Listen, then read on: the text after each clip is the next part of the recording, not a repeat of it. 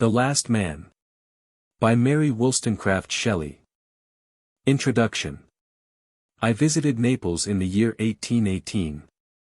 On the 8th of December of that year, my companion and I crossed the bay, to visit the antiquities which are scattered on the shores of Baiae.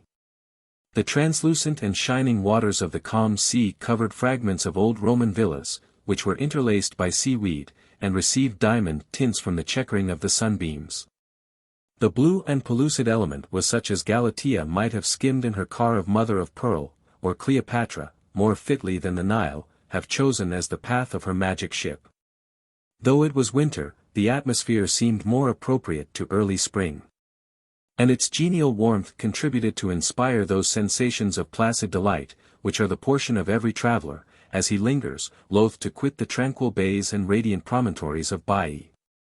We visited the so-called Elysian fields and Avernus, and wandered through various ruined temples, baths, and classic spots. At length we entered the gloomy cavern of the Cumaean Sibyl.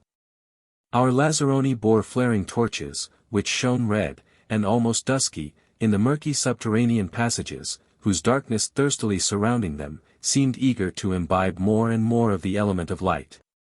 We passed by a natural archway, leading to a second gallery, and inquired, if we could not enter there also. The guides pointed to the reflection of their torches on the water that paved it, leaving us to form our own conclusion. But adding it was a pity, for it led to the Sibyl's cave.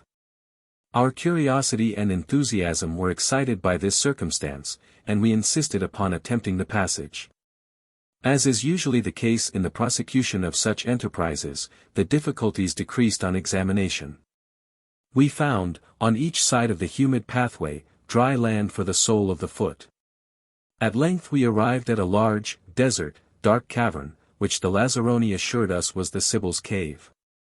We were sufficiently disappointed, yet we examined it with care, as if its blank, rocky walls could still bear trace of celestial visitant. On one side was a small opening. Whither does this lead? We asked. Can we enter here? Questo poi, no, said the wild-looking savage, who held the torch, you can advance but a short distance, and nobody visits it. Nevertheless, I will try it, said my companion, it may lead to the real cavern. Shall I go alone, or will you accompany me? I signified my readiness to proceed, but our guides protested against such a measure. With great volubility, in their native Neapolitan dialect, with which we were not very familiar, they told us that there were spectres, that the roof would fall in, that it was too narrow to admit us, that there was a deep hole within, filled with water, and we might be drowned. My friend shortened the harangue, by taking the man's torch from him, and we proceeded alone. The passage, which at first scarcely admitted us, quickly grew narrower and lower, we were almost bent double. Yet still we persisted in making our way through it. At length we entered a wider space, and the low roof heightened. But, as we congratulated ourselves on this change, our torch was extinguished by a current of air, and we were left in utter darkness. The guides bring with them materials for renewing the light, but we had none, our only resource was to return as we came. We groped round the widened space to find the entrance, and after a time fancied that we had succeeded. This proved however to be a second passage, which evidently ascended. It terminated like the former, though something approaching to a ray, we could not tell whence, shed a very doubtful twilight in the space. By degrees, our eyes grew somewhat accustomed to this dimness, and we perceived that there was no direct passage leading us further. But that it was possible to climb one side of the cavern to a low arch at top, which promised a more easy path, from whence we now discovered that this light proceeded.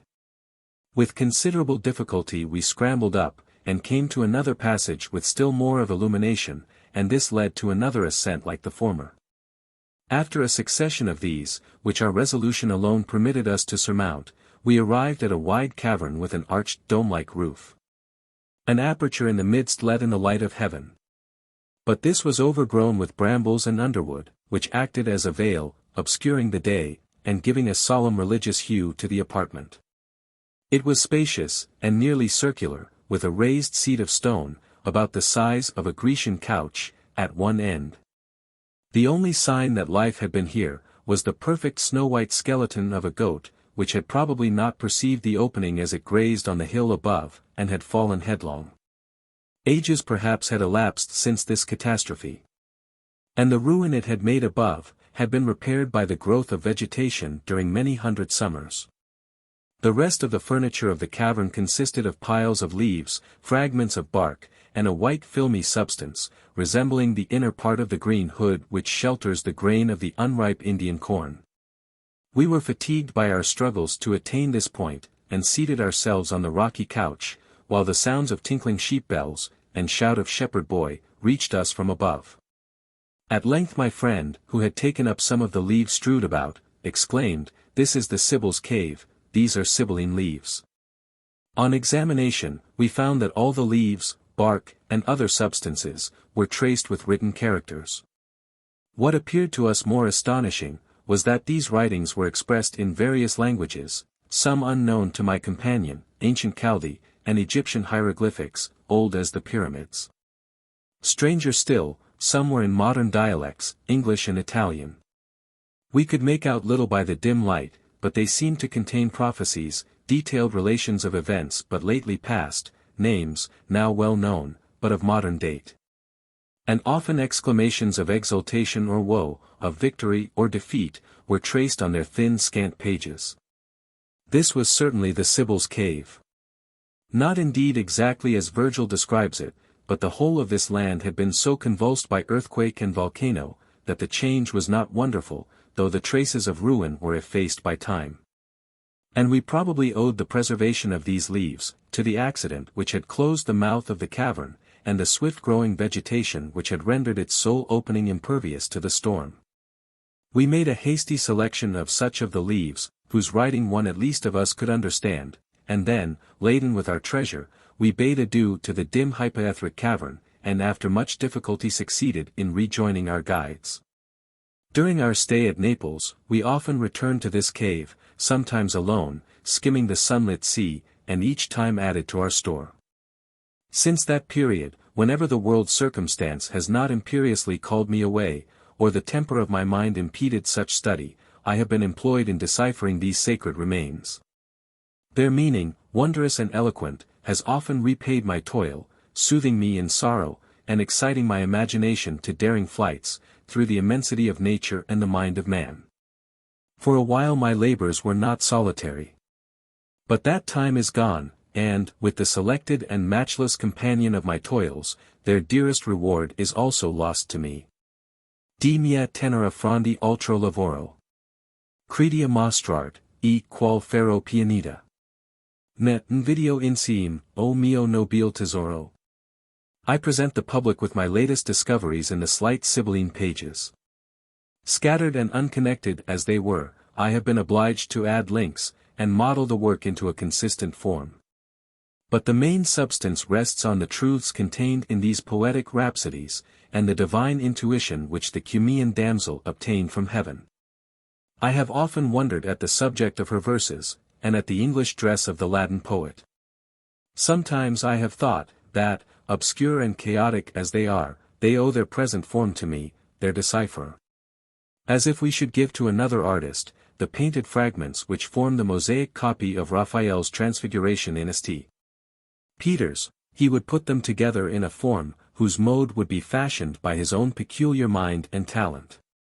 Doubtless the leaves of the Cumean Sibyl have suffered distortion and diminution of interest and excellence in my hands. My only excuse for thus transforming them, is that they were unintelligible in their pristine condition. My labors have cheered long hours of solitude, and taken me out of a world, which has averted its once benignant face from me, to one glowing with imagination and power. Will my readers ask how I could find solace from the narration of misery and woeful change? This is one of the mysteries of our nature, which holds full sway over me, and from whose influence I cannot escape.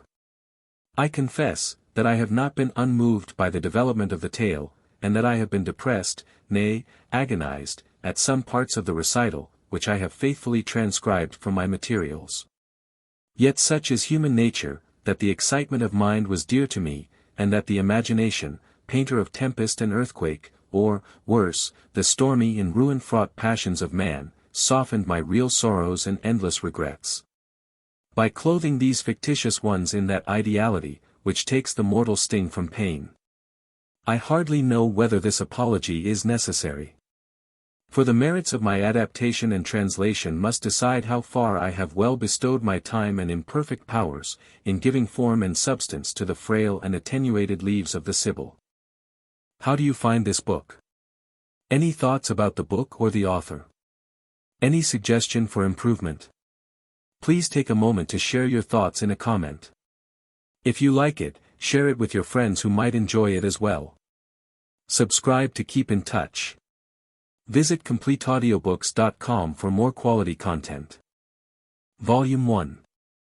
Chapter 1.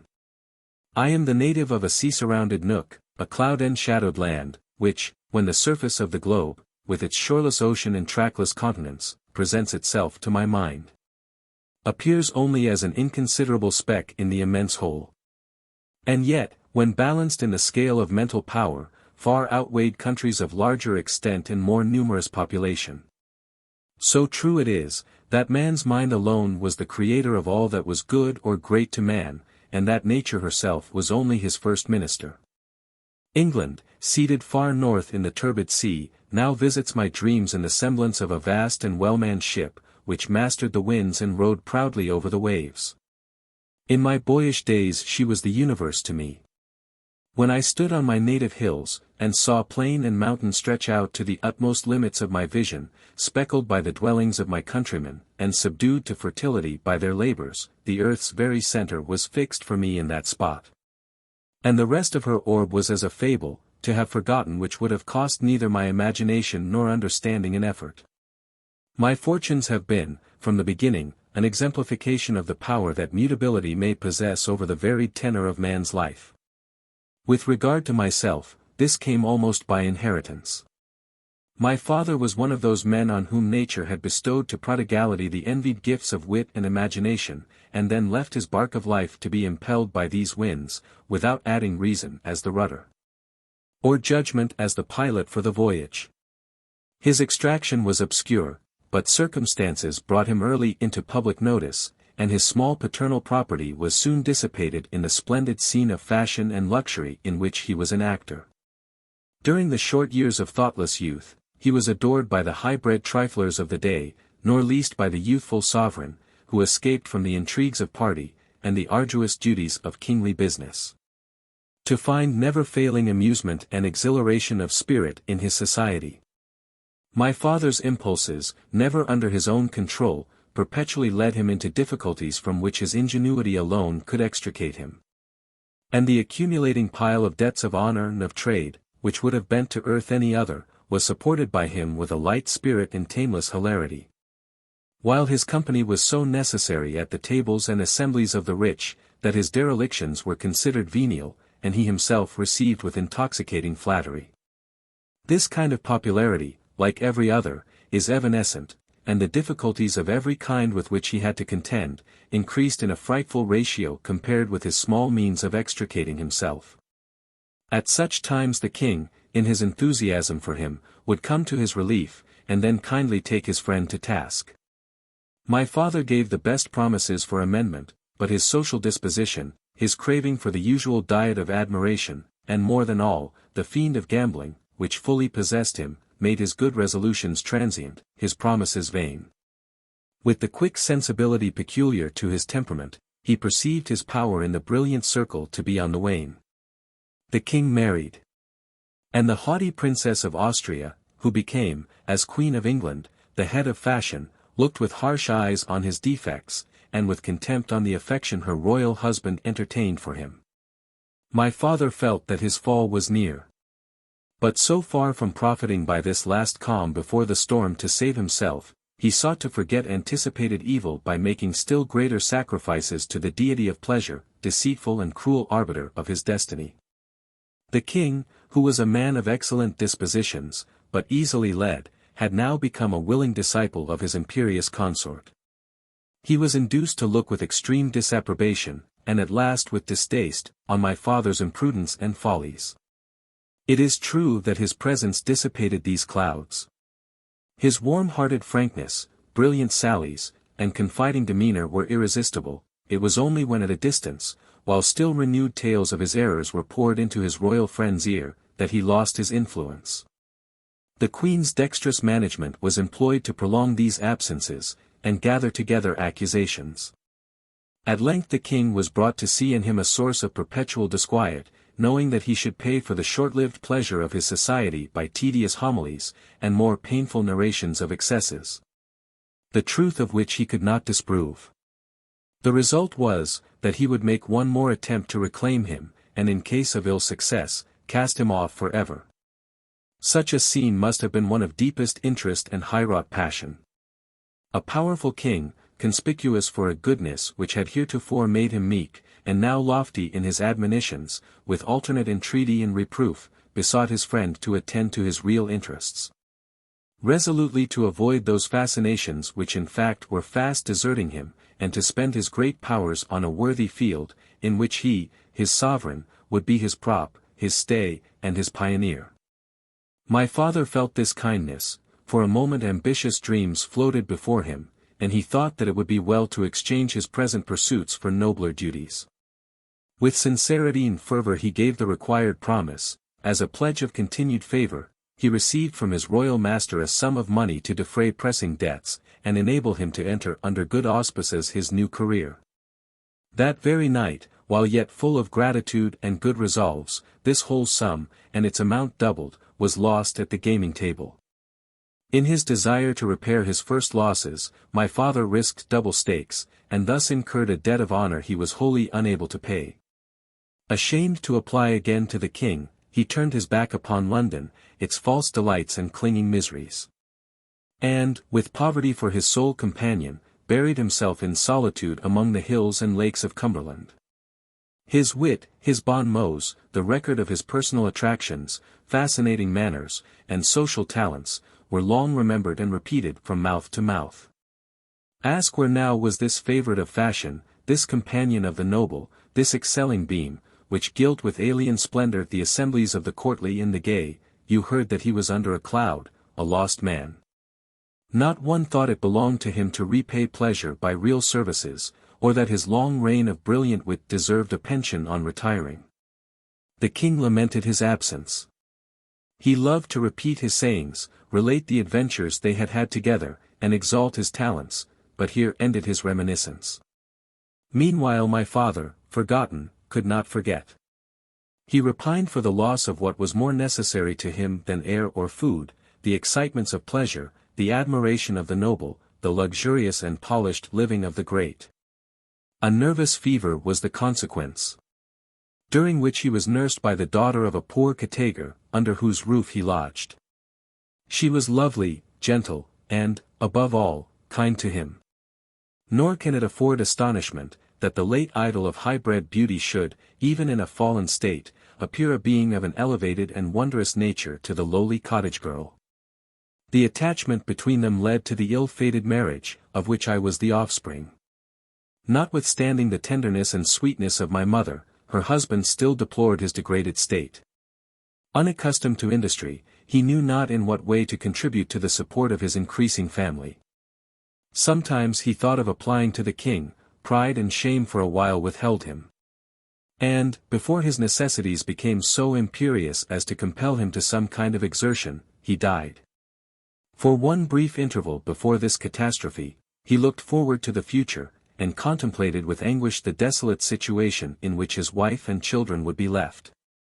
His last effort was a letter to the king, full of touching eloquence, and of occasional flashes of that brilliant spirit which was an integral part of him. He bequeathed his widow and orphans to the friendship of his royal master, and felt satisfied that, by this means, their prosperity was better assured in his death than in his life. This letter was enclosed to the care of a nobleman, who, he did not doubt, would perform the last and inexpensive office of placing it in the king's own hand.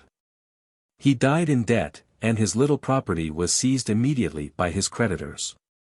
My mother, penniless and burthened with 2 children, waited week after week, and month after month, in sickening expectation of a reply, which never came. She had no experience beyond her father's cottage. And the mansion of the lord of the manor was the chiefest type of grandeur she could conceive. During my father's life, she had been made familiar with the name of royalty and the courtly circle. But such things, ill according with her personal experience, appeared, after the loss of him who gave substance and reality to them, vague and fantastical. If, under any circumstances, she could have acquired sufficient courage to address the noble persons mentioned by her husband, the ill success of his own application caused her to banish the idea. She saw therefore no escape from dire penury, perpetual care, joined to sorrow for the loss of the wondrous being, whom she continued to contemplate with ardent admiration, hard labor, and naturally delicate health.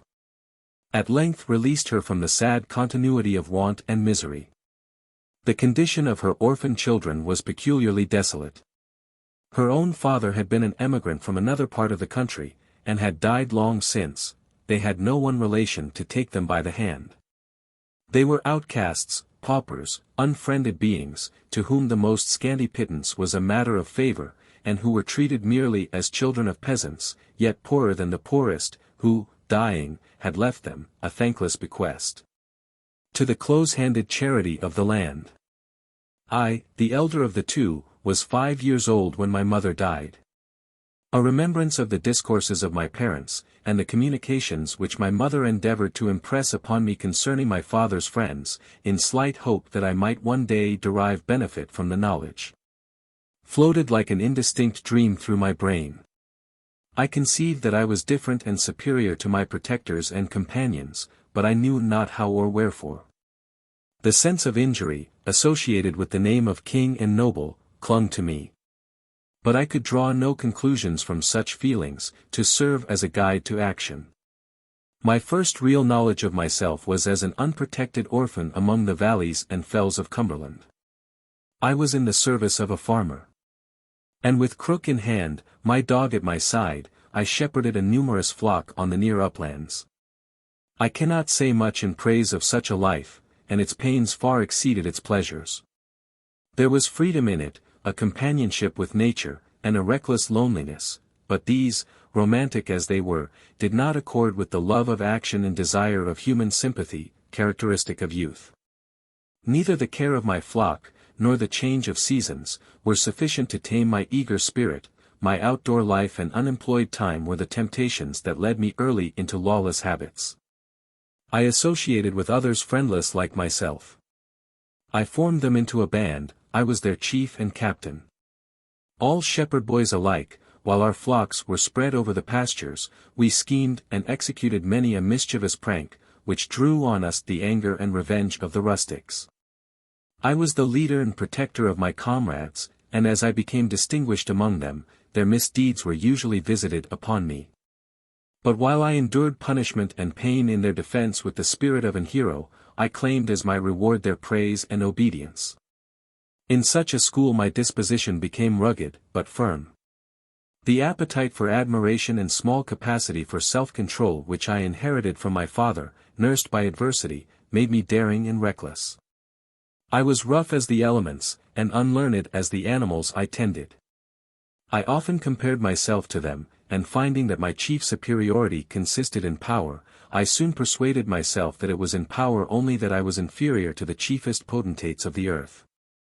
Thus untaught in refined philosophy, and pursued by a restless feeling of degradation from my true station in society, I wandered among the hills of civilized England as uncouth a savage as the wolf-bred founder of old Rome. I owned but one law, it was that of the strongest, and my greatest deed of virtue was never to submit. Yet let me a little retract from this sentence I have passed on myself. My mother, when dying, had, in addition to her other half-forgotten and misapplied lessons, committed, with solemn exhortation, her other child to my fraternal guardianship.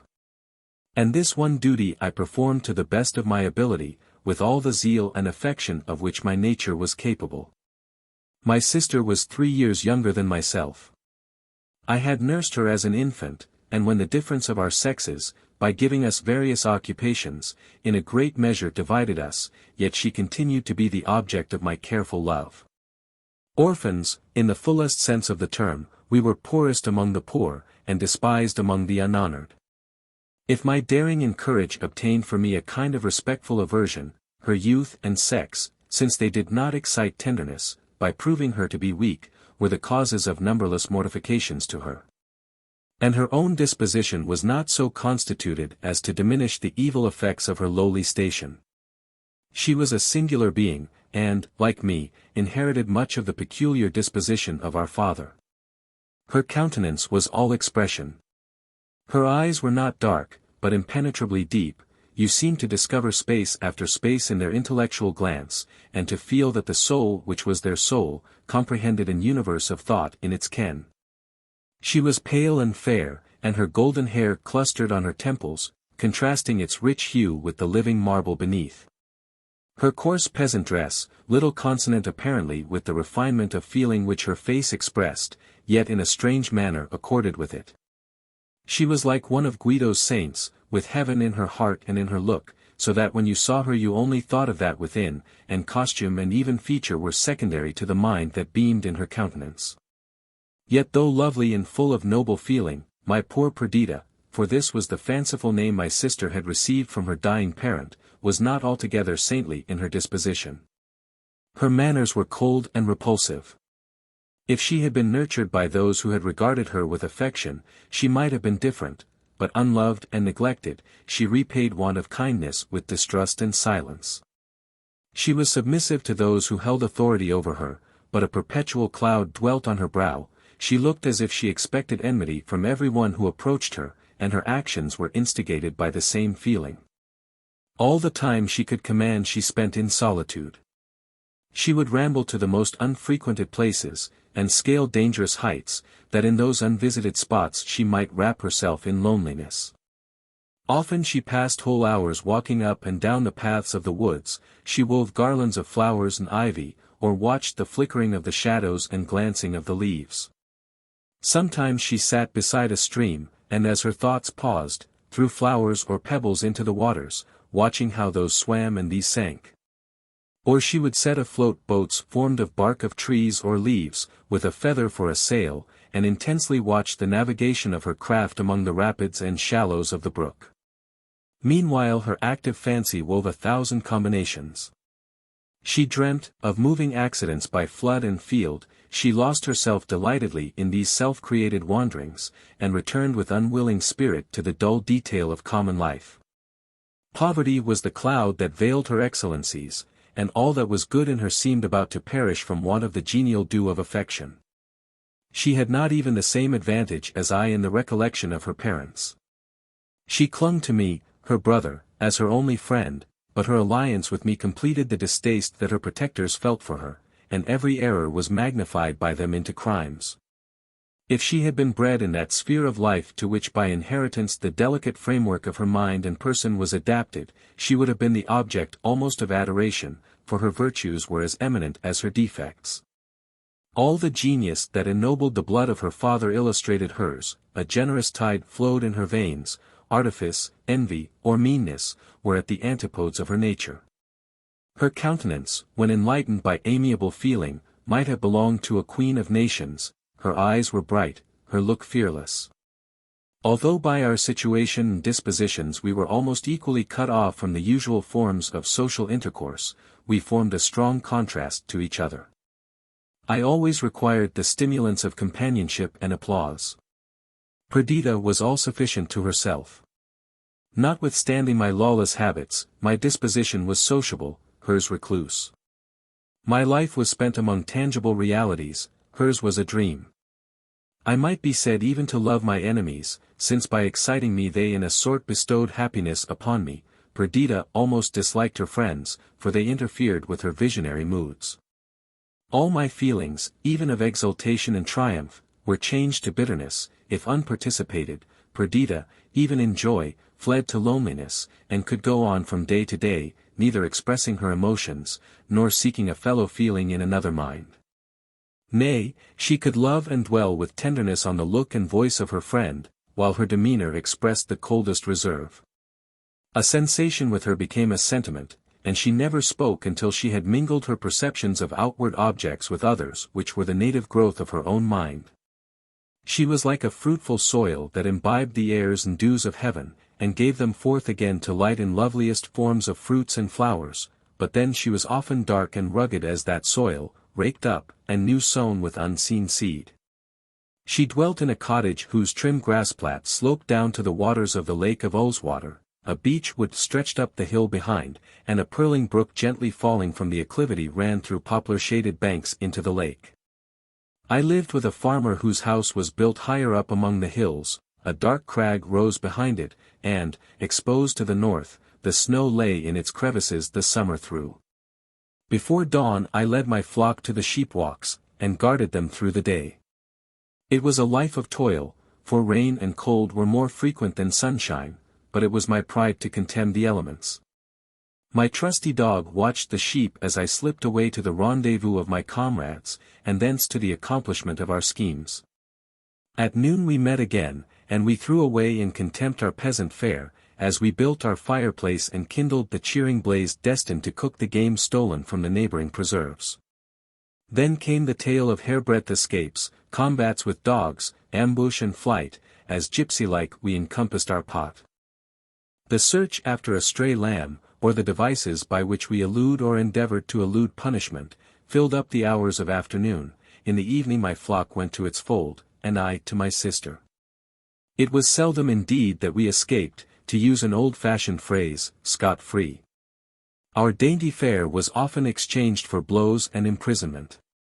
Once, when 13 years of age, I was sent for a month to the county jail. I came out, my morals unimproved, my hatred to my oppressors increased tenfold. Bread and water did not tame my blood, nor solitary confinement inspire me with gentle thoughts. I was angry, impatient, miserable. My only happy hours were those during which I devised schemes of revenge. These were perfected in my forced solitude, so that during the whole of the following season, and I was freed early in September, I never failed to provide excellent and plenteous fare for myself and my comrades. This was a glorious winter. The sharp frost and heavy snows tamed the animals, and kept the country gentlemen by their firesides. We got more game than we could eat, and my faithful dog grew sleek upon our refuse. Thus years passed on. And years only added fresh love of freedom, and contempt for all that was not as wild and rude as myself. At the age of 16 I had shot up in appearance to man's estate. I was tall and athletic. I was practiced to feats of strength, and inured to the inclemency of the elements. My skin was embrowned by the sun, my step was firm with conscious power. I feared no man, and loved none. In after life I looked back with wonder to what I then was. How utterly worthless I should have become if I had pursued my lawless career. My life was like that of an animal, and my mind was in danger of degenerating into that which informs brute nature. Until now, my savage habits had done me no radical mischief, my physical powers had grown up and flourished under their influence, and my mind, undergoing the same discipline, was imbued with all the hardy virtues. But now my boasted independence was daily instigating me to acts of tyranny, and freedom was becoming licentiousness. I stood on the brink of manhood. Passions, strong as the trees of a forest, had already taken root within me, and were about to shadow with their noxious overgrowth my path of life. I panted for enterprises beyond my childish exploits, and formed distempered dreams of future action. I avoided my ancient comrades, and I soon lost them. They arrived at the age when they were sent to fulfill their destined situations in life. While I, an outcast, with none to lead or drive me forward, paused. The old began to point at me as an example, the young to wonder at me as a being distinct from themselves. I hated them, and began, last and worst degradation, to hate myself. I clung to my ferocious habits, yet half despised them. I continued my war against civilization, and yet entertained a wish to belong to it. I revolved again and again all that I remembered my mother to have told me of my father's former life. I contemplated the few relics I possessed belonging to him, which spoke of greater refinement than could be found among the mountain cottages, but nothing in all this served as a guide to lead me to another and pleasanter way of life. My father had been connected with nobles, but all I knew of such connection was subsequent neglect. The name of the king, he to whom my dying father had addressed his latest prayers, and who had barbarously slighted them, was associated only with the ideas of unkindness, injustice, and consequent resentment. I was born for something greater than I was, and greater I would become. But greatness, at least to my distorted perceptions, was no necessary associate of goodness, and my wild thoughts were unchecked by moral considerations when they rioted in dreams of distinction. Thus I stood upon a pinnacle, a sea of evil rolled at my feet. I was about to precipitate myself into it, and rush like a torrent over all obstructions to the object of my wishes, when a stranger influence came over the current of my fortunes, and changed their boisterous course to what was in comparison like the gentle meanderings of a meadow-encircling streamlet. Chapter 2. I lived far from the busy haunts of men, and the rumor of wars or political changes came worn to a mere sound, to our mountain abodes. England had been the scene of momentous struggles, during my early boyhood. In the year 2073, the last of its kings, the ancient friend of my father, had abdicated in compliance with the gentle force of the remonstrances of his subjects, and a republic was instituted. Large estates were secured to the dethroned monarch and his family. He received the title of Earl of Windsor, and Windsor Castle, an ancient royalty, with its wide domains were a part of his allotted wealth. He died soon after, leaving 2 children, a son and a daughter. The ex-queen, a princess of the House of Austria, had long impelled her husband to withstand the necessity of the times. She was haughty and fearless. She cherished a love of power, and a bitter contempt for him who had despoiled himself of a kingdom. For her children's sake alone she consented to remain, shorn of regality, a member of the English Republic. When she became a widow, she turned all her thoughts to the educating her son Adrian, 2nd Earl of Windsor, so as to accomplish her ambitious ends. And with his mother's milk he imbibed, and was intended to grow up in the steady purpose of reacquiring his lost crown. Adrian was now 15 years of age. He was addicted to study, and imbued beyond his years with learning and talent. Report said that he had already begun to thwart his mother's views, and to entertain republican principles. However this might be, the haughty countess entrusted none with the secrets of her family tuition. Adrian was bred up in solitude, and kept apart from the natural companions of his age and rank. Some unknown circumstance now induced his mother to send him from under her immediate tutelage, and we heard that he was about to visit Cumberland. 1,000 tales were rife, explanatory of the Countess of Windsor's conduct, none true probably. But each day it became more certain that we should have the noble scion of the late regal House of England among us. There was a large estate with a mansion attached to it, belonging to this family, at Ullswater. A large park was one of its appendages, laid out with great taste, and plentifully stocked with game. I had often made depredations on these preserves, and the neglected state of the property facilitated my incursions. When it was decided that the young Earl of Windsor should visit Cumberland, workmen arrived to put the house and grounds in order for his reception.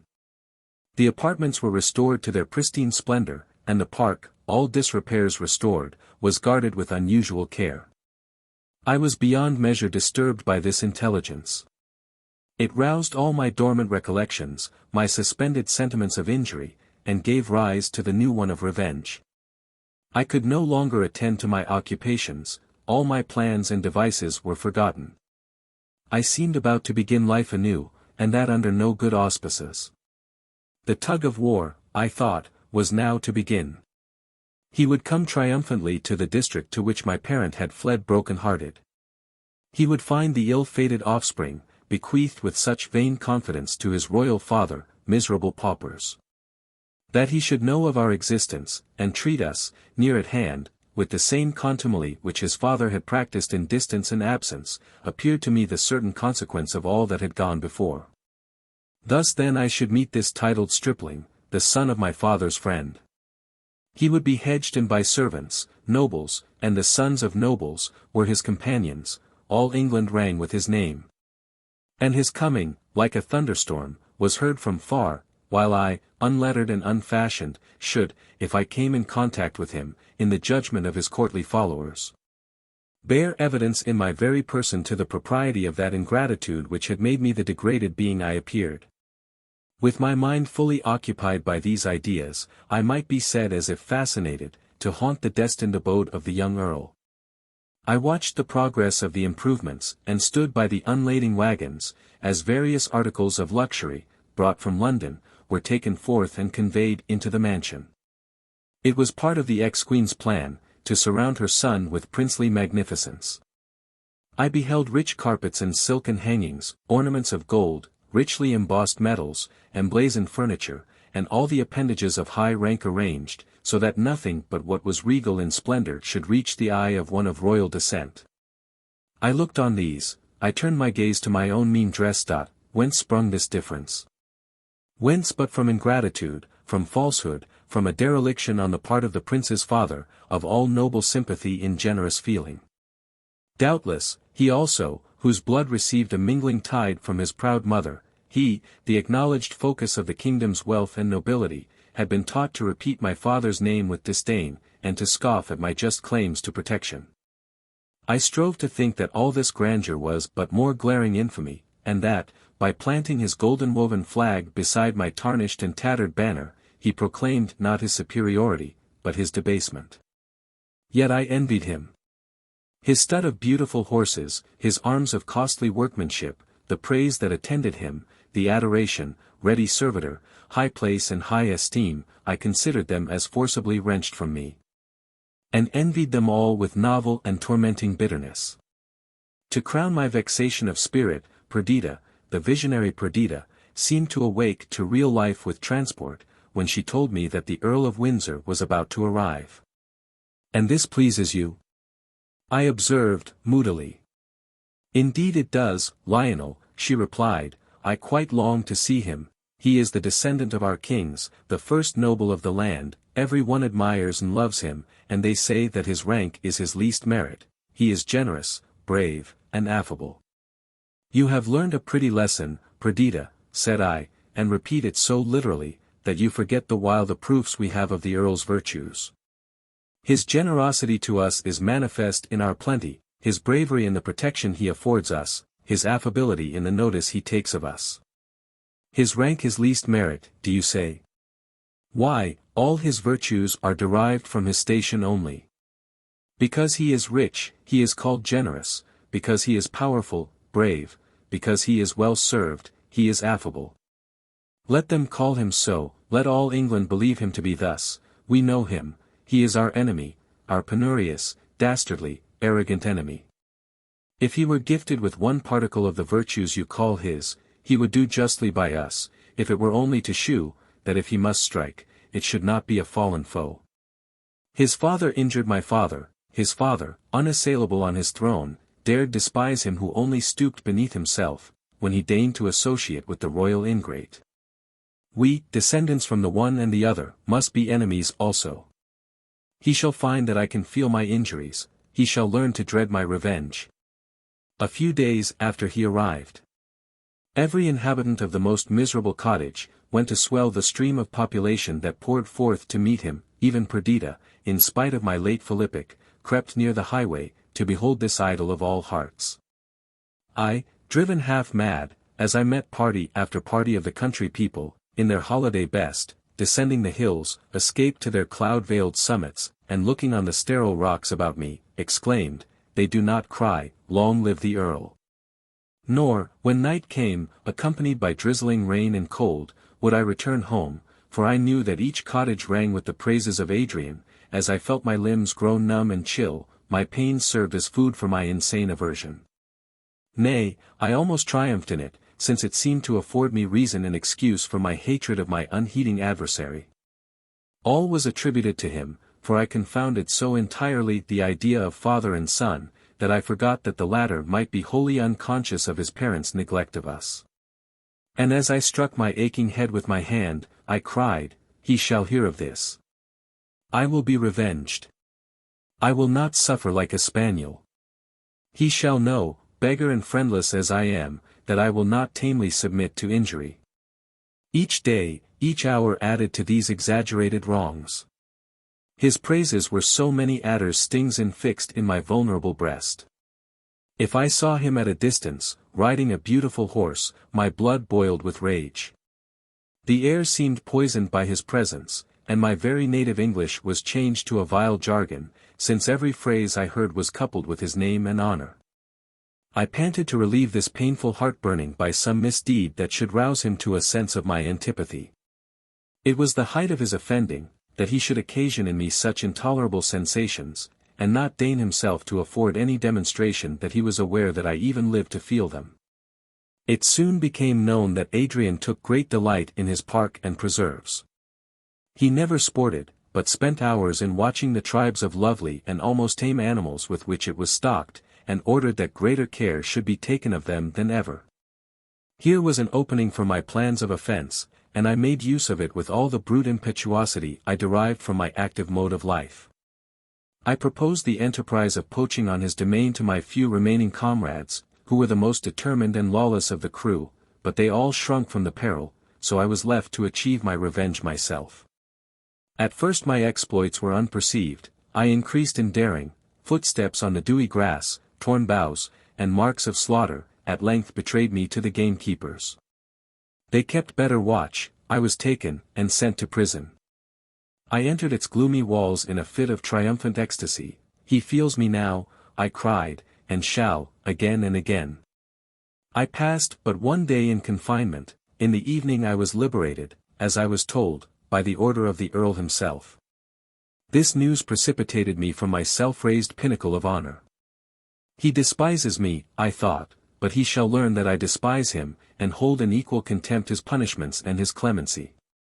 On the second night after my release, I was again taken by the gamekeepers, again imprisoned, and again released, and again, such was my pertinacity, did the fourth night find me in the forbidden park. The gamekeepers were more enraged than their lord by my obstinacy. They had received orders that if I were again taken, should be brought to the Earl, and his lenity made them expect a conclusion which they considered ill-befitting my crime. One of them, who had been from the first the leader among those who had seized me, resolved to satisfy his own resentment, before he made me over to the higher powers.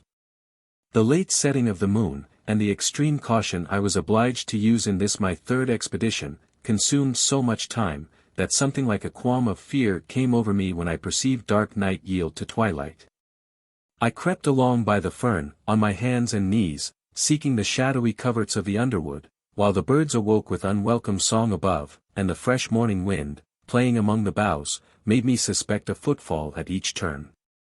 My heart beat quick as I approached the palings, my hand was on one of them, a leap would take me to the other side, when two keepers sprang from an ambush upon me, one knocked me down, and proceeded to inflict a severe horsewhipping. I started up, a knife was in my grasp, I made a plunge at his raised right arm, and inflicted a deep, wide wound in his hand. The rage and yells of the wounded man, the howling execrations of his comrade, which I answered with equal bitterness and fury, echoed through the dell. Morning broke more and more, ill-accordant in its celestial beauty with our brute and noisy contest. I and my enemy were still struggling, when the wounded man exclaimed, "The Earl!" I sprang out of the Herculean hold of the keeper, panting from my exertions. I cast furious glances on my persecutors, and placing myself with my back to a tree, resolved to defend myself to the last. My garments were torn, and they, as well as my hands, were stained with the blood of the man I had wounded. One hand grasped the dead birds, my hard-earned prey, the other held the knife. My hair was matted. My face besmeared with the same guilty signs that bore witness against me on the dripping instrument I clenched. My whole appearance was haggard and squalid. Tall and muscular as I was in form, I must have looked like, what indeed I was, the merest ruffian that ever trod the earth. The name of the Earl startled me, and caused all the indignant blood that warmed my heart to rush into my cheeks. I had never seen him before. I figured to myself a haughty, assuming youth, who would take me to task, if he deigned to speak to me, with all the arrogance of superiority. My reply was ready, a reproach I deemed calculated to sting his very heart. He came up the while, and his appearance blew aside, with gentle western breath, my cloudy wrath. A tall, slim, fair boy, with a physiognomy expressive of the excess of sensibility and refinement, stood before me. The morning sunbeams tinged with gold his silken hair, and spread light and glory over his beaming countenance. "How is this?" he cried. The men eagerly began their defense. He put them aside, saying, "Two of you at once on a mere lad, for shame." He came up to me. "Verney," he cried, "Lionel Verney, do we meet thus for the first time? We were born to be friends to each other. And though ill fortune has divided us, will you not acknowledge the hereditary bond of friendship which I trust will hereafter unite us?" As he spoke, his earnest eyes, fixed on me, seemed to read my very soul. My heart, my savage revengeful heart, felt the influence of sweet benignity sink upon it. While his thrilling voice, like sweetest melody, awoke a mute echo within me, stirring to its depths the lifeblood in my frame. I desired to reply, to acknowledge his goodness, accept his proffered friendship. But words, fitting words, were not afforded to the rough mountaineer. I would have held out my hand, but its guilty stain restrained me. Adrian took pity on my faltering mien. "Come with me," he said, "I have much to say to you." "Come home with me, you know who I am." "Yes," I exclaimed, "I do believe that I now know you, and that you will pardon my mistakes, my crime." Adrian smiled gently, and after giving his orders to the gamekeepers, he came up to me. Putting his arm in mine, we walked together to the mansion. It was not his rank. After all that I have said, surely it will not be suspected that it was Adrian's rank that, from the first, subdued my heart of hearts, and laid my entire spirit prostrate before him. Nor was it I alone who felt thus intimately his perfections. His sensibility and courtesy fascinated every one. His vivacity, intelligence, and active spirit of benevolence, completed the conquest. Even at this early age, he was deep-read and imbued with the spirit of high philosophy. This spirit gave a tone of irresistible persuasion to his intercourse with others, so that he seemed like an inspired musician, who struck, with unerring skill, the lyre of mind, and produced thence divine harmony. In person, he hardly appeared of this world. His slight frame was overinformed by the soul that dwelt within. He was all mind, man but a rush against his breast, and it would have conquered his strength. But the might of his smile would have tamed an hungry lion, or caused a legion of armed men to lay their weapons at his feet. I spent the day with him. At first he did not recur to the past, or indeed to any personal occurrences. He wished probably to inspire me with confidence, and give me time to gather together my scattered thoughts. He talked of general subjects, and gave me ideas I had never before conceived. We sat in his library, and he spoke of the old Greek sages, and of the power which they had acquired over the minds of men, through the force of love and wisdom only. The room was decorated with the busts of many of them, and he described their characters to me. As he spoke, I felt subject to him, and all my boasted pride and strength were subdued by the honeyed accents of this blue-eyed boy. The trim and pale domain of civilization, which I had before regarded from my wild jungle as inaccessible, had its wicket opened by him. I stepped within, and felt, as I entered, that I trod my native soil. As evening came on, he reverted to the past. "I have a tale to relate," he said, "and much explanation to give concerning the past. Perhaps you can assist me to curtail it. Do you remember your father? I had never the happiness of seeing him, but his name is one of my earliest recollections. He stands written in my mind's tablets as the type of all that was gallant, amiable, and fascinating in man. His wit was not more conspicuous than the overflowing goodness of his heart, which he poured in such full measure on his friends, as to leave, alas, small remnant for himself." Encouraged by this encomium, I proceeded, in answer to his inquiries, to relate what I remembered of my parent, and he gave an account of those circumstances which had brought about a neglect of my father's testamentary letter. When, in after times, Adrian's father, then King of England, felt his situation become more perilous, his line of conduct more embarrassed, again and again he wished for his early friend, who might stand a mound against the impetuous anger of his queen, a mediator between him and the Parliament. From the time that he had quitted London, on the fatal night of his defeat at the gaming table, the king had received no tidings concerning him, and when, after the lapse of years, he exerted himself to discover him, every trace was lost.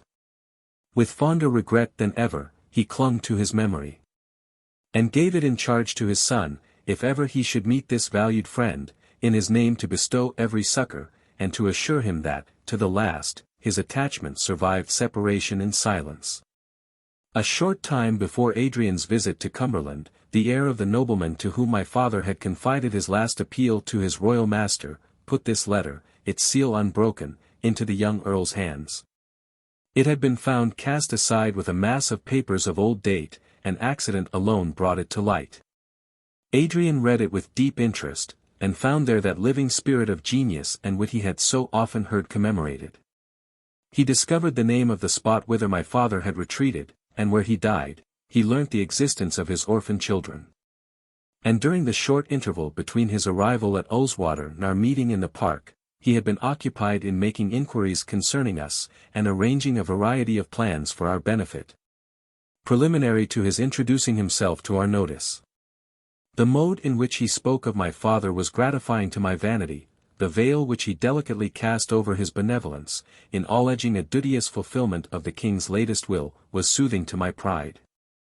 Other feelings, less ambiguous, were called into play by his conciliating manner and the generous warmth of his expressions, respect rarely before experienced, admiration, and love. He had touched my rocky heart with his magic power, and the stream of affection gushed forth, imperishable and pure. In the evening we parted. He pressed my hand. "We shall meet again, come to me tomorrow." I clasped that kind hand. I tried to answer, a fervent "God bless you," was all my ignorance could frame of speech, and I darted away, oppressed by my new emotions. I could not rest. I sought the hills, a west wind swept them, and the stars glittered above. I ran on, careless of outward objects, but trying to master the struggling spirit within me by means of bodily fatigue. This, I thought, is power. Not to be strong of limb, hard of heart, ferocious, and daring, but kind, compassionate and soft. Stopping short, I clasped my hands, and with the fervor of a new proselyte, cried, "Doubt me not, Adrian, I also will become wise and good," and then quite overcome, I wept aloud. As this gust of passion passed from me, I felt more composed. I lay on the ground, and giving the reins to my thoughts, repassed in my mind my former life, and began, fold by fold, to unwind the many errors of my heart, and to discover how brutish, savage, and worthless I had hitherto been. I could not however at that time feel remorse, for methought I was born anew, my soul threw off the burthen of past sin, to commence a new career in innocence and love. Nothing harsh or rough remained to jar with the soft feelings which the transactions of the day had inspired. I was as a child lisping its devotions after its mother, and my plastic soul was remoulded by a master hand, which I neither desired nor was able to resist. This was the first commencement of my friendship with Adrian, and I must commemorate this day as the most fortunate of my life. I now began to be human. I was admitted within that sacred boundary which divides the intellectual and moral nature of man from that which characterizes animals. My best feelings were called into play to give fitting responses to the generosity, wisdom, and amenity of my new friend.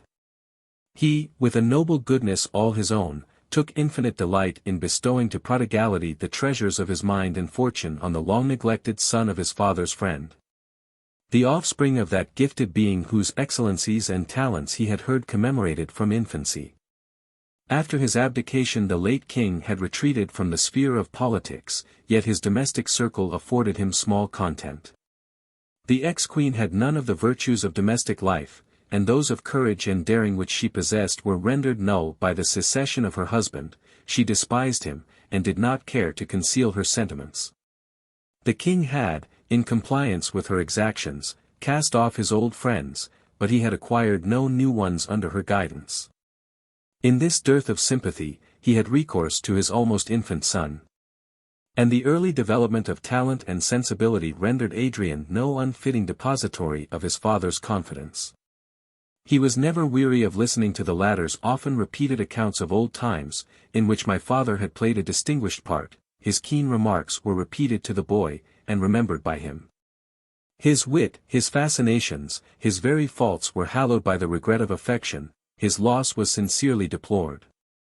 Even the queen's dislike of the favourite was ineffectual to deprive him of his son's admiration, it was bitter, sarcastic, contemptuous, but as she bestowed her heavy censure alike on his virtues as his errors. On his devoted friendship and his ill-bestowed loves, on his disinterestedness and his prodigality, on his prepossessing grace of manner, and the facility with which he yielded to temptation, her double shot proved too heavy, and fell short of the mark. Nor did her angry dislike prevent Adrian from imaging my father, as he had said, the type of all that was gallant, amiable, and fascinating in man. It was not strange therefore, that when he heard of the existence of the offspring of this celebrated person, he should have formed the plan of bestowing on them all the advantages his rank made him rich to afford. When he found me a vagabond shepherd of the hills, a poacher, an unlettered savage, still his kindness did not fail. In addition to the opinion he entertained that his father was to a degree culpable of neglect towards us, and that he was bound to every possible reparation. He was pleased to say that under all my ruggedness there glimmered forth an elevation of spirit, which could be distinguished from mere animal courage, and that I inherited a similarity of countenance to my father, which gave proof that all his virtues and talents had not died with him. Whatever those might be which descended to me, my noble young friend resolved should not be lost for want of culture. Acting upon this plan in our subsequent intercourse, he led me to wish to participate in that cultivation which graced his own intellect. My active mind, when once it seized upon this new idea, fastened on it with extreme avidity. At first it was the great object of my ambition to rival the merits of my father, and render myself worthy of the friendship of Adrian. But curiosity soon awoke, and an earnest love of knowledge, which caused me to pass days and nights in reading and study. I was already well acquainted with what I may term the panorama of nature, the change of seasons, and the various appearances of heaven and earth. But I was at once startled and enchanted by my sudden extension of vision, when the curtain, which had been drawn before the intellectual world, was withdrawn, and I saw the universe, not only as it presented itself to my outward senses, but as it had appeared to the wisest among men. Poetry in its creations, philosophy and its researches and classifications, alike awoke the sleeping ideas in my mind, and gave me new ones. I felt as the sailor, who from the topmast first discovered the shore of America. And like him I hastened to tell my companions of my discoveries in unknown regions. But I was unable to excite in any breast the same craving appetite for knowledge that existed in mine. Even Perdita was unable to understand me. I had lived in what is generally called the world of reality, and it was awakening to a new country to find that there was a deeper meaning in all I saw, besides that which my eyes conveyed to me. The visionary Perdita beheld in all this only a new gloss upon an old reading, and her own was sufficiently inexhaustible to content her. She listened to me as she had done to the narration of my adventures, and sometimes took an interest in this species of information. But she did not, as I did, look on it as an integral part of her being, which having obtained, I could no more put off than the universal sense of touch. We both agreed in loving Adrian, although she not having yet escaped from childhood could not appreciate as I did the extent of his merits, or feel the same sympathy in his pursuits and opinions. I was forever with him. There was a sensibility and sweetness in his disposition, that gave a tender and unearthly tone to our converse. Then he was gay as a lark caroling from its ski tower, soaring in thought as an eagle, innocent as the mild-eyed dove. He could dispel the seriousness of Perdita, and take the sting from the torturing activity of my nature. I looked back to my restless desires and painful struggles with my fellow beings as to a troubled dream, and felt myself as much changed as if I had transmigrated into another form, whose fresh sensorium and mechanism of nerves had altered the reflection of the apparent universe in the mirror of mind. But it was not so. I was the same in strength, in earnest craving for sympathy, in my yearning for active exertion. My manly virtues did not desert me, for the witch Urania spared the locks of Samson, while he reposed at her feet. But all was softened and humanized. Nor did Adrian instruct me only in the cold truths of history and philosophy. At the same time that he taught me by their means to subdue my own reckless and uncultured spirit, he opened to my view the living page of his own heart, and gave me to feel and understand its wondrous character. The ex-Queen of England had, even during infancy, endeavored to implant daring and ambitious designs in the mind of her son. She saw that he was endowed with genius and surpassing talent. These she cultivated for the sake of afterwards using them for the furtherance of her own views. She encouraged his craving for knowledge and his impetuous courage. She even tolerated his tameless love of freedom, under the hope that this would, as is too often the case, lead to a passion for command. She endeavored to bring him up in a sense of resentment towards, and a desire to revenge himself upon, those who had been instrumental in bringing about his father's abdication. In this she did not succeed. The accounts furnished him, however distorted, of a great and wise nation asserting its right to govern itself, excited his admiration. In early days he became a republican from principle. Still his mother did not despair. To the love of rule and haughty pride of birth she added determined ambition, patience, and self-control. She devoted herself to the study of her son's disposition. By the application of praise, censure, and exhortation, she tried to seek and strike the fitting chords.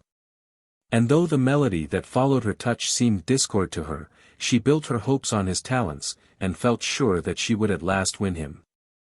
The kind of banishment he now experienced arose from other causes. The ex-queen had also a daughter, now 12 years of age. His fairy sister, Adrian, was wont to call her, a lovely, animated, little thing, all sensibility in truth. With these, her children, the noble widow constantly resided at Windsor, and admitted no visitors, except her own partisans, travellers from her native Germany, and a few of the foreign ministers. Among these, and highly distinguished by her, was Prince Zyme, ambassador to England from the Free States of Greece. And his daughter, the young Princess Evadne, passed much of her time at Windsor Castle. In company with this sprightly and clever Greek girl, the Countess would relax from her usual state. Her views with regard to her own children, placed all her words and actions relative to them under restraint, but Evadne was a plaything she could in no way fear. Nor were her talents and vivacity slight alleviations to the monotony of the Countess's life. Evadne was 18 years of age. Although they spent much time together at Windsor, the extreme youth of Adrian prevented any suspicion as to the nature of their intercourse. But he was ardent and tender of heart beyond the common nature of man, and had already learnt to love, while the beauteous Greek smiled benignantly on the boy. It was strange to me, who, though older than Adrian, had never loved, to witness the whole heart sacrifice of my friend. There was neither jealousy, inquietude, or mistrust in his sentiment, it was devotion and faith. His life was swallowed up in the existence of his beloved, and his heart beat only in unison with the pulsations that vivified hers. This was the secret law of his life, he loved and was beloved. The universe was to him a dwelling, to inhabit with his chosen one, and not either a scheme of society or an enchainment of events, that could impart to him either happiness or misery. What, though life and the system of social intercourse were a wilderness, a tiger-haunted jungle? Through the midst of its errors, in the depths of its savage recesses, there was a disentangled and flowery pathway, through which they might journey in safety in delight. Their track would be like the passage of the Red Sea, which they might traverse with unwet feet, though a wall of destruction were impending on either side. Alas! Why must I record the hapless delusion of this matchless specimen of humanity? What is there in our nature that is forever urging us on towards pain and misery? We are not formed for enjoyment. And, however we may be attuned to the reception of pleasurable emotion, disappointment is the never-failing pilot of our life's bark, and ruthlessly carries us on to the shoals. Who was better framed than this highly gifted youth to love and be beloved, and to reap unalienable joy from an unblamed passion? If his heart had slept but a few years longer, he might have been saved, but it awoke in its infancy. It had power, but no knowledge, and it was ruined, even as a too early blowing bud is nipped by the killing frost. I did not accuse Evadne of hypocrisy or a wish to deceive her lover. But the first letter that I saw of hers convinced me that she did not love him. It was written with elegance, and, foreigner as she was, with great command of language. The handwriting itself was exquisitely beautiful. There was something in her very paper and its folds, which even I, who did not love, and was withal unskilled in such matters, could discern as being tasteful. There was much kindness, gratitude, and sweetness in her expression, but no love. Evadne was 2 years older than Adrian, and who, at 18, ever loved one so much their junior? I compared her placid epistles with the burning ones of Adrian. His soul seemed to distill itself into the words he wrote. And they breathed on the paper, bearing with them a portion of the life of love, which was his life. The very writing used to exhaust him, and he would weep over them, merely from the excess of emotion they awakened in his heart. Adrian's soul was painted in his countenance, and concealment or deceit were at the antipodes to the dreadless frankness of his nature. Evadne made it her earnest request that the tale of their loves should not be revealed to his mother. And after for a while contesting the point, he yielded it to her. A vain concession, his demeanor quickly betrayed his secret to the quick eyes of the ex-queen. With the same wary prudence that characterized her whole conduct, she concealed her discovery, but hastened to remove her son from the sphere of the attractive Greek. He was sent to Cumberland. But the plan of correspondence between the lovers, arranged by Evadne, was effectually hidden from her. Thus the absence of Adrian, concerted for the purpose of separating, united them in firmer bonds than ever. To me he discoursed ceaselessly of his beloved Ionian. Her country, its ancient annals, its late memorable struggles, were all made to partake in her glory and excellence.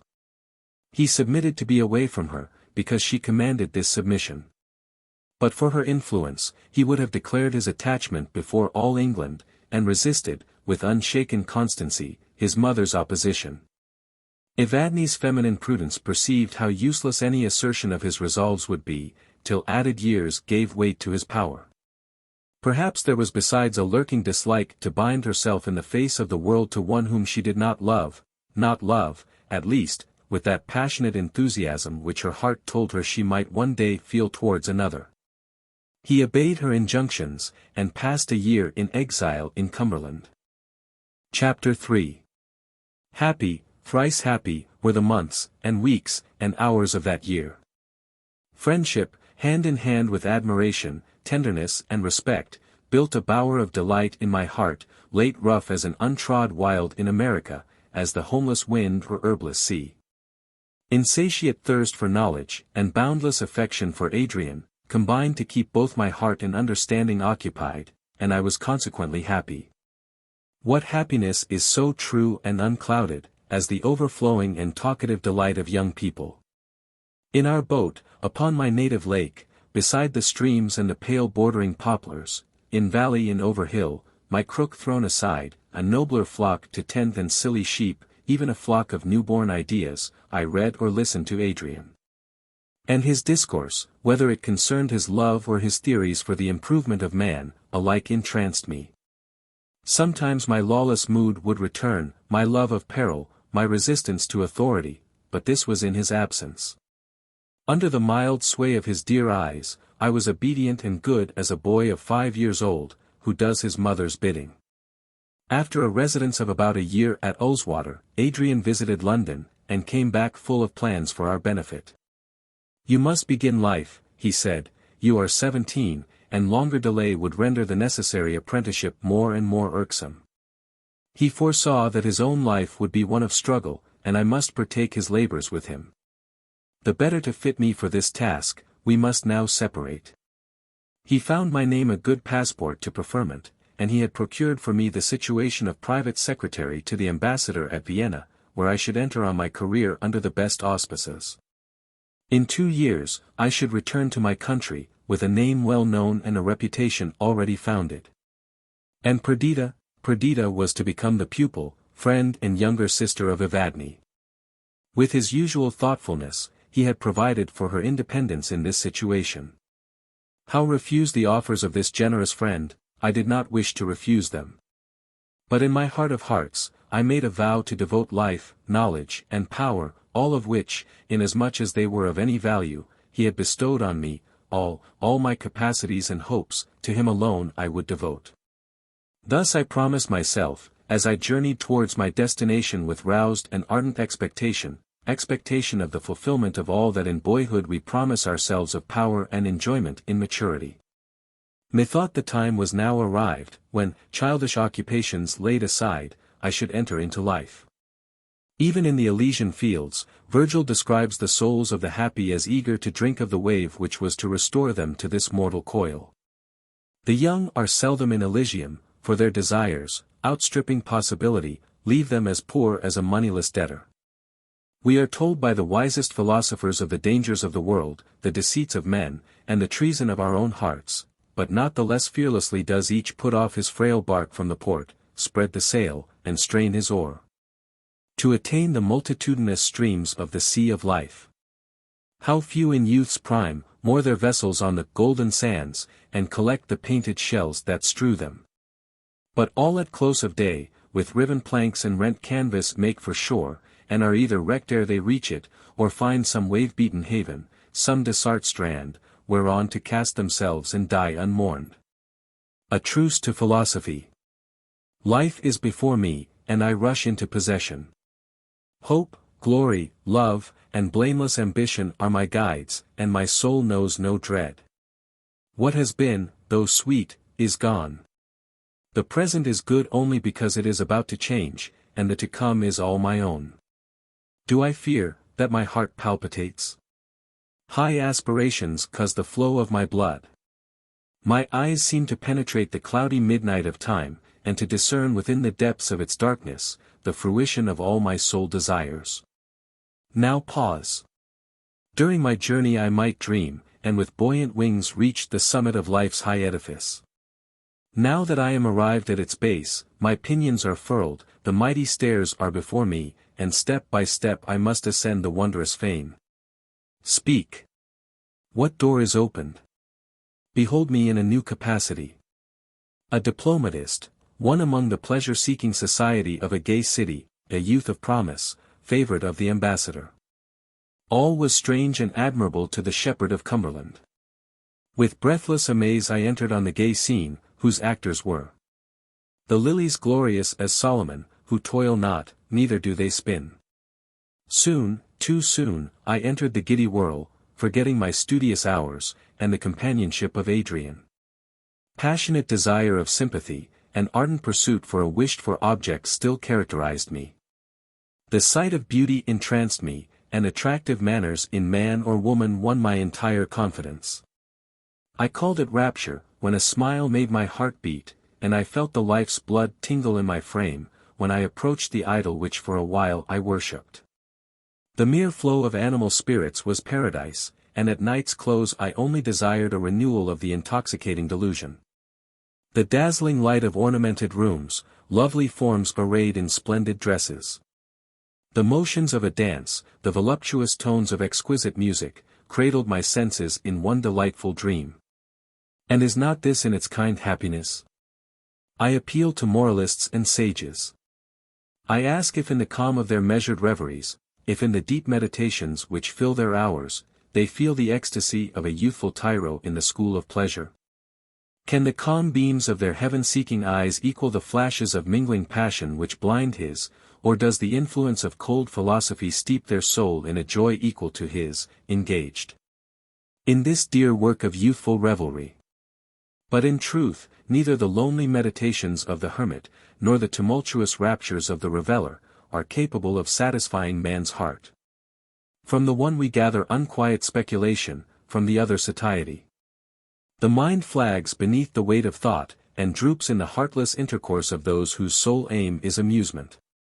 There is no fruition in their vacant kindness, and sharp rocks lurk beneath the smiling ripples of these shallow waters. Thus I felt, when disappointment, weariness, and solitude drove me back upon my heart, to gather thence the joy of which it had become barren. My flagging spirits asked for something to speak to the affections, and not finding it, I drooped. Thus, notwithstanding the thoughtless delight that waited on its commencement, the impression I have of my life at Vienna is melancholy. Goethe has said, that in youth we cannot be happy unless we love. I did not love. But I was devoured by a restless wish to be something to others.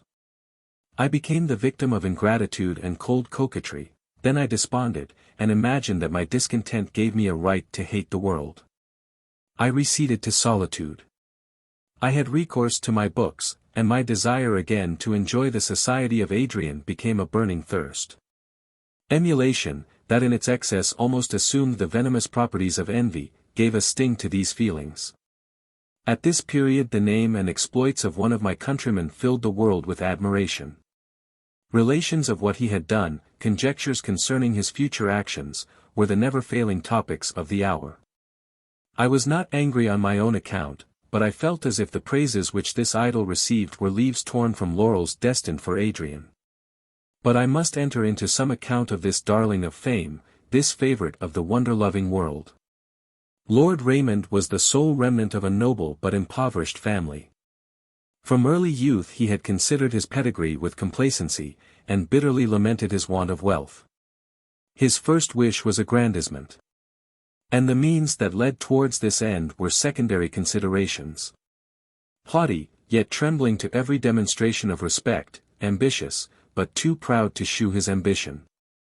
Willing to achieve honor, yet a votary of pleasure, he entered upon life. He was met on the threshold by some insult, real or imaginary, some repulse, where he least expected it, some disappointment, hard for his pride to bear. He writhed beneath an injury he was unable to revenge, and he quitted England with a vow not to return, till the good time should arrive, when she might feel the power of him she now despised. He became an adventurer in the Greek wars. His reckless courage and comprehensive genius brought him into notice. He became the darling hero of this rising people. His foreign birth, and he refused to throw off his allegiance to his native country, alone prevented him from filling the first offices in the state. But, though others might rank higher in title and ceremony, Lord Raymond held a station above and beyond all this. He led the Greek armies to victory, their triumphs were all his own. When he appeared, whole towns poured forth their population to meet him, new songs were adapted to their national airs, whose themes were his glory, valor, and munificence. A truce was concluded between the Greeks and Turks. At the same time, Lord Raymond, by some unlooked-for chance, became the possessor of an immense fortune in England, whither he returned, crowned with glory, to receive the meed of honor and distinction before denied to his pretensions. His proud heart rebelled against this change. In what was the despised Raymond not the same? If the acquisition of power in the shape of wealth caused this alteration, that power should they feel as an iron yoke. Power therefore was the aim of all his endeavors, aggrandizement the mark at which he forever shot. In open ambition or close intrigue, his end was the same, to attain the first station in his own country. This account filled me with curiosity. The events that in succession followed his return to England, gave me keener feelings. Among his other advantages, Lord Raymond was supremely handsome, every one admired him, of women he was the idol. He was courteous, honey-tongued, an adept in fascinating arts. What could not this man achieve in the busy English world? Change succeeded to change, the entire history did not reach me. For Adrian had ceased to write, and Perdita was a laconic correspondent. The rumor went that Adrian had become, how write the fatal word, mad, that Lord Raymond was the favourite of the ex-queen, her daughter's destined husband. Nay, more, that this aspiring noble revived the claim of the House of Windsor to the crown, and that, on the event of Adrian's incurable disorder and his marriage with the sister, the brow of the ambitious Raymond might be encircled with the magic ring of regality. Such a tale filled the trumpet of many-voiced fame, such a tale rendered my longer stay at Vienna, away from the friend of my youth, intolerable. Now I must fulfill my vow, now range myself at his side, and be his ally in support till death. Farewell to courtly pleasure, to politic intrigue, to the maze of passion and folly. All hail, England! Native England, receive thy child. Thou art the scene of all my hopes, the mighty theatre on which is acted the only drama that can, heart and soul, bear me along with it in its development. A voice most irresistible, a power omnipotent, drew me thither. After an absence of 2 years I landed on its shores, not daring to make any inquiries, fearful of every remark. My first visit would be to my sister, who inhabited a little cottage, a part of Adrian's gift, on the borders of Windsor Forest. From her I should learn the truth concerning our protector. I should hear why she had withdrawn from the protection of the Princess Evadne, and be instructed as to the influence which this overtopping and towering Raymond exercised over the fortunes of my friend. I had never before been in the neighborhood of Windsor. The fertility and beauty of the country around now struck me with admiration, which increased as I approached the antique wood. The ruins of majestic oaks which had grown, flourished, and decayed during the progress of centuries, marked where the limits of the forest once reached. While the shattered palings and neglected underwood shewed that this part was deserted for the younger plantations, which owed their birth to the beginning of the 19th century, and now stood in the pride of maturity. Perdita's humble dwelling was situated on the skirts of the most ancient portion. Before it was stretched Bishopgate Heath, which towards the east appeared interminable, and was bounded to the west by Chapel Wood and the grove of Virginia Water. Behind, the cottage was shadowed by the venerable fathers of the forest, under which the deer came to graze, and which for the most part hollow and decayed, formed fantastic groups that contrasted with the regular beauty of the younger trees. These, the offspring of a later period, stood erect and seemed ready to advance fearlessly into coming time. While those outworn stragglers, blasted and broke, clung to each other, their weak boughs sighing as the wind buffeted them, a weather-beaten crew. A light railing surrounded the garden of the cottage, which, low-roofed, seemed to submit to the majesty of nature, and cower amidst the venerable remains of forgotten time. Flowers, the children of the spring, adorned her garden and casements. In the midst of lowliness there was an air of elegance which spoke the graceful taste of the inmate. With a beating heart I entered the enclosure. As I stood at the entrance, I heard her voice, melodious as it had ever been, which before I saw her assured me of her welfare. A moment more and Perdita appeared. She stood before me in the fresh bloom of youthful womanhood, different from and yet the same as the mountain girl I had left. Her eyes could not be deeper than they were in childhood, nor her countenance more expressive. But the expression was changed and improved, intelligence sat on her brow, when she smiled her face was embellished by the softest sensibility, and her low, modulated voice seemed tuned by love. Her person was formed in the most feminine proportions. She was not tall, but her mountain life had given freedom to her motions, so that her light step scarce made her footfall heard as she tripped across the hall to meet me. When we had parted, I had clasped her to my bosom with unrestrained warmth. We met again, and new feelings were awakened, when each beheld the other, childhood past, as full-grown actors on this changeful scene. The pause was but for a moment. The flood of association and natural feeling which had been checked, again rushed in full tide upon our hearts, and with tenderest emotion we were swiftly locked in each other's embrace. This burst of passionate feeling over, with calm thoughts we sat together, talking of the past and present. I alluded to the coldness of her letters, but the few minutes we had spent together sufficiently explained the origin of this. New feelings had arisen within her, which she was unable to express in writing to one whom she had only known in childhood, but we saw each other again, and our intimacy was renewed as if nothing had intervened to check it.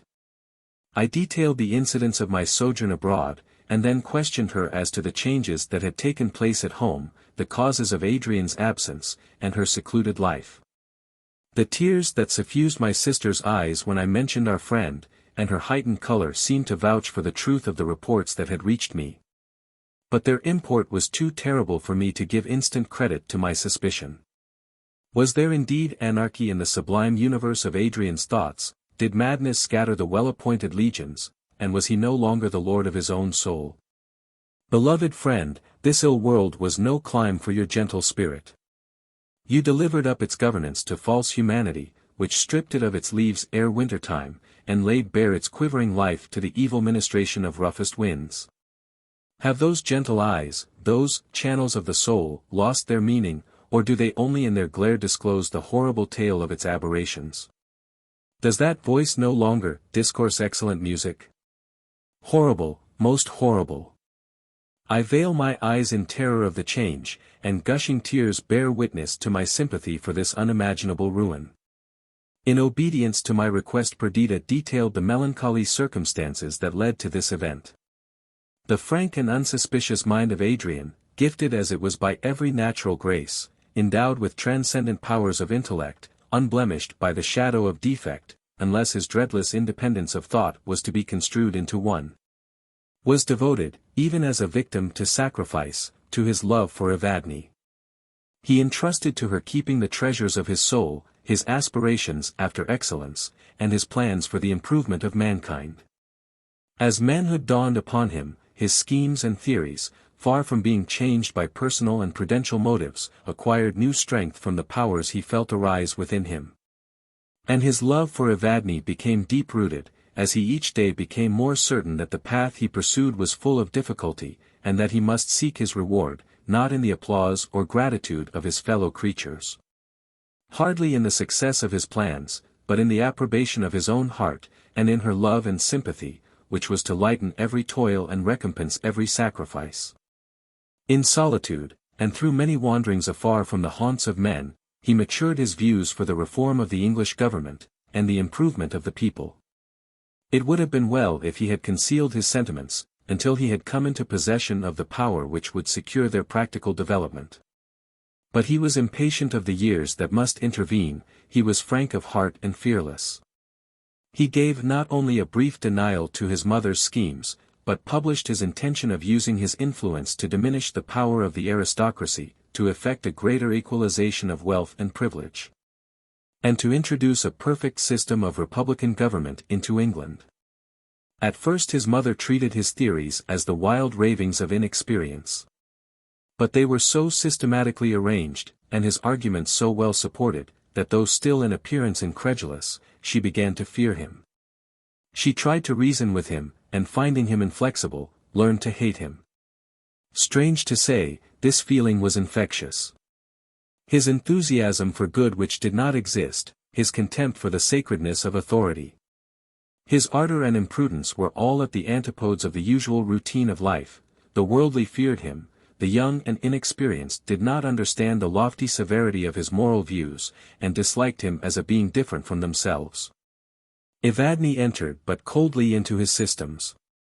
She thought he did well to assert his own will, but she wished that will to have been more intelligible to the multitude. She had none of the spirit of a martyr, and did not incline to share the shame and defeat of a fallen patriot. She was aware of the purity of his motives, the generosity of his disposition, his true and ardent attachment to her. And she entertained a great affection for him. He repaid this spirit of kindness with the fondest gratitude, and made her the treasure house of all his hopes. At this time Lord Raymond returned from Greece. No two persons could be more opposite than Adrian and he. With all the incongruities of his character, Raymond was emphatically a man of the world. His passions were violent. As these often obtained the mastery over him, he could not always square his conduct to the obvious line of self-interest, but self-gratification at least was the paramount object with him. He looked on the structure of society as but a part of the machinery which supported the web on which his life was traced. The earth was spread out as an highway for him, the heavens built up as a canopy for him. Adrian felt that he made a part of a great whole. He owned affinity not only with mankind, but all nature was akin to him, the mountains and sky were his friends, the winds of heaven and the offspring of earth his playmates. While he, the focus only of this mighty mirror, felt his life mingle with the universe of existence. His soul was sympathy, and dedicated to the worship of beauty and excellence. Adrian and Raymond now came into contact, and a spirit of aversion rose between them. Adrian despised the narrow views of the politician, and Raymond held in supreme contempt the benevolent visions of the philanthropist. With the coming of Raymond was formed the storm that laid waste at one fell blow the gardens of delight and sheltered paths which Adrian fancied that he had secured to himself, as a refuge from defeat and contumely. Raymond, the deliverer of Greece, the graceful soldier, who bore in his mien a tinge of all that, peculiar to her native clime, Evadne cherished as most dear. Raymond was loved by Evadne. Overpowered by her new sensations, she did not pause to examine them, or to regulate her conduct by any sentiments except the tyrannical one which suddenly usurped the empire of her heart. She yielded to its influence, and the too natural consequence in a mind unattuned to soft emotions was, that the attentions of Adrian became distasteful to her. She grew capricious. Her gentle conduct towards him was exchanged for asperity and repulsive coldness. When she perceived the wild or pathetic appeal of his expressive countenance, she would relent, and for a while resume her ancient kindness. But these fluctuations shook to its depths the soul of the sensitive youth. He no longer deemed the world subject to him, because he possessed Evadne's love. He felt in every nerve that the dire storms of the mental universe were about to attack his fragile being, which quivered at the expectation of its advent. Perdita, who then resided with Evadne, saw the torture that Adrian endured. She loved him as a kind elder brother, a relation to guide, protect, and instruct her, without the too frequent tyranny of parental authority. She adored his virtues, and with mixed contempt and indignation she saw Evadne pile drear sorrow on his head, for the sake of one who hardly marked her. In his solitary despair Adrian would often seek my sister, and in covered terms express his misery, while fortitude and agony divided the throne of his mind. Soon, alas, was one to conquer. Anger made no part of his emotion. With whom should he be angry? Not with Raymond, who was unconscious of the misery he occasioned. Not with Evadne, for her his soul wept tears of blood. Poor, mistaken girl, slave not tyrant was she, and amidst his own anguish he grieved for her future destiny. Once a writing of his fell into Perdita's hands. It was blotted with tears, well might any blot it with the like. Life, it began thus, is not the thing romance writers describe it.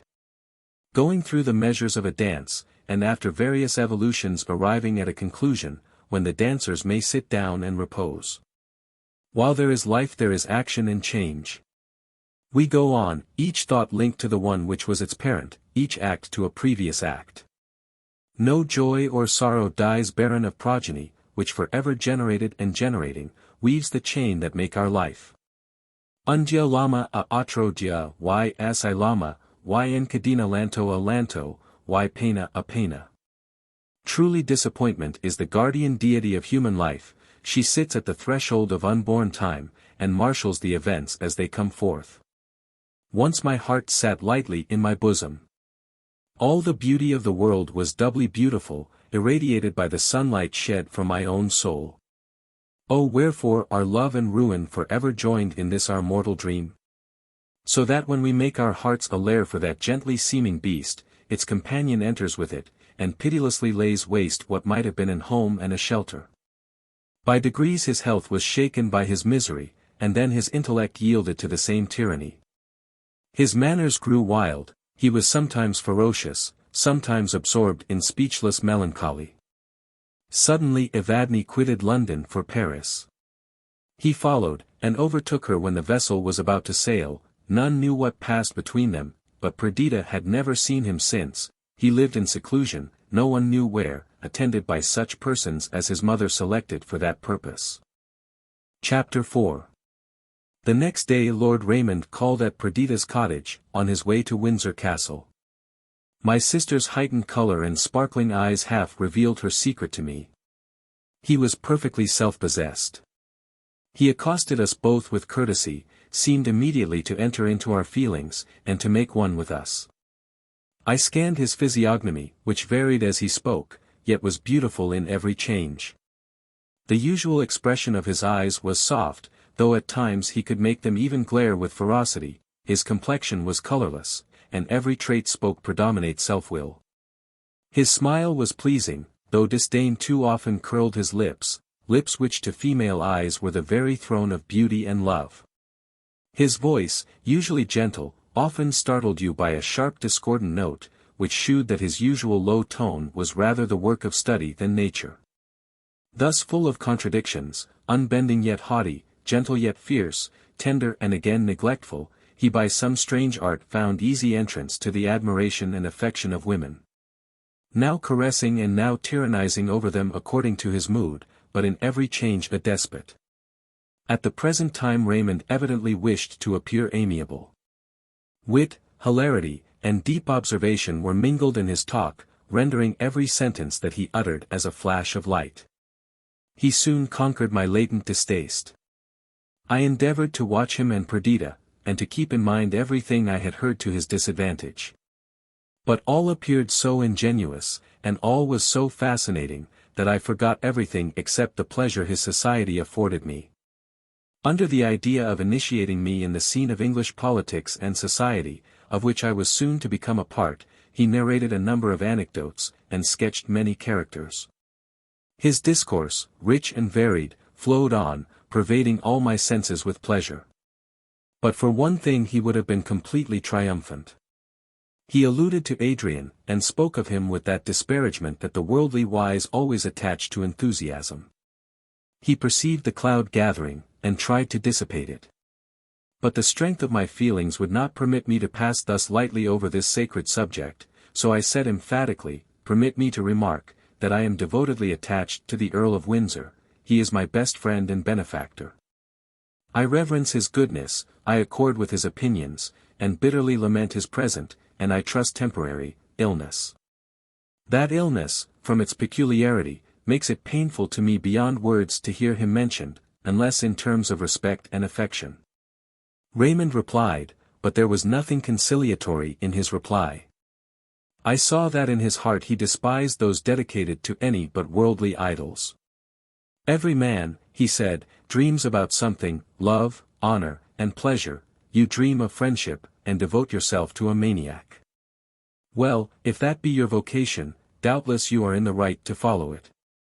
Some reflection seemed to sting him, and the spasm of pain that for a moment convulsed his countenance, checked my indignation. "Happy are dreamers," he continued, "so that they be not awakened.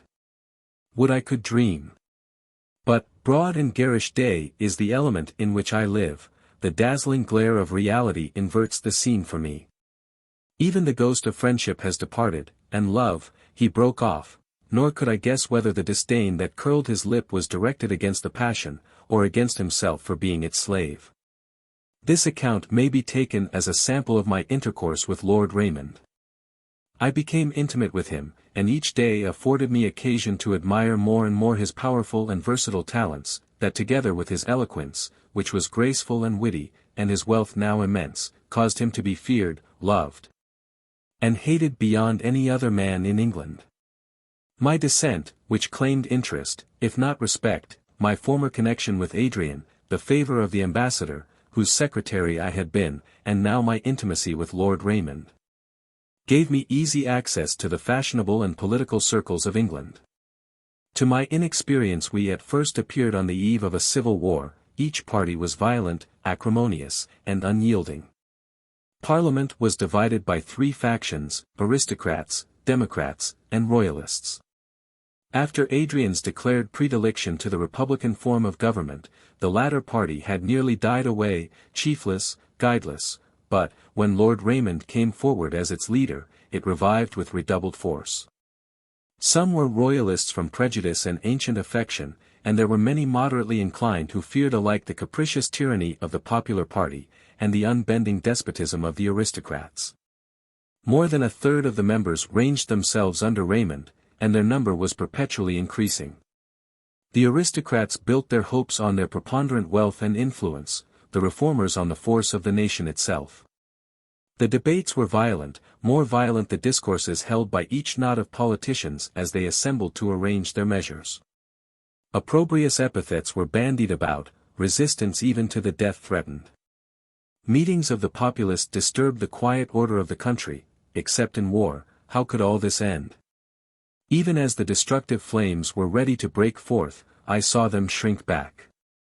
Allayed by the absence of the military, by the aversion entertained by every one to any violence, save that of speech, and by the cordial politeness and even friendship of the hostile leaders when they met in private society, I was from 1,000 motives induced to attend minutely to the course of events, and watch each turn with intense anxiety. I could not but perceive that Perdita loved Raymond. Methought also that he regarded the fair daughter of Verney with admiration and tenderness. Yet I knew that he was urging forward his marriage with the presumptive heiress of the earldom of Windsor, with keen expectation of the advantages that would thence accrue to him.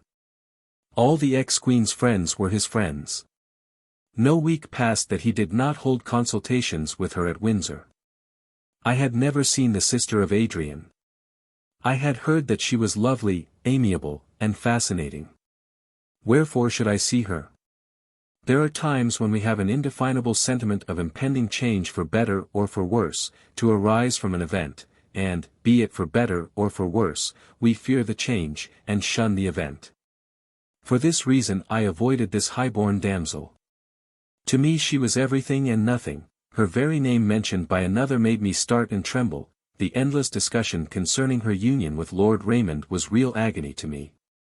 Methought that, Adrian withdrawn from active life, and this beauteous Idris, a victim probably to her mother's ambitious schemes, I ought to come forward to protect her from undue influence, guard her from unhappiness, and secure to her freedom of choice, the right of every human being.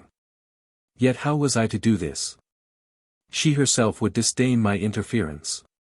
Since then I must be an object of indifference or contempt to her, better, far better avoid her, nor expose myself before her and the scornful world to the chance of playing the mad game of a fond, foolish Icarus. One day, several months after my return to England, I quitted London to visit my sister. Her society was my chief solace and delight, and my spirits always rose at the expectation of seeing her. Her conversation was full of pointed remark and discernment. In her pleasant alcove, redolent with sweetest flowers, adorned by magnificent casts, antique vases, and copies of the finest pictures of Raphael, Correggio, and Claude, painted by herself, I fancied myself in a fairy retreat untainted by and inaccessible to the noisy contentions of politicians and the frivolous pursuits of fashion.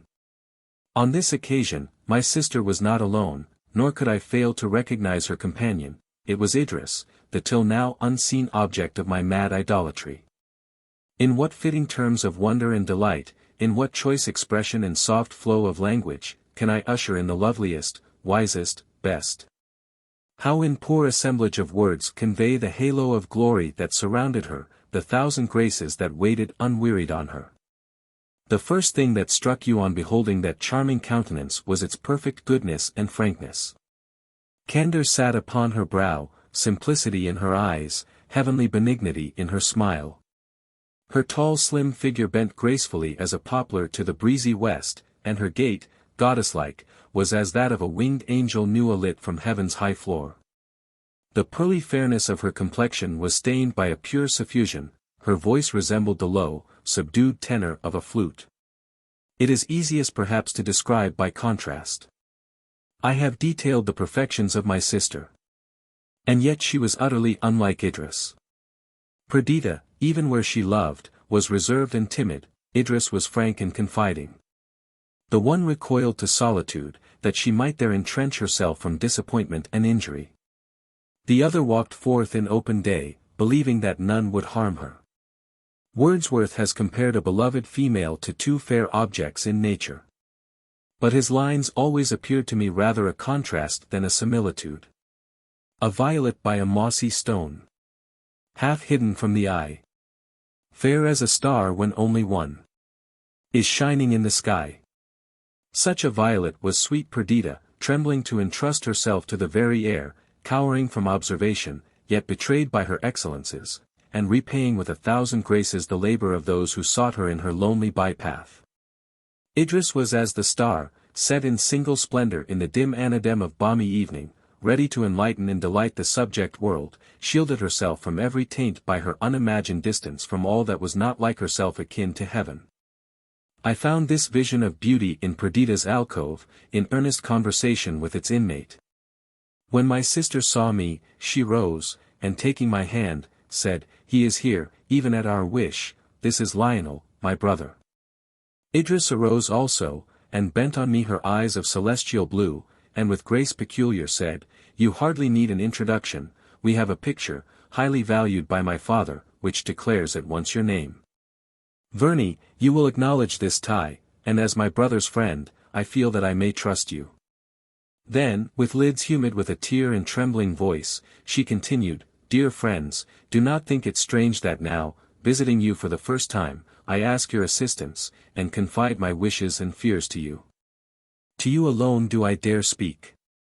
I have heard you commended by impartial spectators. You are my brother's friends, therefore you must be mine. What can I say? If you refuse to aid me, I am lost indeed." She cast up her eyes, while wonder held her auditors mute. Then, as if carried away by her feelings, she cried, "My brother! Beloved, ill-fated Adrian! How speak of your misfortunes? Doubtless you have both heard the current tale, perhaps believe the slander, but he is not mad. Were an angel from the foot of God's throne to assert it, never, never would I believe it. He is wronged, betrayed, imprisoned, save him. Verney, you must do this, seek him out in whatever part of the island he is immured. Find him, rescue him from his persecutors, restore him to himself, to me. On the wide earth I have none to love but only him." Her earnest appeal, so sweetly and passionately expressed, filled me with wonder and sympathy. And, when she added, with thrilling voice and look, "Do you consent to undertake this enterprise?" I vowed, with energy and truth, to devote myself in life and death to the restoration and welfare of Adrian. We then conversed on the plan I should pursue, and discussed the probable means of discovering his residence. While we were in earnest discourse, Lord Raymond entered unannounced. I saw Perdita tremble and grow deadly pale, and the cheeks of Idris glow with purest blushes. He must have been astonished at our conclave, disturbed by it I should have thought. But nothing of this appeared. He saluted my companions, and addressed me with a cordial greeting. Idris appeared suspended for a moment, and then with extreme sweetness, she said, "Lord Raymond, I confide in your goodness and honor." Smiling haughtily, he bent his head, and replied, with emphasis, "Do you indeed confide, Lady Idris?" She endeavored to read his thought, and then answered with dignity, "As you please. It is certainly best not to compromise oneself by any concealment." "Pardon me," he replied, "if I have offended. Whether you trust me or not, rely on my doing my utmost to further your wishes, whatever they may be." Idris smiled her thanks, and rose to take leave. Lord Raymond requested permission to accompany her to Windsor Castle, to which she consented, and they quitted the cottage together. My sister and I were left, truly like two fools, who fancied that they had obtained a golden treasure, till daylight shewed it to be lead, two silly, luckless flies, who had played in sunbeams and were caught in a spider's web. I leaned against the casement, and watched those two glorious creatures, till they disappeared in the forest glades, and then I turned. Perdita had not moved.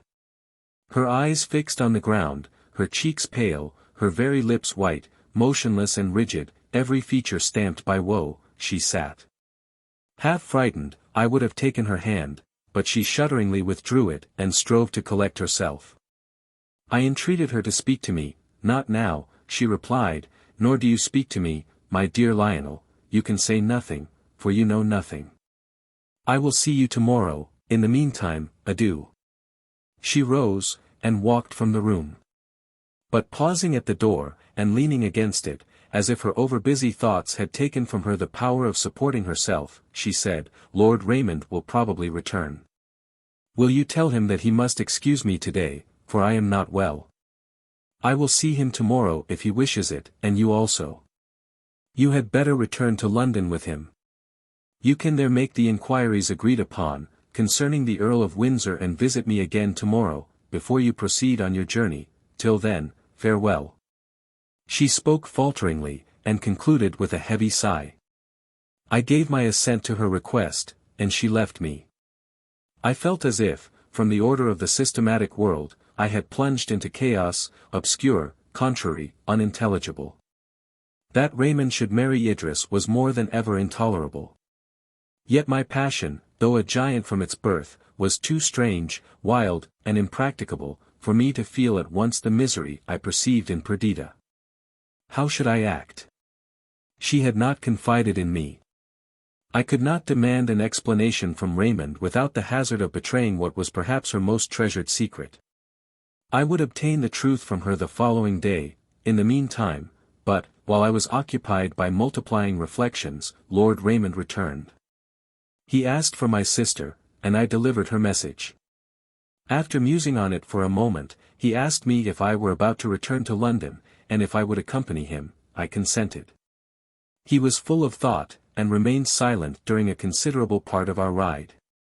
At length he said, "I must apologize to you for my abstraction. The truth is, Ryland's motion comes on tonight, and I am considering my reply." Ryland was the leader of the popular party, a hard-headed man, and in his way eloquent. He had obtained leave to bring in a bill making it treason to endeavor to change the present state of the English government and the standing laws of the Republic. This attack was directed against Raymond and his machinations for the restoration of the monarchy. Raymond asked me if I would accompany him to the house that evening. I remembered my pursuit for intelligence concerning Adrian. And, knowing that my time would be fully occupied, I excused myself. "Nay," said my companion, "I can free you from your present impediment. You are going to make inquiries concerning the Earl of Windsor. I can answer them at once. He is at the Duke of Athol's seat at Dunkeld." On the first approach of his disorder, he travelled about from one place to another. Until, arriving at that romantic seclusion, he refused to quit it, and we made arrangements with the Duke for his continuing there. I was hurt by the careless tone with which he conveyed this information, and replied coldly, "I am obliged to you for your intelligence, and will avail myself of it." "You shall, Verney," said he, "and if you continue of the same mind, I will facilitate your views. But first witness, I beseech you, the result of this night's contest, and the triumph I am about to achieve, if I may so call it, while I fear that victory is to me defeat. What can I do? My dearest hopes appear to be near their fulfillment. The ex-queen gives me Idris, Adrian is totally unfitted to succeed to the earldom, and that earldom in my hands becomes a kingdom. By the reigning God it is true. The paltry earldom of Windsor shall no longer content him, who will inherit the rights which must forever appertain to the person who possesses it. The countess can never forget that she has been a queen, and she disdains to leave a diminished inheritance to her children. Her power and my wit will rebuild the throne, and this brow will be clasped by a kingly diadem. I can do this, I can marry Idris." He stopped abruptly, his countenance darkened, and its expression changed again and again under the influence of internal passion. I asked, "Does Lady Idris love you?" "What a question," replied he laughing. "She will of course, as I shall her, when we are married." "You begin late," said I, ironically. "Marriage is usually considered the grave, and not the cradle of love. So you are about to love her, but do not already. Do not catechize me, Lionel, I will do my duty by her, be assured. Love. I must steel my heart against that. Expel it from its tower of strength, barricade it out, the fountain of love must cease to play, its waters be dried up, and all passionate thoughts attendant on it die, that is to say, the love which would rule me, not that which I rule. Idris is a gentle, pretty, sweet little girl, it is impossible not to have an affection for her, and I have a very sincere one, only do not speak of love, love, the tyrant and the tyrant queller, love, until now my conqueror, now my slave. The hungry fire, the untamable beast, the fanged snake, no, no, I will have nothing to do with that love. Tell me, Lionel, do you consent that I should marry this young lady?" He bent his keen eyes upon me, and my uncontrollable heart swelled in my bosom. I replied in a calm voice, but how far from calm was the thought imaged by my still words, "Never. I can never consent that Lady Idris should be united to one who does not love her. Because you love her yourself. Your lordship might have spared that taunt, I do not, dare not love her. At least," he continued haughtily, "she does not love you. I would not marry a reigning sovereign, were I not sure that her heart was free. But, oh, Lionel! A kingdom is a word of might, and gently sounding are the terms that compose the style of royalty. Were not the mightiest men of the olden times kings? Alexander was a king, Solomon, the wisest of men, was a king, Napoleon was a king. Caesar died in his attempt to become one, and Cromwell, the Puritan and king-killer, aspired to regality. The father of Adrian yielded up the already broken scepter of England. But I will rear the fallen plant, join its dismembered frame, and exalt it above all the flowers of the field. You need not wonder that I freely discover Adrian's abode. Do not suppose that I am wicked or foolish enough to found my purposed sovereignty on a fraud, and one so easily discovered as the truth or falsehood of the earl's insanity. I am just come from him. Before I decided on my marriage with Idris, I resolved to see him myself again, and to judge of the probability of his recovery. He is irrecoverably mad. I gasped for breath.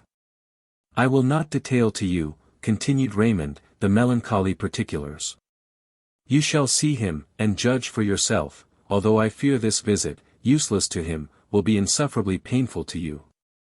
It has weighed on my spirits ever since. Excellent and gentle as he is even in the downfall of his reason, I do not worship him as you do, but I would give all my hopes of a crown and my right hand to boot, to see him restored to himself.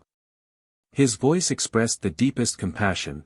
Thou most unaccountable being, I cried, whither will thy actions tend, in all this maze of purpose in which thou seemest lost? Whither indeed? To a crown, a golden begemmed crown, I hope.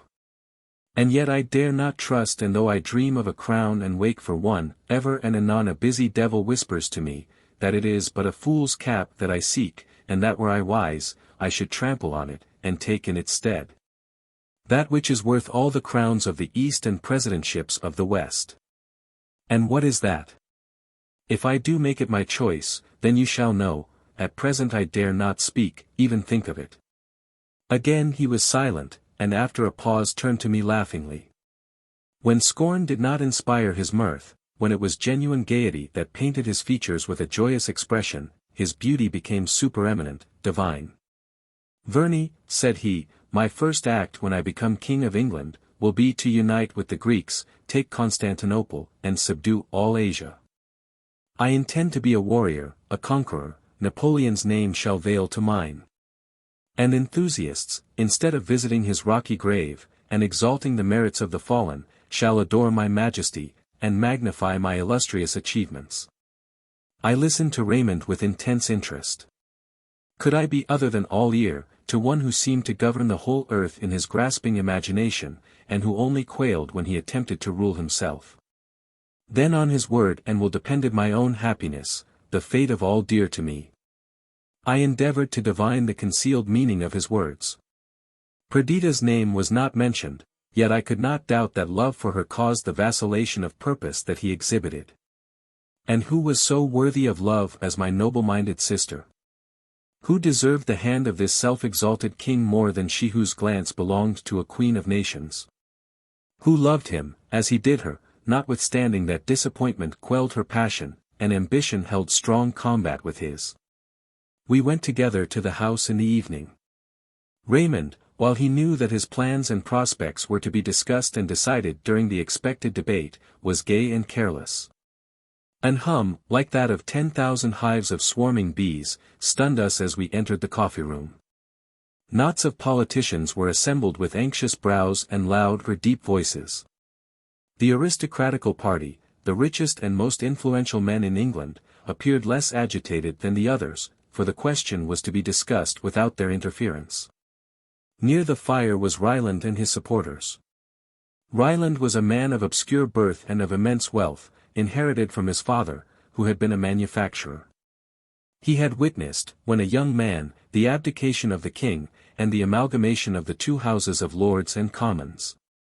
He had sympathized with these popular encroachments, and it had been the business of his life to consolidate and increase them. Since then, the influence of the landed proprietors had augmented. And at first Ryland was not sorry to observe the machinations of Lord Raymond, which drew off many of his opponent's partisans. But the thing was now going too far. The poorer nobility hailed the return of sovereignty, as an event which would restore them to their power and rights, now lost. The half-extinct spirit of royalty roused itself in the minds of men. And they, willing slaves, self-constituted subjects, were ready to bend their necks to the yoke. Some erect and manly spirits still remained, pillars of state, but the word republic had grown stale to the vulgar ear. And many, the event would prove whether it was a majority, pined for the tinsel and show of royalty. Ryland was roused to resistance. He asserted that his sufferance alone had permitted the increase of this party. But the time for indulgence was past, and with one motion of his arm he would sweep away the cobwebs that blinded his countrymen. When Raymond entered the coffee-room, his presence was hailed by his friends almost with a shout. They gathered round him, counted their numbers, and detailed the reasons why they were now to receive an addition of such and such members, who had not yet declared themselves. Some trifling business of the house having been gone through, the leaders took their seats in the chamber, the clamour of voices continued, till Ryland arose to speak, and then the slightest whispered observation was audible. All eyes were fixed upon him as he stood, ponderous of frame, sonorous of voice, and with a manner which, though not graceful, was impressive. I turned from his marked, iron countenance to Raymond, whose face, veiled by a smile, would not betray his care. Yet his lips quivered somewhat, and his hand clasped the bench on which he sat, with a convulsive strength that made the muscles start again. Ryland began by praising the present state of the British Empire. He recalled past years to their memory. The miserable contentions which in the time of our fathers arose almost to civil war, the abdication of the late king, and the foundation of the Republic. He described this Republic. Shewed how it gave privilege to each individual in the state, to rise to consequence, and even to temporary sovereignty. He compared the royal and republican spirit, shewed how the one tended to enslave the minds of men, while all the institutions of the other served to raise even the meanest among us to something great and good. He shewed how England had become powerful, and its inhabitants valiant and wise, by means of the freedom they enjoyed. As he spoke, every heart swelled with pride, and every cheek glowed with delight to remember, that each one there was English, and that each supported and contributed to the happy state of things now commemorated. Ryland's fervour increased, his eyes lighted up, his voice assumed the tone of passion. There was one man, he continued, who wished to alter all this, and bring us back to our days of impotence and contention, one man, who would dare arrogate the honour which was due to all who claimed England as their birthplace, and set his name and style above the name and style of his country. I saw at this juncture that Raymond changed colour, his eyes were withdrawn from the orator, and cast on the ground, the listeners turned from one to the other. But in the meantime the speaker's voice filled their ears, the thunder of his denunciations influenced their senses. The very boldness of his language gave him weight, each knew that he spoke truth, a truth known, but not acknowledged. He tore from reality the mask with which she had been clothed. And the purposes of Raymond, which before had crept around, ensnaring by stealth, now stood a hunted stag, even at bay, as all perceived who watched the irrepressible changes of his countenance. Ryland ended by moving, that any attempt to re-erect the kingly power should be declared treason, and he a traitor who should endeavour to change the present form of government. Cheers and loud acclamations followed the close of his speech. After his motion had been seconded, Lord Raymond rose, his countenance bland, his voice softly melodious, his manner soothing, his grace and sweetness came like the mild breathing of a flute, after the loud, organ-like voice of his adversary. He rose, he said, to speak in favour of the honourable member's motion, with one slight amendment subjoined. He was ready to go back to old times, and commemorate the contests of our fathers, and the monarch's abdication.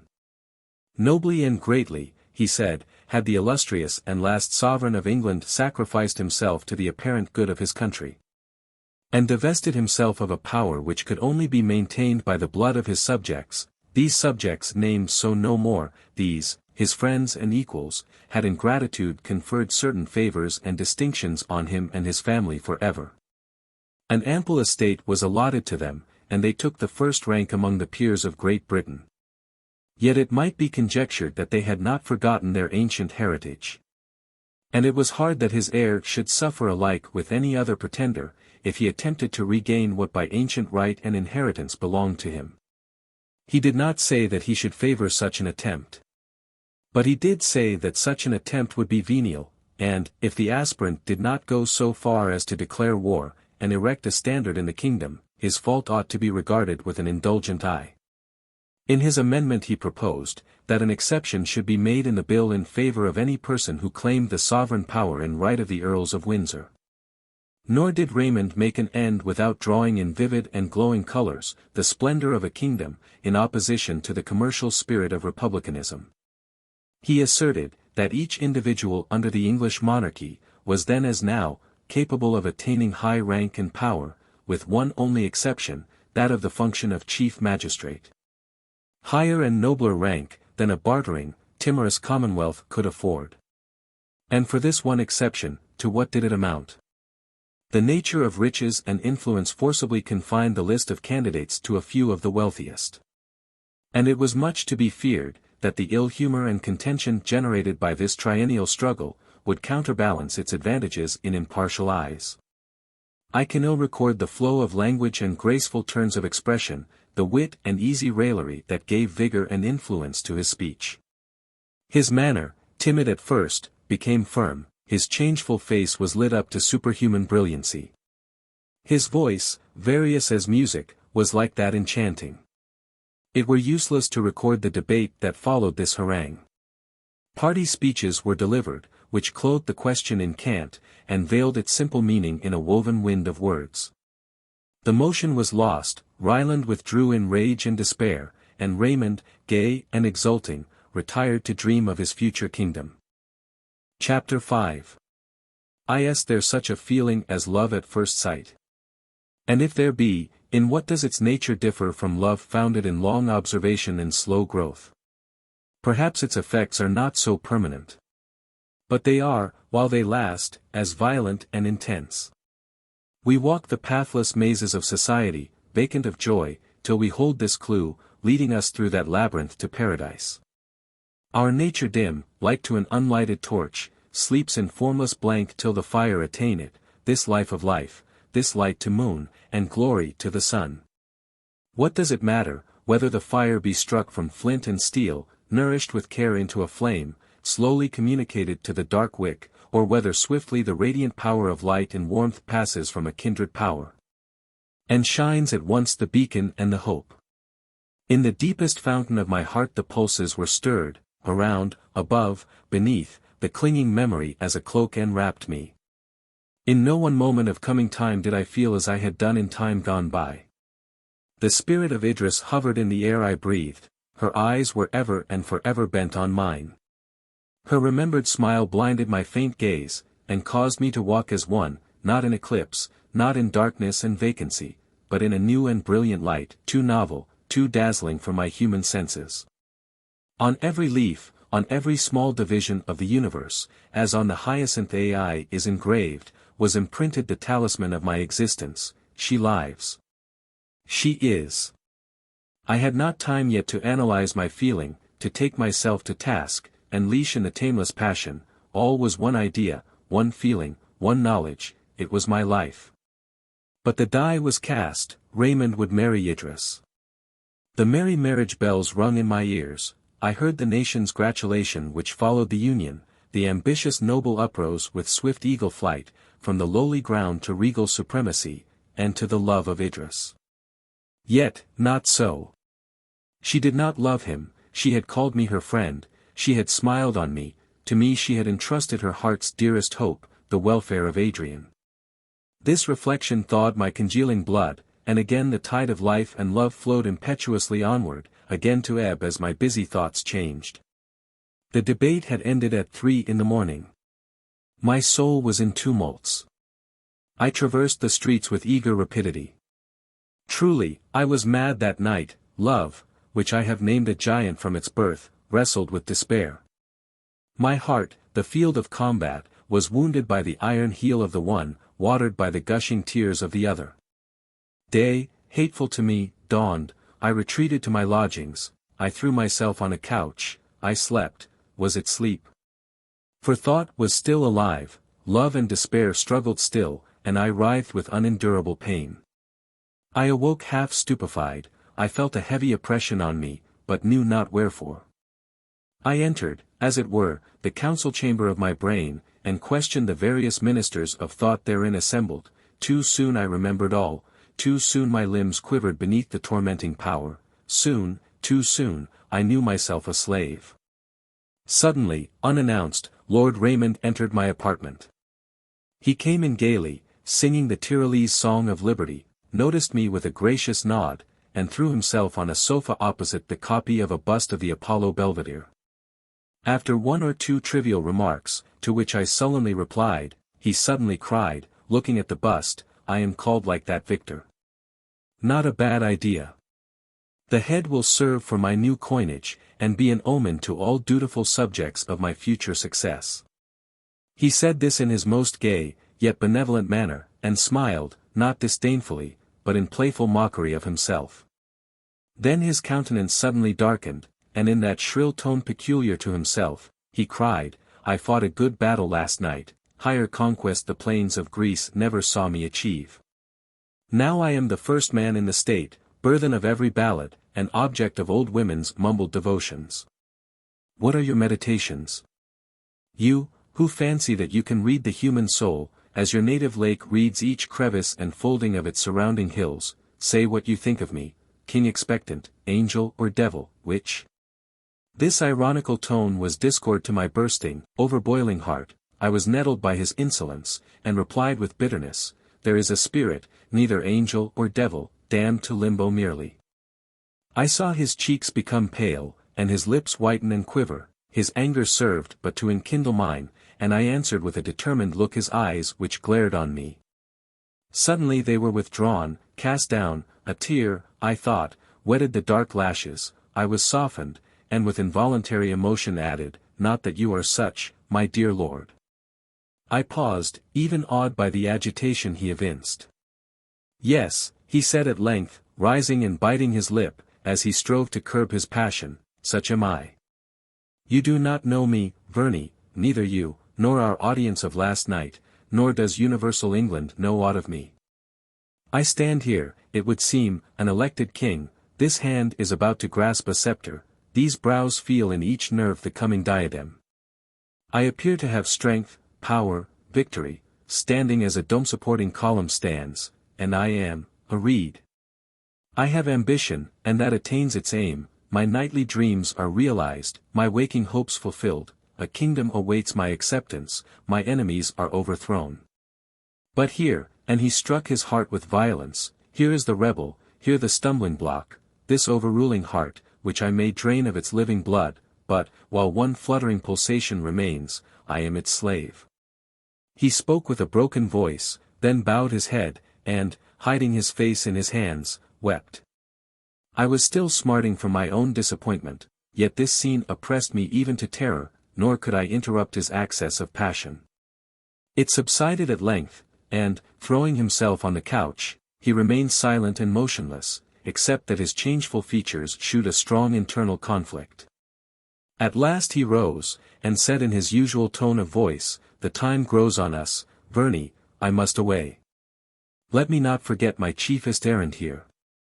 Will you accompany me to Windsor tomorrow? You will not be dishonored by my society, and as this is probably the last service, or disservice you can do me, will you grant my request?" He held out his hand with almost a bashful air. Swiftly I thought, yes, I will witness the last scene of the drama. Beside which, his mien conquered me, and an affectionate sentiment towards him, again filled my heart. I bade him command me. "That I will," said he gaily, "that's my cue now. Be with me tomorrow morning by 7, be secret and faithful, and you shall be groom of the stole ere long." So saying, he hastened away, vaulted on his horse, and with a gesture as if he gave me his hand to kiss, bade me another laughing adieu. Left to myself, I strove with painful intensity to divine the motive of his request and foresee the events of the coming day. The hours passed on unperceived. My head ached with thought, the nerves seemed teeming with the over-full fraught. I clasped my burning brow, as if my fevered hand could medicine its pain. I was punctual to the appointed hour on the following day, and found Lord Raymond waiting for me. We got into his carriage, and proceeded towards Windsor. I had tutored myself, and was resolved by no outward sign to disclose my internal agitation. "What a mistake Ryland made," said Raymond, "when he thought to overpower me the other night. He spoke well, very well. Such an harangue would have succeeded better addressed to me singly, than to the fools and knaves assembled yonder. Had I been alone, I should have listened to him with a wish to hear reason, but when he endeavored to vanquish me in my own territory, with my own weapons, he put me on my mettle, and the event was such as all might have expected." I smiled incredulously, and replied, "I am of Ryland's way of thinking, and will, if you please, repeat all his arguments. We shall see how far you will be induced by them, to change the royal for the patriotic style." "The repetition would be useless," said Raymond, "since I well remember them, and have many others, self-suggested, which speak with unanswerable persuasion." He did not explain himself, nor did I make any remark on his reply. Our silence endured for some miles, till the country with open fields, or shady woods and parks, presented pleasant objects to our view. After some observations on the scenery and seats, Raymond said, "Philosophers have called man a microcosm of nature, and find a reflection in the internal mind for all this machinery visibly at work around us. This theory has often been a source of amusement to me, and many an idle hour have I spent, exercising my ingenuity in finding resemblances. Does not Lord Bacon say that, the falling from a discord to a concord, which mocketh great sweetness in music, hath an agreement with the affections, which are reintegrated to the better after some dislikes? What a sea is the tide of passion, whose fountains are in our own nature. Our virtues are the quicksands, which shew themselves at calm and low water. But let the waves arise and the winds buffet them, and the poor devil whose hope was in their durability, finds them sink from under him. The fashions of the world, its exigencies, educations and pursuits, are winds to drive our wills, like clouds all one way. But let a thunderstorm arise in the shape of love, hate, or ambition, and the rack goes backward, stemming the opposing air in triumph. Yet, replied I, nature always presents to our eyes the appearance of a patient, while there is an active principle in man which is capable of ruling fortune, and at least of tacking against the gale, till it in some mode conquers it. There is more of what is specious than true in your distinction, said my companion. Did we form ourselves, choosing our dispositions, and our powers? I find myself, for one, as a stringed instrument with chords and stops, but I have no power to turn the pegs, or pitch my thoughts to a higher or lower key. Other men, I observed, may be better musicians. I talk not of others, but myself, replied Raymond, and I am as fair an example to go by as another. I cannot set my heart to a particular tune, or run voluntary changes on my will. We are born, we choose neither our parents, nor our station. We are educated by others, or by the world's circumstance, and this cultivation, mingling with our innate disposition, is the soil in which our desires, passions, and motives grow. There is much truth in what you say, said I, and yet no man ever acts upon this theory. Who, when he makes a choice, says, thus I choose, because I am necessitated? Does he not on the contrary feel a freedom of will within him, which, though you may call it fallacious, still actuates him as he decides? Exactly so, replied Raymond, another link of the breakless chain. Were I now to commit an act which would annihilate my hopes, and pluck the regal garment from my mortal limbs, to clothe them in ordinary weeds, would this, think you, be an act of free will on my part? As we talked thus, I perceived that we were not going the ordinary road to Windsor, but through Englefield Green, towards Bishopgate Heath. I began to divine that Idris was not the object of our journey, but that I was brought to witness the scene that was to decide the fate of Raymond, and of Perdita. Raymond had evidently vacillated during his journey, and irresolution was marked in every gesture as we entered Perdita's cottage. I watched him curiously, determined that, if this hesitation should continue, I would assist Perdita to overcome herself, and teach her to disdain the wavering love of him, who balanced between the possession of a crown, and of her, whose excellence and affection transcended the worth of a kingdom. We found her in her flower-adorned alcove. She was reading the newspaper report of the debate in Parliament, that apparently doomed her to hopelessness. That heart-sinking feeling was painted in her sunk eyes and spiritless attitude. A cloud was on her beauty, and frequent sighs were tokens of her distress. This sight had an instantaneous effect on Raymond. His eyes beamed with tenderness, and remorse clothed his manners with earnestness and truth. He sat beside her, and, taking the paper from her hand, said, "Not a word more shall my sweet Perdita read of this contention of madmen and fools.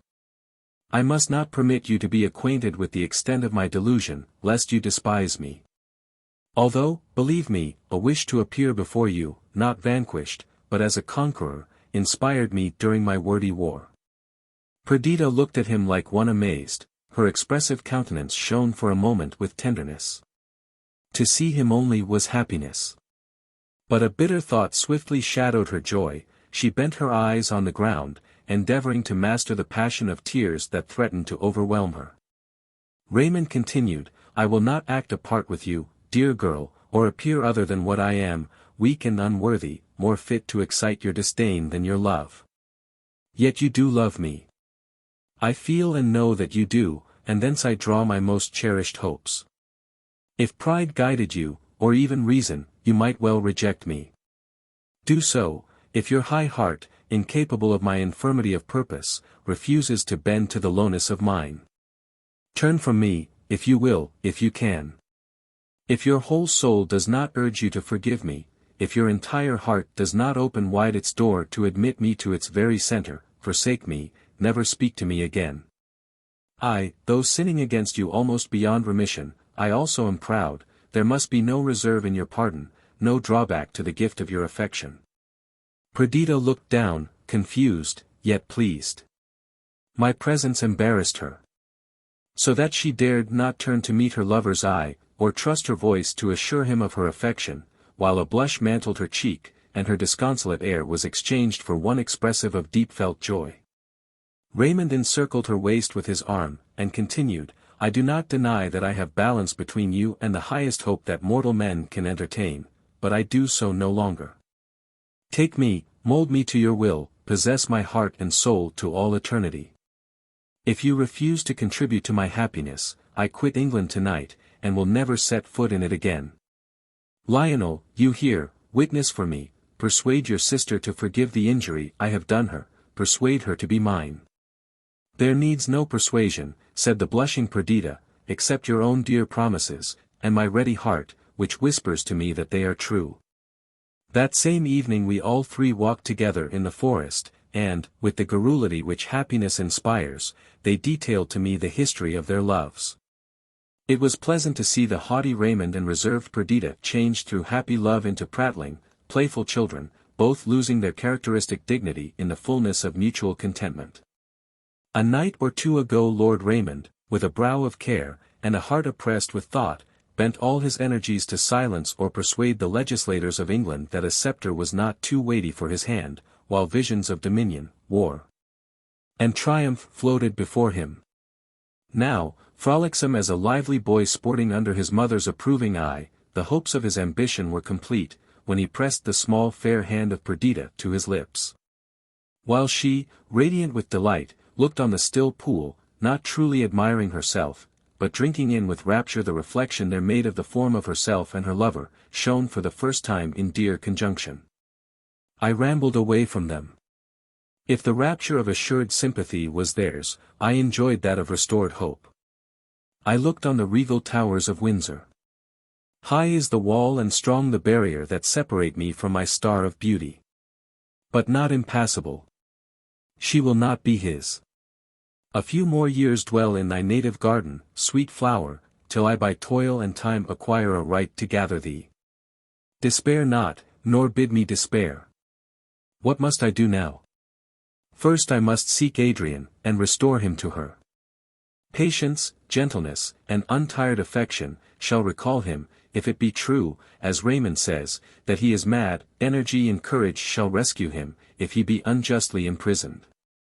After the lovers again joined me, we supped together in the alcove. Truly it was a fairy's supper, for for though the air was perfumed by the scent of fruits and wine, we none of us either ate or drank, even the beauty of the night was unobserved. Their ecstasy could not be increased by outward objects, and I was wrapped in reverie. At about midnight Raymond and I took leave of my sister, to return to town. He was all gaiety, scraps of songs fell from his lips. Every thought of his mind, every object about us, gleamed under the sunshine of his mirth. He accused me of melancholy, of ill humor and envy. Not so, said I, though I confess that my thoughts are not occupied as pleasantly as yours are. You promised to facilitate my visit to Adrian, I conjure you to perform your promise. I cannot linger here, I long to soothe, perhaps to cure the malady of my first and best friend. I shall immediately depart for Dunkeld. Thou bird of night, replied Raymond, what an eclipse do you throw across my bright thoughts, forcing me to call to mind that melancholy ruin, which stands in mental desolation. More irreparable than a fragment of a carved column in a weed-grown field. You dream that you can restore him. Daedalus never wounds so inextricable an error round Minotaur, as madness has woven about his imprisoned reason.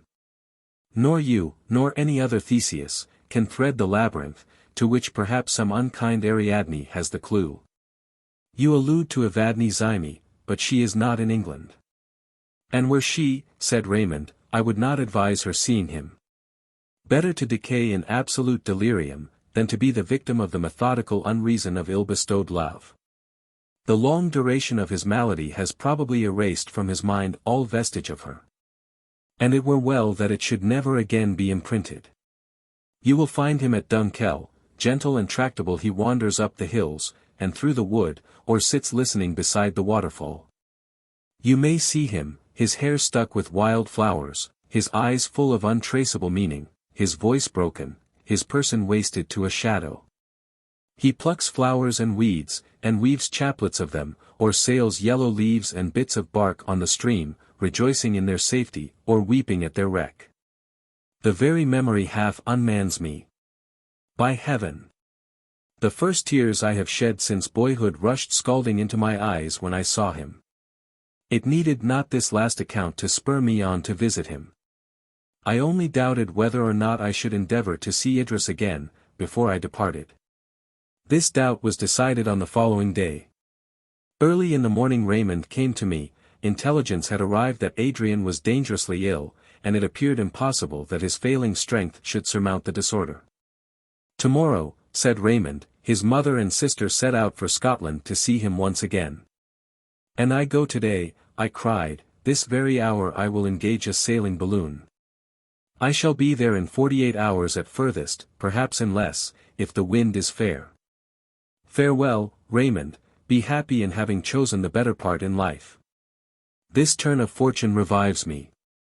I feared madness, not sickness, I have a presentiment that Adrian will not die, perhaps this illness is a crisis, and he may recover. Everything favored my journey. The balloon rose about half a mile from the earth, and with a favorable wind it hurried through the air, its feathered vans cleaving the unopposing atmosphere.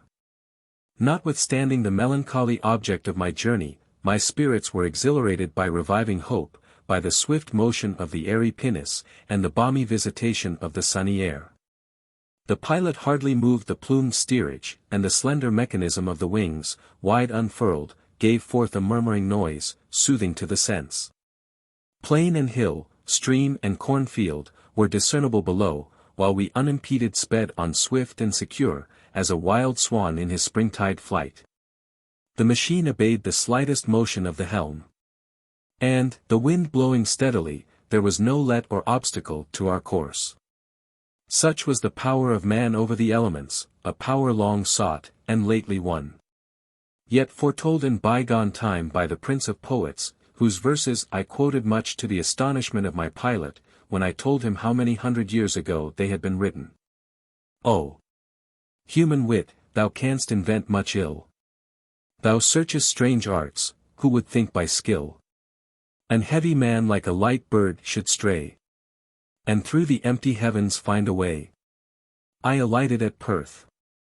And, though much fatigued by a constant exposure to the air for many hours, I would not rest, but merely altering my mode of conveyance, I went by land instead of air, to Dunkeld.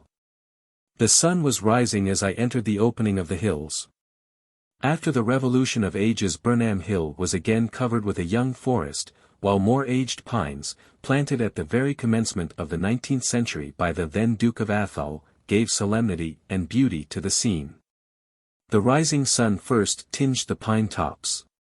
And my mind, rendered through my mountain education deeply susceptible of the graces of nature, and now on the eve of again beholding my beloved and perhaps dying friend, was strangely influenced by the sight of those distant beams. Surely they were ominous, and as such I regarded them, good omens for Adrian, on whose life my happiness depended. Poor fellow! He lay stretched on a bed of sickness, his cheeks glowing with the hues of fever, his eyes half closed, his breath irregular and difficult. Yet it was less painful to see him thus, than to find him fulfilling the animal functions uninterruptedly, his mind sick the while. I established myself at his bedside, I never quitted it day or night. Bitter task was it, to behold his spirit waver between death and life, to see his warm cheek, and know that the very fire which burned too fiercely there, was consuming the vital fuel. To hear his moaning voice, which might never again articulate words of love and wisdom, to witness the ineffectual motions of his limbs, soon to be wrapped in their mortal shroud. Such for 3 days and nights appeared the consummation which fate had decreed for my labors, and I became haggard and spectre-like, through anxiety and watching. At length his eyes unclosed faintly, yet with a look of returning life. He became pale and weak, but the rigidity of his features was softened by approaching convalescence. He knew me. What a brimful cup of joyful agony it was, when his face first gleamed with the glance of recognition, when he pressed my hand, now more fevered than his own, and when he pronounced my name. No trace of his past insanity remained, to dash my joy with sorrow. This same evening his mother and sister arrived. The Countess of Windsor was by nature full of energetic feeling. But she had very seldom in her life permitted the concentrated emotions of her heart to shew themselves on her features. The studied immovability of her countenance, her slow, equable manner, and soft but unmelodious voice, were a mask, hiding her fiery passions, and the impatience of her disposition. She did not in the least resemble either of her children. Her black and sparkling eye, lit up by pride, was totally unlike the blue luster, and frank, benignant expression of either Adrian or Idris. There was something grand and majestic in her motions, but nothing persuasive, nothing amiable. Tall, thin, and straight, her face still handsome, her raven hair hardly tinged with grey, her forehead arched and beautiful, had not the eyebrows been somewhat scattered, it was impossible not to be struck by her, almost to fear her.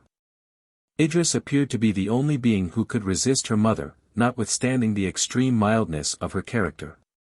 But there was a fearlessness and frankness about her, which said that she would not encroach on another's liberty, but held her own sacred and unassailable. The Countess cast no look of kindness on my worn-out frame, though afterwards she thanked me coldly for my attentions.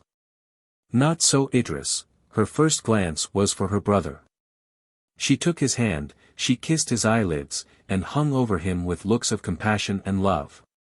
Her eyes glistened with tears when she thanked me, and the grace of her expressions was enhanced, not diminished, by the fervor, which caused her almost to falter as she spoke.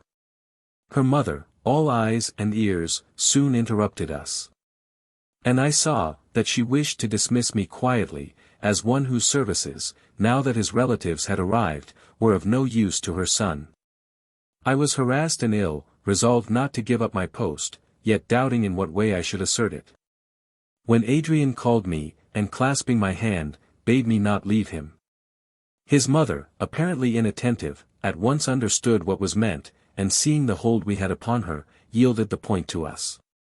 The days that followed were full of pain to me, so that I sometimes regretted that I had not yielded at once to the haughty lady, who watched all my motions, and turned my beloved task of nursing my friend to a work of pain and irritation. Never did any woman appear so entirely made of mind, as the Countess of Windsor. Her passions had subdued her appetites, even her natural wants, she slept little, and hardly ate at all. Her body was evidently considered by her as a mere machine, whose health was necessary for the accomplishment of her schemes, but whose senses formed no part of her enjoyment. There is something fearful in one who can thus conquer the animal part of our nature, if the victory be not the effect of consummate virtue. Nor was it without a mixture of this feeling, that I beheld the figure of the Countess awake when others slept, fasting when I, abstemious naturally, and rendered so by the fever that preyed on me, was forced to recruit myself with food. She resolved to prevent or diminish my opportunities of acquiring influence over her children, and circumvented my plans by a hard, quiet, stubborn resolution, that seemed not to belong to flesh and blood. War was at last tacitly acknowledged between us. We had many pitched battles, during which no word was spoken, hardly a look was interchanged, but in which each resolved not to submit to the other. The Countess had the advantage of position. So I was vanquished, though I would not yield. I became sick at heart. My countenance was painted with the hues of ill health and vexation. Adrian and Idris saw this, they attributed it to my long watching and anxiety. They urged me to rest and take care of myself, while I most truly assured them, that my best medicine was their good wishes, those, and the assured convalescence of my friend, now daily more apparent. The faint rose again blushed on his cheek. His brow and lips lost the ashy paleness of threatened dissolution, such was the dear reward of my unremitting attention, and bounteous heaven added overflowing recompense, when it gave me also the thanks and smiles of Idris. After the lapse of a few weeks, we left Dunkeld. Idris and her mother returned immediately to Windsor, while Adrian and I followed by slow journeys and frequent stoppages, occasioned by his continued weakness. As we traversed the various counties of fertile England, all wore an exhilarating appearance to my companion, who had been so long secluded by disease from the enjoyments of weather and scenery. We passed through busy towns and cultivated plains. The husbandmen were getting in their plenteous harvests, and the women and children, occupied by light rustic toils, formed groups of happy, healthful persons, the very sight of whom carried cheerfulness to the heart. One evening, quitting our inn, we strolled down a shady lane, then up a grassy slope, till we came to an eminence, that commanded an extensive view of hill and dale, meandering rivers, dark woods, and shining villages. The sun was setting. And the clouds, straying, like new-shorn sheep, through the vast fields of sky, received the golden color of his parting beams, the distant uplands shone out, and the busy hum of evening came, harmonized by distance, on our ear. Adrian, who felt all the fresh spirit infused by returning health, clasped his hands in delight, and exclaimed with transport, "O happy earth, and happy inhabitants of earth! A stately palace has God built for you, O man! And worthy are you of your dwelling. Behold the verdant carpet spread at our feet, and the azure canopy above, the fields of earth which generate and nurture all things, and the track of heaven, which contains and clasps all things. Now, at this evening hour, at the period of repose and refection, methinks all hearts breathe one hymn of love and thanksgiving, and we, like priests of old on the mountain tops, give a voice to their sentiment. Assuredly a most benignant power built up the majestic fabric we inhabit, and framed the laws by which it endures. If mere existence, and not happiness, had been the final end of our being, what need of the profuse luxuries which we enjoy? Why should our dwelling place be so lovely, and why should the instincts of nature minister pleasurable sensations?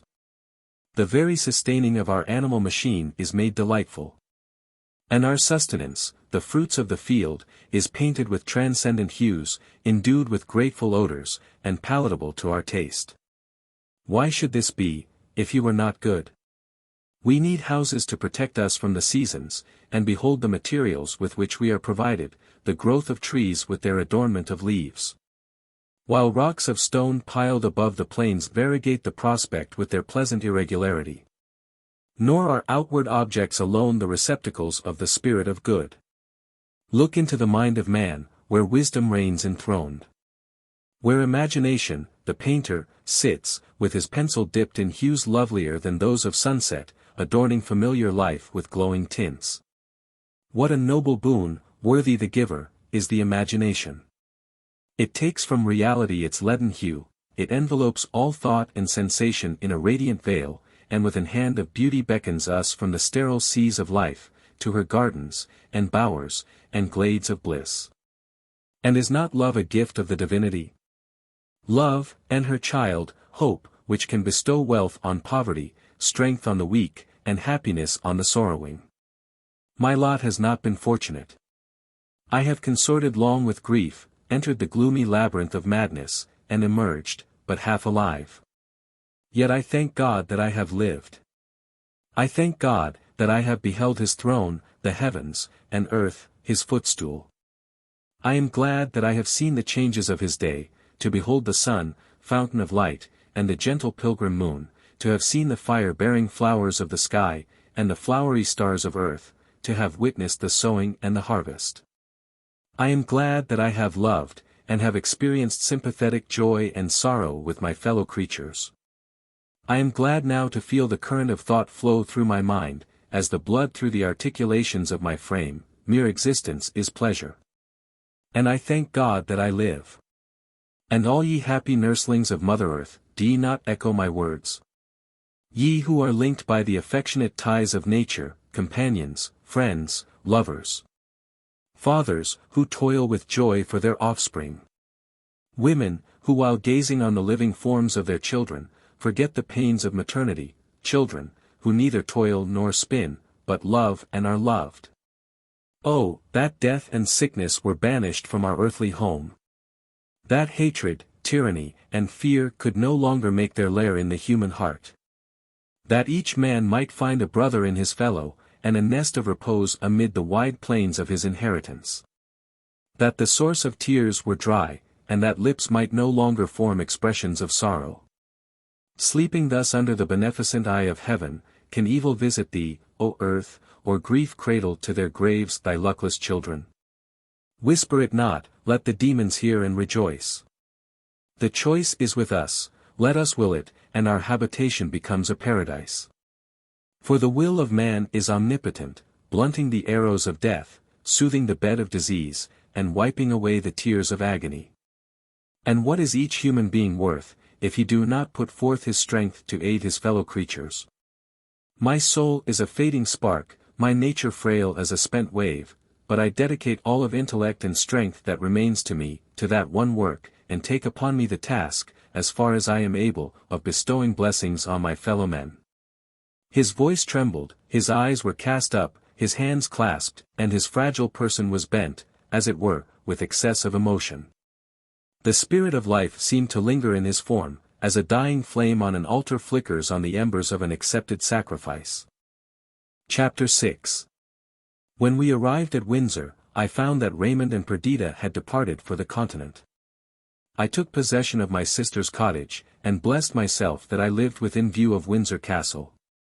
It was a curious fact, that at this period, when by the marriage of Perdita I was allied to one of the richest individuals in England, and was bound by the most intimate friendship to its chiefest noble, I experienced the greatest excess of poverty that I had ever known. My knowledge of the worldly principles of Lord Raymond, would have ever prevented me from applying to him, however deep my distress might have been.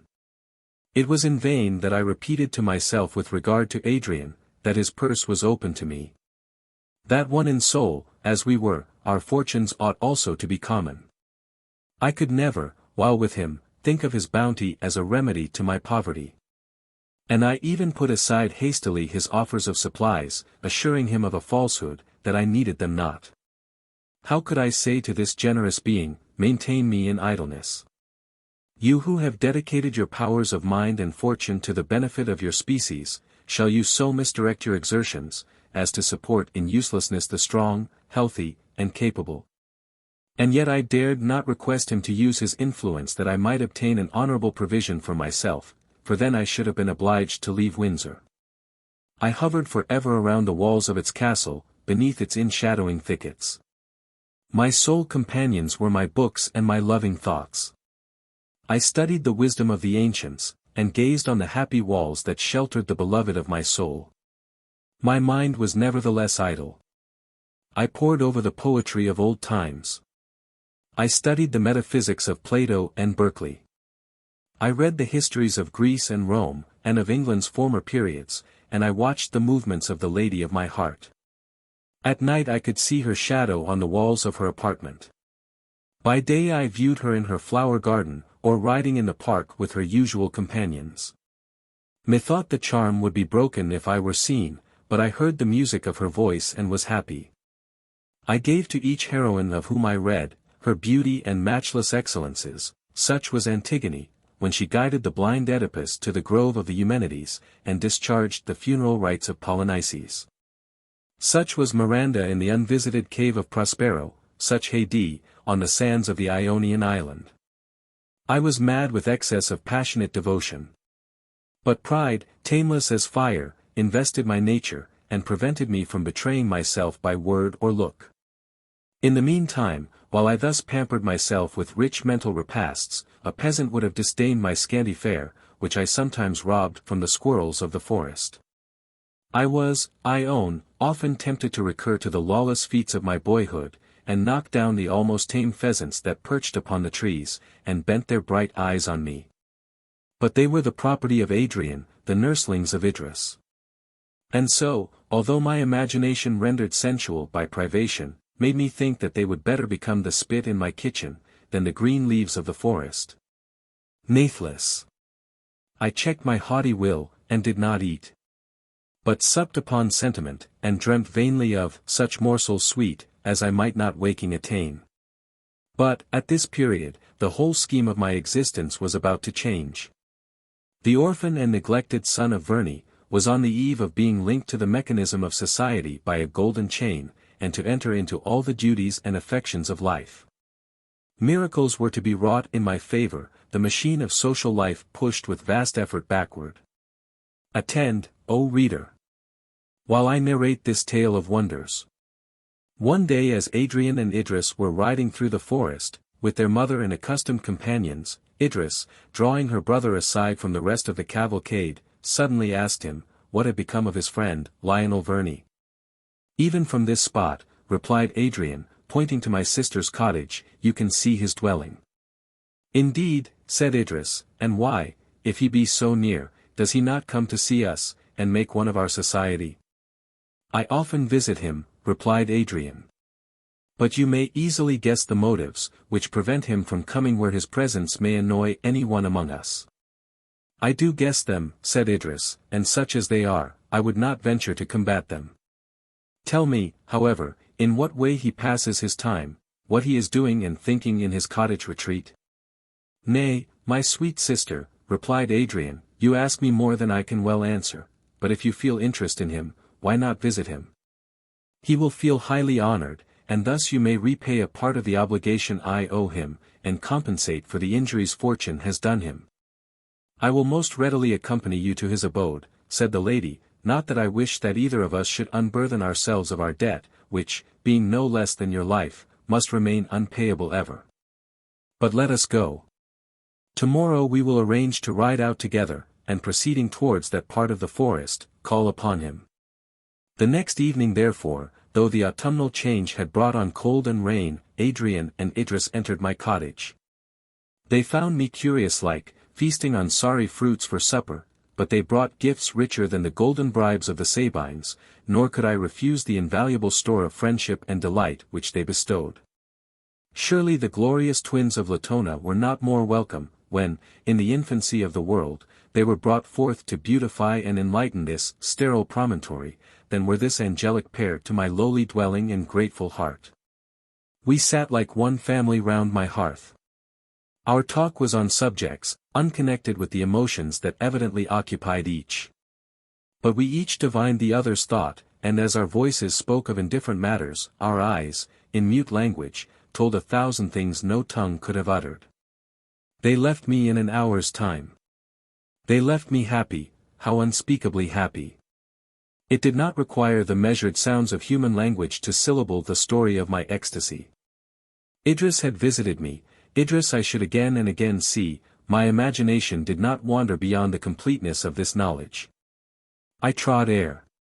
No doubt, no fear, no hope even, disturbed me, I clasped with my soul the fullness of contentment, satisfied, undesiring, beatified. For many days Adrian and Idris continued to visit me thus. In this dear intercourse, love, in the guise of enthusiastic friendship, infused more and more of his omnipotent spirit. Idris felt it. Yes, divinity of the world, I read your characters in her looks and gesture. I heard your melodious voice echoed by her, you prepared for us a soft and flowery path, all gentle thoughts adorned it, your name, O love, was not spoken, but you stood the genius of the hour, veiled, and time, but no mortal hand might raise the curtain. Organs of articulate sound did not proclaim the union of our hearts, for untoward circumstance allowed no opportunity for the expression that hovered on our lips. O my pen! Haste thou to write what was, before the thought of what is, arrests the hand that guides thee. If I lift up my eyes and see the distraught earth, and feel that those dear eyes have spent their mortal luster, and that those beauteous lips are silent, their crimson leaves, faded, forever I am mute. But you live, my Idris, even now you move before me. There was a glade, O reader. A grassy opening in the wood, the retiring trees left its velvet expanse as a temple for love. The silver Thames bounded it on one side, and a willow bending down dipped in the water its naiad hair, dishevelled by the wind's viewless hand. The oaks around were the home of a tribe of nightingales, there am I now. Idris, in youth's dear prime, is by my side, remember, I am just 22, and 17 summers have scarcely passed over the beloved of my heart. The river swollen by autumnal rains, deluged the low lands, and Adrian in his favourite boat is employed in the dangerous pastime of plucking the topmost bough from a submerged oak. Are you weary of life, O Adrian, that you thus play with danger? He has obtained his prize, and he pilots his boat through the flood. Our eyes were fixed on him fearfully, but the stream carried him away from us, he was forced to land far lower down, and to make a considerable circuit before he could join us. He is safe, said Idris, as he leapt on shore, and waved the bough over his head in token of success, we will wait for him here. We were alone together, the sun had set, the song of the nightingales began. The evening star shone distinct in the flood of light, which was yet unfaded in the west. The blue eyes of my angelic girl were fixed on this sweet emblem of herself. How the light palpitates, she said, which is that star's life. Its vacillating effulgence seems to say that its state, even like ours upon earth, is wavering and inconstant, it fears, methinks, and it loves. Gaze not on the star, dear, generous friend, I cried, read not love in its trembling rays. Look not upon distant worlds, speak not of the mere imagination of a sentiment. I have long been silent, long even to sickness have I desired to speak to you, and submit my soul, my life, my entire being to you. Look not on the star, dear love, or do, and let that eternal spark plead for me, let it be my witness and my advocate, silent as it shines, love is to me as light to the star. Even so long as that is uneclipsed by annihilation, so long shall I love you. Veiled forever to the world's callous I must be the transport of that moment. Still do I feel her graceful form press against my full-fraught heart, still does sight, and pulse, and breath sicken and fail, at the remembrance of that first kiss.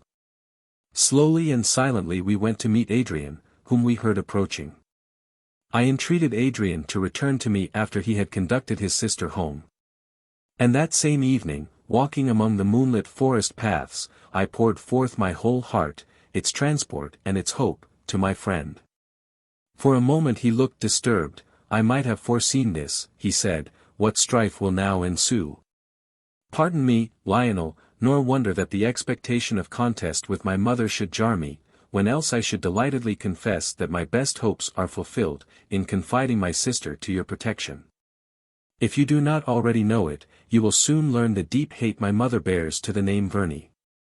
I will converse with Idris, then all that a friend can do, I will do, to her it must belong to play the lover's part, if she be capable of it. While the brother and sister were still hesitating in what manner they could best attempt to bring their mother over to their party, she, suspecting our meetings, taxed her children with them. Taxed her fair daughter with deceit, and an unbecoming attachment for one whose only merit was being the son of the profligate favourite of her imprudent father, and who was doubtless as worthless as he from whom he boasted his descent.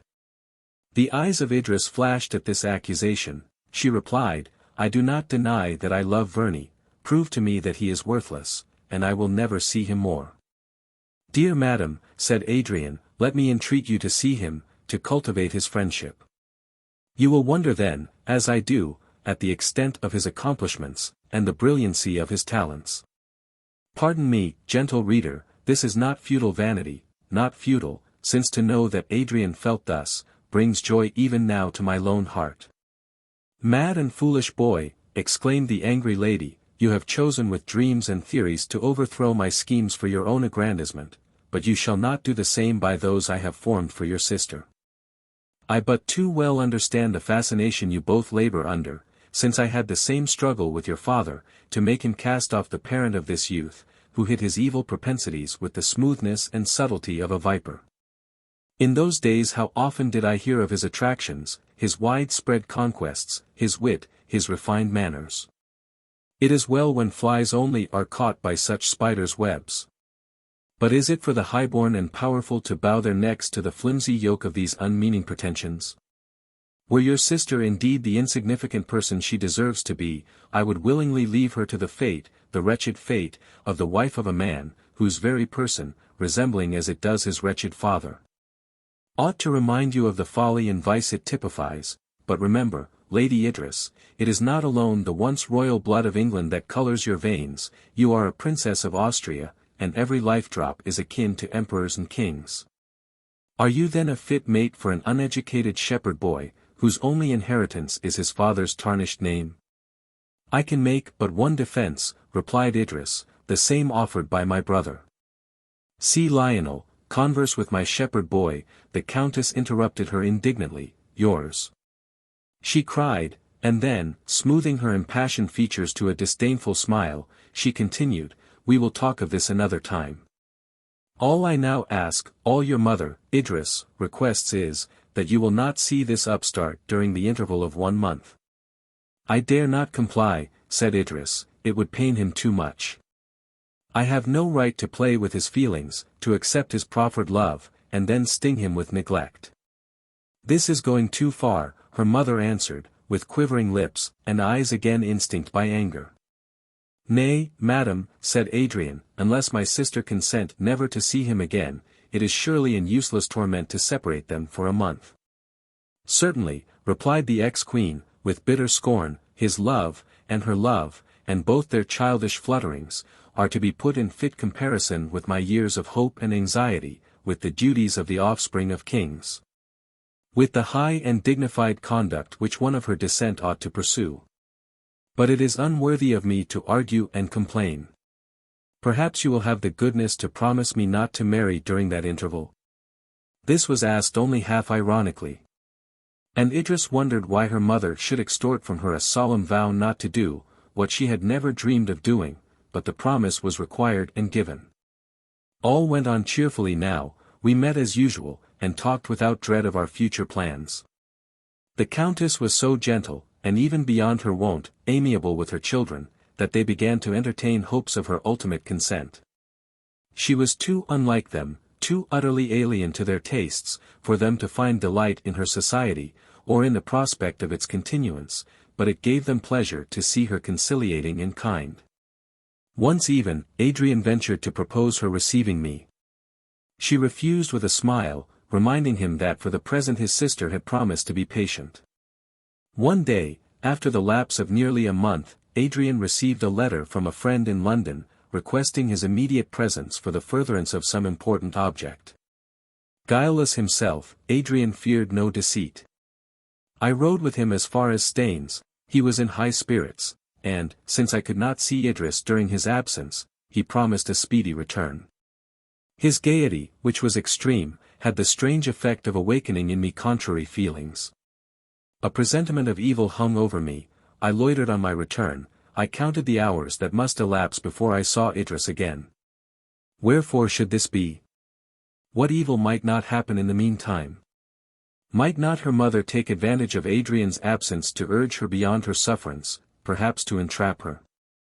I resolved, let what would befall, to see and converse with her the following day. This determination soothed me. Tomorrow, loveliest and best, hope and joy of my life, tomorrow I will see thee, fool, to dream of a moment's delay. I went to rest. At past midnight I was awaked by a violent knocking. It was now deep winter, it had snowed, and was still snowing. The wind whistled in the leafless trees, despoiling them of the white flakes as they fell, its drear moaning, and the continued knocking, mingled wildly with my dreams. At length I was wide awake. Hastily dressing myself, I hurried to discover the cause of this disturbance, and to open my door to the unexpected visitor. Pale as the snow that showered about her, with clasped hands, Idris stood before me. "Save me!" she exclaimed, and would have sunk to the ground had I not supported her. In a moment however she revived, and, with energy, almost with violence, entreated me to saddle horses, to take her away to London, to her brother, at least to save her. I had no horses, she wrung her hands. "What can I do?" she cried, "I am lost, we are both forever lost. But come with me, Lionel, here I must not stay, we can get a chaise at the nearest post-house, yet perhaps we have time. Come, oh come with me to save and protect me." When I heard her piteous demands, while with disordered dress, dishevelled hair, and aghast looks, she wrung her hands, the idea shot across me, is she also mad? Sweet one, and I folded her to my heart, better repose than wander further, rest, my beloved, I will make a fire, you are chill. Rest, she cried, repose. You rave, Lionel. If you delay we are lost. Come, I pray you, unless you would cast me off forever. That Idris, the princely born, nursling of wealth and luxury, should have come through the tempestuous winter night from her regal abode, and standing at my lowly door. Conjure me to fly with her through darkness and storm, was surely a dream. Again her plaintive tones, the sight of her loveliness assured me that it was no vision. Looking timidly around, as if she feared to be overheard, she whispered, "I have discovered, tomorrow, that is, today, already the tomorrow is come, before dawn, foreigners, Austrians, my mother's hirelings, are to carry me off to Germany. To prison, to marriage, to anything, except you and my brother, take me away, or soon they will be here." I was frightened by her vehemence, and imagined some mistake in her incoherent tale, but I no longer hesitated to obey her. She had come by herself from the castle, 3 long miles, at midnight, through the heavy snow. We must reach Englefield Green, 1.5 miles further, before we could obtain a chaise. She told me, that she had kept up her strength and courage till her arrival at my cottage, and then both failed. Now she could hardly walk. Supporting her as I did, still she lagged, and at the distance of 1/2 mile, after many stoppages, shivering fits, and half-faintings, she slipped from my supporting arm on the snow, and with a torrent of tears averred that she must be taken. For that she could not proceed. I lifted her up in my arms, her light form rested on my breast. I felt no burthen, except the internal one of contrary and contending emotions. Brimming delight now invested me. Again her chill limbs touched me as a torpedo. And I shuddered in sympathy with her pain and fright. Her head lay on my shoulder, her breath waved my hair, her heart beat near mine, transport made me tremble, blinded me, annihilated me, till a suppressed groan, bursting from her lips, the chattering of her teeth, which she strove vainly to subdue. And all the signs of suffering she evinced, recalled me to the necessity of speed and succor. At last I said to her, "There is Englefield Green, there the inn. But, if you are seen thus strangely circumstanced, dear Idris, even now your enemies may learn your flight too soon, were it not better that I hired the chaise alone? I will put you in safety meanwhile, and return to you immediately." She answered that I was right, and might do with her as I pleased. I observed the door of a small outhouse ajar. I pushed it open. And, with some hay strewed about, I formed a couch for her, placing her exhausted frame on it, and covering her with my cloak. I feared to leave her, she looked so wan and faint, but in a moment she reacquired animation, and, with that, fear. And again she implored me not to delay. To call up the people of the inn, and obtain a conveyance and horses, even though I harnessed them myself, was the work of many minutes, each freighted with the weight of ages. I caused the chaise to advance a little, waited till the people of the inn had retired, and then made the postboy draw up the carriage to the spot where Idris, impatient, and now somewhat recovered, stood waiting for me. I lifted her into the chaise. I assured her that with our 4 horses we should arrive in London before 5 o'clock, the hour when she would be sought and missed. I besought her to calm herself. A kindly shower of tears relieved her, and by degrees she related her tale of fear and peril. That same night after Adrian's departure, her mother had warmly expostulated with her on the subject of her attachment to me. Every motive, every threat, every angry taunt was urged in vain. She seemed to consider that through me she had lost Raymond. I was the evil influence of her life. I was even accused of increasing and confirming the mad and base apostasy of Adrian from all views of advancement and grandeur, and now this miserable mountaineer was to steal her daughter. Never, Idris related, did the angry lady deign to recur to gentleness and persuasion. If she had, the task of resistance would have been exquisitely painful. As it was, the sweet girl's generous nature was roused to defend, and ally herself with, my despised cause. Her mother ended with a look of contempt and covert triumph, which for a moment awakened the suspicions of Idris. When they parted for the night, the Countess said, "Tomorrow I trust your tone will be changed, be composed, I have agitated you, go to rest, and I will send you a medicine I always take when unduly restless, it will give you a quiet night."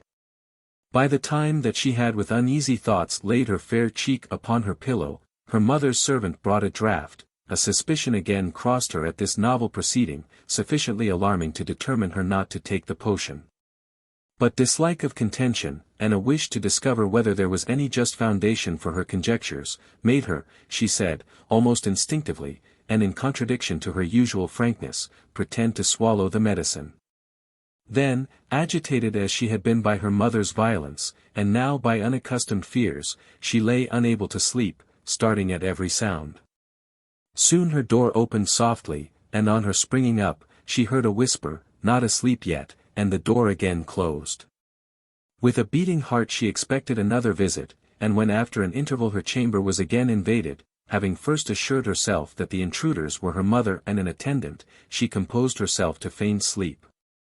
A step approached her bed, she dared not move, she strove to calm her palpitations, which became more violent, when she heard her mother say mutteringly, "Pretty simpleton, little do you think that your game is already at an end forever."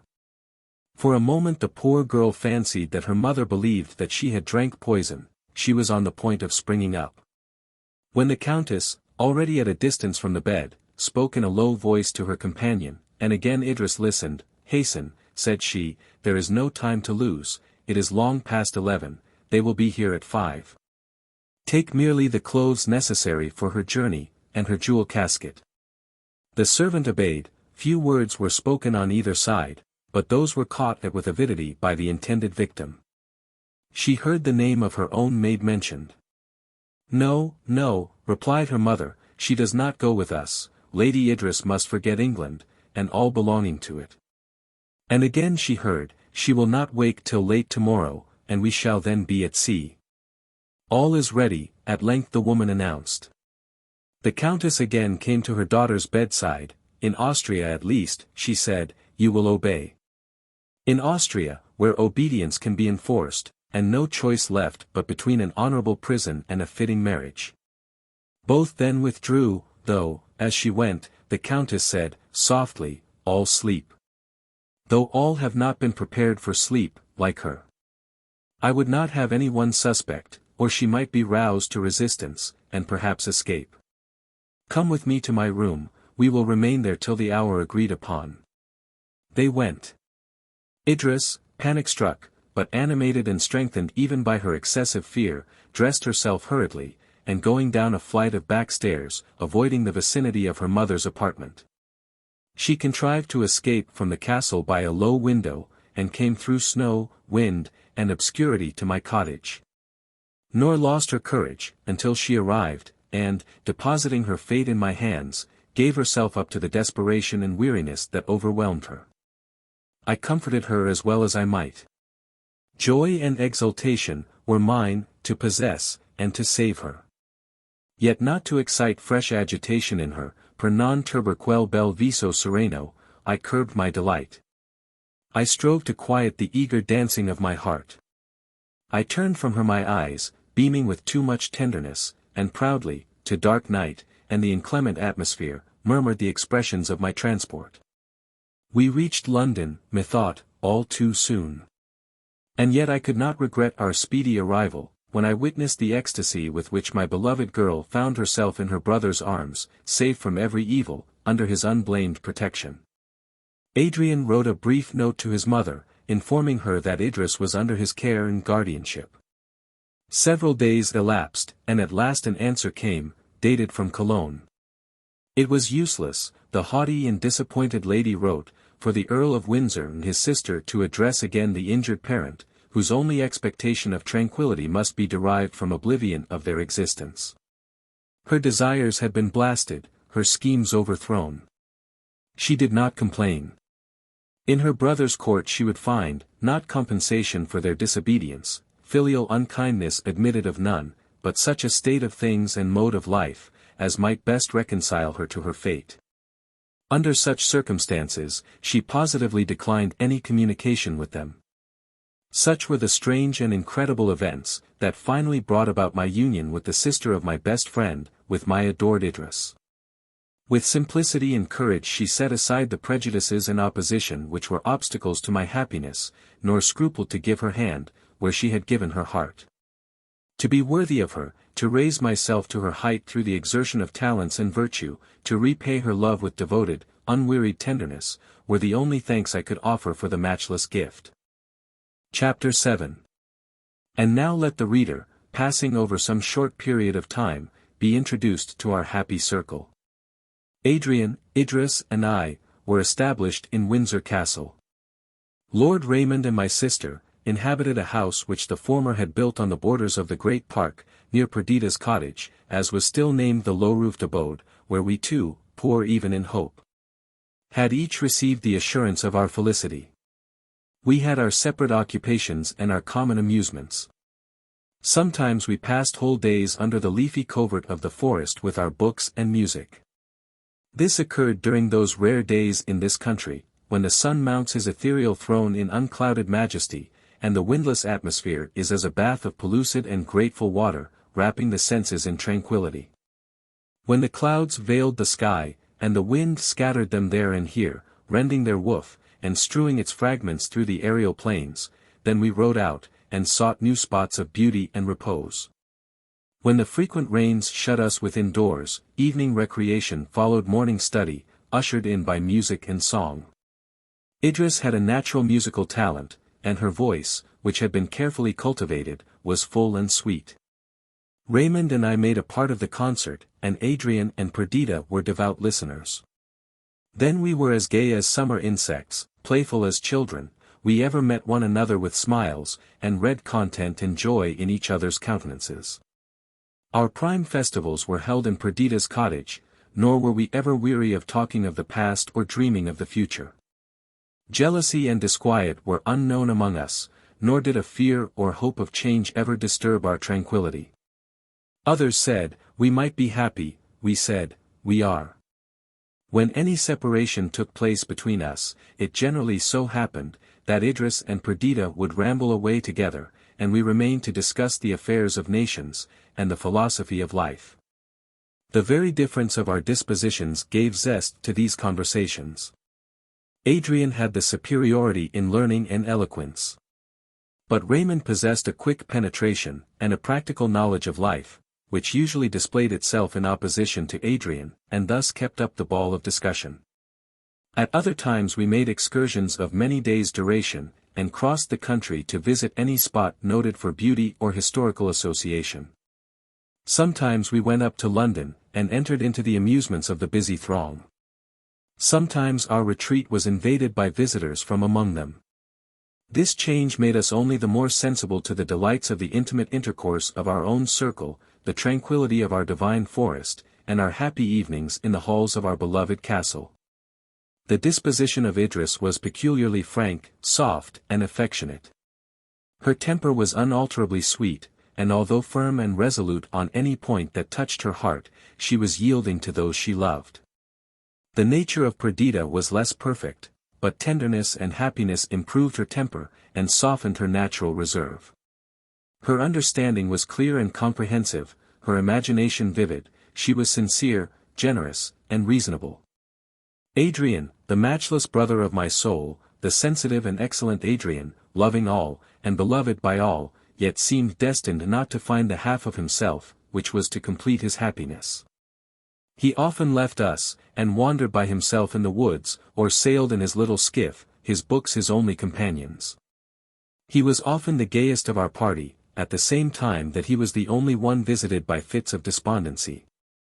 His slender frame seemed overcharged with the weight of life, and his soul appeared rather to inhabit his body than unite with it.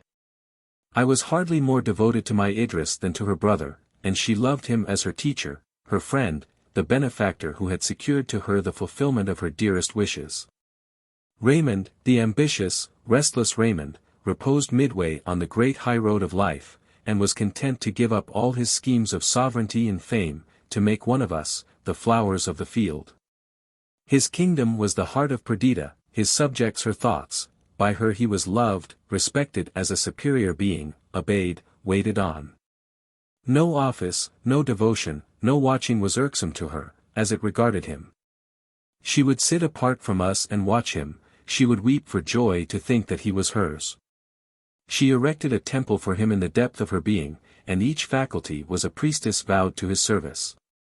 Sometimes she might be wayward and capricious, but her repentance was bitter, her return entire, and even this inequality of temper suited him who was not formed by nature to float idly down the stream of life. During the first year of their marriage, Perdita presented Raymond with a lovely girl. It was curious to trace in this miniature model the very traits of its father. The same half-disdainful lips and smile of triumph, the same intelligent eyes, the same brow and chestnut hair, her very hands and taper fingers resembled his. How very dear she was to Perdita. In progress of time, I also became a father, and our little darlings, our playthings and delights, called forth 1,000 new and delicious feelings. Years passed thus, even years. Each month brought forth its successor, each year one like to that gone by. Truly, our lives were a living comment on that beautiful sentiment of Plutarch, that our souls have a natural inclination to love, being born as much to love, as to feel, to reason, to understand and remember. We talked of change and active pursuits, but still remained at Windsor, incapable of violating the charm that attached us to our secluded life. Peramo aver che tutto il ben raccolto. Che fra mortali in più part si remembra. Now also that our children gave us occupation, we found excuses for our idleness, in the idea of bringing them up to a more splendid career.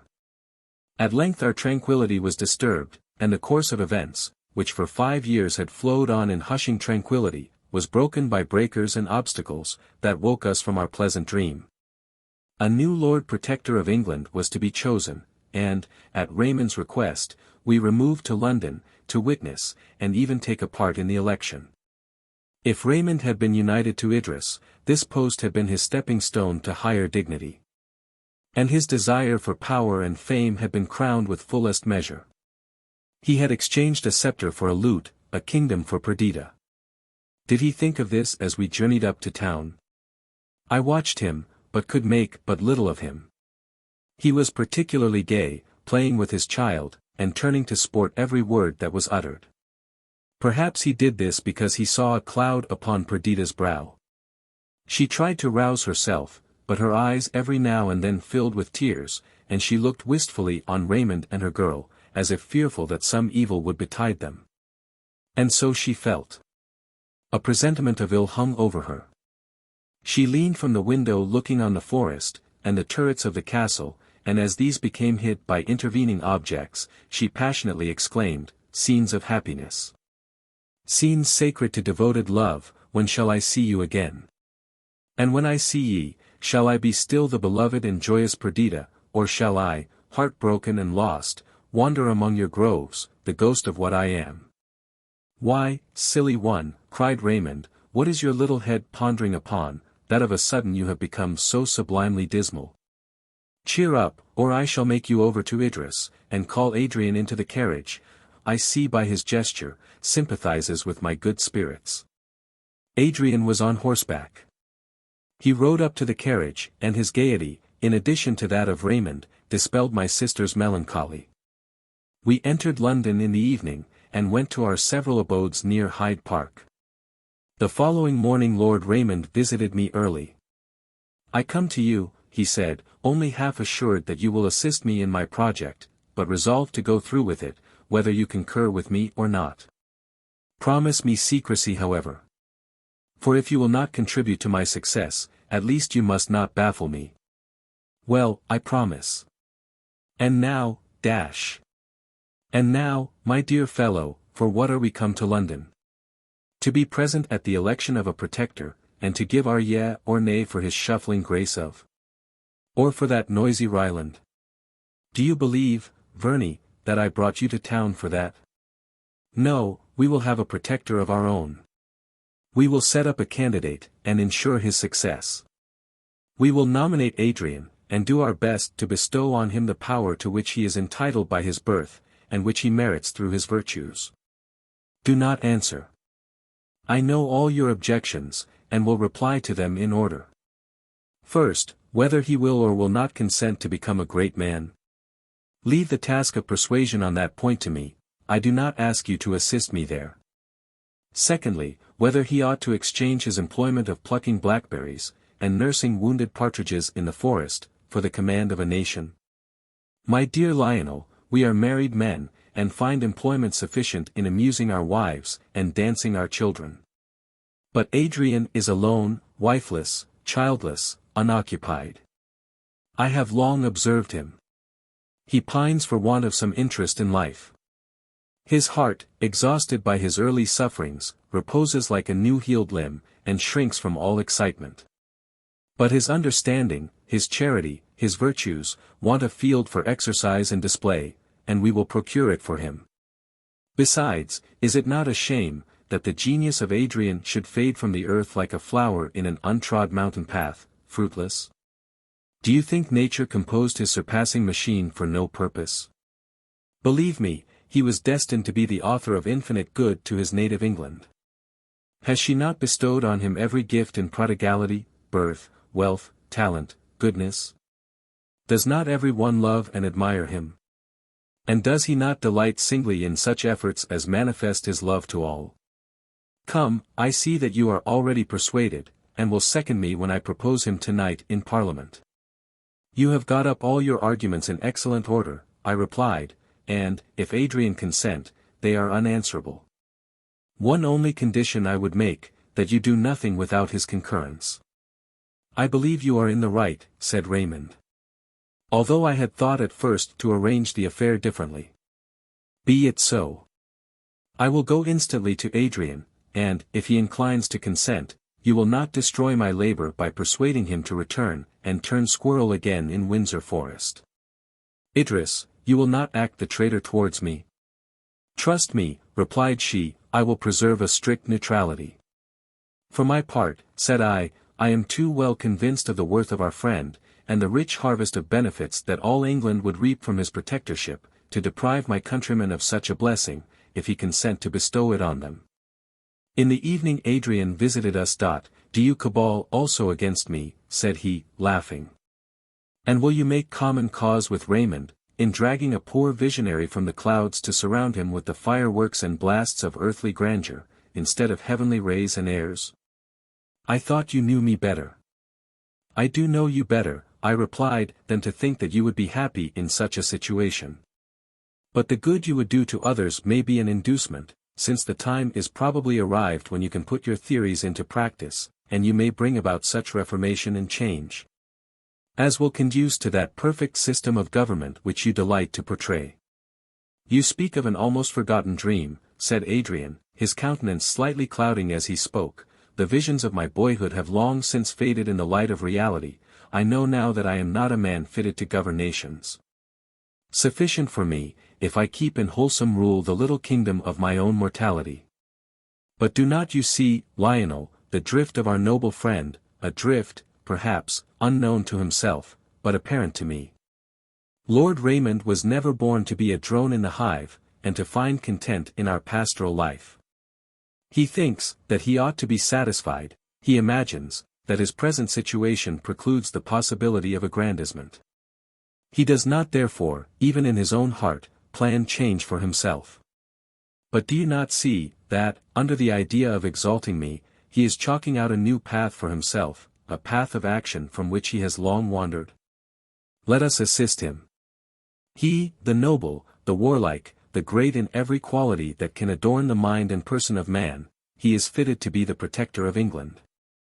That is, if we propose him, he will assuredly be elected, and will find, in the functions of that high office, scope for the towering powers of his mind. Even Perdita will rejoice. Perdita, in whom ambition was a covered fire until she married Raymond, which event was for a time the fulfillment of her hopes. Perdita will rejoice in the glory and advancement of her lord, and, coyly and prettily, not be discontented with her share.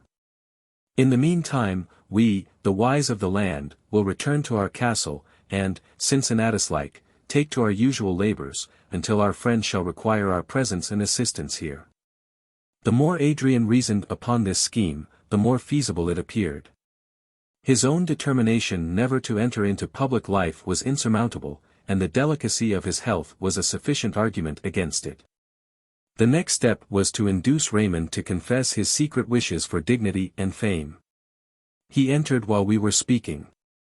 The way in which Adrian had received his project for setting him up as a candidate for the protectorship, and his replies, had already awakened in his mind the view of the subject which we were now discussing. His countenance and manner betrayed irresolution and anxiety, but the anxiety arose from a fear that we should not prosecute, or not succeed in our idea, and his irresolution, from a doubt whether we should risk a defeat. A few words from us decided him, and hope and joy sparkled in his eyes. The idea of embarking in a career, so congenial to his early habits and cherished wishes, made him as before energetic and bold. We discussed his chances, the merits of the other candidates, and the dispositions of the voters. After all we miscalculated. Raymond had lost much of his popularity, and was deserted by his peculiar partisans. Absence from the busy stage had caused him to be forgotten by the people. His former parliamentary supporters were principally composed of royalists, who had been willing to make an idol of him when he appeared as the heir of the earldom of Windsor. But who were indifferent to him, when he came forward with no other attributes and distinctions than they conceived to be common to many among themselves. Still he had many friends, admirers of his transcendent talents. His presence in the house, his eloquence, address and imposing beauty, were calculated to produce an electric effect. Adrian also, notwithstanding his recluse habits and theories, so adverse to the spirit of party, had many friends, and they were easily induced to vote for a candidate of his selection. The Duke of, and Mr. Ryland, Lord Raymond's old antagonist, were the other candidates. The Duke was supported by all the aristocrats of the Republic, who considered him their proper representative. Ryland was the popular candidate. When Lord Raymond was first added to the list, his chance of success appeared small. We retired from the debate which had followed on his nomination, we, his nominators, mortified, he dispirited to excess. Perdita reproached us bitterly. Her expectations had been strongly excited, she had urged nothing against our project, on the contrary, she was evidently pleased by it, but its evident ill success changed the current of her ideas. She felt, that, once awakened, Raymond would never return unrepining to Windsor. His habits were unhinged, his restless mind roused from its sleep, ambition must now be his companion through life. And if he did not succeed in his present attempt, she foresaw that unhappiness and cureless discontent would follow. Perhaps her own disappointment added a sting to her thoughts and words. She did not spare us, and our own reflections added to our disquietude. It was necessary to follow up our nomination, and to persuade Raymond to present himself to the electors on the following evening. For a long time he was obstinate. He would embark in a balloon, he would sail for a distant quarter of the world, where his name and humiliation were unknown. But this was useless, his attempt was registered, his purpose published to the world. His shame could never be erased from the memories of men. It was as well to fail at last after a struggle, as to fly now at the beginning of his enterprise. From the moment that he adopted this idea, he was changed. His depression and anxiety fled. He became all life and activity. The smile of triumph shone on his countenance, determined to pursue his object to the uttermost. His manner and expression seemed ominous of the accomplishment of his wishes. Not so Perdita. She was frightened by his gaiety, for she dreaded a greater revulsion at the end. If his appearance even inspired us with hope, it only rendered the state of her mind more painful.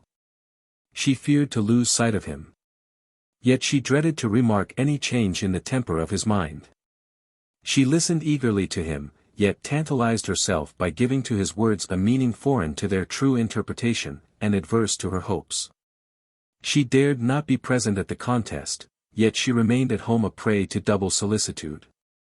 She wept over her little girl, she looked, she spoke, as if she dreaded the occurrence of some frightful calamity. She was half mad from the effects of uncontrollable agitation. Lord Raymond presented himself to the house with fearless confidence and insinuating address. After the Duke of, and Mr. Ryland had finished their speeches, he commenced. Assuredly he had not conned his lesson, and at first he hesitated, pausing in his ideas, and in the choice of his expressions. By degrees he warmed, his words flowed with ease, his language was full of vigor, and his voice of persuasion. He reverted to his past life, his successes in Greece, his favor at home. Why should he lose this, now that added years, prudence, and the pledge which his marriage gave to his country, ought to increase, rather than diminish his claims to confidence? He spoke of the state of England. The necessary measures to be taken to ensure its security, and confirm its prosperity. He drew a glowing picture of its present situation. As he spoke, every sound was hushed, every thought suspended by intense attention. His graceful elocution enchained the senses of his hearers. In some degree also he was fitted to reconcile all parties. His birth pleased the aristocracy. His being the candidate recommended by Adrian, a man intimately allied to the popular party, caused a number, who had no great reliance either on the Duke or Mr. Ryland, to range on his side. The contest was keen and doubtful. Neither Adrian nor myself would have been so anxious, if our own success had depended on our exertions, but we had egged our friend on to the enterprise, and it became us to ensure his triumph. Idris, who entertained the highest opinion of his abilities, was warmly interested in the event, and my poor sister, who dared not hope, and to whom fear was misery, was plunged into a fever of disquietude. Day after day passed while we discussed our projects for the evening, and each night was occupied by debates which offered no conclusion. At last the crisis came, the night when Parliament, which had so long delayed its choice, must decide. As the hour of 12 passed, and the new day began, it was by virtue of the Constitution dissolved, its power extinct. We assembled at Raymond's house, we and our partisans. At 5:30 we proceeded to the house. Idris endeavored to calm Perdita, but the poor girl's agitation deprived her of all power of self-command. She walked up and down the room, gazed wildly when anyone entered, fancying that they might be the announcers of her doom. I must do justice to my sweet sister, it was not for herself that she was thus agonized. She alone knew the weight which Raymond attached to his success. Even to us he assumed gaiety and hope, and assumed them so well, that we did not divine the secret workings of his mind. Sometimes a nervous trembling, a sharp dissonance of voice, and momentary fits of absence revealed to Perdita the violence he did himself. But we, intent on our plans, observed only his ready laugh, his joke intruded on all occasions, the flow of his spirits which seemed incapable of ebb. Besides, Perdita was with him in his retirement. She saw the moodiness that succeeded to this forced hilarity. She marked his disturbed sleep, his painful irritability. Once she had seen his tears, hers had scarce ceased to flow, since she had beheld the big drops which disappointed pride had caused to gather in his eye, but which pride was unable to dispel. What wonder then, that her feelings were wrought to this pitch? I thus accounted to myself for her agitation, but this was not all, and the sequel revealed another excuse. One moment we seized before our departure, to take leave of our beloved girls. I had small hope of success, and entreated Idris to watch over my sister. As I approached the latter, she seized my hand, and drew me into another apartment. She threw herself into my arms, and wept and sobbed bitterly and long. I tried to soothe her, I bade her hope, I asked what tremendous consequences would ensue even on our failure. My brother, she cried, protector of my childhood, dear, most dear Lionel, my fate hangs by a thread. I have you all about me now, you, the companion of my infancy, Adrian, as dear to me as if bound by the ties of blood. Idris, the sister of my heart, and her lovely offspring. This, oh this may be the last time that you will surround me thus. Abruptly she stopped, and then cried, what have I said, foolish false girl that I am? She looked wildly on me, and then suddenly calming herself, apologized for what she called her unmeaning words, saying that she must indeed be insane, for, while Raymond lived, she must be happy. And then, though she still wept, she suffered me tranquilly to depart. Raymond only took her hand when he went, and looked on her expressively. She answered by a look of intelligence and assent. Poor girl! What she then suffered! I could never entirely forgive Raymond for the trials he imposed on her, occasioned as they were by a selfish feeling on his part. He had schemed, if he failed in his present attempt, without taking leave of any of us, to embark for Greece, and never again to revisit England. Perdita acceded to his wishes. For his contentment was the chief object of her life, the crown of her enjoyment. But to leave us all, her companions, the beloved partners of her happiest years, and in the interim to conceal this frightful determination, was a task that almost conquered her strength of mind. She had been employed in arranging for their departure. She had promised Raymond during this decisive evening, to take advantage of our absence, to go one stage of the journey, and he, after his defeat was ascertained, would slip away from us, and join her. Although, when I was informed of this scheme, I was bitterly offended by the small attention which Raymond paid to my sister's feelings, I was led by reflection to consider, that he acted under the force of such strong excitement as to take from him the consciousness, and, consequently, the guilt of a fault. If he had permitted us to witness his agitation, he would have been more under the guidance of reason, but his struggles for the shoe of composure, acted with such violence on his nerves, as to destroy his power of self-command. I am convinced that, at the worst, he would have returned from the seashore to take leave of us, and to make us the partners of his council. But the task imposed on Perdita was not the less painful. He had extorted from her a vow of secrecy. And her part of the drama, since it was to be performed alone, was the most agonizing that could be devised. But to return to my narrative. The debates had hitherto been long and loud, they had often been protracted merely for the sake of delay. But now each seemed fearful lest the fatal moment should pass, while the choice was yet undecided. Unwonted silence reigned in the house, the members spoke in whispers, and the ordinary business was transacted with celerity and quietness. During the first stage of the election, the Duke of, had been thrown out, the question therefore lay between Lord Raymond and Mr. Ryland. The latter had felt secure of victory, until the appearance of Raymond. And, since his name had been inserted as a candidate, he had canvassed with eagerness. He had appeared each evening, impatience and anger marked in his looks, scowling on us from the opposite side of St. Stephen's, as if his mere frown would cast eclipse on our hopes.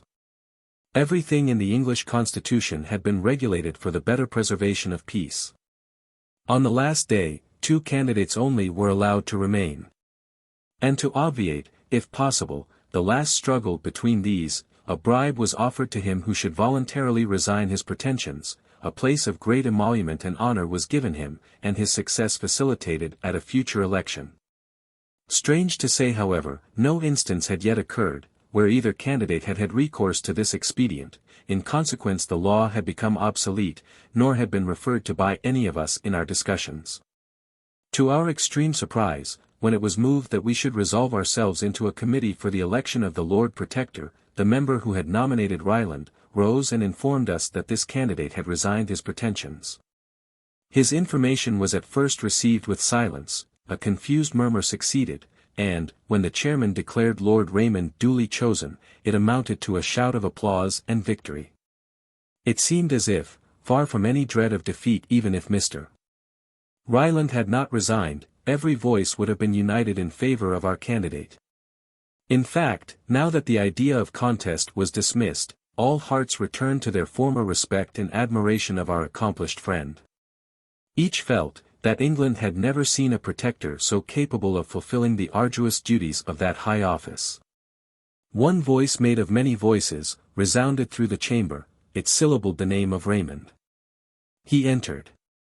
I was on one of the highest seats, and saw him walk up the passage to the table of the speaker. The native modesty of his disposition conquered the joy of his triumph. He looked round timidly, a mist seemed before his eyes. Adrian, who was beside me, hastened to him, and jumping down the benches, was at his side in a moment. His appearance reanimated our friend. And, when he came to speak and act, his hesitation vanished, and he shone out supreme in majesty and victory. The former protector tendered him the oaths, and presented him with the insignia of office, performing the ceremonies of installation. The House then dissolved. The chief members of the state crowded round the new magistrate, and conducted him to the palace of government. Adrian suddenly vanished. And, by the time that Raymond's supporters were reduced to our intimate friends merely, returned leading Idris to congratulate her friend on his success. But where was Perdita? In securing solicitously an unobserved retreat in case of failure, Raymond had forgotten to arrange the mode by which she was to hear of his success, and she had been too much agitated to revert to this circumstance.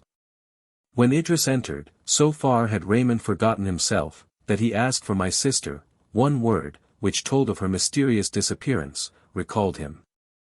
Adrian, it is true, had already gone to seek the fugitive, imagining that her tameless anxiety had led her to the purlieus of the house, and that some sinister event detained her. But Raymond, without explaining himself, suddenly quitted us, and in another moment we heard him gallop down the street, in spite of the wind and rain that scattered tempest over the earth. We did not know how far he had to go, and soon separated, supposing that in a short time he would return to the palace with Perdita, and that they would not be sorry to find themselves alone. Perdita had arrived with her child at Dartford, weeping and inconsolable.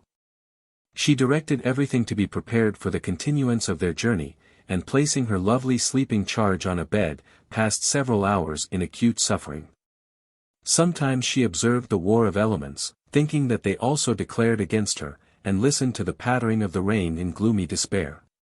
Sometimes she hung over her child, tracing her resemblance to the father, and fearful lest in after life she should display the same passions and uncontrollable impulses, that rendered him unhappy. Again, with a gush of pride and delight, she marked in the features of her little girl, the same smile of beauty that often irradiated Raymond's countenance. The sight of it soothed her. She thought of the treasure she possessed in the affections of her lord, of his accomplishments, surpassing those of his contemporaries, his genius, his devotion to her. Soon she thought, that all she possessed in the world, except him, might well be spared, nay, given with delight, a propitiatory offering, to secure the supreme good she retained in him. Soon she imagined, that fate demanded this sacrifice from her, as a mark she was devoted to Raymond, and that it must be made with cheerfulness. She figured to herself their life in the Greek isle he had selected for their retreat. Her task of soothing him, her cares for the beauteous Clara, her rides in his company, her dedication of herself to his consolation. The picture then presented itself to her in such glowing colors, that she feared the reverse, and a life of magnificence and power in London, where Raymond would no longer be hers only, nor she the sole source of happiness to him. So far as she merely was concerned, she began to hope for defeat, and it was only on his account that her feelings vacillated, as she heard him gallop into the courtyard of the inn. That he should come to her alone, wetted by the storm, careless of everything except speed. What else could it mean, than that, vanquished and solitary, they were to take their way from native England, the scene of shame, and hide themselves in the myrtle groves of the Grecian Isles? In a moment she was in his arms. The knowledge of his success had become so much a part of himself, that he forgot that it was necessary to impart it to his companion. She only felt in his embrace a dear assurance that while he possessed her, he would not despair. "This is kind," she cried, "this is noble, my own beloved. Oh, fear not disgrace or lowly fortune, while you have your Perdita. Fear not sorrow, while our child lives and smiles. Let us go even where you will, the love that accompanies us will prevent our regrets." Locked in his embrace, she spoke thus, and cast back her head, seeking an assent to her words in his eyes. They were sparkling with ineffable delight. "Why, my little lady protectress," said he, playfully, "what is this you say? And what pretty scheme have you woven of exile and obscurity, while a brighter web, a golden woven tissue, is that which, in truth, you ought to contemplate?" He kissed her brow, but the wayward girl, half sorry at his triumph, agitated by swift change of thought, hid her face in his bosom and wept. He comforted her, he instilled into her his own hopes and desires. And soon her countenance beamed with sympathy. How very happy were they that night! How full even to bursting was their sense of joy! Chapter 8. Having seen our friend properly installed in his new office, we turned our eyes towards Windsor. The nearness of this place to London was such, as to take away the idea of painful separation, when we quitted Raymond and Perdita. We took leave of them in the Protectoral Palace. It was pretty enough to see my sister enter as it were into the spirit of the drama, and endeavor to fill her station with becoming dignity. Her internal pride and humility of manner were now more than ever at war. Her timidity was not artificial, but arose from that fear of not being properly appreciated, that slight estimation of the neglect of the world, which also characterized Raymond. But then Perdita thought more constantly of others than he. And part of her bashfulness arose from a wish to take from those around her a sense of inferiority, a feeling which never crossed her mind. From the circumstances of her birth and education, Idris would have been better fitted for the formulae of ceremony, but the very ease which accompanied such actions with her, arising from habit, rendered them tedious. While, with every drawback, Perdita evidently enjoyed her situation. She was too full of new ideas to feel much pain when we departed. She took an affectionate leave of us, and promised to visit us soon. But she did not regret the circumstances that caused our separation. The spirits of Raymond were unbounded, he did not know what to do with his new-got power, his head was full of plans. He had as yet decided on none, but he promised himself, his friends, and the world, that the era of his protectorship should be signalized by some act of surpassing glory. Thus, we talked of them, and moralized, as with diminished numbers we returned to Windsor Castle. We felt extreme delight at our escape from political turmoil, and sought our solitude with redoubled zest. We did not want for occupation.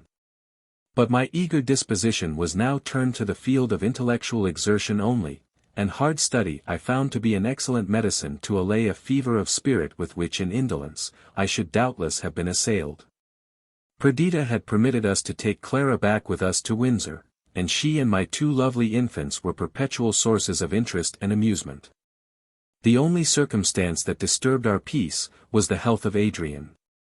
It evidently declined, without any symptom which could lead us to suspect his disease, unless indeed his brightened eyes, animated look, and flustering cheeks, made us dread consumption, but he was without pain or fear.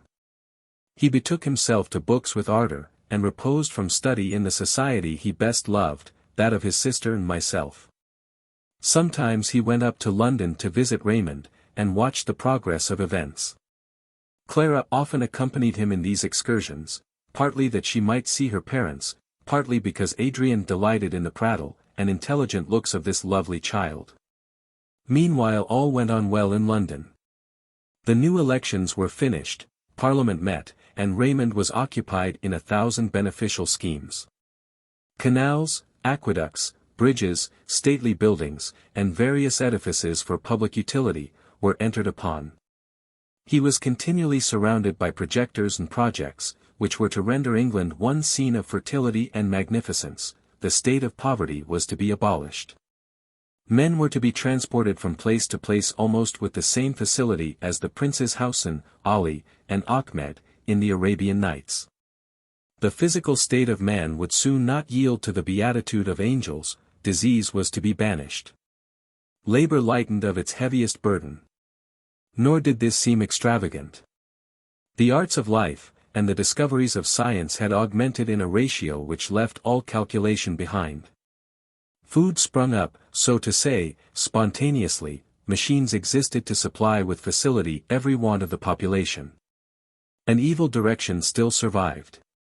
And men were not happy, not because they could not, but because they would not rouse themselves to vanquish self-raised obstacles.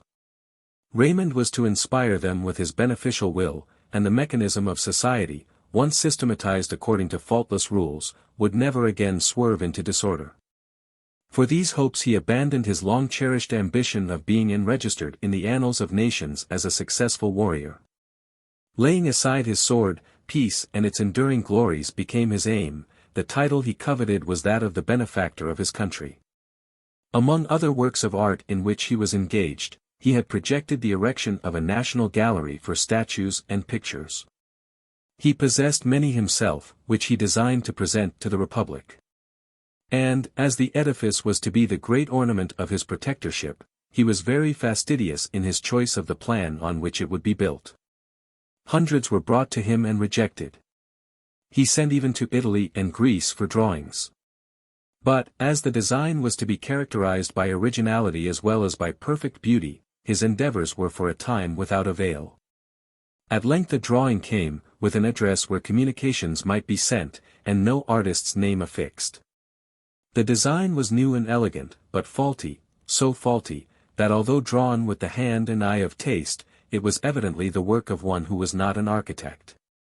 Raymond contemplated it with delight. The more he gazed, the more pleased he was. And yet the errors multiplied under inspection.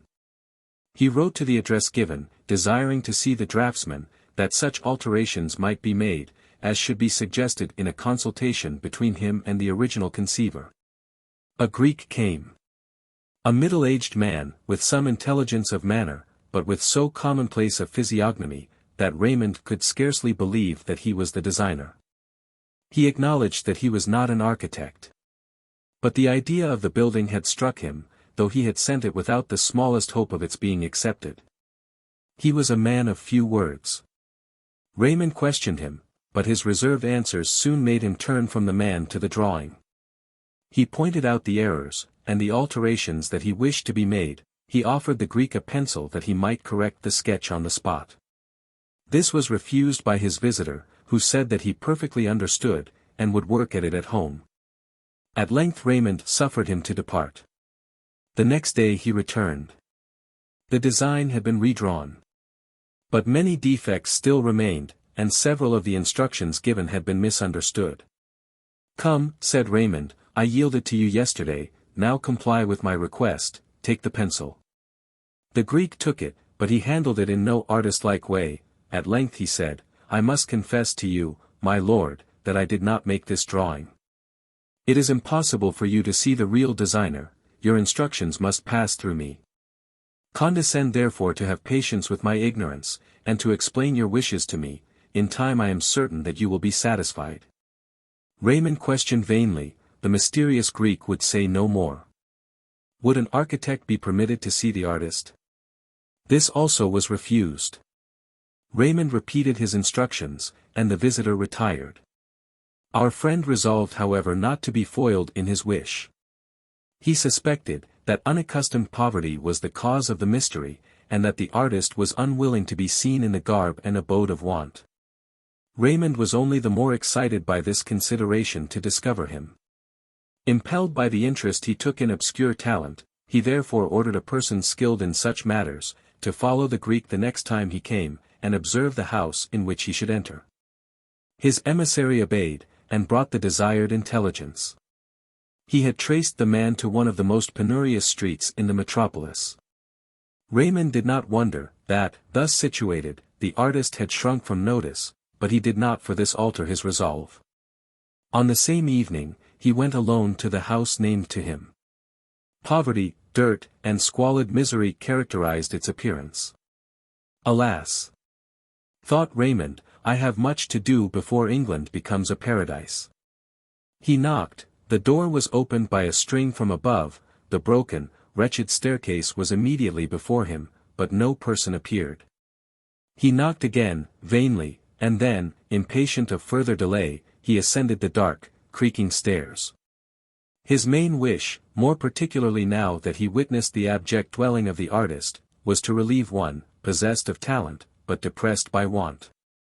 He pictured to himself a youth, whose eyes sparkled with genius, whose person was attenuated by famine. He half feared to displease him, but he trusted that his generous kindness would be administered so delicately, as not to excite repulse. What human heart is shut to kindness? And though poverty, in its excess, might render the sufferer unapt to submit to the supposed degradation of a benefit, the zeal of the benefactor must at last relax him into thankfulness. These thoughts encouraged Raymond, as he stood at the door of the highest room of the house. After trying vainly to enter the other apartments, he perceived just within the threshold of this one, a pair of small Turkish slippers. The door was ajar, but all was silent within. It was probable that the inmate was absent, but secure that he had found the right person, our adventurous protector was tempted to enter, to leave a purse on the table, and silently depart. In pursuance of this idea, he pushed open the door gently, but the room was inhabited. Raymond had never visited the dwellings of want, and the scene that now presented itself struck him to the heart. The floor was sunk in many places. The walls ragged and bare, the ceiling weather-stained, a tattered bed stood in the corner, there were but 2 chairs in the room, and a rough broken table, on which was a light in a tin candlestick. Yet in the midst of such drear and heart-sickening poverty, there was an air of order and cleanliness that surprised him. The thought was fleeting, for his attention was instantly drawn towards the inhabitant of this wretched abode. It was a female. She sat at the table, one small hand shaded her eyes from the candle, the other held a pencil, her looks were fixed on a drawing before her, which Raymond recognized as the design presented to him. Her whole appearance awakened his deepest interest. Her dark hair was braided and twined in thick knots like the headdress of a Grecian statue, her garb was mean, but her attitude might have been selected as a model of grace. Raymond had a confused remembrance that he had seen such a form before. He walked across the room, she did not raise her eyes, merely asking in Romaic, "Who is there?" "A friend," replied Raymond in the same dialect. She looked up wondering, and he saw that it was Evadne Zyme. Evadne, once the idol of Adrian's affections, and who, for the sake of her present visitor, had disdained the noble youth, and then, neglected by him she loved, with crushed hopes and a stinging sense of misery, had returned to her native Greece. What revolution of fortune could have brought her to England, and housed her thus? Raymond recognized her, and his manner changed from polite beneficence to the warmest protestations of kindness and sympathy. The sight of her, in her present situation, passed like an arrow into his soul. He sat by her, he took her hand, and said 1,000 things which breathed the deepest spirit of compassion and affection. Evadne did not answer. Her large dark eyes were cast down, at length a tear glimmered on the lashes. "Thus," she cried, "kindness can do, what no want, no misery ever effected, I weep." She shed indeed many tears, her head sunk unconsciously on the shoulder of Raymond. He held her hand, he kissed her sunken tear-stained cheek. He told her, that her sufferings were now over, no one possessed the art of consoling like Raymond, he did not reason or declaim, but his look shone with sympathy. He brought pleasant images before the sufferer, his caresses excited no distrust, for they arose purely from the feeling which leads a mother to kiss her wounded child. A desire to demonstrate in every possible way the truth of his feelings, and the keenness of his wish to pour balm into the lacerated mind of the unfortunate. As Evadne regained her composure, his manner became even gay. He sported with the idea of her poverty. Something told him that it was not its real evils that lay heavily at her heart, but the debasement and disgrace attendant on it. As he talked, he divested it of these. Sometimes speaking of her fortitude with energetic praise, then, alluding to her past state, he called her his princess in disguise. He made her warm offers of service. She was too much occupied by more engrossing thoughts either to accept or reject them. At length he left her, making a promise to repeat his visit the next day. He returned home, full of mingled feelings, of pain excited by Evadne's wretchedness, and pleasure at the prospect of relieving it. Some motive for which he did not account, even to himself, prevented him from relating his adventure to Perdita. The next day he threw such disguise over his person as a cloak afforded, and revisited Evadne. As he went, he bought a basket of costly fruits, such as were natives of her own country, and throwing over these various beautiful flowers, bore it himself to the miserable garret of his friend. "Behold," cried he, as he entered, "what bird's food I have brought for my sparrow on the housetop." Evadne now related the tale of her misfortunes. Her father, though of high rank, had in the end dissipated his fortune, and even destroyed his reputation and influence through a course of dissolute indulgence. His health was impaired beyond hope of cure. And it became his earnest wish, before he died, to preserve his daughter from the poverty which would be the portion of her orphan state. He therefore accepted for her, and persuaded her to accede to, a proposal of marriage, from a wealthy Greek merchant settled at Constantinople. She quitted her native Greece, her father died. By degrees she was cut off from all the companions and ties of her youth. The war, which about a year before the present time had broken out between Greece and Turkey, brought about many reverses of fortune.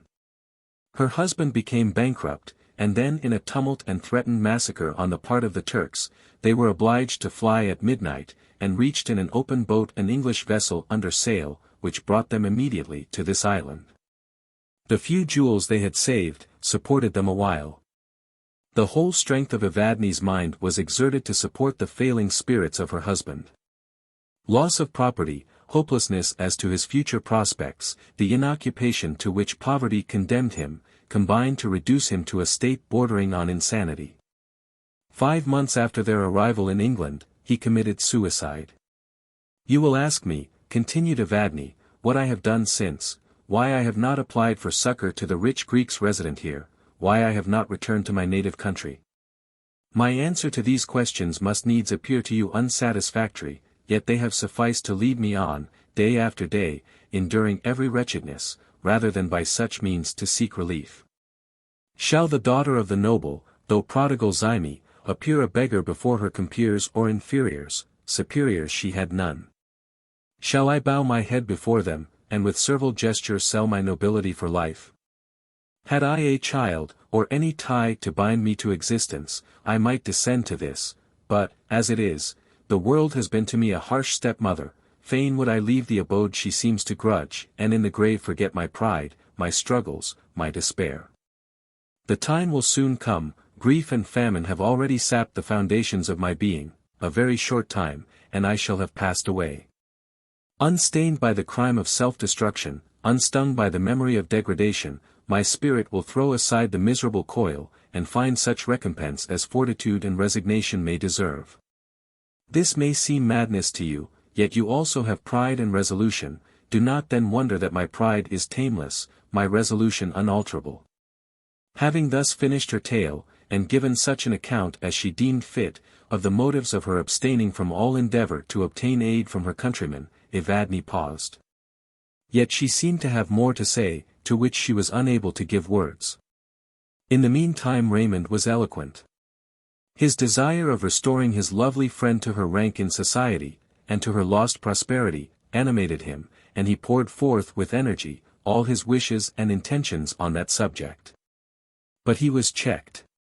Evadne exacted a promise, that he should conceal from all her friends her existence in England. "The relatives of the Earl of Windsor," said she haughtily, "doubtless think that I injured him. Perhaps the Earl himself would be the first to acquit me, but probably I do not deserve acquittal. I acted then, as I ever must, from impulse. This abode of penury may at least prove the disinterestedness of my conduct. No matter, I do not wish to plead my cause before any of them, not even before your lordship, had you not first discovered me. The tenor of my actions will prove that I had rather die, than be a mark for scorn. Behold the proud Evadne in her tatters. Look on the beggar princess. There is aspic venom in the thought. Promise me that my secret shall not be violated by you.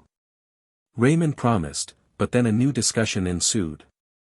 Evadne required another engagement on his part, that he would not without her concurrence enter into any project for her benefit, nor himself offer relief. Do not degrade me in my own eyes, she said, poverty has long been my nurse. Hard-visaged she is, but honest. If dishonor, or what I conceive to be dishonor, come near me, I am lost. Raymond adduced many arguments and fervent persuasions to overcome her feeling, but she remained unconvinced. And, agitated by the discussion, she wildly and passionately made a solemn vow, to fly and hide herself where he never could discover her, where famine would soon bring death to conclude her woes, if he persisted in his to her disgracing offers. She could support herself, she said. And then she shewed him how, by executing various designs and paintings, she earned a pittance for her support. Raymond yielded for the present.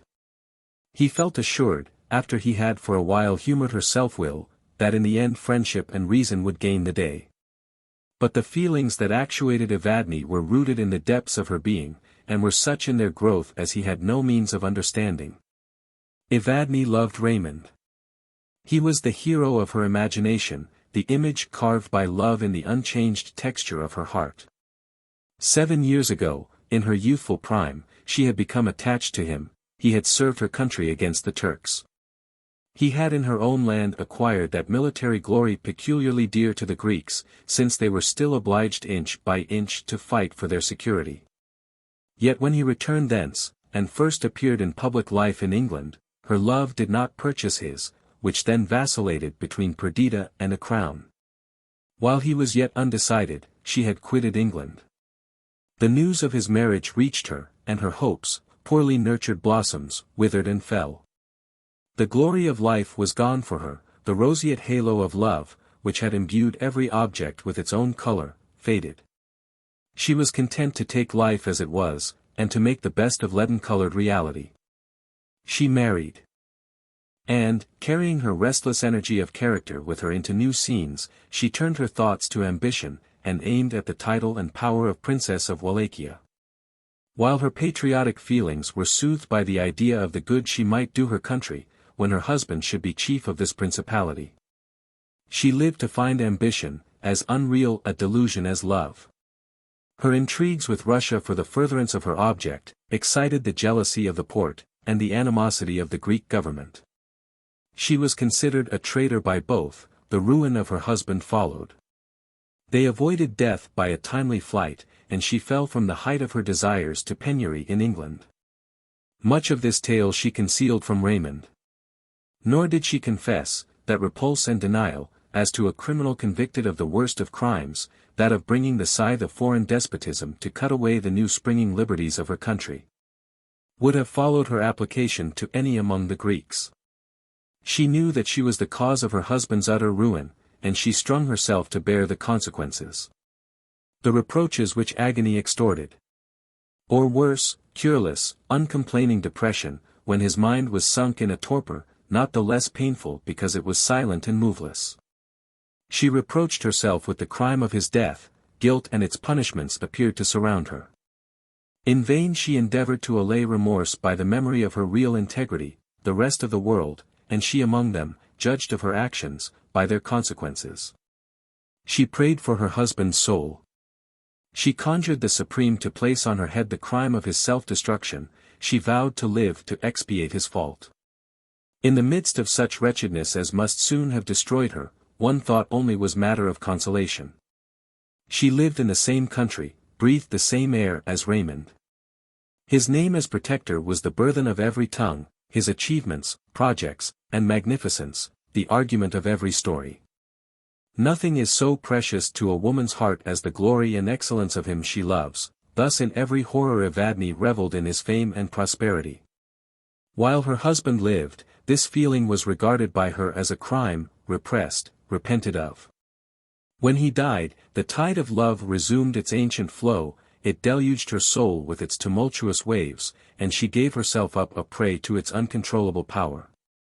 But never, oh, never, should he see her in her degraded state. Never should he behold her fallen, as she deemed, from her pride of beauty, the poverty-stricken inhabitant of a garret, with a name which had become a reproach, and a weight of guilt on her soul. But though impenetrably veiled from him, his public office permitted her to become acquainted with all his actions, his daily course of life, even his conversation.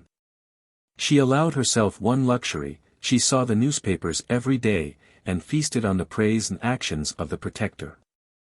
Not that this indulgence was devoid of accompanying grief. Perdita's name was forever joined with his. Their conjugal felicity was celebrated even by the authentic testimony of facts.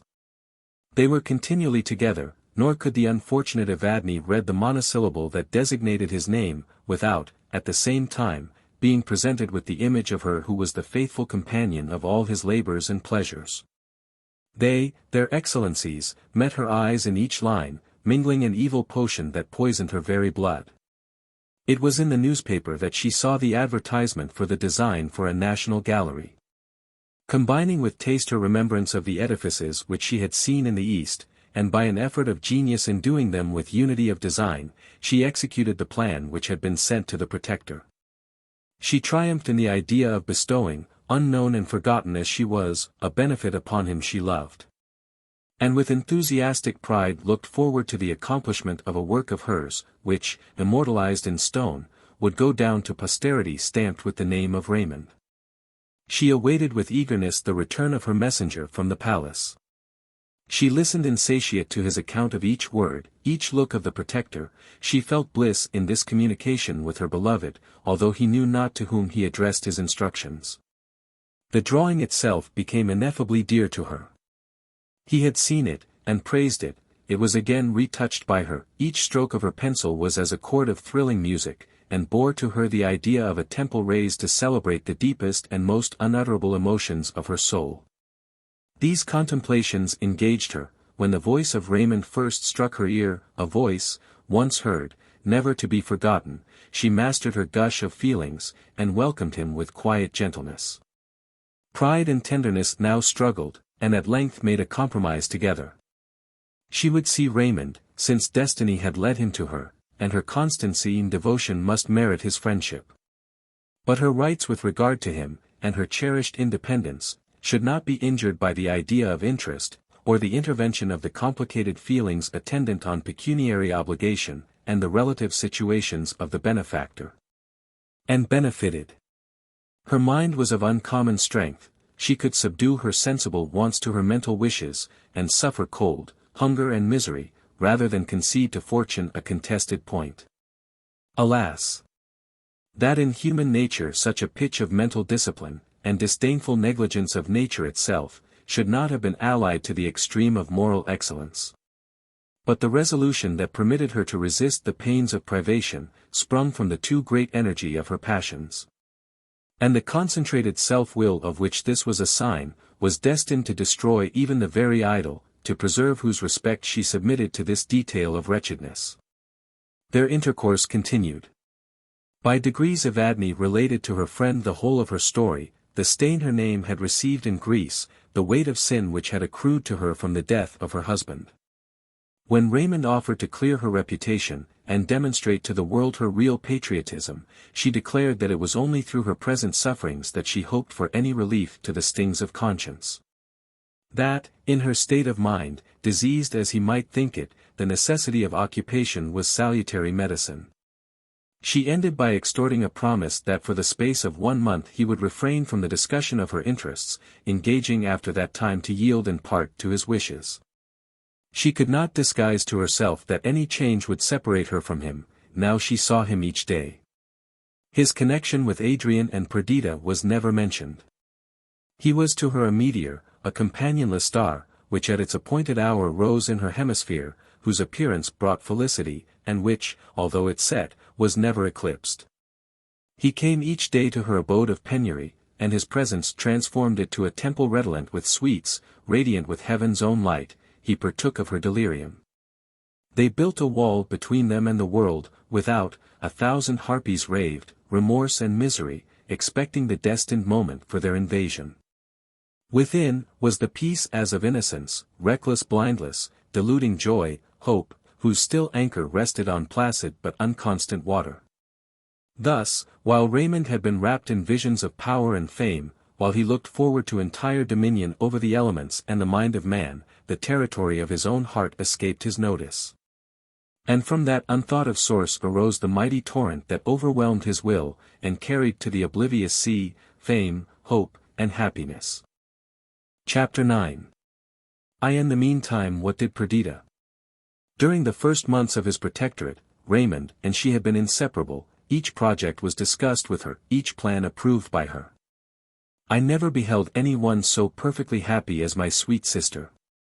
Her expressive eyes were two stars whose beams were love, hope and lightheartedness sat on her cloudless brow. She fed even to tears of joy on the praise and glory of her Lord. Her whole existence was one sacrifice to him, and if in the humility of her heart she felt self-complacency, it arose from the reflection that she had won the distinguished hero of the age, and had for years preserved him, even after time had taken from love its usual nourishment. Her own feeling was as entire as at its birth. 5 years had failed to destroy the dazzling unreality of passion. Most men ruthlessly destroy the sacred veil, with which the female heart is wont to adorn the idol of its affections. Not so Raymond. He was an enchanter, whose reign was forever undiminished, a king whose power never was suspended. Follow him through the details of common life, still the same charm of grace and majesty adorned him. Nor could he be despoiled of the innate deification with which nature had invested him. Perdita grew in beauty and excellence under his eye. I no longer recognized my reserved abstracted sister in the fascinating and open-hearted wife of Raymond. The genius that enlightened her countenance, was now united to an expression of benevolence, which gave divine perfection to her beauty. Happiness is in its highest degree the sister of goodness.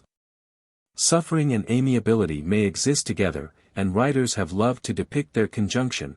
There is a human and touching harmony in the picture. But perfect happiness is an attribute of angels, and those who possess it, appear angelic. Fear has been said to be the parent of religion. Even of that religion is it the generator, which leads its votaries to sacrifice human victims at its altars, but the religion which springs from happiness is a lovelier growth. The religion which makes the heart breathe forth fervent thanksgiving, and causes us to pour out the overflowings of the soul before the author of our being, that which is the parent of the imagination and the nurse of poetry. That which bestows benevolent intelligence on the visible mechanism of the world, and makes earth a temple with heaven for its cope. Such happiness, goodness, and religion inhabited the mind of Perdita. During the 5 years we had spent together, a knot of happy human beings at Windsor Castle, her blissful lot had been the frequent theme of my sister's conversation. From early habit and natural affection, she selected me in preference to Adrian or Idris, to be the partner in her overflowings of delight. Perhaps, though apparently much unlike, some secret point of resemblance, the offspring of consanguinity, induced this preference. Often at sunset, I have walked with her, in the sober, enshadowed forest paths, and listened with joyful sympathy. Security gave dignity to her passion, the certainty of a full return, left her with no wish unfulfilled. The birth of her daughter, embryo copy of her Raymond, filled up the measure of her content, and produced a sacred and indissoluble tie between them. Sometimes she felt proud that he had preferred her to the hopes of a crown. Sometimes she remembered that she had suffered keen anguish, when he hesitated in his choice. But this memory of past discontent only served to enhance her present joy. What had been hardly won, was now, entirely possessed, doubly dear.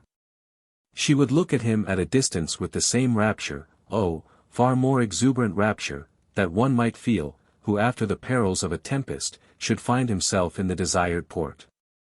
She would hasten towards him, to feel more certain in his arms, the reality of her bliss. This warmth of affection, added to the depth of her understanding, and the brilliancy of her imagination, made her beyond words dear to Raymond. If a feeling of dissatisfaction ever crossed her, it arose from the idea that he was not perfectly happy. Desire of renown, and presumptuous ambition, had characterized his youth. The one he had acquired in Greece. The other he had sacrificed to love. His intellect found sufficient field for exercise in his domestic circle, whose members, all adorned by refinement and literature, were many of them, like himself, distinguished by genius. Yet active life was the genuine soil for his virtues, and he sometimes suffered tedium from the monotonous succession of events in our retirement. Pride made him recoil from complaint. And gratitude and affection to Perdita, generally acted as an opiate to all desire, save that of meriting her love. We all observed the visitation of these feelings, and none regretted them so much as Perdita. Her life consecrated to him, was a slight sacrifice to reward his choice, but was not that sufficient? Did he need any gratification that she was unable to bestow? This was the only cloud in the azure of her happiness. His passage to power had been full of pain to both. He however attained his wish, he filled the situation for which nature seemed to have molded him. His activity was fed in wholesome measure, without either exhaustion or satiety.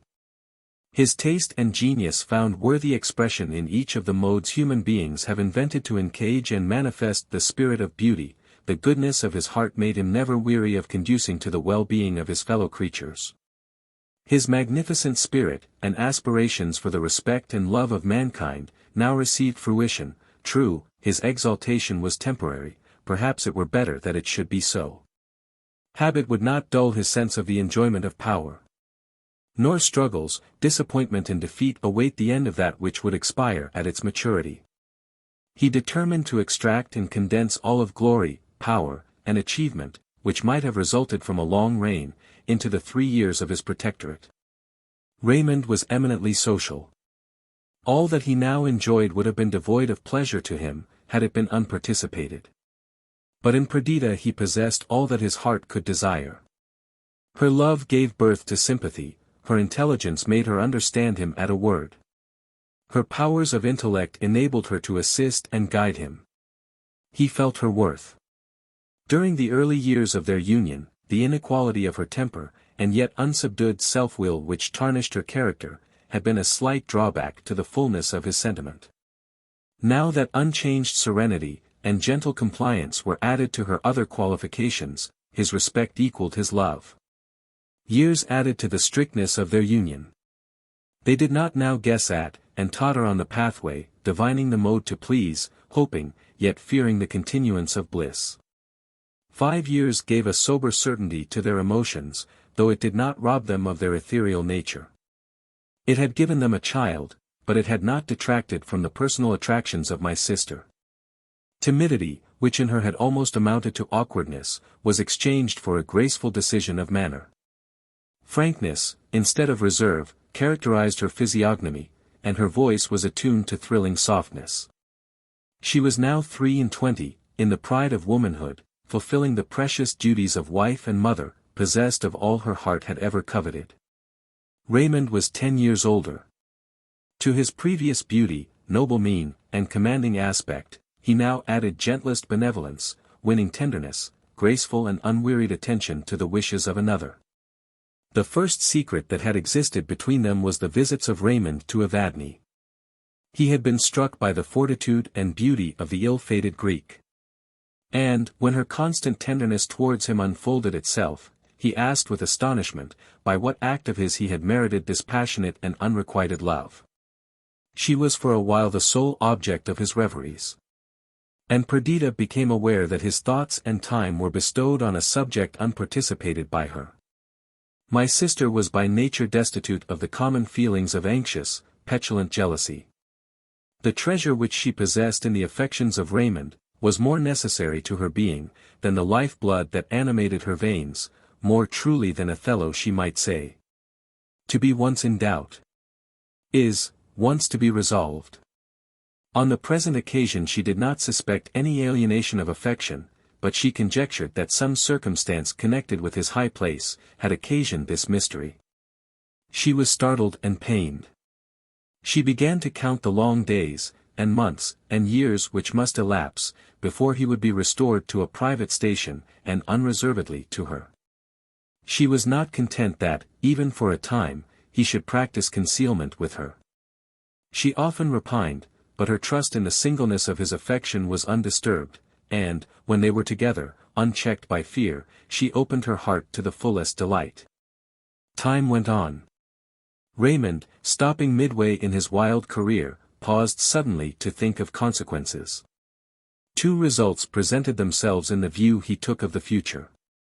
That his intercourse with Evadne should continue a secret to, or that finally it should be discovered by Perdita.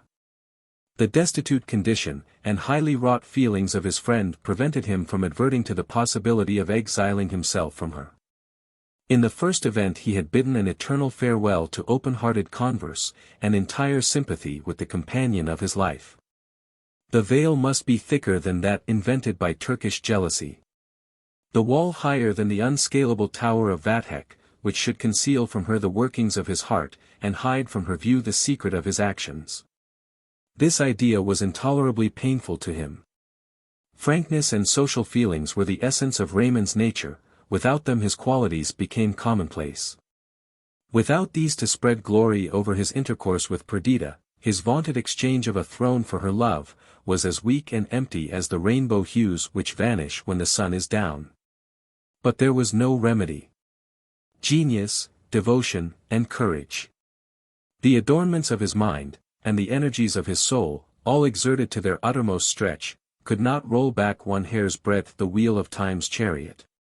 That which had been was written with the adamantine pen of reality, on the everlasting volume of the past, nor could agony and tears suffice to wash out one iota from the act fulfilled. But this was the best side of the question. What, if circumstance should lead Perdita to suspect, and suspecting to be resolved?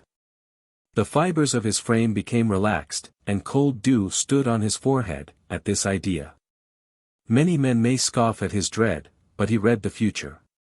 And the peace of Perdita was too dear to him, her speechless agony too certain, and too fearful, not to unman him. His course was speedily decided upon. If the worst befell, if she learnt the truth, he would neither stand her reproaches, or the anguish of her altered looks. He would forsake her, England, his friends, the scenes of his youth, the hopes of coming time, he would seek another country, and in other scenes begin life again. Having resolved on this, he became calmer. He endeavored to guide with prudence the steeds of destiny through the devious road which he had chosen, and bent all his efforts the better to conceal what he could not alter. The perfect confidence that subsisted between Perdita and him, rendered every communication common between them. They opened each other's letters, even as, until now, the inmost fold of the heart of each was disclosed to the other. A letter came unawares, Perdita read it. Had it contained confirmation, she must have been annihilated. As it was, trembling, cold, and pale, she sought Raymond. He was alone, examining some petitions lately presented. She entered silently, sat on a sofa opposite to him, and gazed on him with a look of such despair, that wildest shrieks and dire moans would have been tame exhibitions of misery, compared to the living incarnation of the thing itself exhibited by her. At first he did not take his eyes from the papers. When he raised them, he was struck by the wretchedness manifest on her altered cheek. For a moment he forgot his own acts and fears, and asked with consternation, "Dearest girl, what is the matter? What has happened?" "Nothing," she replied at first, "and yet not so," she continued, hurrying on in her speech. "You have secrets, Raymond. Where have you been lately? Whom have you seen? What do you conceal from me? Why am I banished from your confidence? Yet this is not it. I do not intend to entrap you with questions. One will suffice. Am I completely a wretch?" With trembling hand she gave him the paper, and sat white and motionless looking at him while he read it. He recognized the handwriting of Evadne, and the color mounted in his cheeks. With lightning speed he conceived the contents of the letter. All was now cast on one die. Falsehood and artifice were trifles in comparison with the impending ruin. He would either entirely dispel Perdita's suspicions, or quit her for ever. "My dear girl," he said, "I have been to blame. But you must pardon me. I was in the wrong to commence a system of concealment, but I did it for the sake of sparing you pain, and each day has rendered it more difficult for me to alter my plan. Besides, I was instigated by delicacy towards the unhappy writer of these few lines. Perdita gasped. Well, she cried, well, go on. That is all, this paper tells all. I am placed in the most difficult circumstances. I have done my best, though perhaps I have done wrong. My love for you is inviolate. Perdita shook her head doubtingly. It cannot be, she cried, I know that it is not. You would deceive me, but I will not be deceived. I have lost you, myself, my life. Do you not believe me? Said Raymond haughtily. To believe you, she exclaimed, I would give up all, and expire with joy, so that in death I could feel that you were true, but that cannot be. Perdita, continued Raymond, you do not see the precipice on which you stand. You may believe that I did not enter on my present line of conduct without reluctance and pain. I knew that it was possible that your suspicions might be excited. But I trusted that my simple word would cause them to disappear. I built my hope on your confidence. Do you think that I will be questioned, and my replies disdainfully set aside?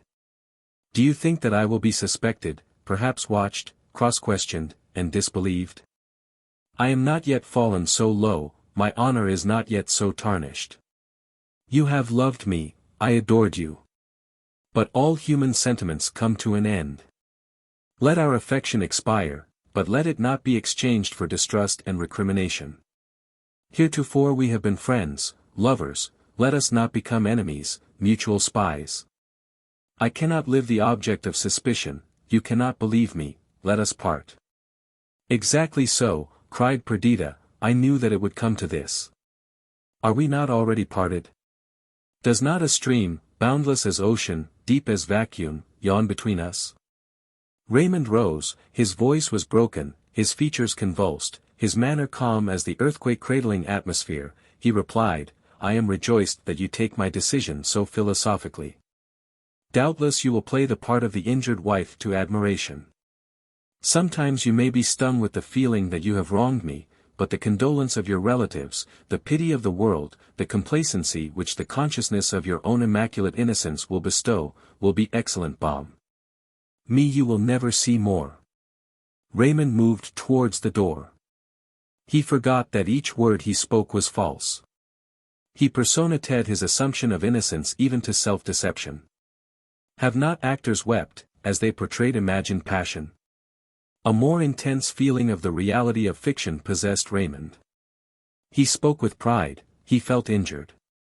Perdita looked up, she saw his angry glance, his hand was on the lock of the door. She started up, she threw herself on his neck, she gasped and sobbed, he took her hand, and leading her to the sofa, sat down near her. Her head fell on his shoulder, she trembled, alternate changes of fire and ice ran through her limbs. Observing her emotion he spoke with softened accents. The blow is given. I will not part from you in anger, I owe you too much. I owe you 6 years of unalloyed happiness. But they are past. I will not live the mark of suspicion, the object of jealousy. I love you too well. In an eternal separation only can either of us hope for dignity and propriety of action. We shall not then be degraded from our true characters. Faith and devotion have hitherto been the essence of our intercourse, these lost, let us not cling to the seedless husk of life, the unkernelled shell. You have your child, your brother, Idris, Adrian. And you, cried Perdita, the writer of that letter. Uncontrollable indignation flashed from the eyes of Raymond. He knew that this accusation at least was false. Entertain this belief, he cried, hug it to your heart, make it a pillow to your head, an opiate for your eyes, I am content. But, by the God that made me, hell is not more false than the word you have spoken. Perdita was struck by the impassioned seriousness of his asseverations. She replied with earnestness, I do not refuse to believe you, Raymond, on the contrary I promise to put implicit faith in your simple word. Only assure me that your love and faith towards me have never been violated, and suspicion, and doubt, and jealousy will at once be dispersed. We shall continue as we have ever done, one heart, one hope, one life. I have already assured you of my fidelity, said Raymond with disdainful coldness. Triple assertions will avail nothing where one is despised. I will say no more. For I can add nothing to what I have already said, to what you before contemptuously set aside. This contention is unworthy of both of us, and I confess that I am weary of replying to charges at once unfounded and unkind. Perdita tried to read his countenance, which he angrily averted. There was so much of truth and nature in his resentment, that her doubts were dispelled. Her countenance, which for years had not expressed a feeling unallied to affection, became again radiant and satisfied. She found it however no easy task to soften and reconcile Raymond. At first he refused to stay to hear her. But she would not be put off. Secure of his unaltered love, she was willing to undertake any labor, use any entreaty, to dispel his anger. She obtained an hearing. He sat in haughty silence, but he listened. She first assured him of her boundless confidence. Of this he must be conscious, since but for that she would not seek to detain him. She enumerated their years of happiness. She brought before him past scenes of intimacy and happiness. She pictured their future life. She mentioned their child. Tears unbidden now filled her eyes. She tried to disperse them, but they refused to be checked. Her utterance was choked. She had not wept before. Raymond could not resist these signs of distress. He felt perhaps somewhat ashamed of the part he acted of the injured man, he who was in truth the injurer. And then he devoutly loved Perdita. The bend of her head, her glossy ringlets, the turn of her form were to him subjects of deep tenderness and admiration. As she spoke, her melodious tones entered his soul. He soon softened towards her, comforting and caressing her, and endeavoring to cheat himself into the belief that he had never wronged her. Raymond staggered forth from this scene, as a man might do, who had been just put to the torture, and looked forward to when it would be again inflicted. He had sinned against his own honor, by affirming, swearing to, a direct falsehood. True, this he had palmed on a woman, and it might therefore be deemed less base, by others, not by him, for whom had he deceived? His own trusting, devoted, affectionate Perdita, whose generous belief galled him doubly, when he remembered the parade of innocence with which it had been exacted. The mind of Raymond was not so rough cast, nor had been so rudely handled, in the circumstance of life, as to make him proof to these considerations. On the contrary, he was all nerve. His spirit was as a pure fire, which fades and shrinks from every contagion of foul atmosphere, but now the contagion had become incorporated with its essence, and the change was the more painful. Truth and falsehood, love and hate lost their eternal boundaries, heaven rushed in to mingle with hell, while his sensitive mind, turned to a field for such battle, was stung to madness. He heartily despised himself, he was angry with Perdita, and the idea of Evadne was attended by all that was hideous and cruel. His passions, always his masters, acquired fresh strength. From the long sleep in which love had cradled them, the clinging weight of destiny bent him down. He was goaded, tortured, fiercely impatient of that worst of miseries, the sense of remorse. This troubled state yielded by degrees, to sullen animosity, and depression of spirits. His dependents, even his equals, if in his present post he had any, were startled to find anger, derision, and bitterness in one, before distinguished for suavity and benevolence of manner. He transacted public business with distaste, and hastened from it to the solitude which was at once his bane and relief. He mounted a fiery horse, that which had borne him forward to victory in Greece. He fatigued himself with deadening exercise, losing the pangs of a troubled mind in animal sensation. He slowly recovered himself. Yet, at last, as one might from the effects of poison, he lifted his head from above the vapors of fever and passion into the still atmosphere of calm reflection. He meditated on what was best to be done.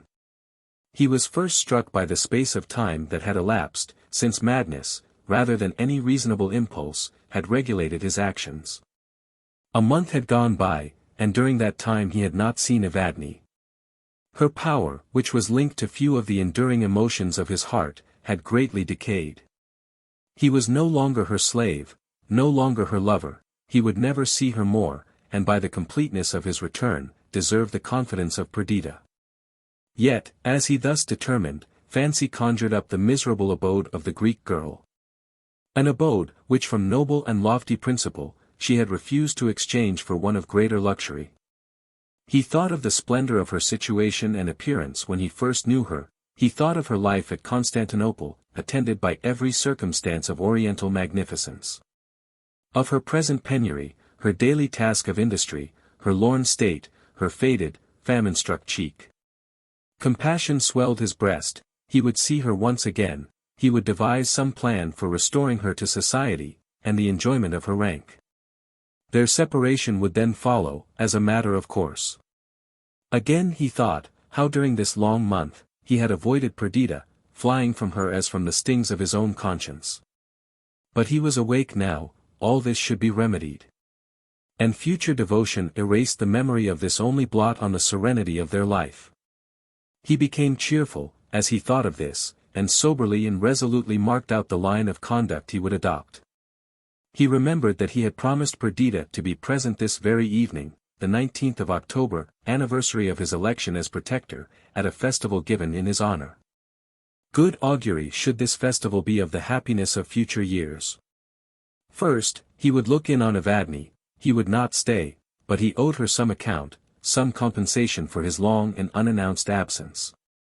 And then to Perdita, to the forgotten world, to the duties of society, the splendor of rank, the enjoyment of power. After the scene sketched in the preceding pages, Perdita had contemplated an entire change in the manners and conduct of Raymond.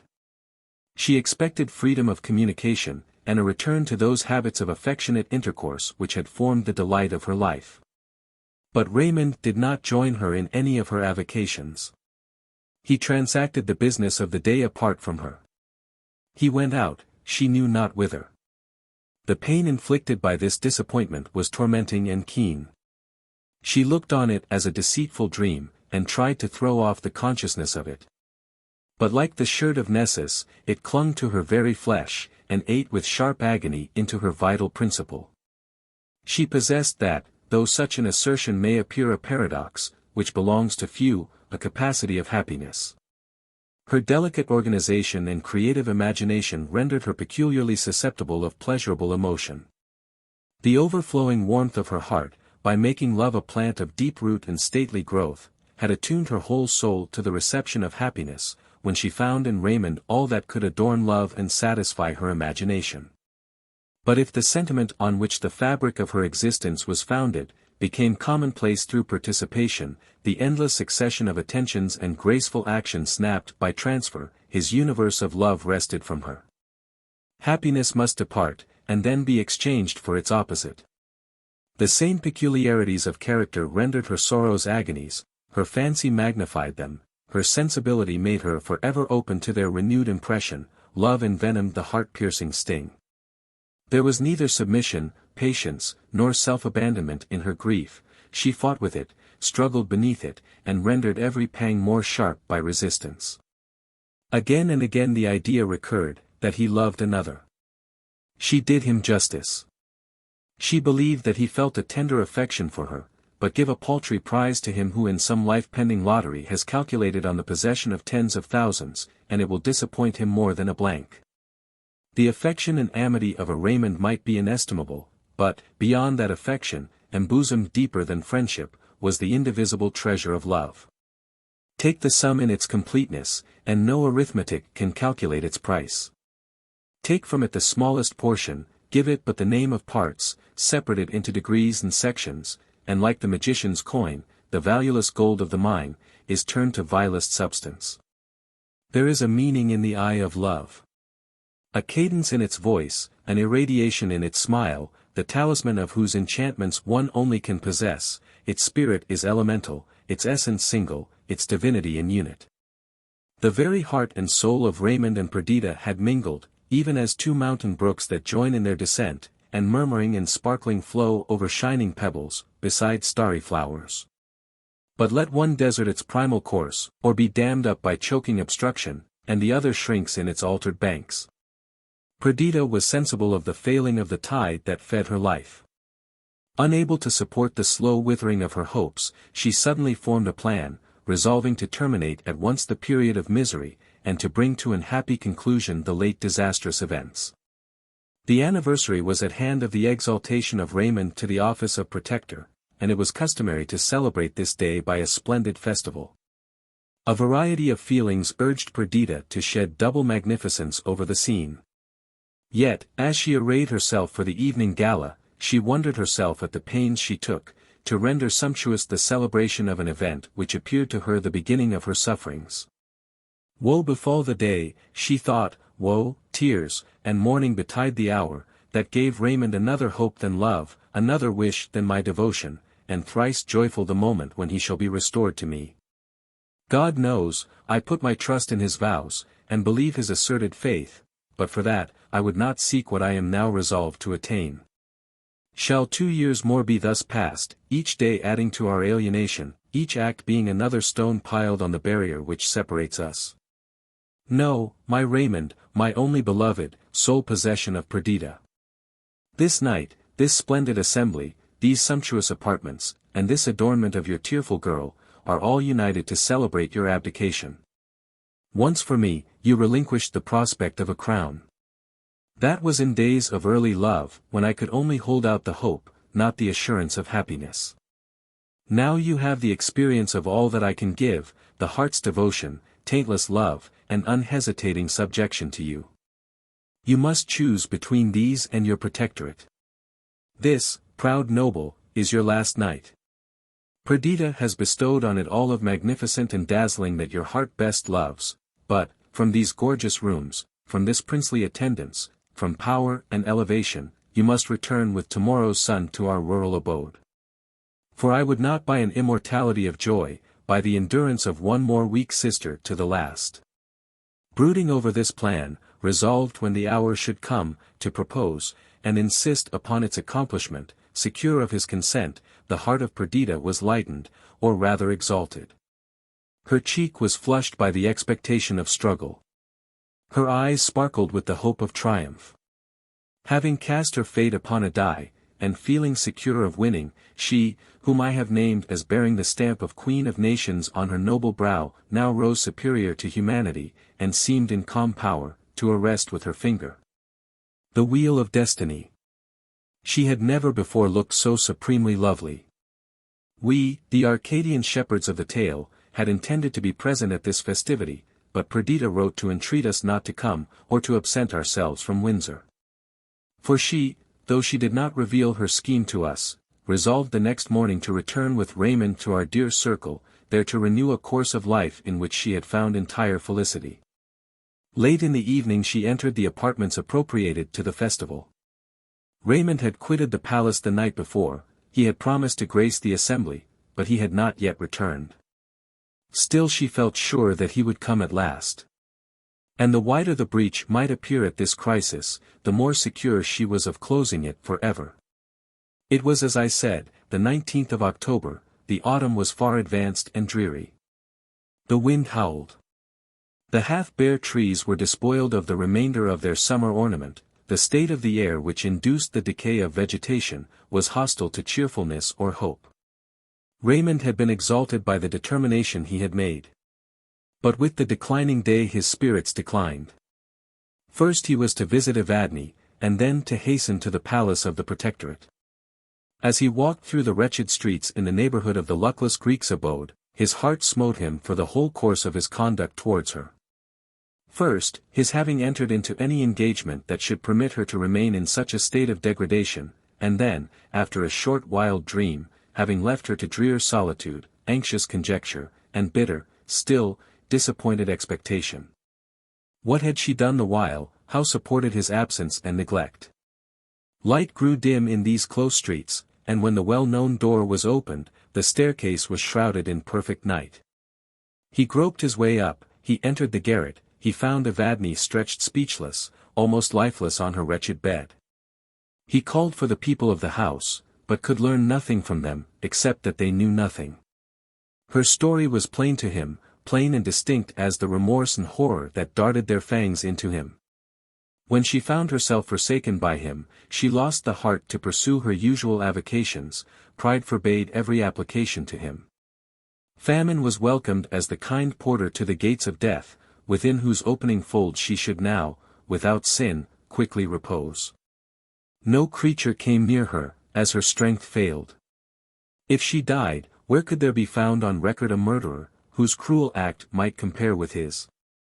What fiend more wanton in his mischief, what damned soul more worthy of perdition? But he was not reserved for this agony of self-reproach.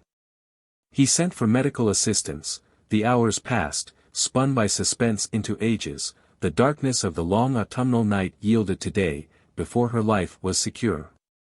He had her then removed to a more commodious dwelling, and hovered about her, again and again to assure himself that she was safe. In the midst of his greatest suspense and fear as to the event, he remembered the festival given in his honor, by Perdita. In his honor then, when misery and death were affixing indelible disgrace to his name, honor to him whose crimes deserved a scaffold, this was the worst mockery. Still Perdita would expect him. He wrote a few incoherent words on a scrap of paper, testifying that he was well, and bade the woman of the house take it to the palace, and deliver it into the hands of the wife of the Lord Protector. The woman, who did not know him, contemptuously asked, how he thought she should gain admittance, particularly on a festal night, to that lady's presence. Raymond gave her his ring to ensure the respect of the menials. Thus, while Perdita was entertaining her guests, and anxiously awaiting the arrival of her lord, his ring was brought her, and she was told that a poor woman had a note to deliver to her from its wearer. The vanity of the old gossip was raised by her commission, which, after all, she did not understand, since she had no suspicion, even now that Evadne's visitor was Lord Raymond. Perdita dreaded a fall from his horse, or some similar accident, till the woman's answers woke other fears. From a feeling of cunning blindly exercised, the officious, if not malignant messenger, did not speak of Evadne's illness. But she garrulously gave an account of Raymond's frequent visits, adding to her narration such circumstances, as, while they convinced Perdita of its truth, exaggerated the unkindness and perfidy of Raymond. Worst of all, his absence now from the festival, his message wholly unaccounted for, except by the disgraceful hints of the woman, appeared the deadliest insult. Again she looked at the ring. It was a small ruby, almost heart-shaped, which she had herself given him. She looked at the handwriting, which she could not mistake, and repeated to herself the words, "Do not, I charge you, I entreat you, permit your guests to wonder at my absence," the while the old crone going on with her talk filled her ear with a strange medley of truth and falsehood. At length Perdita dismissed her. The poor girl returned to the assembly, where her presence had not been missed.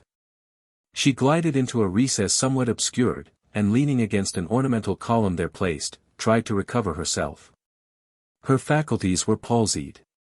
She gazed on some flowers that stood near in a carved vase. That morning she had arranged them, they were rare and lovely plants. Even now, all aghast as she was, she observed their brilliant colors and starry shapes. Divine infoliations of the spirit of beauty, she exclaimed, "Ye droop not, neither do ye mourn, the despair that clasps my heart, has not spread contagion over you, why am I not a partner of your insensibility, a sharer in your calm?" She paused. "To my task," she continued mentally, "my guests must not perceive the reality either as it regards him or me. I obey, they shall not, though I die the moment they are gone. They shall behold the antipodes of what is real, for I will appear to live, while I am dead." It required all her self-command, to suppress the gush of tears self-pity caused at this idea. After many struggles, she succeeded, and turned to join the company. All her efforts were now directed to the dissembling her internal conflict. She had to play the part of a courteous hostess, to attend to all. To shine the focus of enjoyment and grace. She had to do this, while in deep woe she sighed for loneliness, and would gladly have exchanged her crowded rooms for dark forest depths, or a drear, night-enshadowed heath. But she became gay. She could not keep in the medium, nor be, as was usual with her, placidly content. Every one remarked her exhilaration of spirits.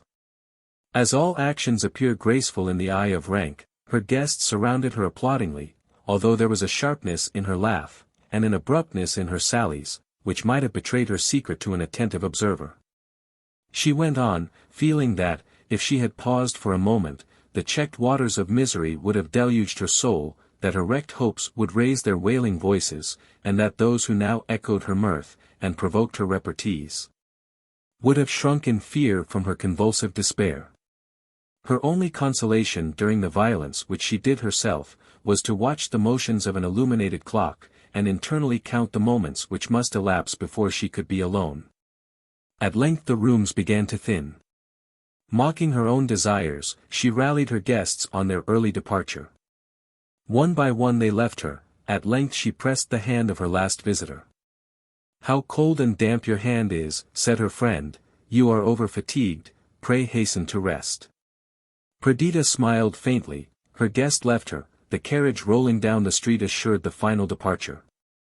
Then, as if pursued by an enemy, as if wings had been at her feet, she flew to her own apartment, she dismissed her attendants, she locked the doors, she threw herself wildly on the floor, she bit her lips even to blood to suppress her shrieks, and lay long a prey to the vulture of despair, striving not to think, while multitudinous ideas made a home of her heart. And ideas, horrid as furies, cruel as vipers, and poured in with such swift succession, that they seemed to jostle and wound each other, while they worked her up to madness. At length she rose, more composed, not less miserable. She stood before a large mirror, she gazed on her reflected image. Her light and graceful dress, the jewels that studded her hair, and encircled her beauteous arms and neck, her small feet shod in satin, her profuse and glossy tresses, all were to her clouded brow and woebegone countenance like a gorgeous frame to a dark tempest-portraying picture. "Vase am I," she thought, "vase brimful of despair's direst essence. Farewell, Perdita. Farewell, poor girl. Never again will you see yourself thus, luxury and wealth are no longer yours. In the excess of your poverty you may envy the homeless beggar, most truly am I without a home. I live on a barren desert, which, wide and interminable, brings forth neither fruit or flower. In the midst is a solitary rock, to which thou, Perdita, art chained, and thou sayest the dreary level stretch far away." She threw open her window, which looked on the palace garden. Light and darkness were struggling together, and the orient was streaked by roseate and golden rays. One star only trembled in the depth of the kindling atmosphere. The morning air blowing freshly over the dewy plants, rushed into the heated room. All things go on, thought Perdita, all things proceed, decay, and perish. When noontide has passed, and the weary day has driven her team to their western stalls, the fires of heaven rise from the east, moving in their accustomed path, they ascend and descend the ski hill. When their course is fulfilled, the dial begins to cast westward an uncertain shadow, the eyelids of day are opened, and birds and flowers, the startled vegetation, and fresh breeze awaken. The sun at length appears, and in majestic procession climbs the capital of heaven.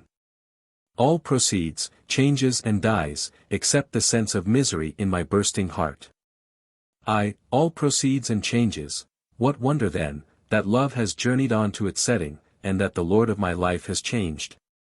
We call the supernal lights fixed, yet they wander about yonder plain, and if I look again where I looked an hour ago, the face of the eternal heavens is altered. The silly moon and inconstant planets vary nightly their erratic dance. The sun itself, sovereign of the sky, ever and anon deserts his throne, and leaves his dominion to night and winter. Nature grows old, and shakes in her decaying limbs, creation has become bankrupt. What wonder then, that eclipse and death have led to destruction the light of thy life, O Perdita. Chapter 10. Thus sad and disarranged were the thoughts of my poor sister, when she became assured of the infidelity of Raymond. All her virtues and all her defects tended to make the blow incurable. Her affection for me, her brother, for Adrian and Idris, was subject as it were to the reigning passion of her heart. Even her maternal tenderness borrowed half its force from the delight she had in tracing Raymond's features and expression in the infant's countenance. She had been reserved and even stern in childhood. But love had softened the asperities of her character, and her union with Raymond had caused her talents and affections to unfold themselves. The one betrayed, and the other lost, she in some degree returned to her ancient disposition. The concentrated pride of her nature, forgotten during her blissful dream, awoke, and with its adder's sting pierced her heart. Her humility of spirit augmented the power of the venom. She had been exalted in her own estimation, while distinguished by his love. Of what worth was she, now that he thrust her from this preferment? She had been proud of having won and preserved him, but another had won him from her, and her exultation was as cold as a water-quenched ember. We, in our retirement, remained long in ignorance of her misfortune. Soon after the festival she had sent for her child, and then she seemed to have forgotten us. Adrian observed a change during a visit that he afterward paid them, but he could not tell its extent, or divine the cause. They still appeared in public together, and lived under the same roof. Raymond was as usual courteous, though there was, on occasions, an unbidden haughtiness, or painful abruptness in his manners, which startled his gentle friend. His brow was not clouded but disdain sat on his lips, and his voice was harsh. Perdita was all kindness and attention to her lord, but she was silent, and beyond words sad. She had grown thin and pale, and her eyes often filled with tears. Sometimes she looked at Raymond, as if to say, that it should be so. At others her countenance expressed, "I will still do all I can to make you happy." But Adrian read with uncertain aim the charactery of her face, and might mistake. Clara was always with her, and she seemed most at ease, when, in an obscure corner, she could sit holding her child's hand, silent and lonely. Still Adrian was unable to guess the truth. He entreated them to visit us at Windsor, and they promised to come during the following month. It was May before they arrived. The season had decked the forest trees with leaves, and its paths with 1,000 flowers.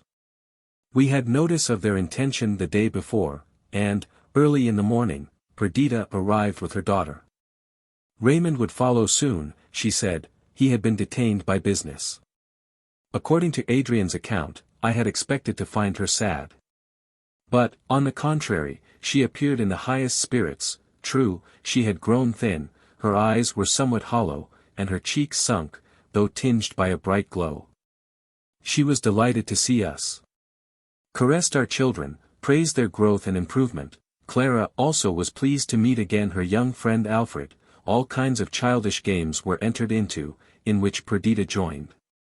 She communicated her gaiety to us, and as we amused ourselves on the castle terrace, it appeared that a happier, less careworn party could not have been assembled. "This is better, mamma," said Clara, "than being in that dismal London, where you often cry, and never laugh as you do now." "Silence, little foolish thing," replied her mother, "and remember any one that mentions London is sent to Coventry for an hour." Soon after, Raymond arrived. He did not join as usual in the playful spirit of the rest. But, entering into conversation with Adrian and myself, by degrees we seceded from our companions, and Idris and Perdita only remained with the children. Raymond talked of his new buildings, of his plan for an establishment for the better education of the poor. As usual Adrian and he entered into argument, and the time slipped away unperceived. We assembled again towards evening, and Perdita insisted on our having recourse to music. She wanted, she said, to give us a specimen of her new accomplishment, for since she had been in London, she had applied herself to music, and sang, without much power, but with a great deal of sweetness. We were not permitted by her to select any but light-hearted melodies, and all the operas of Mozart were called into service, that we might choose the most exhilarating of his airs. Among the other transcendent attributes of Mozart's music, it possesses more than any other that of appearing to come from the heart. You enter into the passions expressed by him, and are transported with grief, joy, anger, or confusion, as he, our soul's master, chooses to inspire. For some time, the spirit of hilarity was kept up. But, at length, Perdita receded from the piano, for Raymond had joined in the trio of Tassi in Giusto Cor, in Don Giovanni, whose arch entreaty was softened by him into tenderness, and thrilled her heart with memories of the changed past. It was the same voice, the same tone, the self-same sounds and words, which often before she had received, as the homage of love to her, no longer was it that. And this concord of sound with its dissonance of expression penetrated her with regret and despair.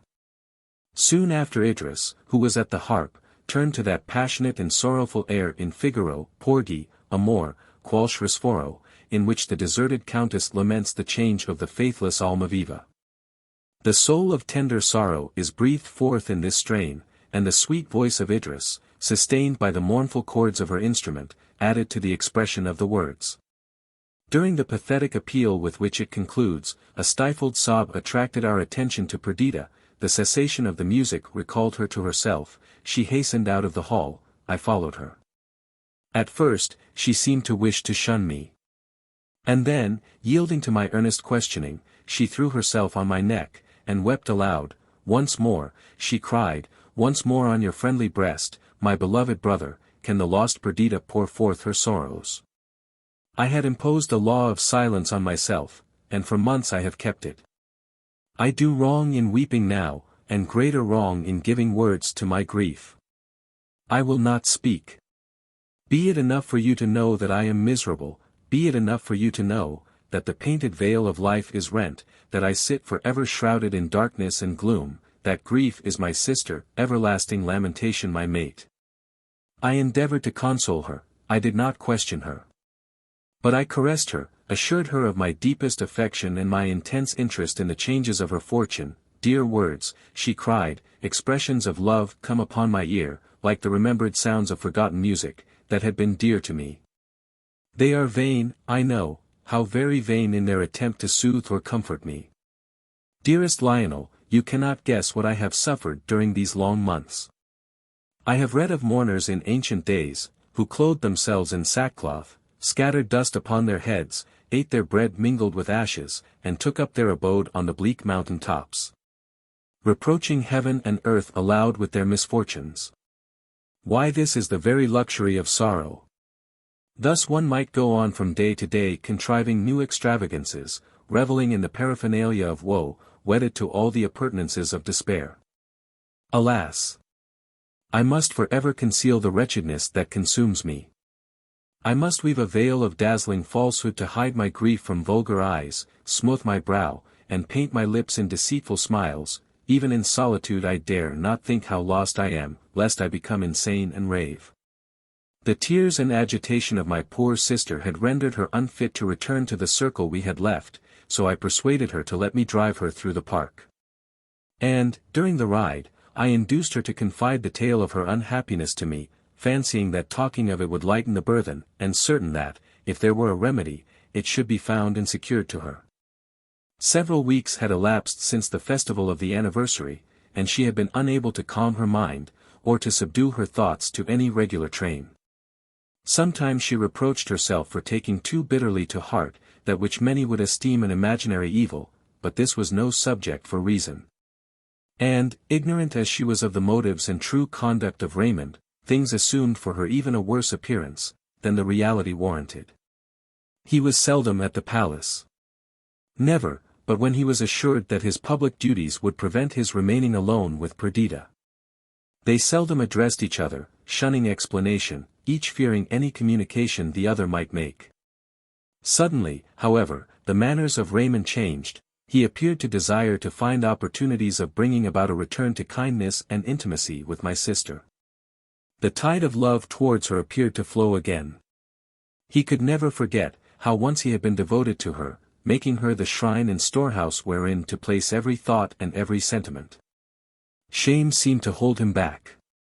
Yet he evidently wished to establish a renewal of confidence and affection.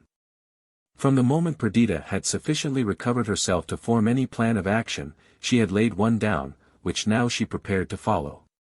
She received these tokens of returning love with gentleness. She did not shun his company. But she endeavored to place a barrier in the way of familiar intercourse or painful discussion, which mingled pride and shame prevented Raymond from surmounting. He began at last to shew signs of angry impatience. and Perdita became aware that the system she had adopted could not continue, she must explain herself to him. She could not summon courage to speak, she wrote thus. Read this letter with patience, I entreat you. It will contain no reproaches. Reproach is indeed an idle word, for what should I reproach you? Allow me in some degree to explain my feeling. Without that, we shall both grope in the dark, mistaking one another, erring from the path which may conduct, one of us at least, to a more eligible mode of life than that led by either during the last few weeks. I loved you, I love you, neither anger or pride dictates these lines, but a feeling beyond, deeper, and more unalterable than either. My affections are wounded. It is impossible to heal them, cease then the vain endeavor, if indeed that way your endeavors tend. Forgiveness. Return. Idle words are these. I forgive the pain I endure, but the trodden path cannot be retraced. Common affection might have been satisfied with common usages. I believe that you read my heart, and knew its devotion, its unalienable fidelity towards you. I never loved any but you. You came the embodied image of my fondest dreams. The praise of men, power and high aspirations attended your career. Love for you invested the world for me in enchanted light. It was no longer the earth I trod, the earth, common mother, yielding only trite and stale repetition of objects and circumstances old and worn out. I lived in a temple glorified by intensest sense of devotion and rapture. I walked, a consecrated being, contemplating only your power, your excellence. For oh, you stood beside me, like my youth. Transformed for me the real to a dream. Clothing the palpable and familiar. With golden exhalations of the dawn. The bloom has vanished from my life, there is no morning to this all-investing night, no rising to the set sun of love. In those days the rest of the world was nothing to me, all other men, I never considered nor felt what they were. Nor did I look on you as one of them.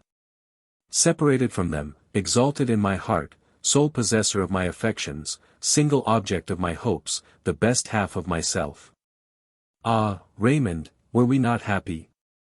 Did the sun shine on any, who could enjoy its light with purer and more intense bliss? It is not a common infidelity at which I repine. It is the disunion of an whole which may not have parts. It is the carelessness with which you have shaken off the mantle of election with which to me you were invested, and have become one among the many. Dream not to alter this. Is not love a divinity, because it is immortal? Did not I appear sanctified, even to myself, because this love had for its temple my heart? I have gazed on you as you slept, melted even to tears, as the idea filled my mind, that all I possessed lay cradled in those idolized, but mortal lineaments before me. Yet, even then, I have checked thick-coming fears with one thought. I would not fear death, for the emotions that linked us must be immortal. And now I do not fear death. I should be well pleased to close my eyes, never more to open them again. And yet I fear it, even as I fear all things. For in any state of being linked by the chain of memory with this, happiness would not return, even in paradise, I must feel that your love was less enduring than the mortal beatings of my fragile heart, every pulse of which knells audibly. The funeral note.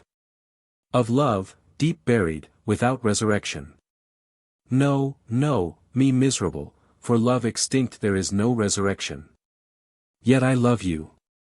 Yet, and forever, would I contribute all I possess to your welfare. On account of a tattling world. For the sake of our child, I would remain by you, Raymond, share your fortunes, partake your counsel. Shall it be thus? We are no longer lovers, nor can I call myself a friend to any. Since, lost as I am, I have no thought to spare from my own wretched, engrossing self. But it will please me to see you each day. To listen to the public voice praising you, to keep up your paternal love for our girl, to hear your voice. To know that I am near you, though you are no longer mine. If you wish to break the chains that bind us, say the word, and it shall be done. I will take all the blame on myself, of harshness or unkindness, in the world's eye. Yet, as I have said, I should be best pleased, at least for the present, to live under the same roof with you.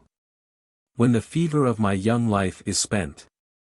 When placid age shall tame the vulture that devours me, friendship may come, love and hope being dead. May this be true? Can my soul, inextricably linked to this perishable frame, become lethargic and cold, even as this sensitive mechanism shall lose its youthful elasticity? Then, with lackluster eyes, grey hairs, and wrinkled brow, though now the words sound hollow and meaningless, then, tottering on the grave's extreme edge, I may be, your affectionate and true friend. Perdita. Raymond's answer was brief. What indeed could he reply to her complaints, to her griefs which she jealously paled round, keeping out all thought of remedy? Notwithstanding your bitter letter, he wrote, for bitter I must call it, you are the chief person in my estimation, and it is your happiness that I would principally consult. Do that which seems best to you, and if you can receive gratification from one mode of life in preference to another, do not let me be any obstacle. I foresee that the plan which you mark out in your letter will not endure long. But you are mistress of yourself, and it is my sincere wish to contribute as far as you will permit me to your happiness. Raymond has prophesied well, said Perdita, alas, that it should be so. Our present mode of life cannot continue long, yet I will not be the first to propose alteration. He beholds in me one whom he has injured even unto death, and I derive no hope from his kindness. No change can possibly be brought about even by his best intentions. As well might Cleopatra have worn as an ornament the vinegar which contained her dissolved pearl, as I be content with the love that Raymond can now offer me. I own that I did not see her misfortune with the same eyes as Perdita. At all events methought that the wound could be healed, and, if they remained together, it would be so.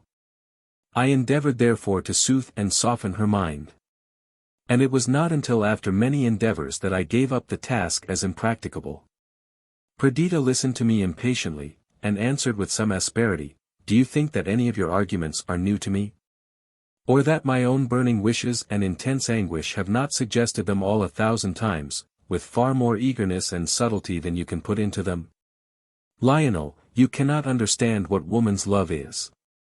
In days of happiness I have often repeated to myself, with a grateful heart and exulting spirit, all that Raymond sacrificed for me. I was a poor, uneducated, unbefriended, mountain girl, raised from nothingness by him. All that I possessed of the luxuries of life came from him. He gave me an illustrious name and noble station. The world's respect reflected from his own glory, all this joined to his own undying love, inspired me with sensations towards him, akin to those with which we regard the giver of life. I gave him love only. I devoted myself to him, imperfect creature that I was, I took myself to task, that I might become worthy of him. I watched over my hasty temper, subdued my burning impatience of character, schooled my self-engrossing thoughts, educating myself to the best perfection I might attain, that the fruit of my exertions might be his happiness. I took no merit to myself for this. He deserved it all labor, all devotion, all sacrifice. I would have toiled up a scaleless Alp, to pluck a flower that would please him. I was ready to quit you all, my beloved and gifted companions, and to live only with him, for him. I could not do otherwise, even if I had wished, for if we are said to have two souls, he was my better soul, to which the other was a perpetual slave. One only return did he owe me, even fidelity. I earned that, I deserved it.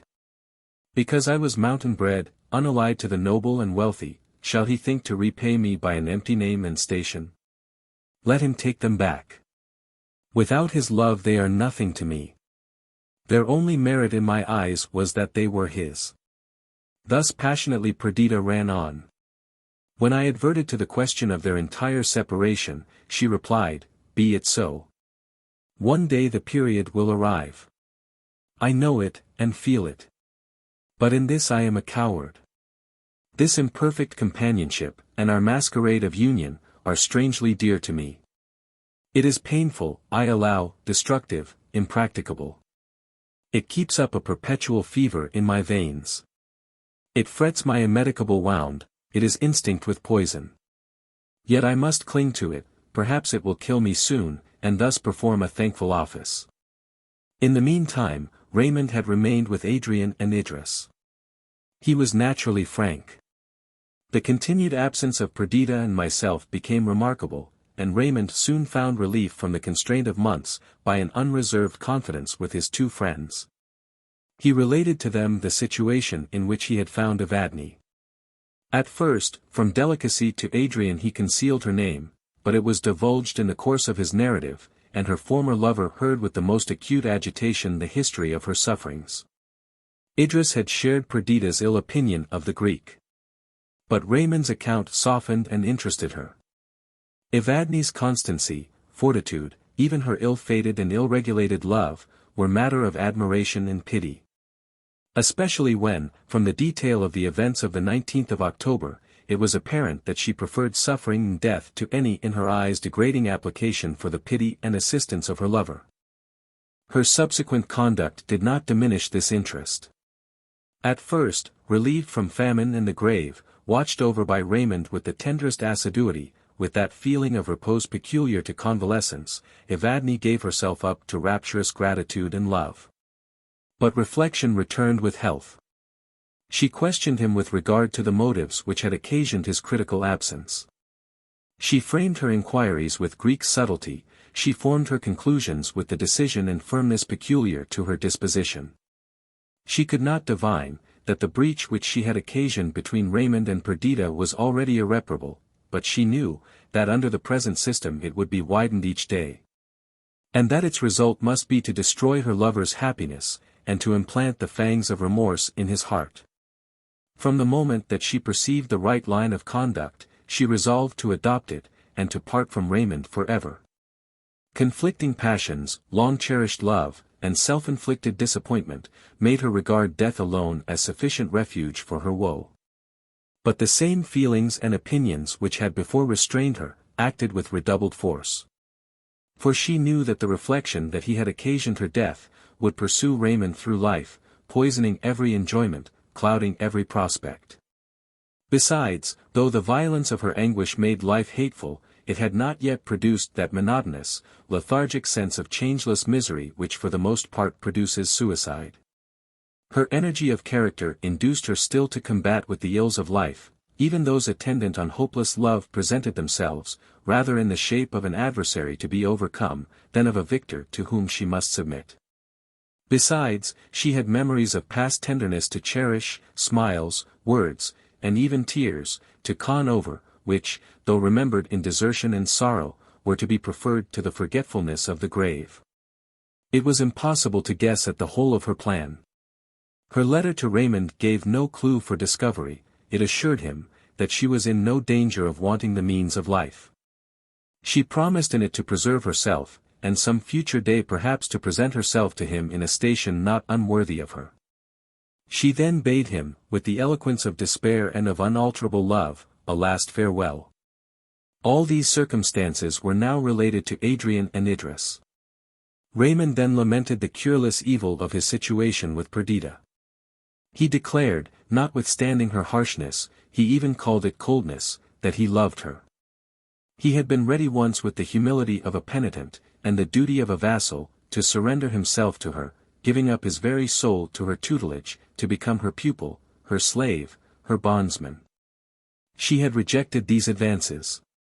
And the time for such exuberant submission, which must be founded on love and nourished by it, was now past.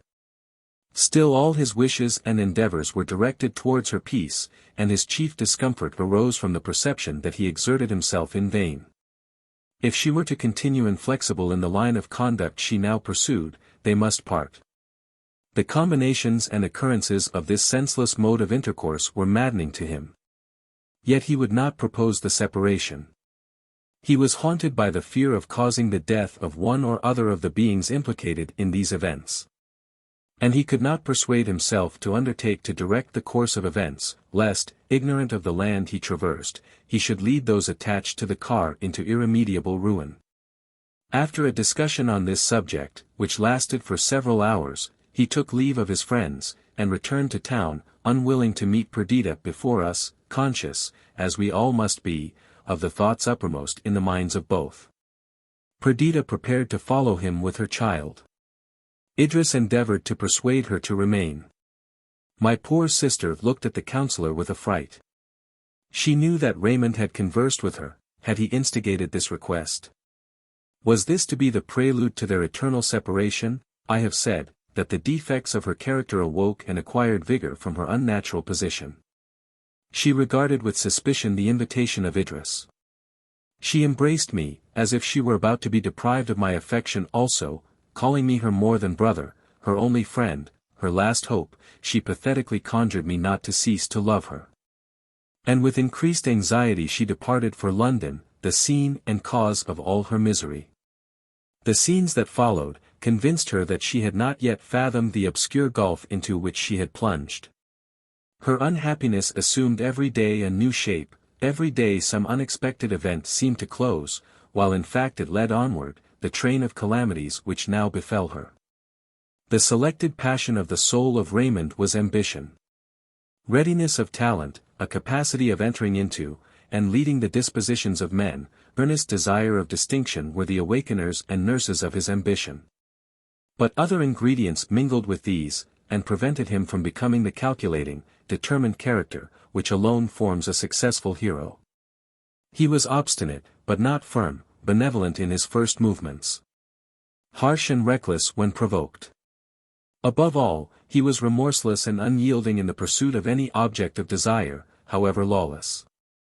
Love of pleasure, and the softer sensibilities of our nature, made a prominent part of his character, conquering the conqueror, holding him in at the moment of acquisition, sweeping away ambition's web.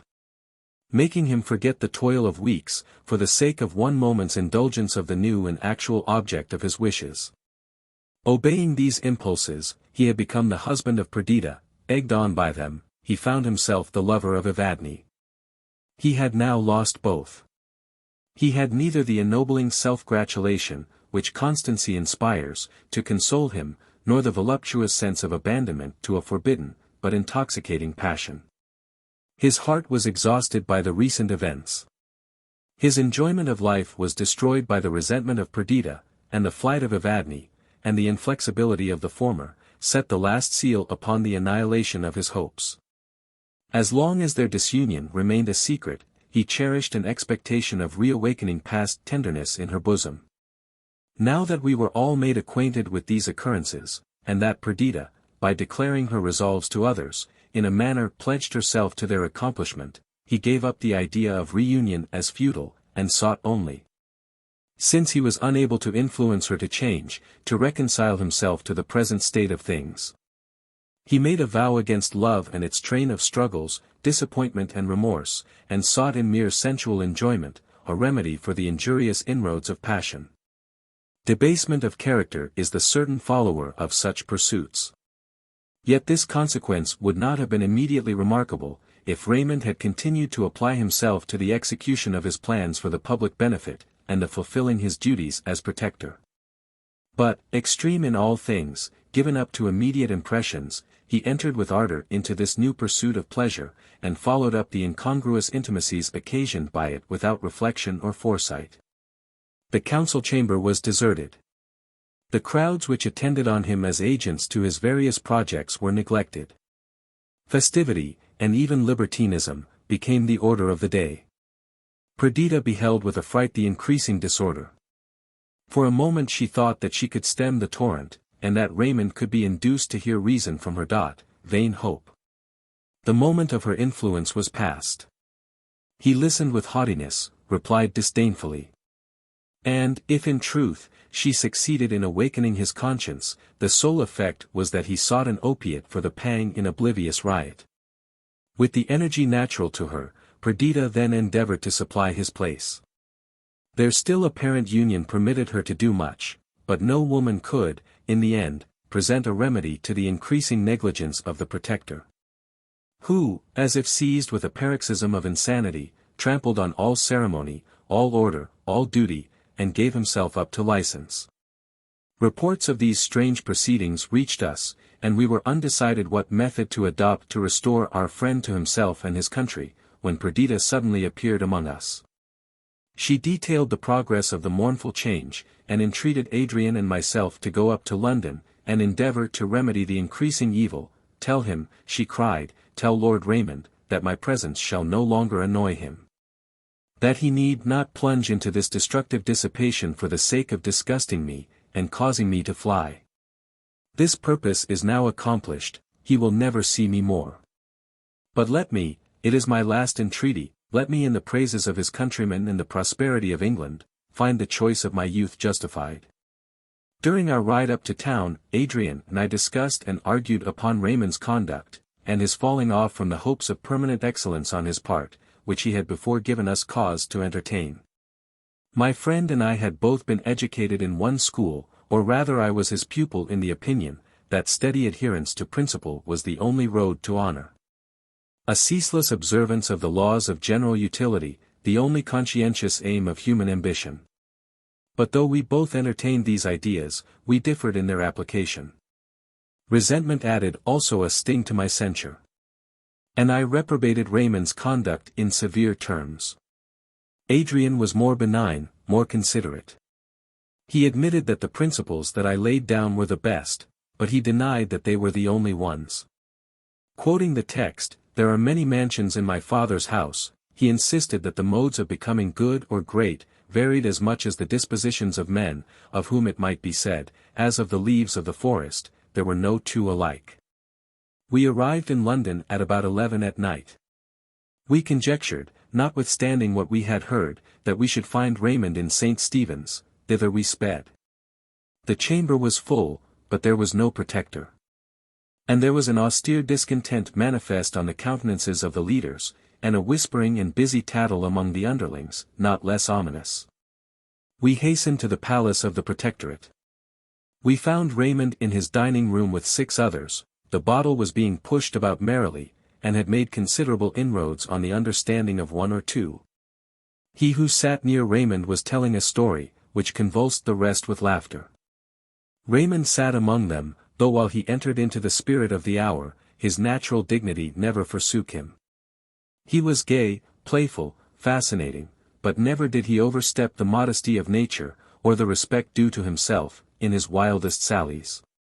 Yet I own, that considering the task which Raymond had taken on himself as protector of England, and the cares to which it became him to attend, I was exceedingly provoked to observe the worthless fellows on whom his time was wasted. And the jovial if not drunken spirit which seemed on the point of robbing him of his better self. I stood watching the scene, while Adrian flitted like a shadow in among them, and, by a word and look of sobriety, endeavoured to restore order in the assembly. Raymond expressed himself delighted to see him, declaring that he should make one in the festivity of the night.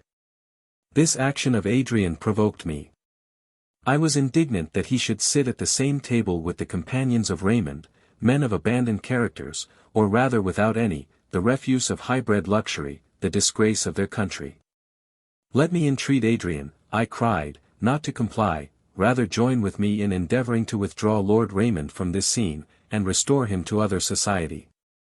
My good fellow, said Raymond, this is neither the time nor place for the delivery of a moral lecture.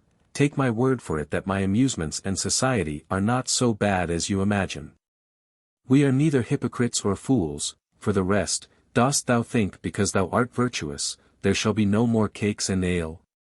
I turned angrily away. Verney, said Adrian, you are very cynical, sit down. Or if you will not, perhaps, as you are not a frequent visitor, Lord Raymond will humour you, and accompany us, as we had previously agreed upon, to Parliament. Raymond looked keenly at him, he could read benignity only in his gentle lineaments. He turned to me, observing with scorn my moody and stern demeanour. Come, said Adrian, I have promised for you, enable me to keep my engagement. Come with us. Raymond made an uneasy movement, and laconically replied, I won't. The party in the meantime had broken up. They looked at the pictures, strolled into the other apartments, talked of billiards, and one by one vanished. Raymond strode angrily up and down the room. I stood ready to receive and reply to his reproaches. Adrian leaned against the wall. This is infinitely ridiculous, he cried, if you were schoolboys, you could not conduct yourselves more unreasonably. You do not understand, said Raymond. This is only part of a system, a scheme of tyranny to which I will never submit. Because I am protector of England, am I to be the only slave in its empire?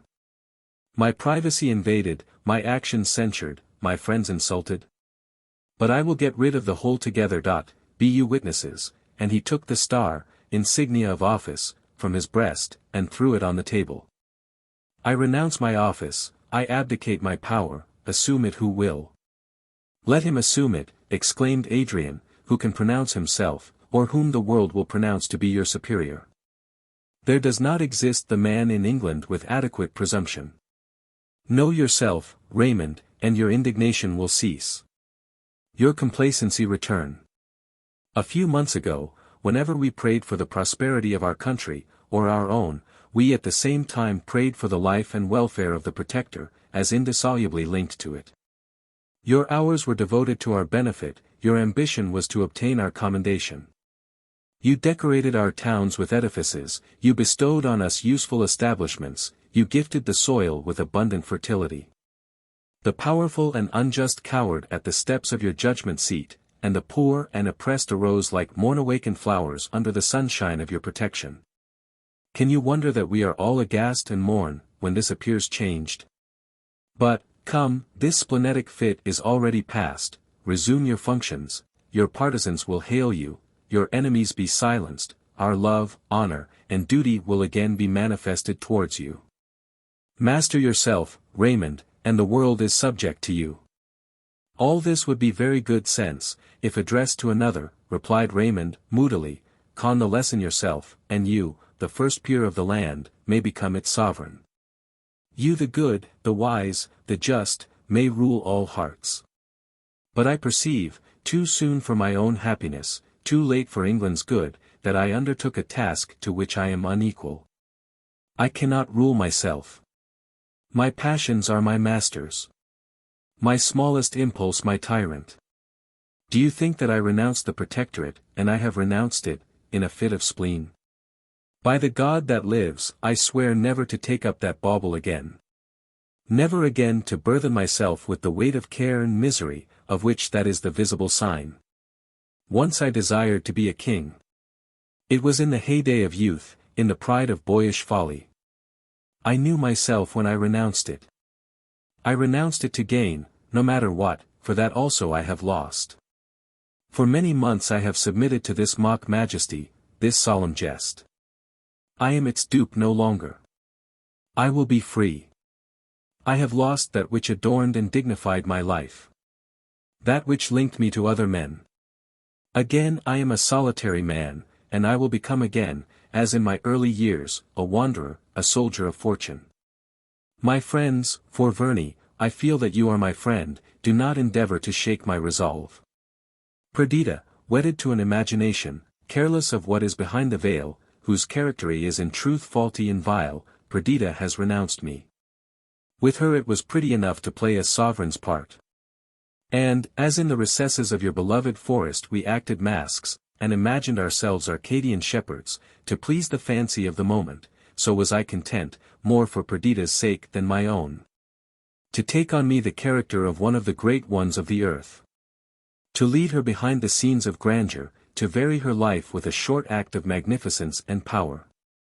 This was to be the color, love and confidence the substance of our existence. But we must live, and not act our lives. Pursuing the shadow, I lost the reality, now I renounce both. Adrian, I am about to return to Greece, to become again a soldier, perhaps a conqueror. Will you accompany me? You will behold new scenes, see a new people. Witness the mighty struggle there going forward between civilization and barbarism, behold, and perhaps direct the efforts of a young and vigorous population, for liberty and order. Come with me. I have expected you. I waited for this moment. All is prepared, will you accompany me? I will, replied Adrian. Immediately. Tomorrow if you will. Reflect. I cried. Wherefore, asked Raymond, my dear fellow, I have done nothing else than reflect on this step the livelong summer. And be assured that Adrian has condensed an age of reflection into this little moment. Do not talk of reflection, from this moment I abjure it, this is my only happy moment during a long interval of time. I must go, Lionel, the gods will it. And I must. Do not endeavor to deprive me of my companion, the outcast's friend. One word more concerning unkind, unjust Perdita. For a time, I thought that, by watching a complying moment, fostering the still warm ashes, I might relume in her the flame of love.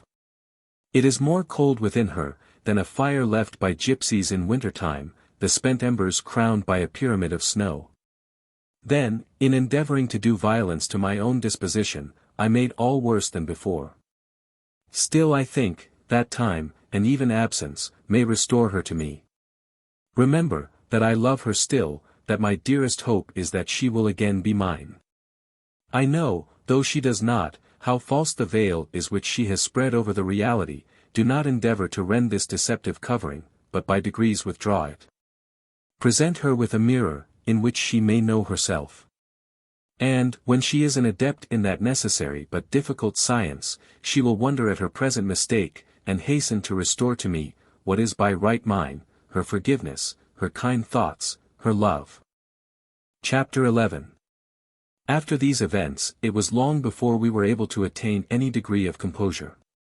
A moral tempest had wrecked our richly freighted vessel, and we, remnants of the diminished crew, were aghast at the losses and changes which we had undergone. Idris passionately loved her brother, and could ill brook an absence whose duration was uncertain. His society was dear and necessary to me. I had followed up my chosen literary occupations with delight under his tutorship and assistance.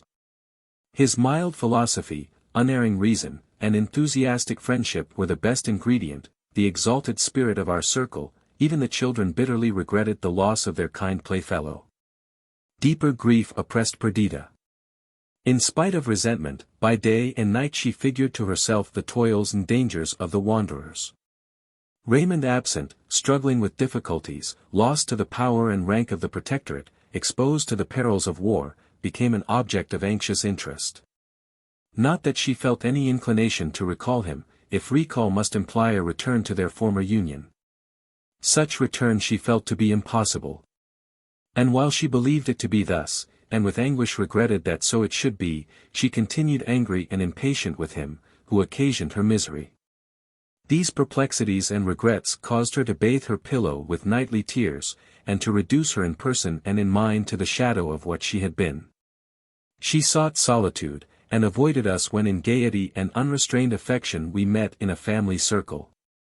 Lonely musings, interminable wanderings, and solemn music were her only pastimes. She neglected even her child. Shutting her heart against all tenderness, she grew reserved towards me, her first and fast friend. I could not see her thus lost, without exerting myself to remedy the evil. Remediless I knew, if I could not in the end bring her to reconcile herself to Raymond. Before he went I used every argument, every persuasion to induce her to stop his journey. She answered the one with a gush of tears, telling me that to be persuaded, life and the goods of life were a cheap exchange. It was not will that she wanted, but the capacity. Again and again she declared, it were as easy to enchain the sea, to put reins on the wind's viewless courses, as for her to take truth for falsehood, deceit for honesty, heartless communion for sincere, confiding love. She answered my reasonings more briefly, declaring with disdain, that the reason was hers.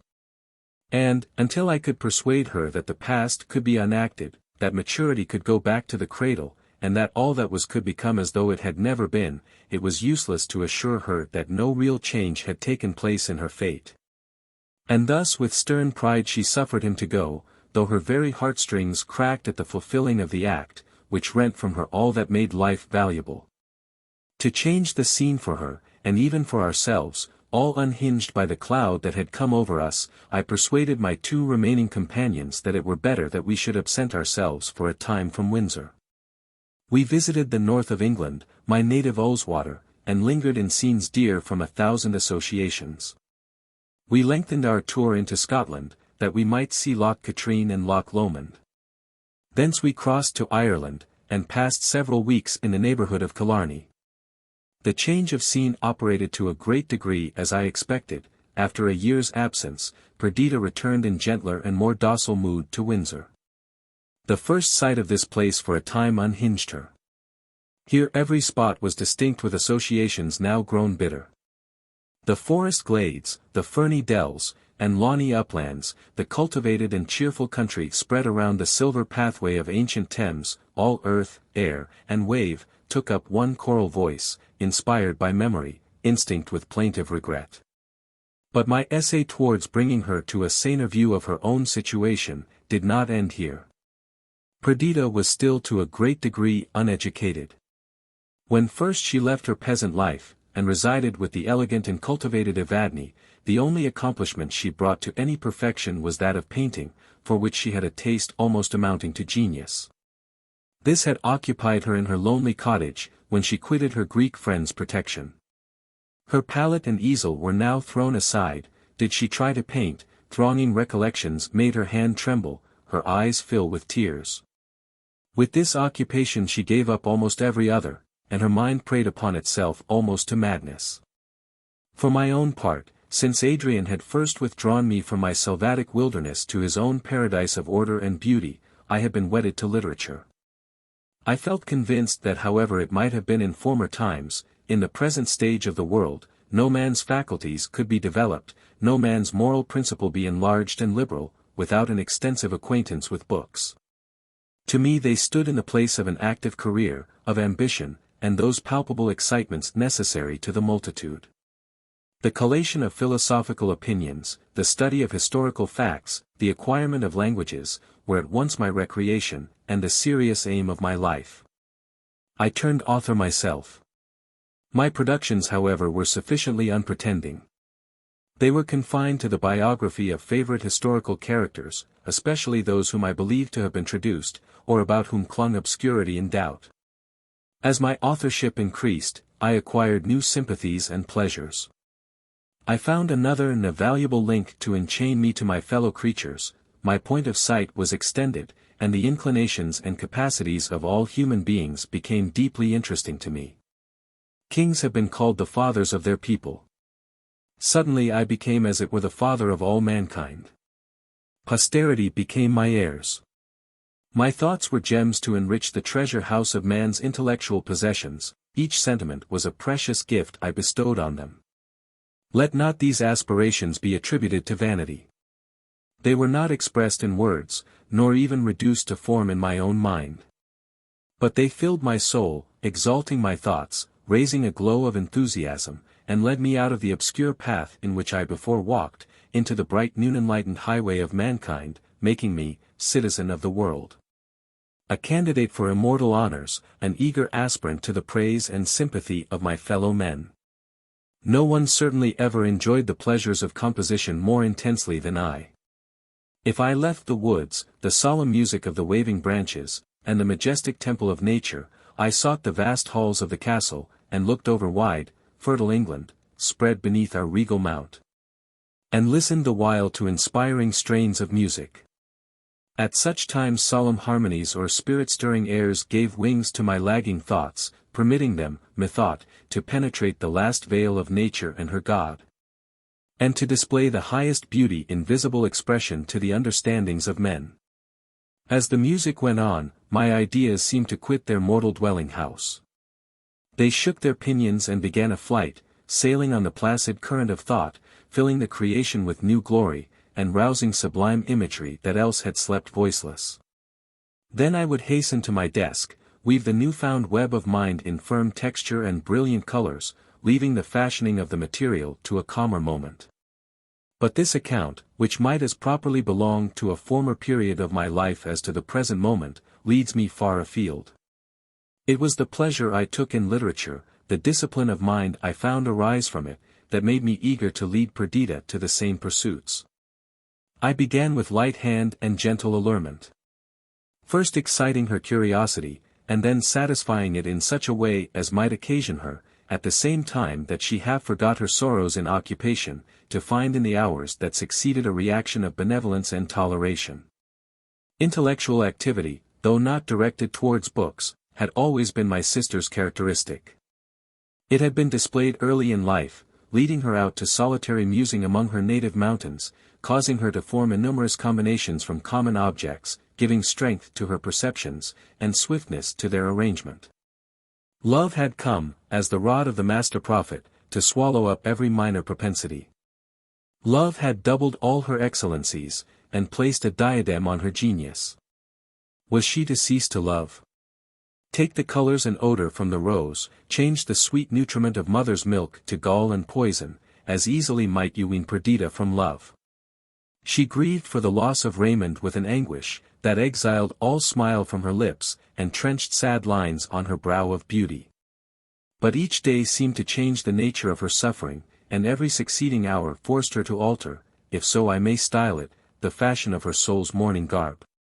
For a time music was able to satisfy the cravings of her mental hunger, and her melancholy thoughts renewed themselves in each change of key, and varied with every alteration in the strain. My schooling first impelled her towards books. And, if music had been the food of sorrow, the productions of the wise became its medicine. The acquisition of unknown languages was too tedious an occupation, for one who referred every expression to the universe within, and read not, as many do, for the mere sake of filling up time. But who was still questioning herself and her author, molding every idea in 1,000 ways, ardently desirous for the discovery of truth in every sentence. She sought to improve her understanding.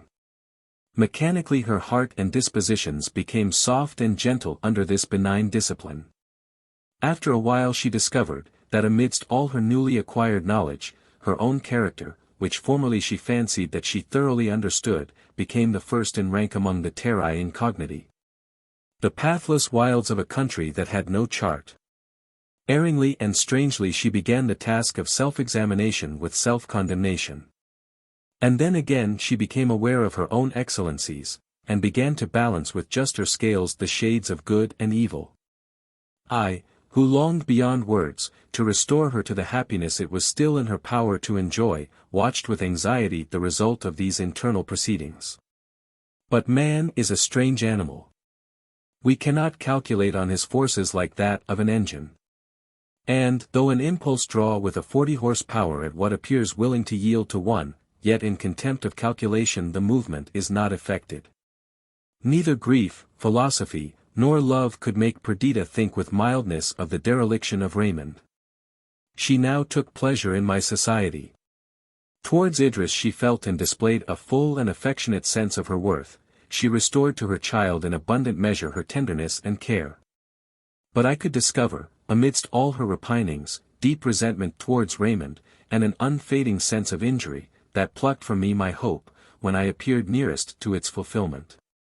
Among other painful restrictions, she has occasioned it to become a law among us, never to mention Raymond's name before her. She refused to read any communications from Greece, desiring me only to mention when any arrived, and whether the wanderers were well. It was curious that even little Clara observed this law towards her mother. This lovely child was nearly 8 years of age. Formerly she had been a light-hearted infant, fanciful, but gay and childish. After the departure of her father, thought became impressed on her young brow. Children, unadepts in language, seldom find words to express their thoughts, nor could we tell in what manner the late events had impressed themselves on her mind. But certainly she had made deep observations while she noted in silence the changes that passed around her.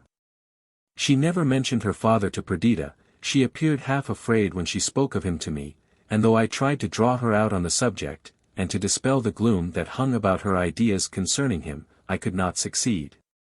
Yet each foreign post day she watched for the arrival of letters, knew the postmark, and watched me as I read. I found her often poring over the article of Greek intelligence in the newspaper. There is no more painful sight than that of untimely care in children, and it was particularly observable in one whose disposition had heretofore been mirthful. Yet there was so much sweetness and docility about Clara, that your admiration was excited, and if the moods of mind are calculated to paint the cheek with beauty, and endow motions with grace, surely her contemplations must have been celestial. Since every lineament was moulded into loveliness, and her motions were more harmonious than the elegant boundings of the fawns of her native forest. I sometimes expostulated with Perdita on the subject of her reserve. But she rejected my counsels, while her daughter's sensibility excited in her a tenderness still more passionate. After the lapse of more than a year, Adrian returned from Greece. When our exiles had first arrived, a truce was in existence between the Turks and Greeks, a truce that was as sleep to the mortal frame, signal of renewed activity on waking. With the numerous soldiers of Asia, with all of warlike stores, ships, and military engines, that wealth and power could command, the Turks at once resolved to crush an enemy, which creeping on by degrees, had from their stronghold in the Morea acquired Thrace and Macedonia, and had led their armies even to the gates of Constantinople, while their extensive commercial relations gave every European nation an interest in their success. Greece prepared for a vigorous resistance, it rose to a man, and the women, sacrificing their costly ornaments, accoutred their sons for the war, and bade them conquer or die with the spirit of the Spartan mother. The talents and courage of Raymond were highly esteemed among the Greeks. Born at Athens, that city claimed him for her own, and by giving him the command of her peculiar division in the army, the commander-in-chief only possessed superior power. He was numbered among her citizens, his name was added to the list of Grecian heroes. His judgment, activity, and consummate bravery, justified their choice. The Earl of Windsor became a volunteer under his friend. "It is well," said Adrian, "to prate of war in these pleasant shades, and with much ill-spent oil make a show of joy, because many thousand of our fellow creatures leave with pain this sweet air and natal earth. I shall not be suspected of being averse to the Greek cause, I know and feel its necessity, it is beyond every other a good cause. I have defended it with my sword, and was willing that my spirit should be breathed out in its defense. Freedom is of more worth than life, and the Greeks do well to defend their privilege unto death. But let us not deceive ourselves. The Turks are men. Each fiber, each limb is as feeling as our own, and every spasm, be it mental or bodily, is as truly felt in a Turk's heart or brain, as in a Greek's. The last action at which I was present was the taking of. The Turks resisted to the last, the garrison perished on the ramparts, and we entered by assault. Every breathing creature within the walls was massacred. Think you, amidst the shrieks of violated innocence and helpless infancy, I did not feel in every nerve the cry of a fellow being? They were men and women, the sufferers, before they were Mohammedans, and when they rise turbanless from the grave, in what except their good or evil actions will they be the better or worse than we? Two soldiers contended for a girl, whose rich dress and extreme beauty excited the brutal appetites of these wretches, who, perhaps good men among their families, were changed by the fury of the moment into incarnated evils. An old man, with a silver beard, decrepit and bald, he might be her grandfather, interposed to save her, the battle axe of one of them clove his skull. I rushed to her defense, but rage made them blind and deaf. They did not distinguish my Christian garb or heed my words. Words were blunt weapons then, for while war cried, havoc, and murder gave fit echo, how could I turn back the tide of ills, relieving wrong with mild accost of soothing eloquence? One of the fellows, enraged at my interference, struck me with his bayonet in the side, and I fell senseless. This wound will probably shorten my life, having shattered a frame, weak of itself. But I am content to die. I have learnt in Greece that one man, more or less, is of small import, while human bodies remain to fill up the thinned ranks of the soldiery. And that the identity of an individual may be overlooked, so that the muster roll contain its full numbers. All this has a different effect upon Raymond. He is able to contemplate the ideal of war, while I am sensible only to its realities. He is a soldier, a general. He can influence the bloodthirsty war dogs, while I resist their propensities vainly. The cause is simple. Burke has said that, in all bodies those who would lead, must also, in a considerable degree, follow. I cannot follow, for I do not sympathize in their dreams of massacre and glory. To follow and to lead in such a career, is the natural bent of Raymond's mind.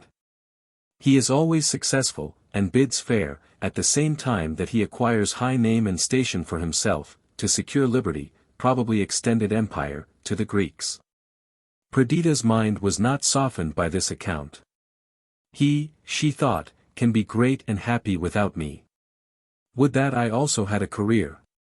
Would that I could freight some untried bark with all my hopes, energies, and desires, and launch it forth into the ocean of life, bound for some attainable point, with ambition or pleasure at the helm.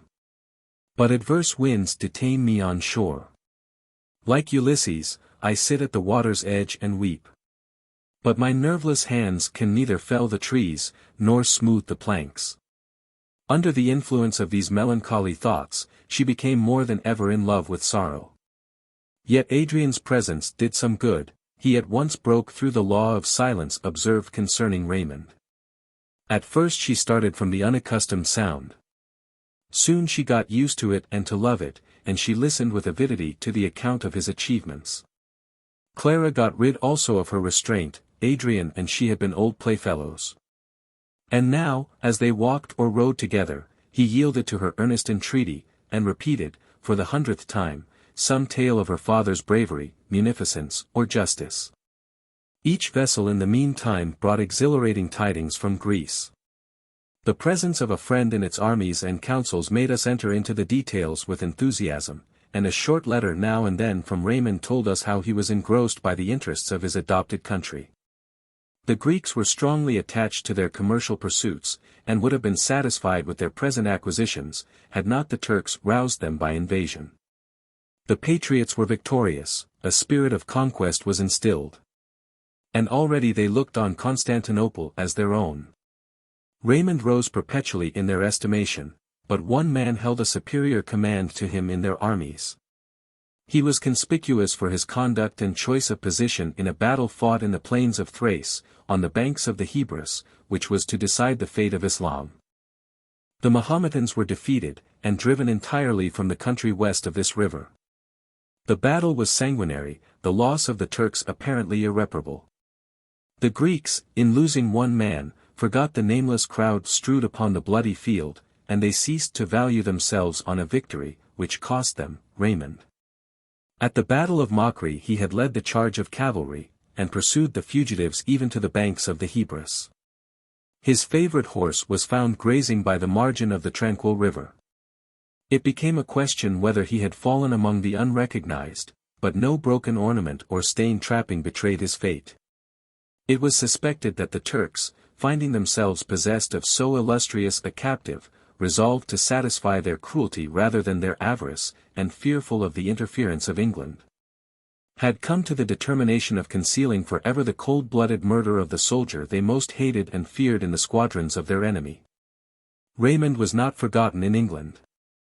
His abdication of the Protectorate had caused an unexampled sensation.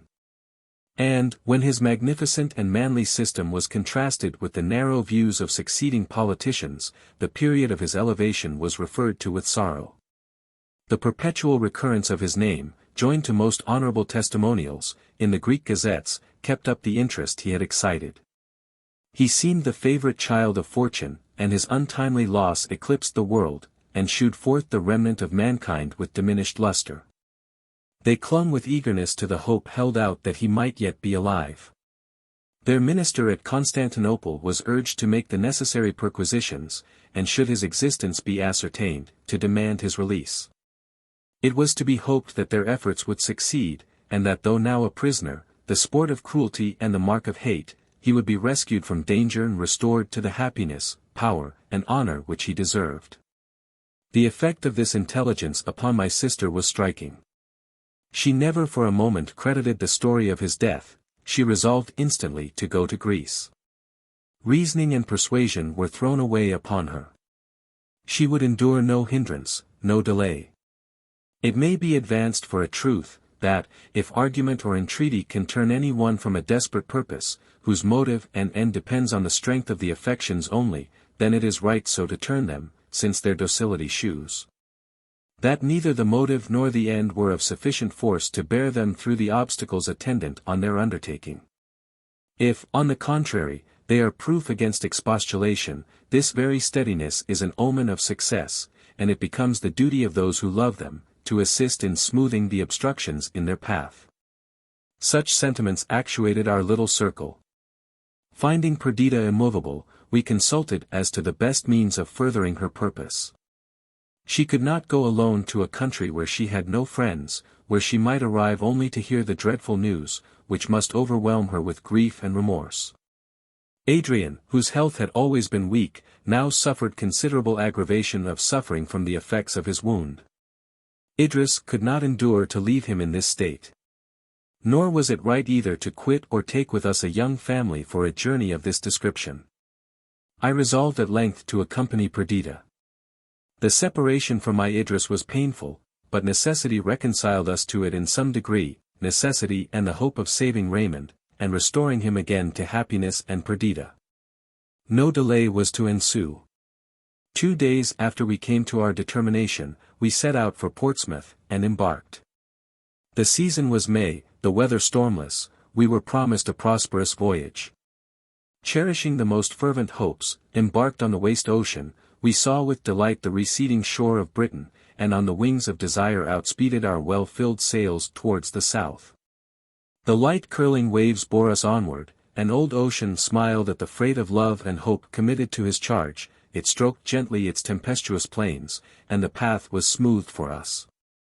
Day and night the wind right aft, gave steady impulse to our keel, nor did rough gale, or treacherous sand, or destructive rock interpose an obstacle between my sister and the land which was to restore her to her first beloved. Her dear heart's confessor, a heart within that heart. Volume 2.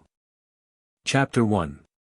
During this voyage, when on calm evenings we conversed on deck, watching the glancing of the waves and the changeful appearances of the sky, I discovered the total revolution that the disasters of Raymond had wrought in the mind of my sister.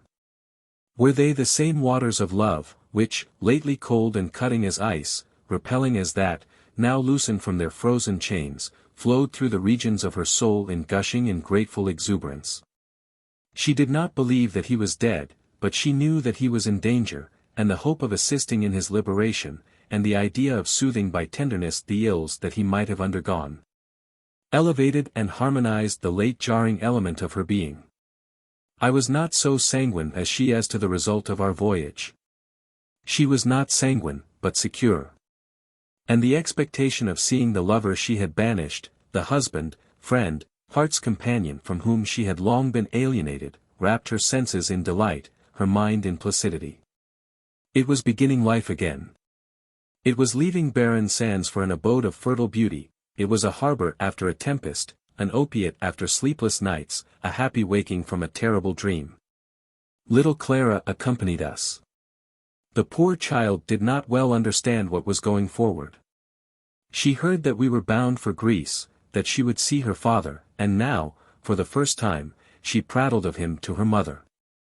On landing at Athens we found difficulties increase upon us, nor could the storied earth or balmy atmosphere inspire us with enthusiasm or pleasure, while the fate of Raymond was in jeopardy. No man had ever excited so strong an interest in the public mind, this was apparent even among the phlegmatic English, from whom he had long been absent.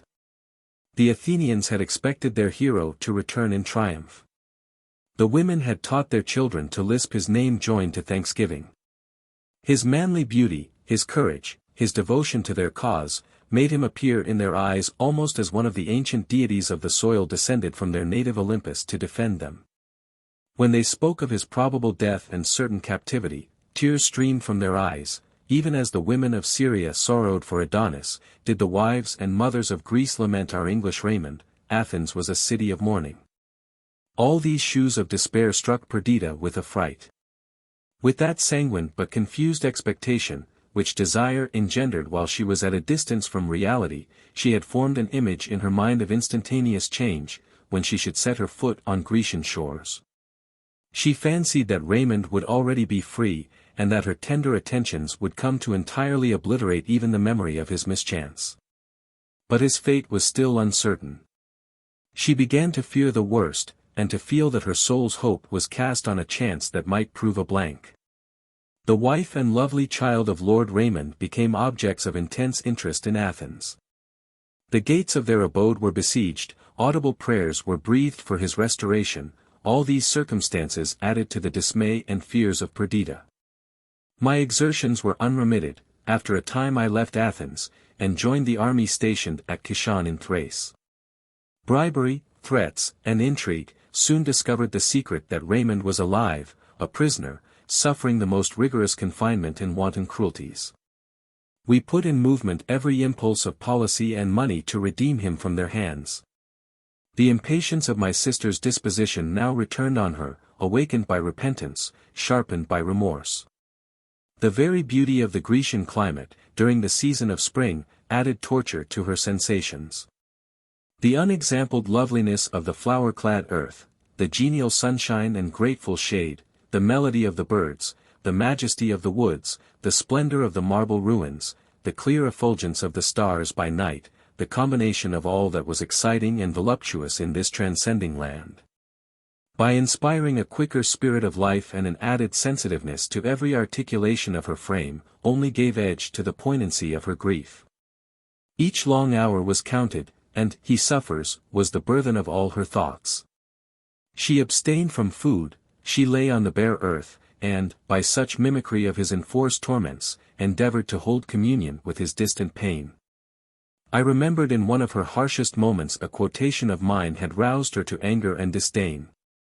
"Perdita," I had said, "some day you will discover that you have done wrong in again casting Raymond on the thorns of life. When disappointment has sullied his beauty, when a soldier's hardships have bent his manly form, and loneliness made even triumph bitter to him, then you will repent. And regret for the irreparable change will move in hearts all rocky now, the late remorse of love won." The stinging remorse of love now pierced her heart. She accused herself of his journey to Greece, his dangers, his imprisonment. She pictured to herself the anguish of his solitude. She remembered with what eager delight he had in former days made her the partner of his joyful hopes, with what grateful affection he received her sympathy in his cares. She called to mind how often he had declared that solitude was to him the greatest of all evils, and how death itself was to him more full of fear and pain when he pictured to himself a lonely grave. "My best girl," he had said, "relieves me from these fantasies. United to her, cherished in her dear heart, never again shall I know the misery of finding myself alone. Even if I die before you, my Perdita, treasure up my ashes till yours may mingle with mine." It is a foolish sentiment for one who is not a materialist, yet, methinks, even in that dark cell, I may feel that my inanimate dust mingles with yours, and thus have a companion in decay. In her resentful mood, these expressions had been remembered with acrimony and disdain. They visited her in her softened hour, taking sleep from her eyes, all hope of rest from her uneasy mind. 2 months passed thus, when at last we obtained a promise of Raymond's release. Confinement and hardship had undermined his health. The Turks feared an accomplishment of the threats of the English government, if he died under their hands. They looked upon his recovery as impossible. They delivered him up as a dying man, willingly making over to us the rites of burial. He came by sea from Constantinople to Athens. The wind, favorable to him, blew so strongly inshore, that we were unable, as we had at first intended, to meet him on his watery road. The watchtower of Athens was besieged by inquirers, each sail eagerly looked out for. Till on the 1st of May the gallant frigate bore in sight, freighted with treasure more invaluable than the wealth which, piloted from Mexico, the vexed Pacific swallowed, or that was conveyed over its tranquil bosom to enrich the crown of Spain. At early dawn the vessel was discovered bearing in shore. It was conjectured that it would cast anchor about 5 miles from land. The news spread through Athens, and the whole city poured out at the gate of the Piraeus, down the roads, through the vineyards, the olive woods and plantations of fig trees, towards the harbor. The noisy joy of the populace, the gaudy colors of their dress, the tumult of carriages and horses, the march of soldiers intermixed, the waving of banners and sound of martial music added to the high excitement of the scene. While round us reposed in solemn majesty the relics of antient time. To our right the Acropolis rose high, spectatress of 1,000 changes, of ancient glory, Turkish slavery, and the restoration of dear-bought liberty. Tombs and cenotaphs were strewed thick around, adorned by ever-renewing vegetation, the mighty dead hovered over their monuments, and beheld in our enthusiasm and congregated numbers a renewal of the scenes in which they had been the actors. Perdita and Clara rode in a close carriage, I attended them on horseback. At length we arrived at the harbour. It was agitated by the outward swell of the sea. The beach, as far could be discerned, was covered by a moving multitude, which, urged by those behind toward the sea, again rushed back as the heavy waves with sullen roar burst close to them. I applied my glass, and could discern that the frigate had already cast anchor. Fearful of the danger of approaching nearer to a lee shore, a boat was lowered. With a pang I saw that Raymond was unable to descend the vessel's side. He was let down in a chair, and lay wrapped in cloaks at the bottom of the boat. I dismounted, and called to some sailors who were rowing about the harbour to pull up, and take me into their skiff. Perdita at the same moment alighted from her carriage. She seized my arm. "Take me with you," she cried. She was trembling and pale. Clara clung to her. "You must not," I said, "the sea is rough. He will soon be here. Do you not see his boat?" The little bark to which I had beckoned had now pulled up. Before I could stop her, Perdita, assisted by the sailors, was in it.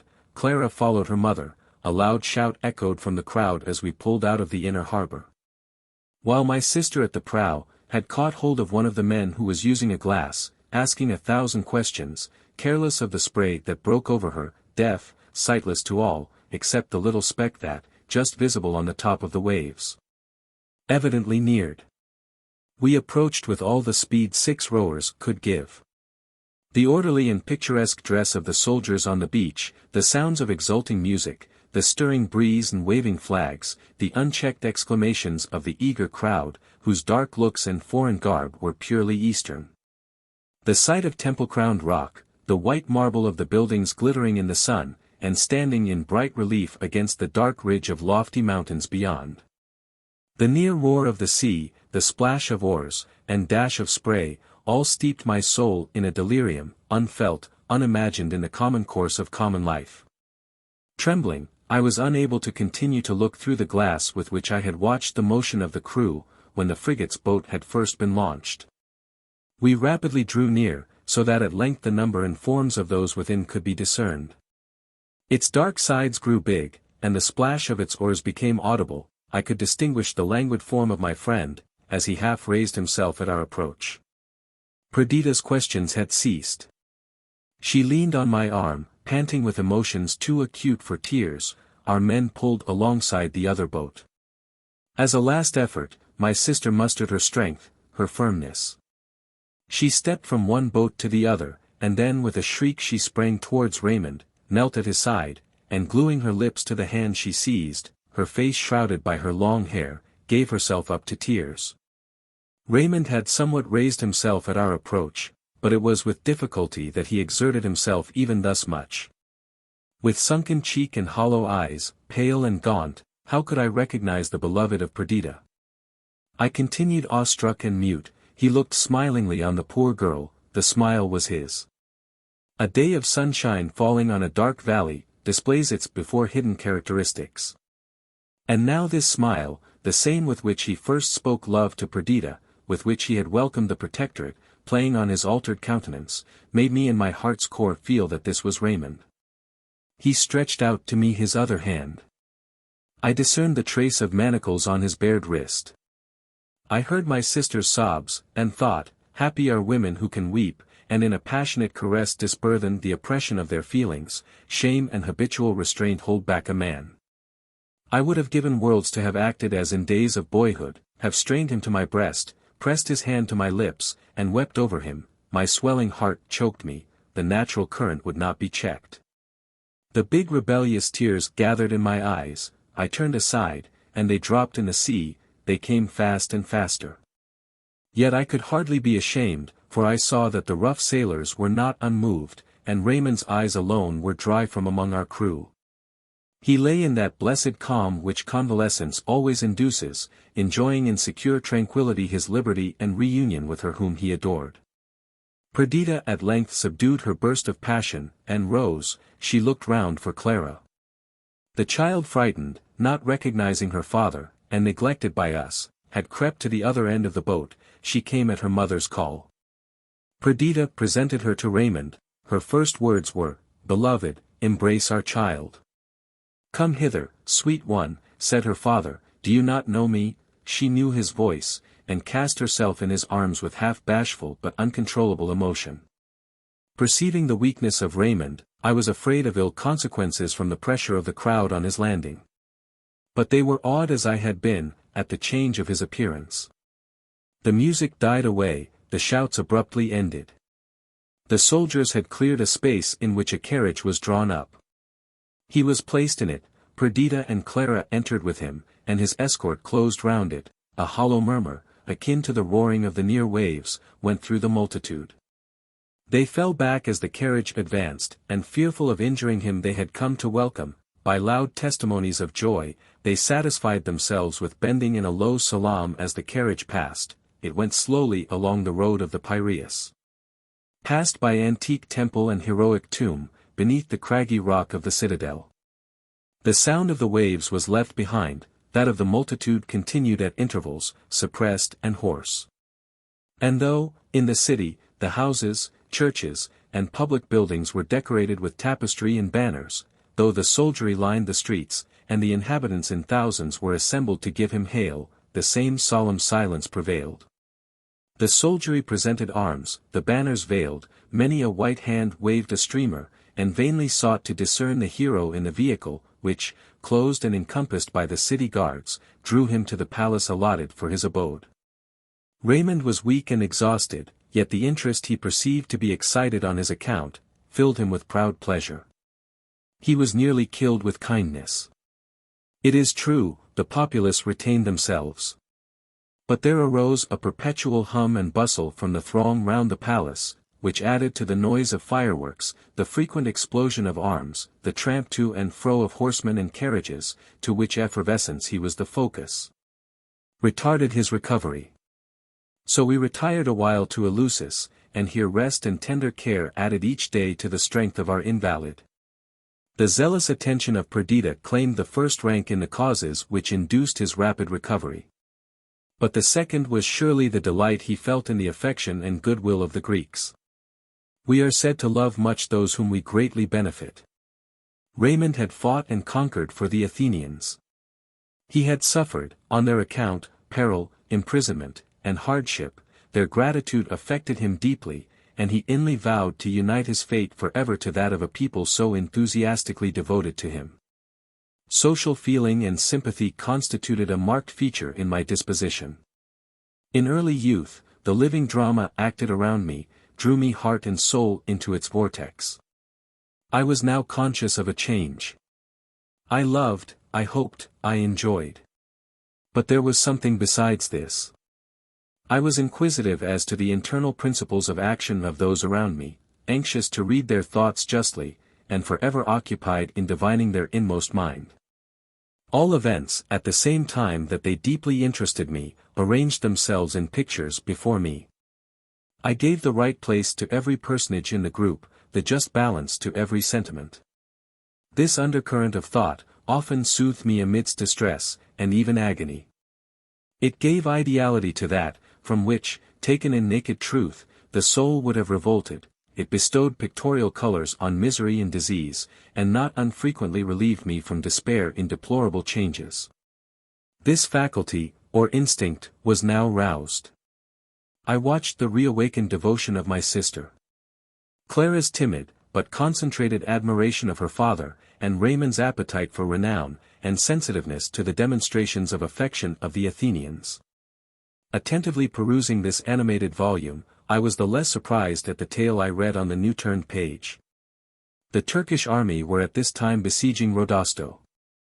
And the Greeks, hastening their preparations, and sending each day reinforcements, were on the eve of forcing the enemy to battle. Each people looked on the coming struggle as that which would be to a great degree decisive. As, in case of victory, the next step would be the siege of Constantinople by the Greeks.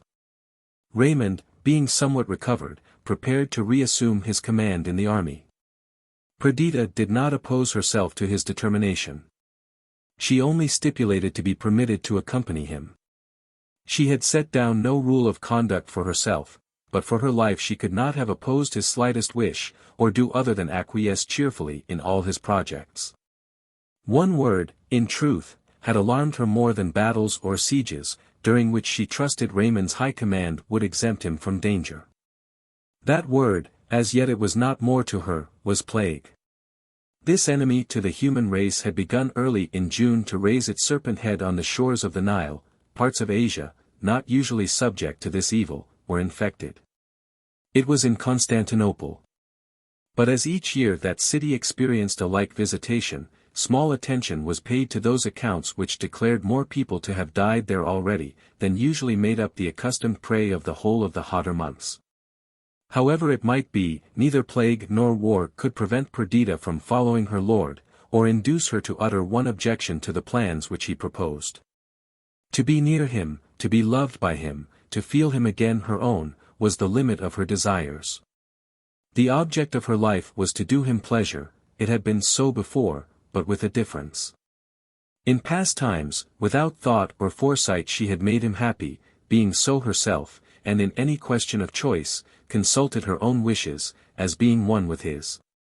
Now she sedulously put herself out of the question, sacrificing even her anxiety for his health and welfare to her resolve not to oppose any of his desires.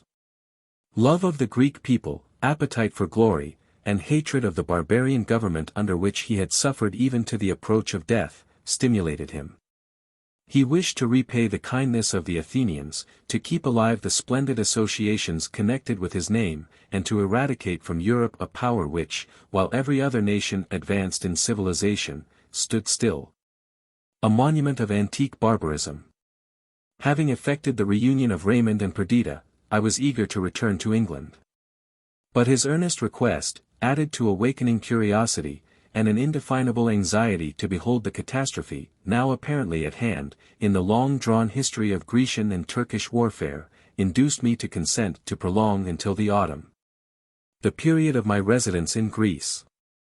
As soon as the health of Raymond was sufficiently re-established, he prepared to join the Grecian camp, near Kashan, a town of some importance, situated to the east of the Hebrus, in which Perdita and Clara were to remain until the event of the expected battle. We quitted Athens on the 2nd of June. Raymond had recovered from the gaunt and pallid looks of fever. If I no longer saw the fresh glow of youth on his matured countenance, if care had besieged his brow, and dug deep trenches in his beauty's field, if his hair, slightly mingled with grey, and his look, considerate even in its eagerness, gave signs of added years and past sufferings, yet there was something irresistibly affecting in the sight of one, lately snatched from the grave, renewing his career, untamed by sickness or disaster. The Athenians saw in him, not as heretofore, the heroic boy or desperate man, who was ready to die for them, but the prudent commander, who for their sakes was careful of his life, and could make his own warrior propensities second to the scheme of conduct policy might point out. All Athens accompanied us for several miles. When he had landed a month ago, the noisy populace had been hushed by sorrow and fear, but this was a festival day to all. The air resounded with their shouts. Their picturesque costume, and the gay colors of which it was composed, flaunted in the sunshine, their eager gestures and rapid utterance accorded with their wild appearance. Raymond was the theme of every tongue, the hope of each wife, mother, or betrothed bride, whose husband, child, or lover, making a part of the Greek army, were to be conducted to victory by him. Notwithstanding the hazardous object of our journey, it was full of romantic interest, as we passed through the valleys, and over the hills, of this divine country. Raymond was inspirited by the intense sensations of recovered health. He felt that in being general of the Athenians, he filled a post worthy of his ambition. And, in his hope of the conquest of Constantinople, he counted on an event which would be as a landmark in the waste of ages, an exploit unequaled in the annals of man.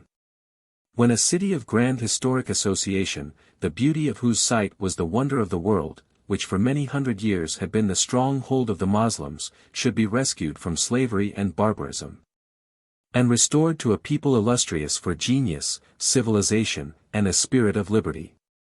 Perdita rested on his restored society, on his love, his hopes and fame, even as a sybarite on a luxurious couch, every thought was transport, each emotion bathed as it were in a congenial and balmy element. We arrived at Kishan on the 7th of July. The weather during our journey had been serene. Each day, before dawn, we left our night's encampment, and watched the shadows as they retreated from hill and valley, and the golden splendor of the sun's approach. The accompanying soldiers received, with national vivacity, enthusiastic pleasure from the sight of beautiful nature. The uprising of the star of day was hailed by triumphant strains, while the birds, heard by snatches, filled up the intervals of the music. At noon, we pitched our tents in some shady valley, or embowering wood among the mountains, while a stream prattling over pebbles induced grateful sleep. Our evening march, more calm, was yet more delightful than the morning restlessness of spirit. If the band played, involuntarily they chose airs of moderated passion. The farewell of love, or lament at absence, was followed and closed by some solemn hymn, which harmonized with the tranquil loveliness of evening, and elevated the soul to grand and religious thought. Often all sounds were suspended, that we might listen to the nightingale, while the fireflies danced in bright measure, and the soft cooing of the asilo spoke of fair weather to the travelers. Did we pass a valley? Soft shades encompassed us, and rocks tinged with beauteous hues.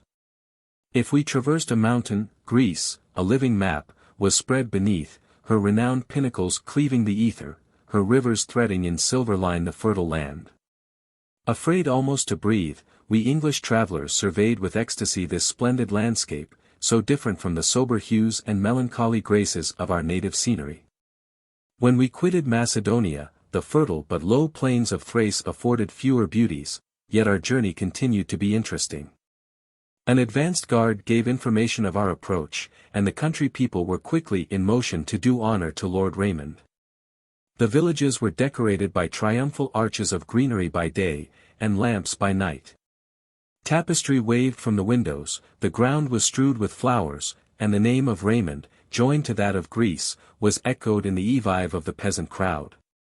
When we arrived at Kishan, we learnt, that on hearing of the advance of Lord Raymond and his detachment, the Turkish army had retreated from Rodosto, but meeting with a reinforcement, they had retrod their steps. In the meantime, Argyropoulo, the Greek commander-in-chief, had advanced, so as to be between the Turks and Rodosto. A battle, it was said, was inevitable. Perdita and her child were to remain at Kishan. Raymond asked me, if I would not continue with them.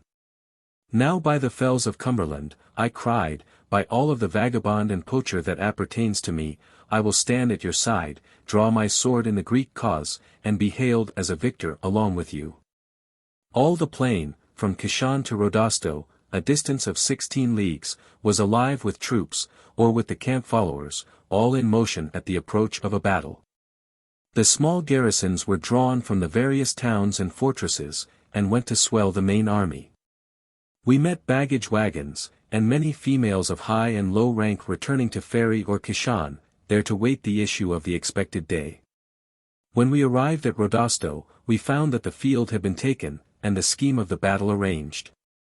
The sound of firing, early on the following morning, informed us that advanced posts of the armies were engaged. Regiment after regiment advanced, their colors flying and bands playing. They planted the cannon on the tumuli, sole elevations in this level country, and formed themselves into column and hollow square. While the pioneers threw up small mounds for their protection. These then were the preparations for a battle, nay, the battle itself, far different from anything the imagination had pictured. We read of center and wing in Greek and Roman history. We fancy a spot, plain as a table, and soldiers small as chessmen, and drawn forth, so that the most ignorant of the game can discover science and order in the disposition of the forces. When I came to the reality, and saw regiments file off to the left far out of sight, fields intervening between the battalions, but a few troops sufficiently near me to observe their motions, I gave up all idea of understanding. Even of seeing a battle, but attaching myself to Raymond attended with intense interest to his actions. He shewed himself collected, gallant and imperial, his commands were prompt, his intuition of the events of the day to me miraculous. In the meantime the cannon roared, the music lifted up its enlivening voice at intervals. And we on the highest of the mounds I mentioned, too far off to observe the fallen sheaves which death gathered into his storehouse, beheld the regiments, now lost in smoke, now banners and staves peering above the cloud. While shout and clamor drowned every sound. Early in the day, Argyropoulo was wounded dangerously, and Raymond assumed the command of the whole army. He made few remarks, till, on observing through his glass the sequel of an order he had given, his face, clouded for a while with doubt, became radiant. "The day is ours," he cried, "the Turks fly from the bayonet." And then swiftly he dispatched his aides-de-camp to command the horse to fall on the routed enemy. The defeat became total, the cannon ceased to roar, the infantry rallied, and horse pursued the flying Turks along the dreary plain. The staff of Raymond was dispersed in various directions, to make observations, and bear commands. Even I was dispatched to a distant part of the field. The ground on which the battle was fought, was a level plain, so level, that from the tumuli you saw the waving line of mountains on the wide-stretched horizon. Yet the intervening space was unvaried by the least irregularity, save such undulations as resembled the waves of the sea. The whole of this part of Thrace had been so long a scene of contest, that it had remained uncultivated, and presented a dreary, barren appearance. The order I had received, was to make an observation of the direction which a detachment of the enemy might have taken, from a northern tumulus. The whole Turkish army, followed by the Greek, had poured eastward. None but the dead remained in the direction of my side. From the top of the mound, I looked far round, all was silent and deserted. The last beams of the nearly sunken sun shot up from behind the far summit of Mount Athos. The Sea of Marmora still glittered beneath its rays, while the Asiatic coast beyond was half hid in a haze of low cloud. Many a casque, and bayonet, and sword, fallen from unnerved arms, reflected the departing ray, they lay scattered far and near. From the east, a band of ravens, old inhabitants of the Turkish cemeteries, came sailing along towards their harvest. The sun disappeared. This hour, melancholy yet sweet, has always seemed to me the time when we are most naturally led to commune with higher powers, our mortal sternness departs, and gentle complacency invests the soul. But now, in the midst of the dying and the dead, how could a thought of heaven or a sensation of tranquility possess one of the murderers? During the busy day, my mind had yielded itself a willing slave to the state of things presented to it by its fellow beings. Historical association, hatred of the foe, and military enthusiasm had held dominion over me. Now, I looked on the evening star, as softly and calmly it hung pendulous in the orange hues of sunset. I turned to the corse-strewn earth, and felt ashamed of my species. So perhaps were the placid skies. For they quickly veiled themselves in mist, and in this change assisted the swift disappearance of twilight usual in the south. Heavy masses of cloud floated up from the southeast, and red and turbid lightning shot from their dark edges. The rushing wind disturbed the garments of the dead, and was chilled as it passed over their icy forms. Darkness gathered round. The objects about me became indistinct. I descended from my station, and with difficulty guided my horse, so as to avoid the slain. Suddenly I heard a piercing shriek, a form seemed to rise from the earth.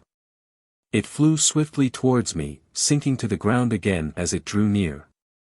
All this passed so suddenly, that I with difficulty reined in my horse, so that it should not trample on the prostrate being. The dress of this person was that of a soldier, but the bared neck and arms, and the continued shrieks discovered a female thus disguised. I dismounted to her aid, while she, with heavy groans, and her hand placed on her side, resisted my attempt to lead her on. In the hurry of the moment I forgot that I was in Greece, and in my native accents endeavored to soothe the sufferer. With wild and terrific exclamations did the lost, dying Evadne, for it was she, recognize the language of her lover. Pain and fever from her wound had deranged her intellects, while her piteous cries and feeble efforts to escape, penetrated me with compassion. In wild delirium she called upon the name of Raymond. She exclaimed that I was keeping him from her, while the Turks with fearful instruments of torture were about to take his life. Then again she sadly lamented her hard fate. That a woman, with a woman's heart and sensibility, should be driven by hopeless love and vacant hopes to take up the trade of arms, and suffer beyond the endurance of man privation, labor, and pain, the while her dry, hot hand pressed mine. And her brow and lips burned with consuming fire. As her strength grew less, I lifted her from the ground, her emaciated form hung over my arm, her sunken cheek rested on my breast, in a sepulchral voice she murmured, "This is the end of love, yet not the end." And frenzy lent her strength as she cast her arm up to heaven, "There is the end. There we meet again. Many living deaths have I borne for thee, O Raymond, and now I expire, thy victim, by my death I purchase thee, lo. The instruments of war, fire, the plague are my servitors. I conquered them all, till now. I have sold myself to death, with the sole condition that thou shouldst follow me, fire, and war, and plague, unite for thy destruction, O my Raymond, there is no safety for thee." With an heavy heart I listened to the changes of her delirium. I made her a bed of cloaks, her violence decreased and a clammy dew stood on her brow as the paleness of death succeeded to the crimson of fever. I placed her on the cloaks. She continued to rave of her speedy meeting with her beloved in the grave, of his death nigh at hand. Sometimes she solemnly declared that he was summoned, sometimes she bewailed his hard destiny. Her voice grew feebler, her speech interrupted. A few convulsive movements, and her muscles relaxed, the limbs fell, no more to be sustained, one deep sigh, and life was gone. I bore her from the near neighborhood of the dead, wrapped in cloaks, I placed her beneath a tree. Once more I looked on her altered face. The last time I saw her she was 18, beautiful as poet's vision, splendid as a sultana of the East. 12 years had passed, 12 years of change, sorrow and hardship. Her brilliant complexion had become worn and dark, her limbs had lost the roundness of youth and womanhood, her eyes had sunk deep, crushed and o'erworn. The hours had drained her blood, and filled her brow with lines and wrinkles. With shuddering horror I veiled this monument of human passion and human misery. I heaped over her all of flags and heavy accoutrements I could find, to guard her from birds and beasts of prey, until I could bestow on her a fitting grave. Sadly and slowly I stemmed my course from among the heaps of slain, and, guided by the twinkling lights of the town, at length reached Rodosto. Chapter 2. On my arrival, I found that an order had already gone forth for the army to proceed immediately towards Constantinople, and the troops which had suffered least in the battle were already on their way. The town was full of tumult. The wound, and consequent inability of Argyropoulo, caused Raymond to be the first in command. He rode through the town, visiting the wounded, and giving such orders as were necessary for the siege he meditated. Early in the morning the whole army was in motion. In the hurry I could hardly find an opportunity to bestow the last offices on Evadne. Attended only by my servant, I dug a deep grave for her at the foot of the tree, and without disturbing her warrior's shroud, I placed her in it, heaping stones upon the grave. The dazzling sun and glare of daylight deprived the scene of solemnity. From Evadne's low tomb, I joined Raymond and his staff, now on their way to the Golden City. Constantinople was invested, trenches dug, and advances made. The whole Greek fleet blockaded it by sea. On land from the river Chatkbana, near the Sweet Waters, to the Tower of Marmora, on the shores of the Propontis, along the whole line of the ancient walls, the trenches of the siege were drawn. We already possessed Pera. The Golden Horn itself, the city, bastioned by the sea, and the ivy-mantled walls of the Greek emperors was all of Europe that the Mohammedans could call theirs. Our army looked on her as certain prey. They counted the garrison.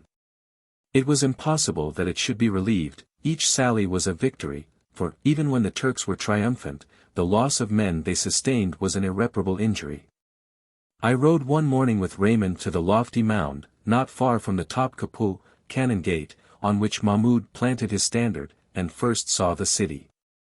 Still the same lofty domes and minarets towered above the verdurous walls, where Constantine had died, and the Turk had entered the city. The plain around was interspersed with cemeteries, Turk, Greek, and Armenian, with their growth of cypress trees, and other woods of more cheerful aspect, diversified the scene. Among them the Greek army was encamped, and their squadrons moved to and fro, now in regular march, now in swift career. Raymond's eyes were fixed on the city. "I have counted the hours of her life," said he, "1 month, and she falls. Remain with me till then, wait till you see the cross on Saint Sophia, and then return to your peaceful glades." "You then," I asked, "still remain in Greece?" "Assuredly," replied Raymond. "Yet Lionel, when I say this, believe me I look back with regret to our tranquil life at Windsor. I am but half a soldier, I love the renown, but not the trade of war. Before the battle of Rodosto I was full of hope and spirit. To conquer there, and afterwards to take Constantinople, was the hope, the bourne, the fulfillment of my ambition. This enthusiasm is now spent, I know not why, I seem to myself to be entering a darksome gulf. The ardent spirit of the army is irksome to me, the rapture of triumph null." He paused, and was lost in thought. His serious mien recalled, by some association, the half-forgotten Evadne to my mind, and I seized this opportunity to make inquiries from him concerning her strange lot. I asked him, if he had ever seen among the troops any one resembling her. If since he had returned to Greece he had heard of her. He started at her name, he looked uneasily on me. "Even so," he cried, "I knew you would speak of her. Long, long I had forgotten her. Since our encampment here, she daily, hourly visits my thoughts. When I am addressed, her name is the sound I expect, in every communication, I imagine that she will form a part. At length you have broken the spell, tell me what you know of her." I related my meeting with her, the story of her death was told and retold. With painful earnestness he questioned me concerning her prophecies with regard to him. I treated them as the ravings of a maniac. "No, no," he said, "do not deceive yourself, me you cannot. She has said nothing but what I knew before, though this is confirmation. Fire, the sword, and plague. They may all be found in yonder city, on my head alone may they fall." From this day Raymond's melancholy increased. He secluded himself as much as the duties of his station permitted. When in company, sadness would in spite of every effort steal over his features, and he sat absent and mute among the busy crowd that thronged about him. Perdita rejoined him, and before her he forced himself to appear cheerful, for she, even as a mirror, changed as he changed, and if he were silent and anxious, she solicitously inquired concerning, and endeavored to remove the cause of his seriousness. She resided at the Palace of Sweet Waters, a summer seraglio of the Sultan. The beauty of the surrounding scenery, undefiled by war, and the freshness of the river, made this spot doubly delightful. Raymond felt no relief, received no pleasure from any show of heaven or earth. He often left Perdita, to wander in the grounds alone, or in a light shallop he floated idly on the pure waters, musing deeply. Sometimes I joined him. At such times his countenance was invariably solemn, his air dejected. He seemed relieved on seeing me, and would talk with some degree of interest on the affairs of the day. There was evidently something behind all this. Yet, when he appeared about to speak of that which was nearest his heart, he would abruptly turn away, and with a sigh endeavor to deliver the painful idea to the winds. It had often occurred, that, when, as I said, Raymond quitted Perdita's drawing-room, Clara came up to me, and gently drawing me aside, said, "Papa is gone. Shall we go to him? I dare say he will be glad to see you." And, as accident permitted, I complied with or refused her request. One evening a numerous assembly of Greek chieftains were gathered together in the palace. The intriguing Pali, the accomplished Carazza, the warlike Ypsilanti, were among the principal. They talked of the events of the day, the skirmish at noon, the diminished numbers of the infidels. Their defeat and flight. They contemplated, after a short interval of time, the capture of the Golden City.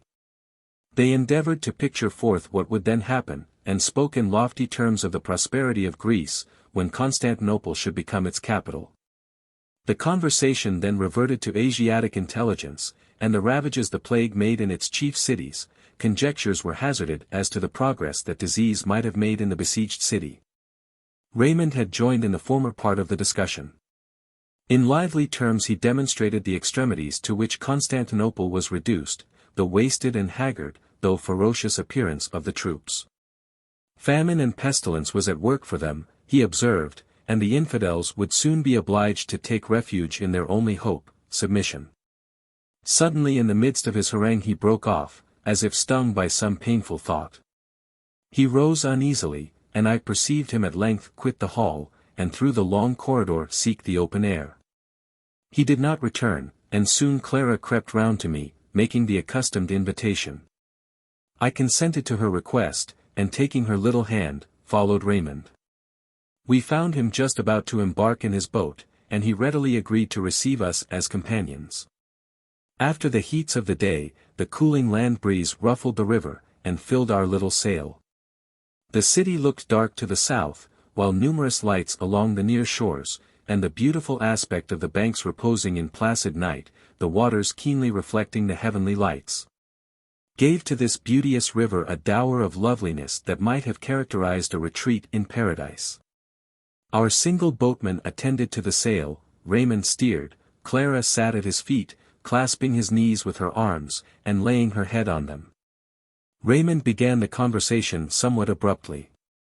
"This, my friend, is probably the last time we shall have an opportunity of conversing freely. My plans are now in full operation, and my time will become more and more occupied.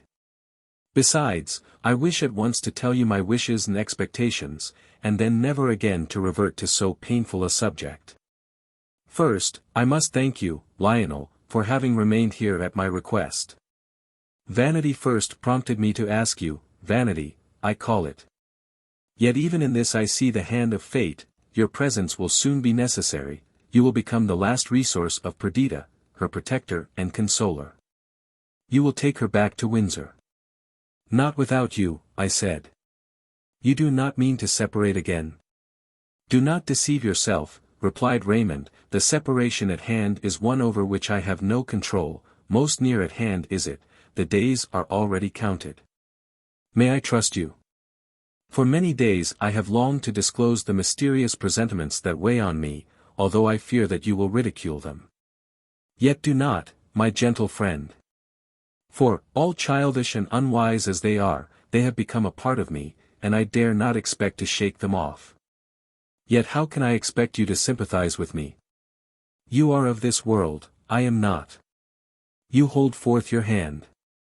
It is even as a part of yourself, and you do not yet divide the feeling of identity from the mortal form that shapes forth Lionel. How then can you understand me? Earth is to me a tomb, the firmament a vault, shrouding mere corruption. Time is no more, for I have stepped within the threshold of eternity. Each man I meet appears a corse, which will soon be deserted of its animating spark, on the eve of decay and corruption.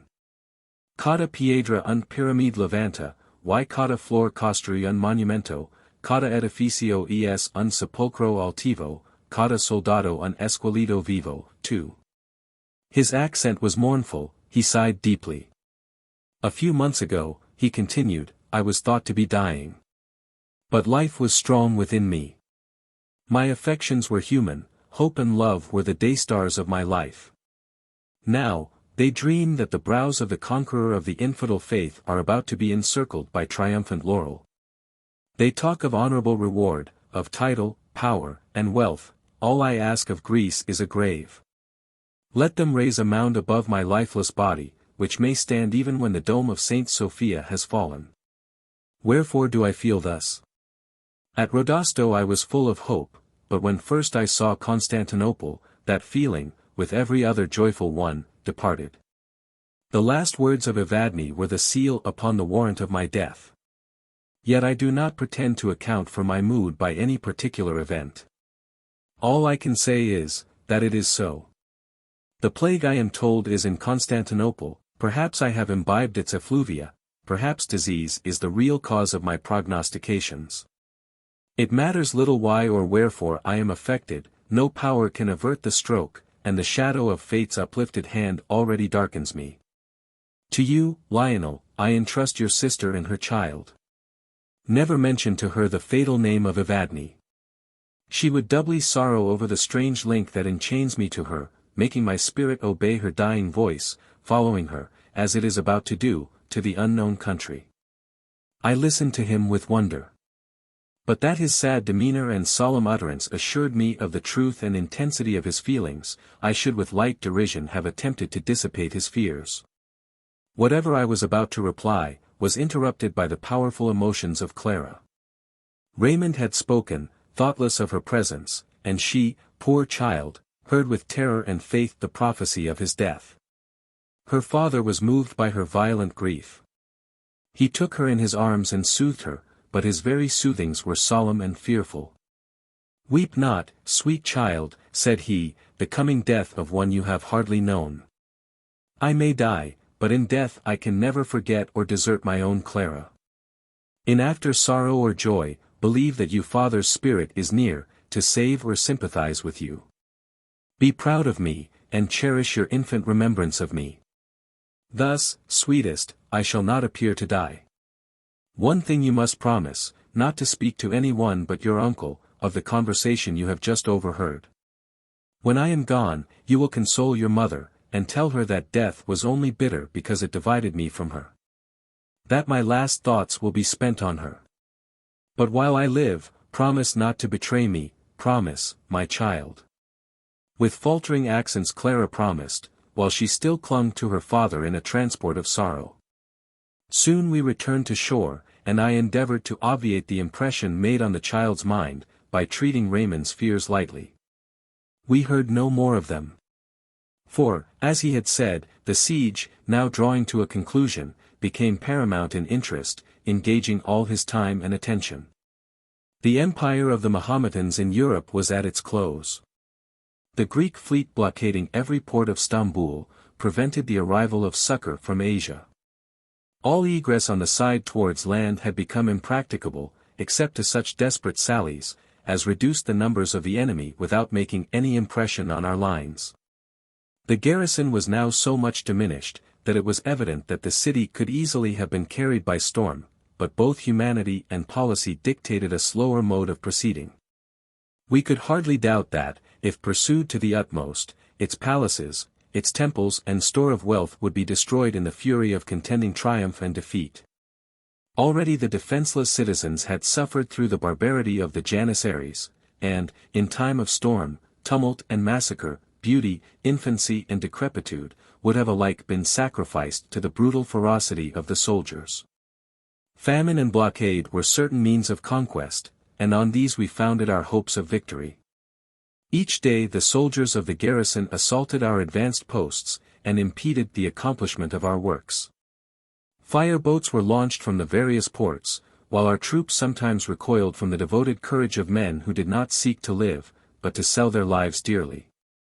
These contests were aggravated by the season. They took place during summer, when the southern Asiatic wind came laden with intolerable heat, when the streams were dried up in their shallow beds. And the vast basin of the sea appeared to glow under the unmitigated rays of the solstitial sun. Nor did night refresh the earth. Dew was denied, herbage and flowers there were none, the very trees drooped, and summer assumed the blighted appearance of winter, as it went forth in silence and flame to abridge the means of sustenance to man. In vain did the eye strive to find the wreck of some northern cloud in the stainless empyrean, which might bring hope of change and moisture to the oppressive and windless atmosphere. All was serene, burning, annihilating. We the besiegers were in the comparison little affected by these evils. The woods around afforded us shade, the river secured to us a constant supply of water. Nay, detachments were employed in furnishing the army with ice, which had been laid up on Hemus, and Athos, and the mountains of Macedonia, while cooling fruits and wholesome food renovated the strength of the laborers, and made us bear with less impatience the weight of the unrefreshing air. But in the city things wore a different face. The sun's rays were refracted from the pavement and buildings, the stoppage of the public fountains, the bad quality of the food, and scarcity even of that, produced a state of suffering, which was aggravated by the scourge of disease. While the garrison arrogated every superfluity to themselves, adding by waste and riot to the necessary evils of the time. Still they would not capitulate. Suddenly the system of warfare was changed. We experienced no more assaults. And by night and day we continued our labors unimpeded. Stranger still, when the troops advanced near the city, the walls were vacant, and no cannon was pointed against the intruders. When these circumstances were reported to Raymond, he caused minute observations to be made as to what was doing within the walls, and when his scouts returned, reporting only the continued silence and desolation of the city. He commanded the army to be drawn out before the gates. No one appeared on the walls, the very portals, though locked and barred, seemed unguarded. Above, the many domes and glittering crescents pierced heaven.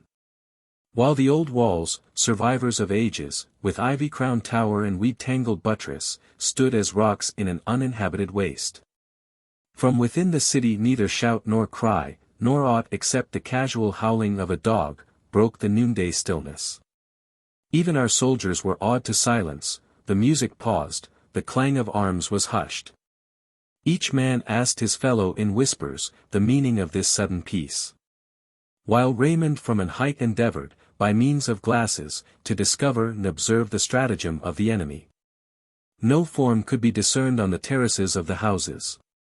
In the higher parts of the town no moving shadow bespoke the presence of any living being, the very trees waved not, and mocked the stability of architecture with like immovability. The tramp of horses, distinctly heard in the silence, was at length discerned. It was a troop sent by Carazza, the admiral. They bore dispatches to the Lord General. The contents of these papers were important. The night before, the watch, on board one of the smaller vessels anchored near the Seraglio wall, was roused by a slight splashing as of muffled oars. The alarm was given. 12 small boats, each containing 3 janissaries, were descried endeavoring to make their way through the fleet to the opposite shore of Scutari.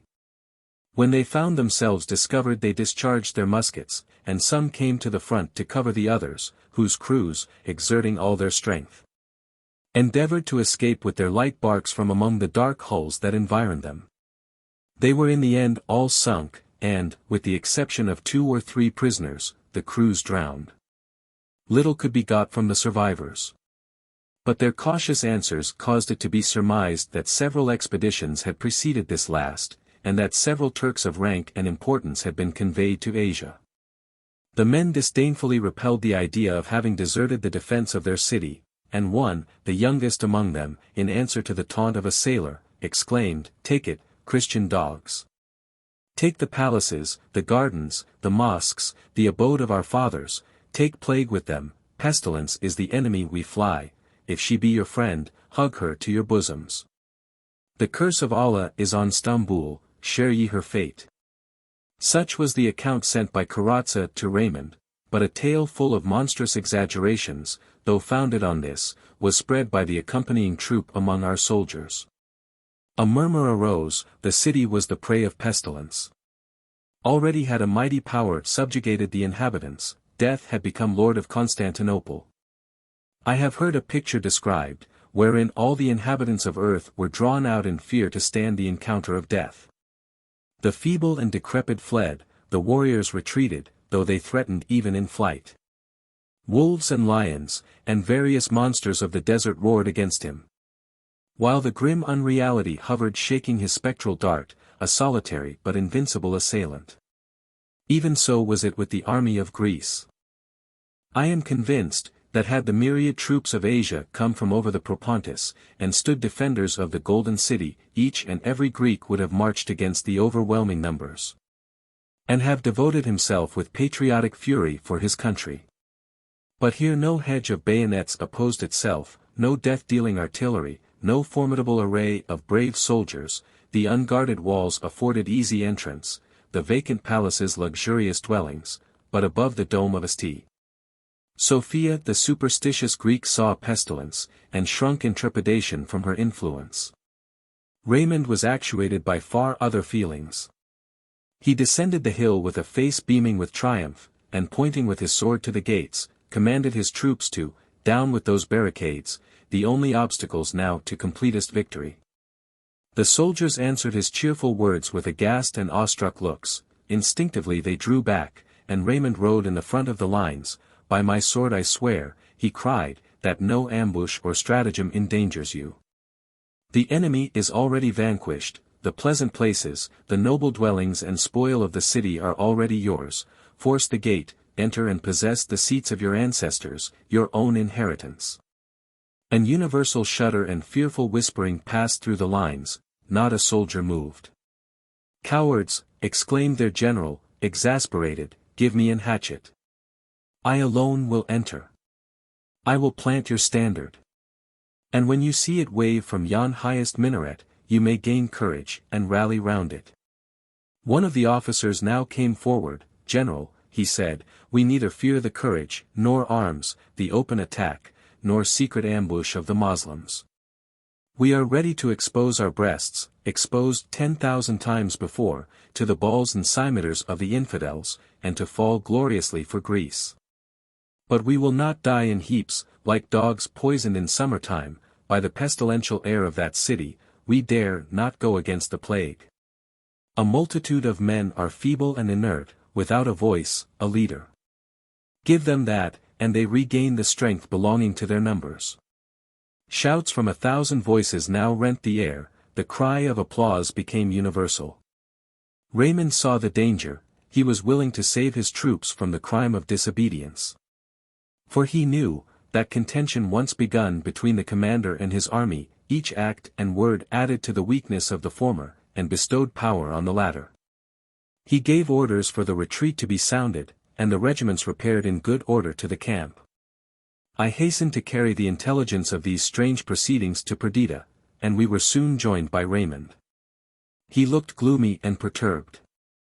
My sister was struck by my narrative. "How beyond the imagination of man," she exclaimed, "are the decrees of heaven, wondrous and inexplicable."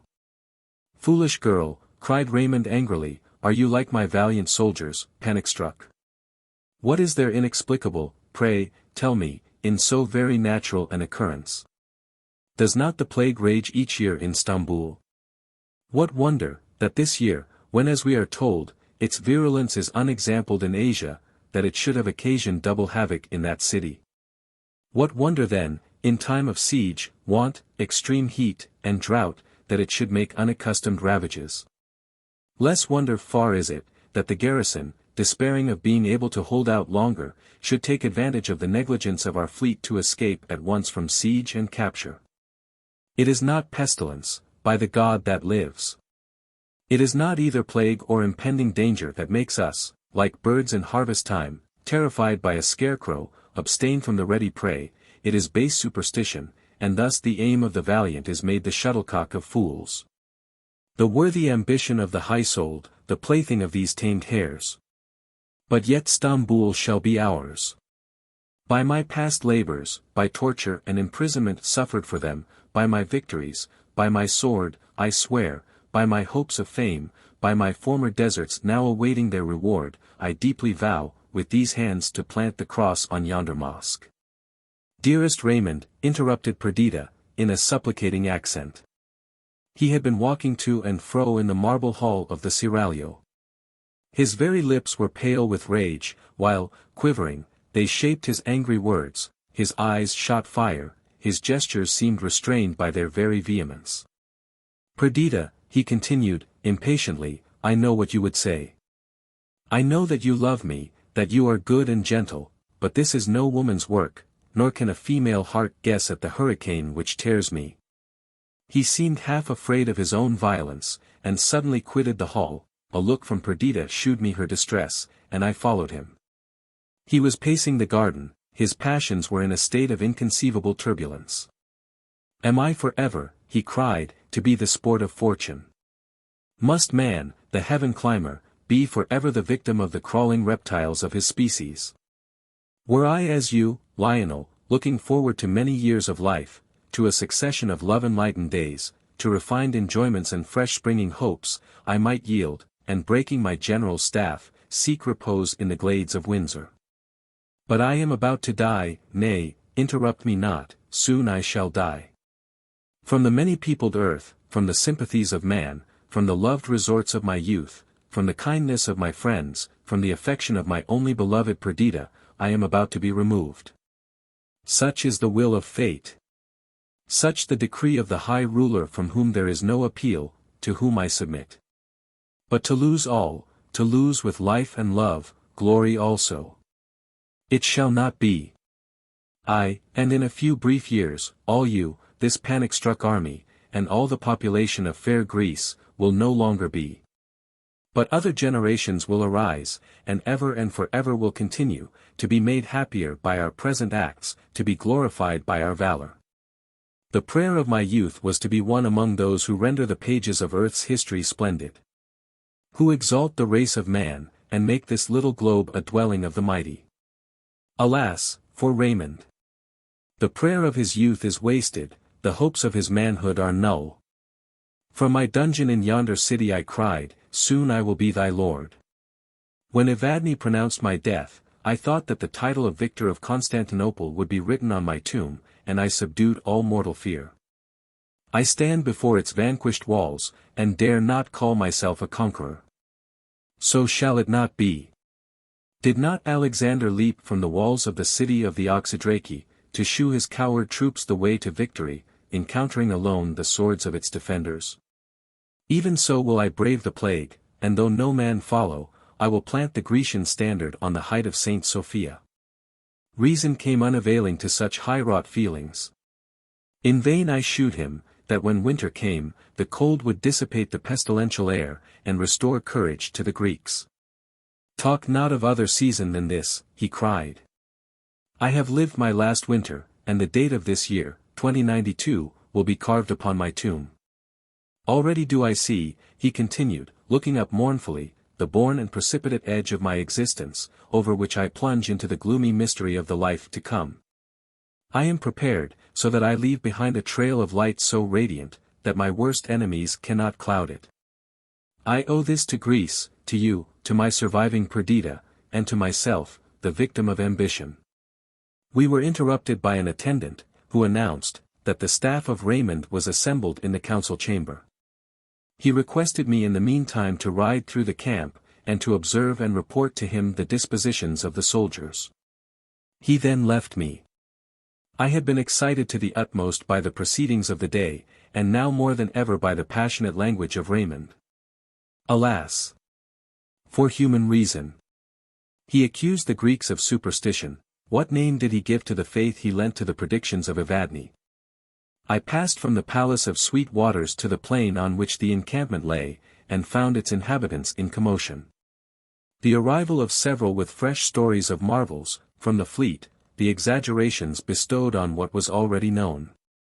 Tales of old prophecies, of fearful histories of whole regions which had been laid waste during the present year by pestilence, alarmed and occupied the troops. Discipline was lost, the army disbanded itself. Each individual, before a part of a great whole moving only in unison with others, now became resolved into the unit nature had made him, and thought of himself only. They stole off at first by ones and twos, then in larger companies, until, unimpeded by the officers, whole battalions sought the road that led to Macedonia. About midnight I returned to the palace and sought Raymond. He was alone, and apparently composed. Such composure, at least, was his as is inspired by a resolve to adhere to a certain line of conduct. He heard my account of the self-dissolution of the army with calmness, and then said, "You know, Verney, my fixed determination not to quit this place, until in the light of day Stamboul is confessedly ours. If the men I have about me shrink from following me, others, more courageous, are to be found. Go you before break of day, bear these dispatches to Carazza, add to them your own entreaties that he send me his marines and naval force. If I can get but one regiment to second me, the rest would follow of course. Let him send me this regiment. I shall expect your return by tomorrow noon." Methought this was but a poor expedient, but I assured him of my obedience and zeal. I quitted him to take a few hours' rest. With the breaking of morning I was accoutred for my ride. I lingered a while, desirous of taking leave of Perdita, and from my window observed the approach of the sun.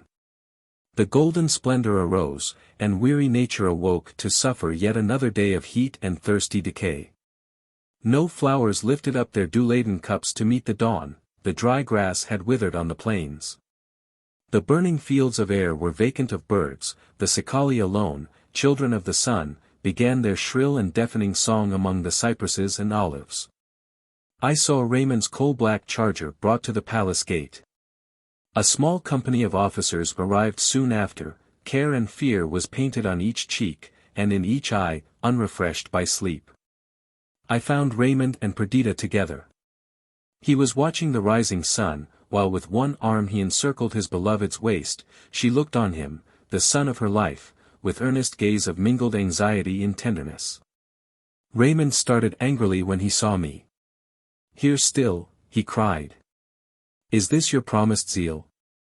"Pardon me," I said, "but even as you speak, I am gone." "Nay, pardon me," he replied, "I have no right to command or reproach, but my life hangs on your departure and speedy return. Farewell." His voice had recovered its bland tone, but a dark cloud still hung on his features. I would have delayed, I wished to recommend watchfulness to Perdita, but his presence restrained me. I had no pretense for my hesitation. And on his repeating his farewell, I clasped his outstretched hand. It was cold and clammy. "Take care of yourself, my dear lord," I said. "Nay," said Perdita, "that task shall be mine.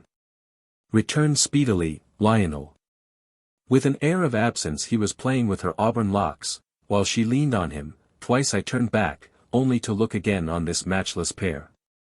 At last, with slow and heavy steps, I had paced out of the hall, and sprung upon my horse. At that moment Clara flew towards me. Clasping my knee she cried, "Make haste back, uncle. Dear uncle, I have such fearful dreams, I dare not tell my mother. Do not be long away." I assured her of my impatience to return, and then, with a small escort rode along the plain towards the Tower of Marmora. I fulfilled my commission. I saw Carrozza. He was somewhat surprised. He would see, he said, what could be done. But it required time, and Raymond had ordered me to return by noon. It was impossible to effect anything in so short a time. I must stay till the next day, or come back, after having reported the present state of things to the general. My choice was easily made. A restlessness, a fear of what was about to betide, a doubt as to Raymond's purposes, urged me to return without delay to his quarters. Quitting the 7 Towers, I rode eastward towards the Sweet Waters. I took a circuitous path, principally for the sake of going to the top of the mount before mentioned, which commanded a view of the city. I had my glass with me. The city basked under the noonday sun, and the venerable walls formed its picturesque boundary. Immediately before me was the Top Kapul, the gate near which Mahomet had made the breach by which he entered the city. Trees gigantic and aged grew near. Before the gate I discerned a crowd of moving human figures. With intense curiosity I lifted my glass to my eye. I saw Lord Raymond on his charger. A small company of officers had gathered about him. And behind was a promiscuous concourse of soldiers and subalterns, their discipline lost, their arms thrown aside. No music sounded, no banners streamed. The only flag among them was one which Raymond carried. He pointed with it to the gate of the city. The circle round him fell back. With angry gestures he leapt from his horse, and seizing a hatchet that hung from his saddlebow, went with the apparent intention of battering down the opposing gate. A few men came to aid him, their numbers increased, under their united blows the obstacle was vanquished, gate, portcullis, and fence were demolished, and the wide sunlit way, leading to the heart of the city, now lay open before them. The men shrank back, they seemed afraid of what they had already done, and stood as if they expected some mighty phantom to stalk in offended majesty from the opening. Raymond sprung lightly on his horse, grasped the standard, and with words which I could not hear, but his gestures, being their fit accompaniment, were marked by passionate energy, he seemed to adjure their assistance and companionship. Even as he spoke, the crowd receded from him. Indignation now transported him, his words I guessed were fraught with disdain. Then turning from his coward followers, he addressed himself to enter the city alone. His very horse seemed to back from the fatal entrance. His dog, his faithful dog, lay moaning and supplicating in his path. In a moment more, he had plunged the rowels into the sides of the stung animal, who bounded forward, and he, the gateway passed, was galloping up the broad and Dessart Street. Until this moment my soul had been in my eyes only. I had gazed with wonder, mixed with fear and enthusiasm. The latter feeling now predominated. I forgot the distance between us. "I will go with thee, Raymond," I cried. But, my eye removed from the glass, I could scarce discern the pygmy forms of the crowd, which about a mile from me surrounded the gate. The form of Raymond was lost. Stung with impatience, I urged my horse with force of spur and loosened reins down the acclivity, that, before danger could arrive, I might be at the side of my noble, godlike friend. A number of buildings and trees intervened, when I had reached the plain, hiding the city from my view. But at that moment a crash was heard. Thunder-like it reverberated through the sky, while the air was darkened.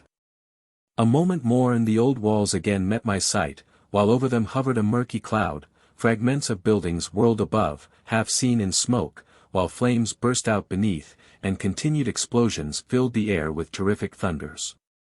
Flying from the mass of falling ruin which leapt over the high walls, and shook the ivy towers, a crowd of soldiers made for the road by which I came. I was surrounded, hemmed in by them, unable to get forward. My impatience rose to its utmost. I stretched out my hands to the men, I conjured them to turn back and save their general, the conqueror of Stamboul, the liberator of Greece. Tears, in warm flow gushed from my eyes. I would not believe in his destruction. Yet every mass that darkened the air seemed to bear with it a portion of the martyred Raymond. Horrible sights were shaped to me in the turbid cloud that hovered over the city. And my only relief was derived from the struggles I made to approach the gate. Yet when I effected my purpose, all I could discern within the precincts of the massive walls was a city of fire. The open way through which Raymond had ridden was enveloped in smoke and flame. After an interval the explosion ceased, but the flames still shot up from various quarters. The dome of Saint Sophia had disappeared. Strange to say, the result perhaps of the concussion of air occasioned by the blowing up of the city. Huge, white thunder clouds lifted themselves up from the southern horizon, and gathered overhead.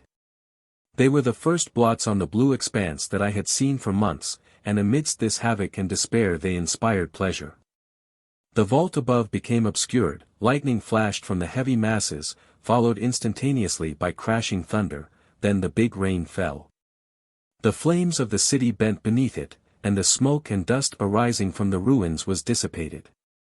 I no sooner perceived an abatement of the flames than, hurried on by an irresistible impulse, I endeavored to penetrate the town. I could only do this on foot, as the mass of ruin was impracticable for a horse. I had never entered the city before, and its ways were unknown to me. The streets were blocked up, the ruins smoking. I climbed up one heap, only to view others in succession. And nothing told me where the center of the town might be, or towards what point Raymond might have directed his course. The rain ceased, the clouds sunk behind the horizon. It was now evening, and the sun descended swiftly the western sky. I scrambled on, until I came to a street, whose wooden houses, half burnt, had been cooled by the rain, and were fortunately uninjured by the gunpowder. Up this I hurried, until now I had not seen a vestige of man. Yet none of the defaced human forms which I distinguished, could be Raymond, so I turned my eyes away, while my heart sickened within me. I came to an open space, a mountain of ruin in the midst, announced that some large mosque had occupied the space, and here, scattered about, I saw various articles of luxury and wealth, singed, destroyed, but shewing what they had been in their ruin: jewels, strings of pearls, embroidered robes, rich furs, glittering tapestries, and oriental ornaments, seemed to have been collected here in a pile destined for destruction. But the rain had stopped the havoc midway. Hours passed, while in this scene of ruin I sought for Raymond. Insurmountable heaps sometimes opposed themselves, the still burning fires scorched me. The sun set. The atmosphere grew dim, and the evening star no longer shone companionless. The glare of flames attested the progress of destruction, while, during mingled light and obscurity, the piles around me took gigantic proportions and weird shapes. For a moment I could yield to the creative power of the imagination, and for a moment was soothed by the sublime fictions it presented to me. The beatings of my human heart drew me back to blank reality.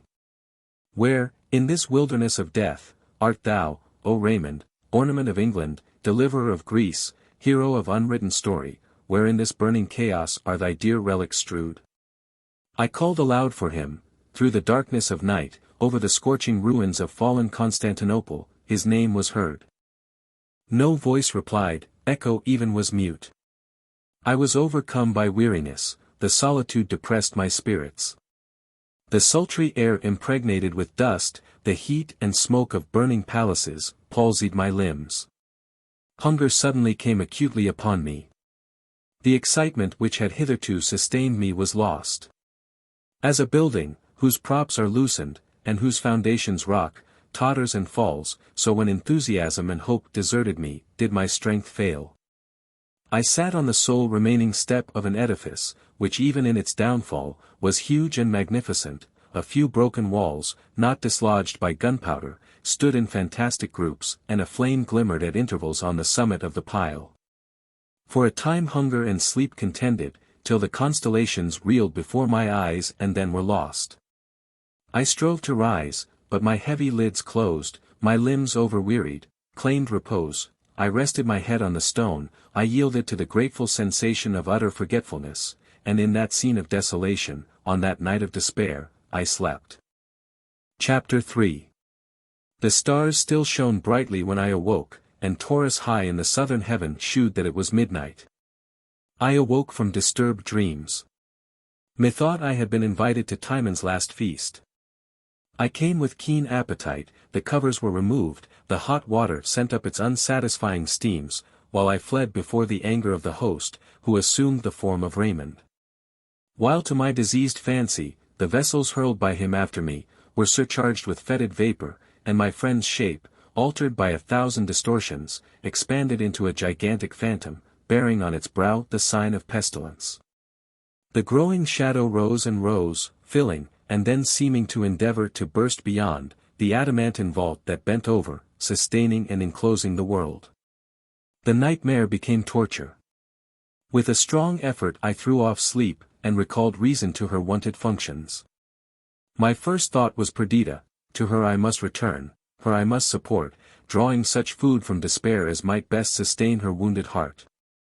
Recalling her from the wild excesses of grief, by the austere laws of duty, and the soft tenderness of regret. The position of the stars was my only guide.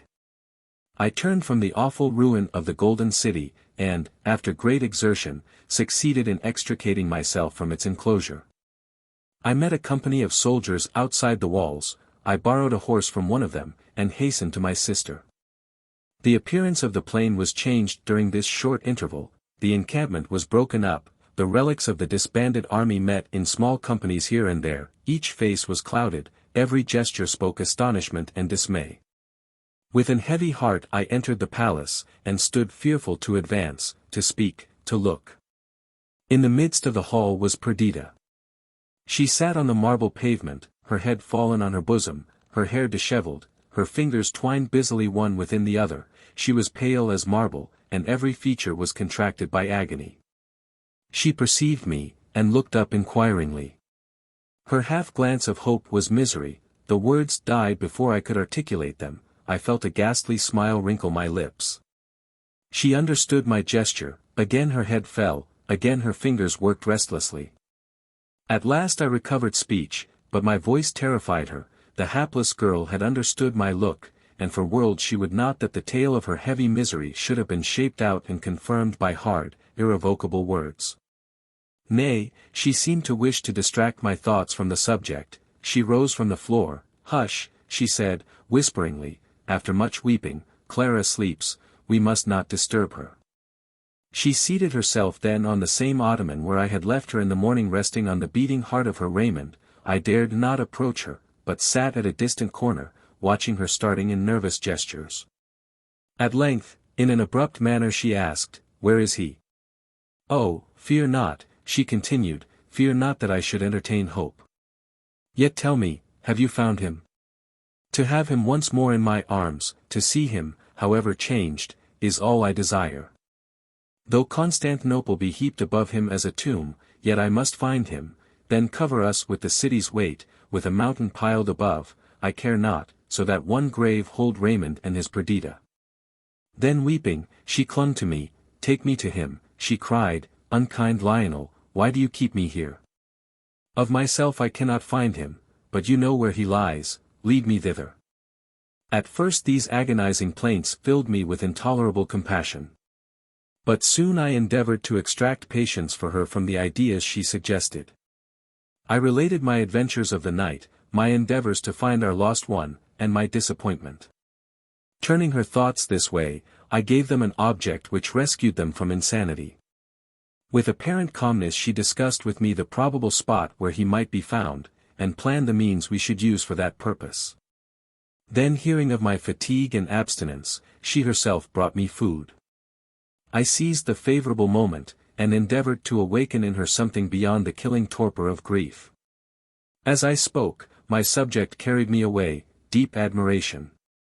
Grief, the offspring of truest affection, the overflowing of a heart bursting with sympathy for all that had been great and sublime in the career of my friend, inspired me as I poured forth the praises of Raymond. "Alas, for us," I cried, "who have lost this latest honor of the world. Beloved Raymond! He is gone to the nations of the dead, he has become one of those, who render the dark abode of the obscure grave illustrious by dwelling there. He has journeyed on the road that leads to it, and joined the mighty of soul who went before him. When the world was in its infancy death must have been terrible, and man left his friends and kindred to dwell, a solitary stranger, in an unknown country. But now, he who dies finds many companions gone before to prepare for his reception. The great of past ages people it, the exalted hero of our own days is counted among its inhabitants, while life becomes doubly the desart and the solitude. What a noble creature was Raymond, the first among the men of our time. By the grandeur of his conceptions, the graceful daring of his actions, by his wit and beauty, he won and ruled the minds of all. Of one only fault he might have been accused, but his death has cancelled that. I have heard him called inconstant of purpose, when he deserted, for the sake of love, the hope of sovereignty, and when he abdicated the protectorship of England, men blamed his infirmity of purpose. Now his death has crowned his life, and to the end of time it will be remembered, that he devoted himself, a willing victim, to the glory of Greece. Such was his choice, he expected to die. He foresaw that he should leave this cheerful earth, the lightsome sky, and thy love, Perdita, yet he neither hesitated or turned back, going right onward to his mark of fame. While the earth lasts, his actions will be recorded with praise. Grecian maidens will in devotion strew flowers on his tomb, and make the air around it resonant with patriotic hymns, in which his name will find high record. I saw the features of Perdita soften. The sternness of grief yielded to tenderness. I continued, thus to honor him, is the sacred duty of his survivors. To make his name even as an holy spot of ground, enclosing it from all hostile attacks by our praise, shedding on it the blossoms of love and regret, guarding it from decay, and bequeathing it untainted to posterity. Such is the duty of his friends. A dearer one belongs to you, Perdita, mother of his child. Do you remember in her infancy, with what transport you beheld Clara, recognizing in her the united being of yourself and Raymond? Joying to view in this living temple a manifestation of your eternal loves. Even such is she still. You say that you have lost Raymond. Oh, no, yet he lives with you and in you there. From him she sprung, flesh of his flesh, bone of his bone, and not, as heretofore, are you content to trace in her downy cheek and delicate limbs, an affinity to Raymond, but in her enthusiastic affections, in the sweet qualities of her mind. You may still find him living, the good, the great, the beloved. Be it your care to foster this similarity, be it your care to render her worthy of him, so that, when she glory in her origin, she take not shame for what she is. I could perceive that, when I recalled my sister's thoughts to her duties in life, she did not listen with the same patience as before. She appeared to suspect a plan of consolation on my part, from which she, cherishing her newborn grief, revolted. "You talk of the future," she said, "while the present is all to me. Let me find the earthly dwelling of my beloved. Let us rescue that from common dust, so that in times to come men may point to the sacred tomb, and name it his, then to other thoughts, and a new course of life, or what else fate, in her cruel tyranny, may have marked out for me." After a short repose I prepared to leave her, that I might endeavor to accomplish her wish. In the meantime we were joined by Clara, whose pallid cheek and scared look shewed the deep impression grief had made on her young mind. She seemed to be full of something to which she could not give words. But, seizing an opportunity afforded by Perdita's absence, she preferred to me an earnest prayer, that I would take her within view of the gate at which her father had entered Constantinople. She promised to commit no extravagance, to be docile, and immediately to return. I could not refuse, for Clara was not an ordinary child, her sensibility and intelligence seemed already to have endowed her with the rights of womanhood. With her therefore, before me on my horse, attended only by the servant who was to reconduct her, we rode to the top Kapul. We found a party of soldiers gathered round it. They were listening. "They are human cries," said one. "More like the howling of a dog," replied another, and again they bent to catch the sound of regular distant moans, which issued from the precincts of the ruined city. "That, Clara," I said, "is the gate, that the street which yestermorn your father rode up." Whatever Clara's intention had been in asking to be brought hither, it was balked by the presence of the soldiers. With earnest gaze she looked on the labyrinth of smoking piles which had been a city, and then expressed her readiness to return home. At this moment a melancholy howl struck on our ears. It was repeated. "Hark," cried Clara, "he is there. That is Florio, my father's dog." It seemed to me impossible that she could recognize the sound, but she persisted in her assertion till she gained credit with the crowd about.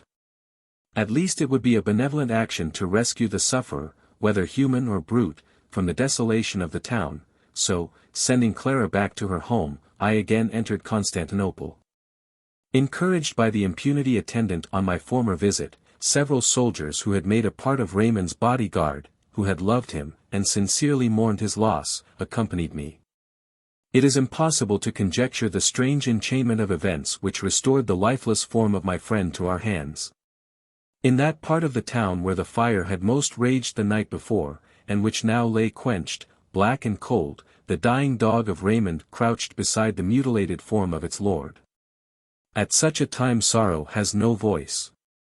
Affliction, tamed by its very vehemence, is mute. The poor animal recognized me, licked my hand, crept close to its lord, and died.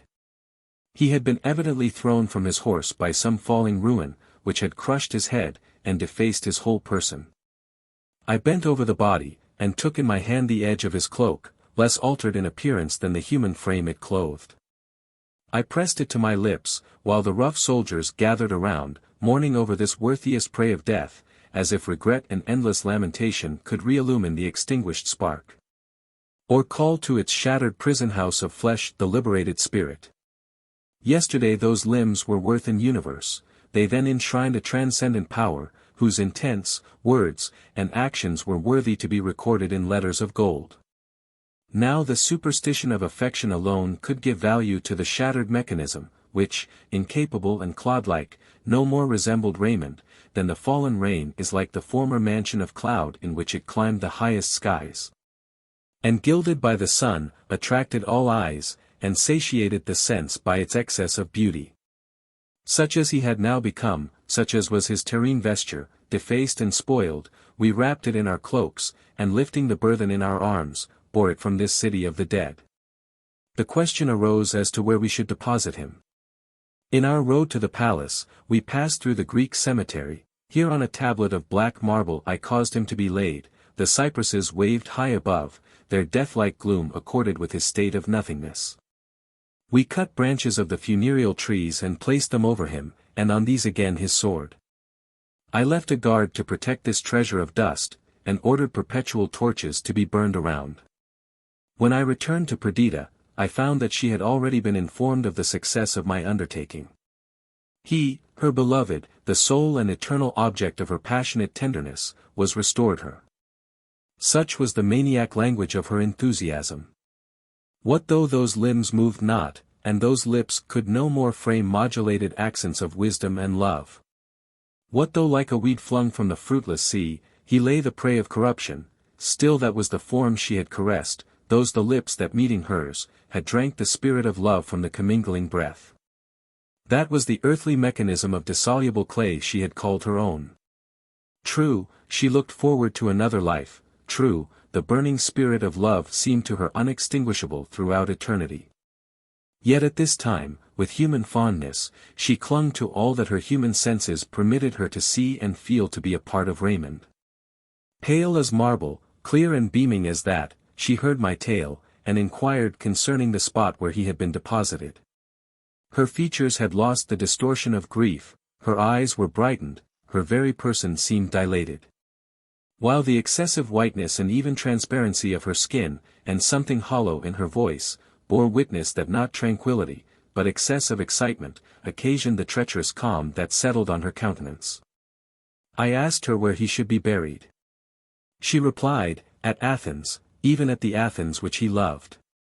Without the town, on the acclivity of Hymettus, there is a rocky recess which he pointed out to me as the spot where he would wish to repose. My own desire certainly was that he should not be removed from the spot where he now lay. But her wish was of course to be complied with, and I entreated her to prepare without delay for our departure. Behold now the melancholy train cross the flats of Thrace, and wind through the defile, and over the mountains of Macedonia, coast the clear waves of the Peneus, cross the Laris-Shawn plain, past the straits of Thermopylae. And ascending in succession Ida and Parnassus, descend to the fertile plain of Athens. Women bear with resignation these long-drawn ills, but to a man's impatient spirit, the slow motion of our cavalcade, the melancholy repose we took at noon, the perpetual presence of the pall, gorgeous though it was, that wrapped the rifled casket which had contained Raymond, the monotonous recurrence of day and night, unvaried by hope or change, all the circumstances of our march were intolerable.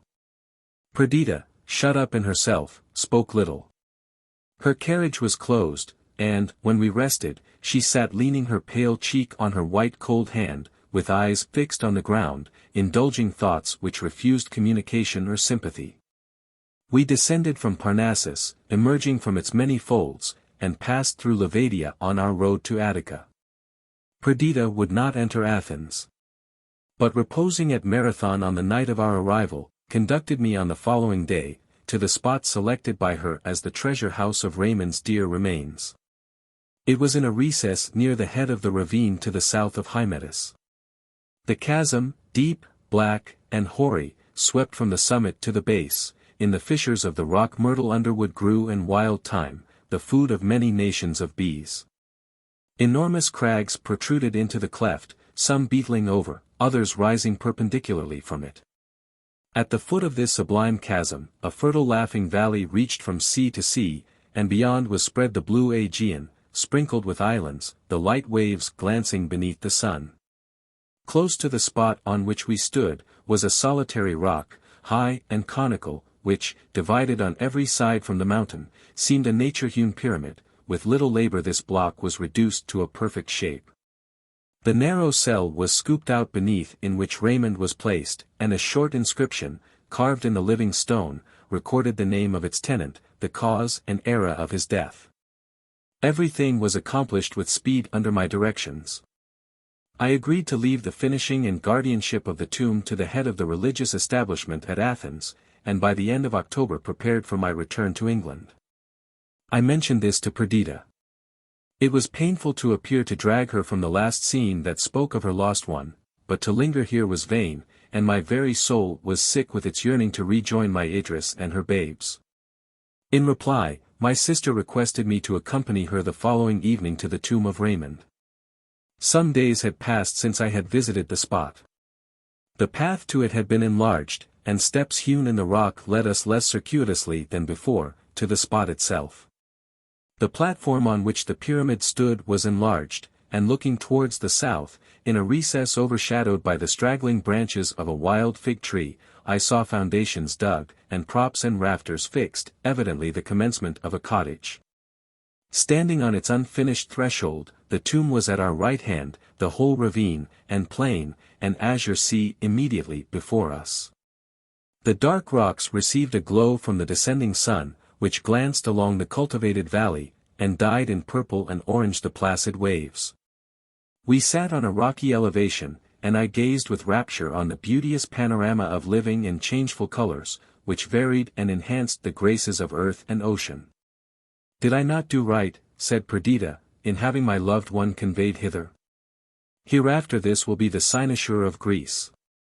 In such a spot death loses half its terrors, and even the inanimate dust appears to partake of the spirit of beauty which hallows this region.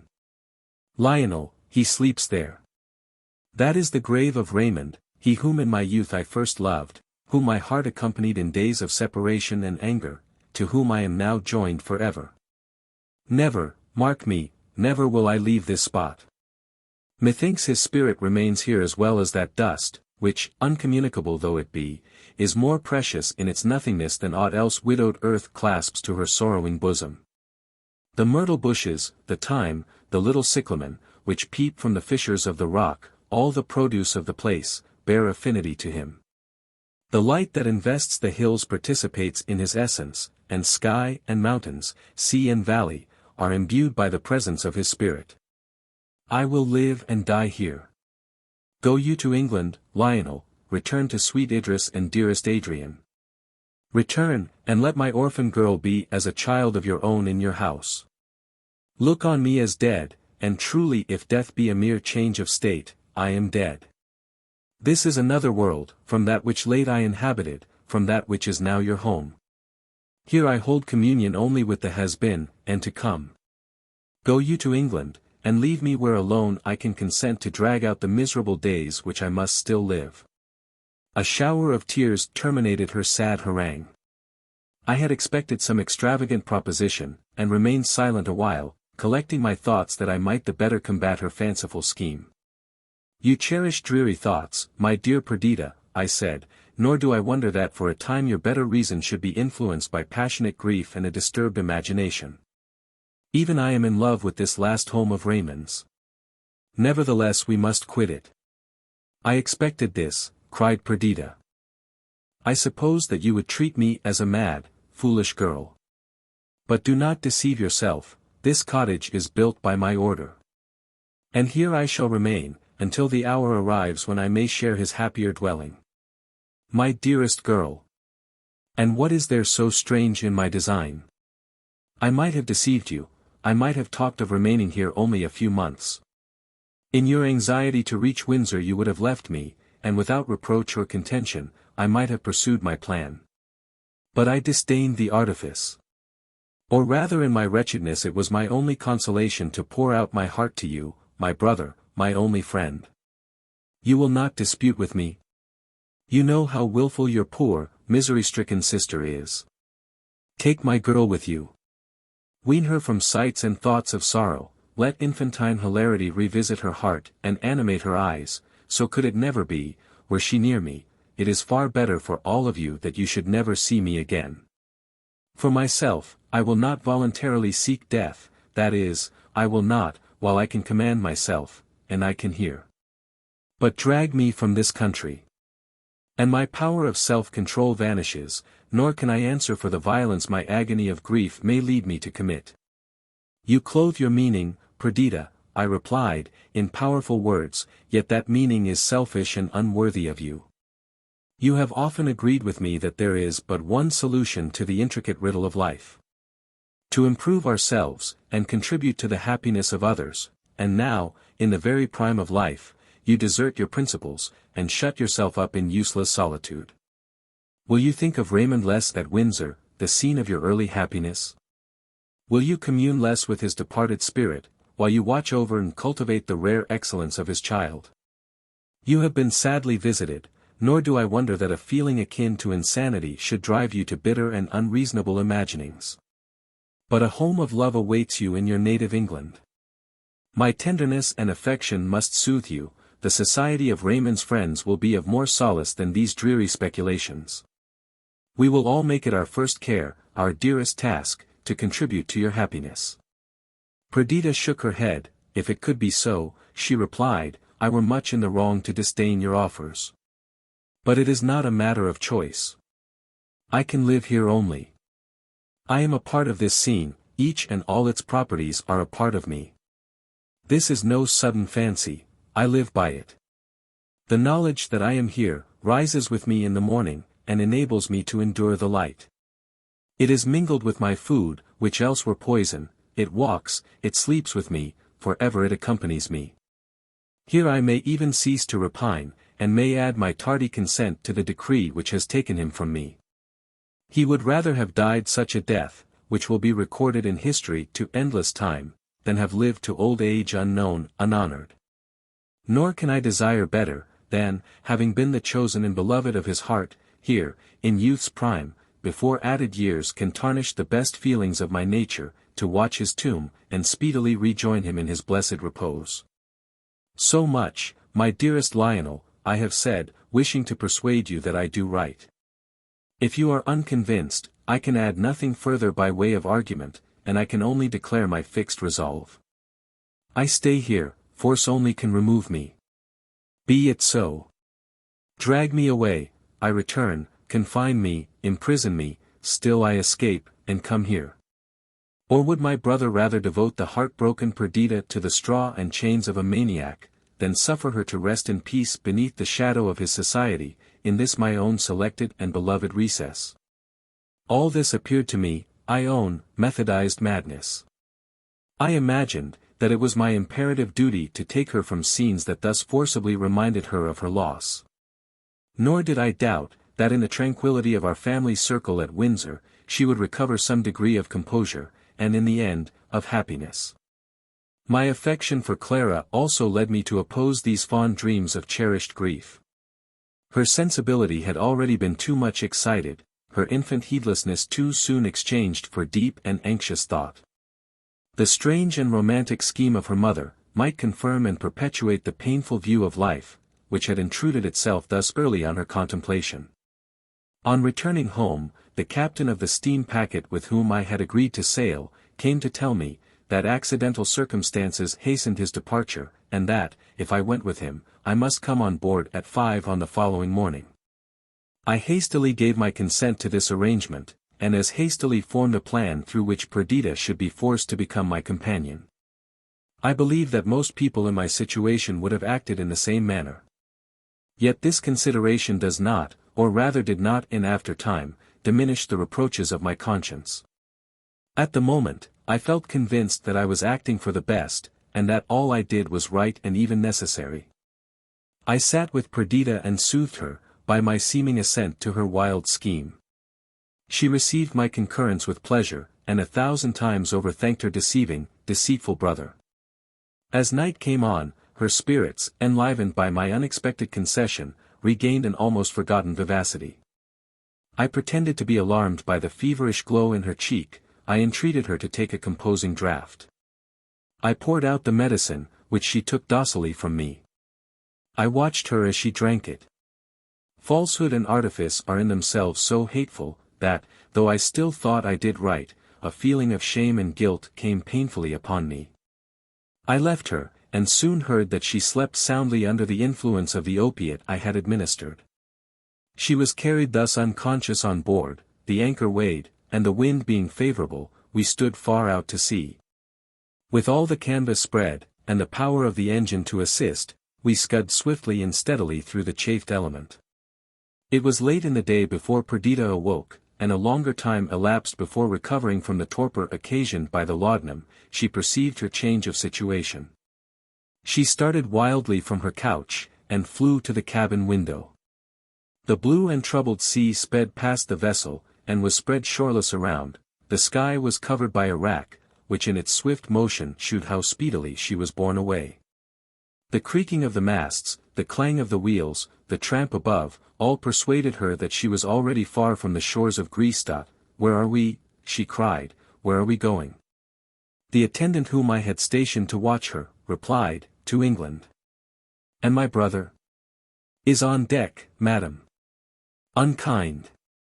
Unkind, exclaimed the poor victim, as with a deep sigh she looked on the waste of waters. Then without further remark, she threw herself on her couch, and closing her eyes remained motionless, so that but for the deep sighs that burst from her, it would have seemed that she slept. As soon as I heard that she had spoken, I sent Clara to her, that the sight of the lovely innocent might inspire gentle and affectionate thoughts.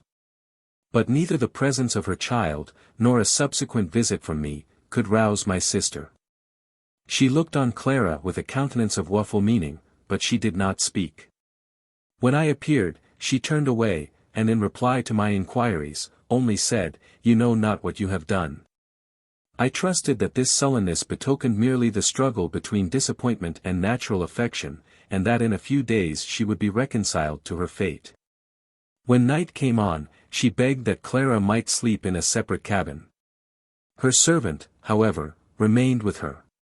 About midnight she spoke to the latter, saying that she had had a bad dream, and bade her go to her daughter, and bring word whether she rested quietly. The woman obeyed. The breeze, that had flagged since sunset, now rose again. I was on deck, enjoying our swift progress. The quiet was disturbed only by the rush of waters as they divided before the steady keel, the murmur of the moveless and full sails, the wind whistling in the shrouds, and the regular motion of the engine. The sea was gently agitated, now shewing a white crest, and now resuming in uniform hue. The clouds had disappeared, and dark ether clipped the broad ocean, in which the constellations vainly sought their accustomed mirror. Our rate could not have been less than 8 knots. Suddenly I heard a splash in the sea. The sailors on watch rushed to the side of the vessel, with the cry, "Some one gone overboard." "It is not from deck," said the man at the helm, "something has been thrown from the aft cabin." A call for the boat to be lowered was echoed from the deck. I rushed into my sister's cabin. It was empty. With sails abaft, the engine stopped, the vessel remained unwillingly stationary, until, after an hour's search, my poor Perdita was brought on board. But no care could reanimate her, no medicine cause her dear eyes to open, and the blood to flow again from her pulseless heart. One clenched hand contained a slip of paper, on which was written, "To Athens." To ensure her removal thither, and prevent the irrecoverable loss of her body in the wide sea, she had had the precaution to fasten a long shawl round her waist, and again to the staunch irons of the cabin window. She had drifted somewhat under the keel of the vessel, and her being out of sight occasioned the delay in finding her. And thus the ill-starred girl died a victim to my senseless rashness. Thus, in early day, she left us for the company of the dead, and preferred to share the rocky grave of Raymond, before the animated scene this cheerful earth afforded, and the society of loving friends. Thus in her 29th year she died. Having enjoyed some few years of the happiness of paradise, and sustaining a reverse to which her impatient spirit and affectionate disposition were unable to submit. As I marked the placid expression that had settled on her countenance in death, I felt, in spite of the pangs of remorse, in spite of heartrending regret, that it was better to die so, than to drag on long, miserable years of repining and inconsolable grief. Stress of weather drove us up the Adriatic Gulf, and, our vessel being hardly fitted to weather a storm, we took refuge in the port of Ancona. Here I met Giorgio Palli, the vice-admiral of the Greek fleet, a former friend and warm partisan of Raymond. I committed the remains of my lost Perdita to his care, for the purpose of having them transported to Hymettus, and placed in the cell her Raymond already occupied beneath the pyramid. This was all accomplished even as I wished. She reposed beside her beloved, and the tomb above was inscribed with the united names of Raymond and Perdita. I then came to a resolution of pursuing our journey to England overland. My own heart was racked by regrets and remorse.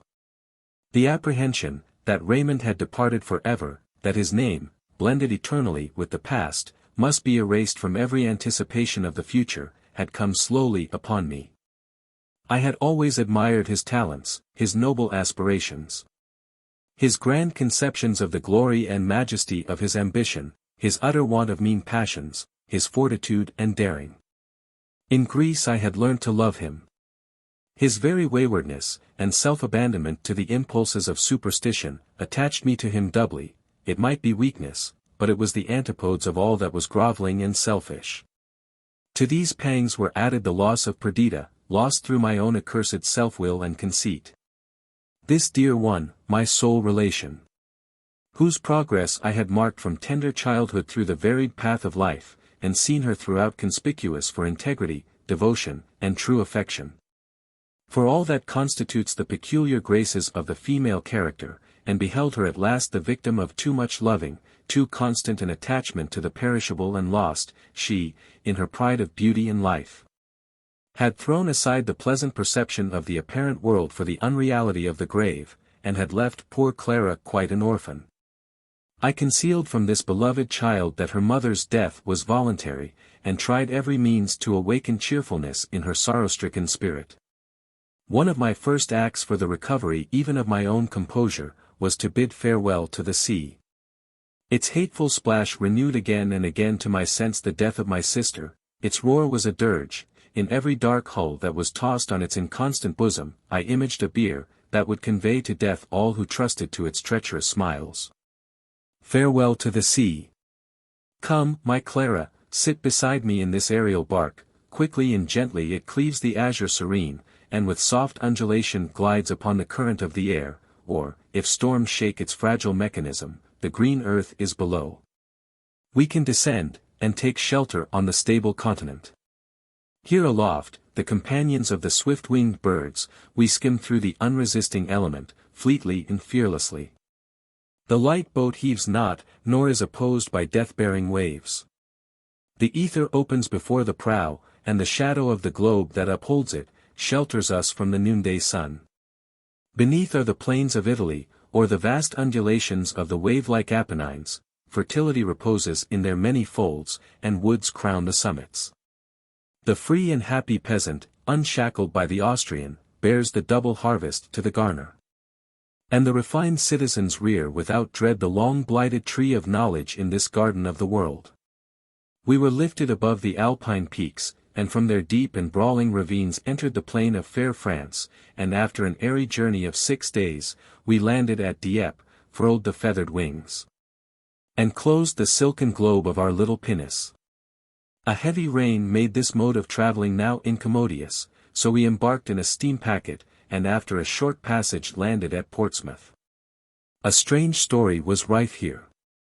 A few days before, a tempest-struck vessel had appeared off the town. The hull was parched-looking and cracked, the sails rent, and bent in a careless, unseamanlike manner, the shrouds tangled and broken.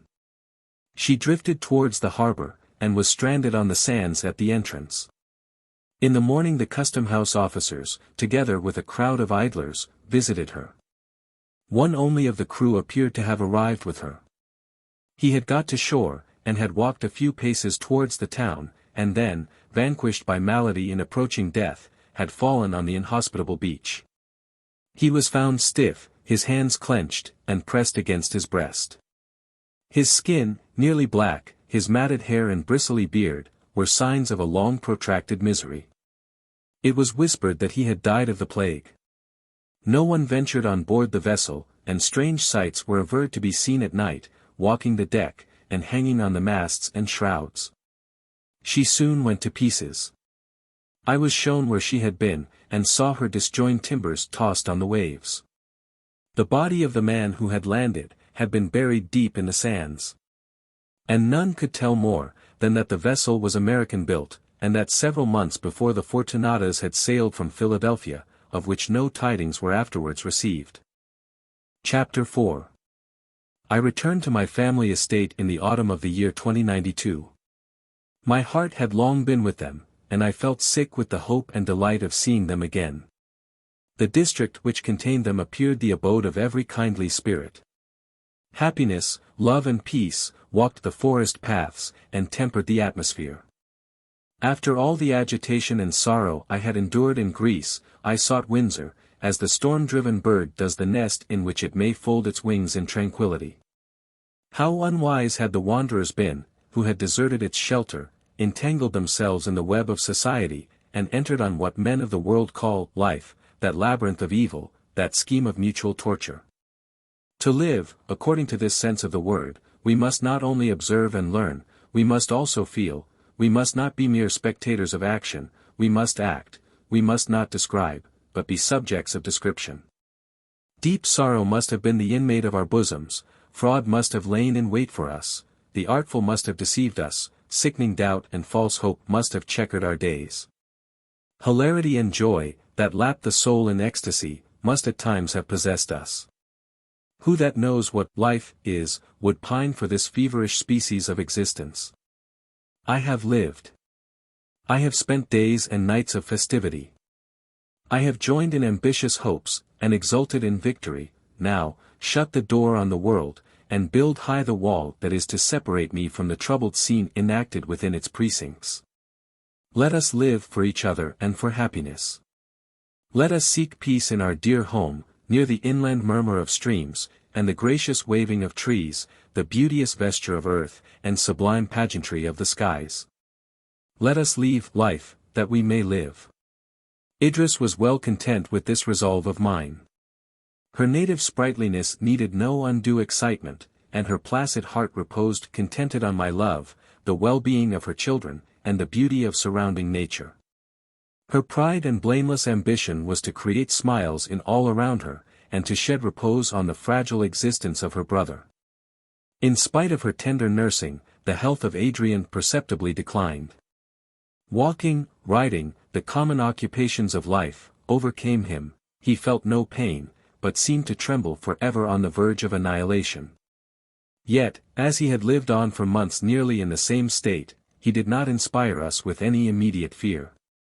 And, though he talked of death as an event most familiar to his thoughts, he did not cease to exert himself to render others happy, or to cultivate his own astonishing powers of mind.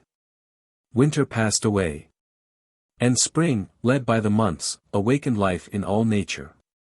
The forest was dressed in green, the young calves frisked on the new-sprung grass, the wind-winged shadows of light clouds sped over the green cornfields. The hermit cuckoo repeated his monotonous all hail to the season, the nightingale, bird of love and minion of the evening star, filled the woods with song. While Venus lingered in the warm sunset, and the young green of the trees lay in gentle relief along the clear horizon. Delight awoke in every heart, delight and exultation, for there was peace through all the world. The temple of universal Janus was shut, and man died not that year by the hand of man. Let this last but 12 months, said Adrian, and earth will become a paradise.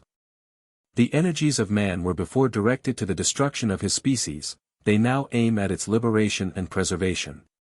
Man cannot repose, and his restless aspirations will now bring forth good instead of evil. The favored countries of the south will throw off the iron yoke of servitude, poverty will quit us, and with that, sickness. What may not the forces, never before united, of liberty and peace achieve in this dwelling of man? Dreaming, forever dreaming, Windsor, said Ryland, the old adversary of Raymond, and candidate for the protectorate at the ensuing election. Be assured that earth is not, nor ever can be heaven, while the seeds of hell are natives of her soil.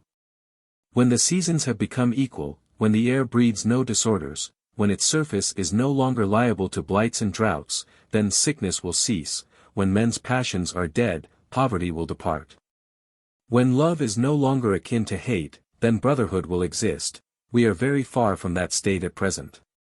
Not so far as you may suppose, observed a little old astronomer, by name Merivale, the poles precede slowly, but securely. In 100,000 years. We shall all be underground, said Ryland. The pole of the earth will coincide with the pole of the ecliptic, continued the astronomer, and universal spring will be produced, and earth become a paradise. And we shall of course enjoy the benefit of the change, said Ryland, contemptuously. We have strange news here, I observed. I had the newspaper in my hand, and, as usual, had turned to the intelligence from Greece.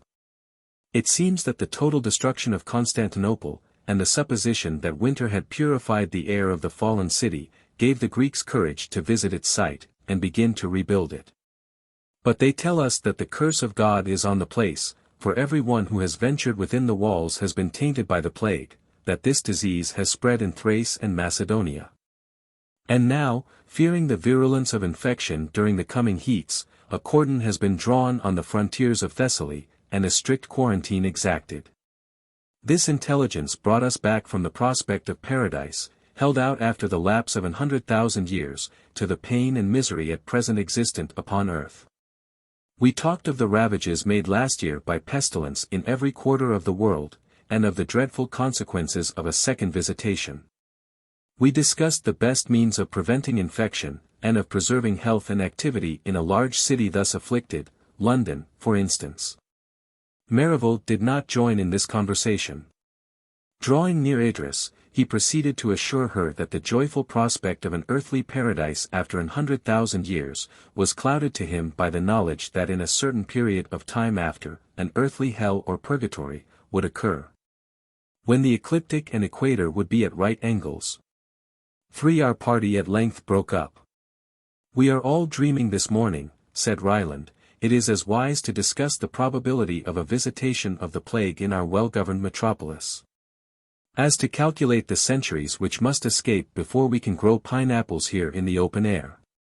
But, though it seemed absurd to calculate upon the arrival of the plague in London, I could not reflect without extreme pain on the desolation this evil would cause in Greece. The English for the most part talked of Thrace and Macedonia, as they would of a lunar territory, which, unknown to them, presented no distinct idea or interest to the minds. I had trod the soil. The faces of many of the inhabitants were familiar to me. In the towns, plains, hills, and defile of these countries, I had enjoyed unspeakable delight, as I journeyed through them the year before. Some romantic village, some cottage or elegant abode there situated, inhabited by the lovely and the good, rose before my mental sight, and the question haunted me, is the plague there also? That same invincible monster, which hovered over and devoured Constantinople, that fiend more cruel than tempest, less tame than fire, is, alas, unchained in that beautiful country. These reflections would not allow me to rest. The political state of England became agitated as the time drew near when the new protector was to be elected. This event excited the more interest, since it was the current report, that if the popular candidate, Ryland, should be chosen, the question of the abolition of hereditary rank and other feudal relics would come under the consideration of Parliament. Not a word had been spoken during the present session on any of these topics. Everything would depend upon the choice of a protector, and the elections of the ensuing year. Yet this very silence was awful, shewing the deep weight attributed to the question, the fear of either party to hazard an ill-timed attack, and the expectation of a furious contention when it should begin. But although St. Stephen's did not echo with the voice which filled each heart, the newspapers teemed with nothing else. And in private companies the conversation, however remotely begun, soon verged towards this central point, while voices were lowered and chairs drawn closer. The nobles did not hesitate to express their fear.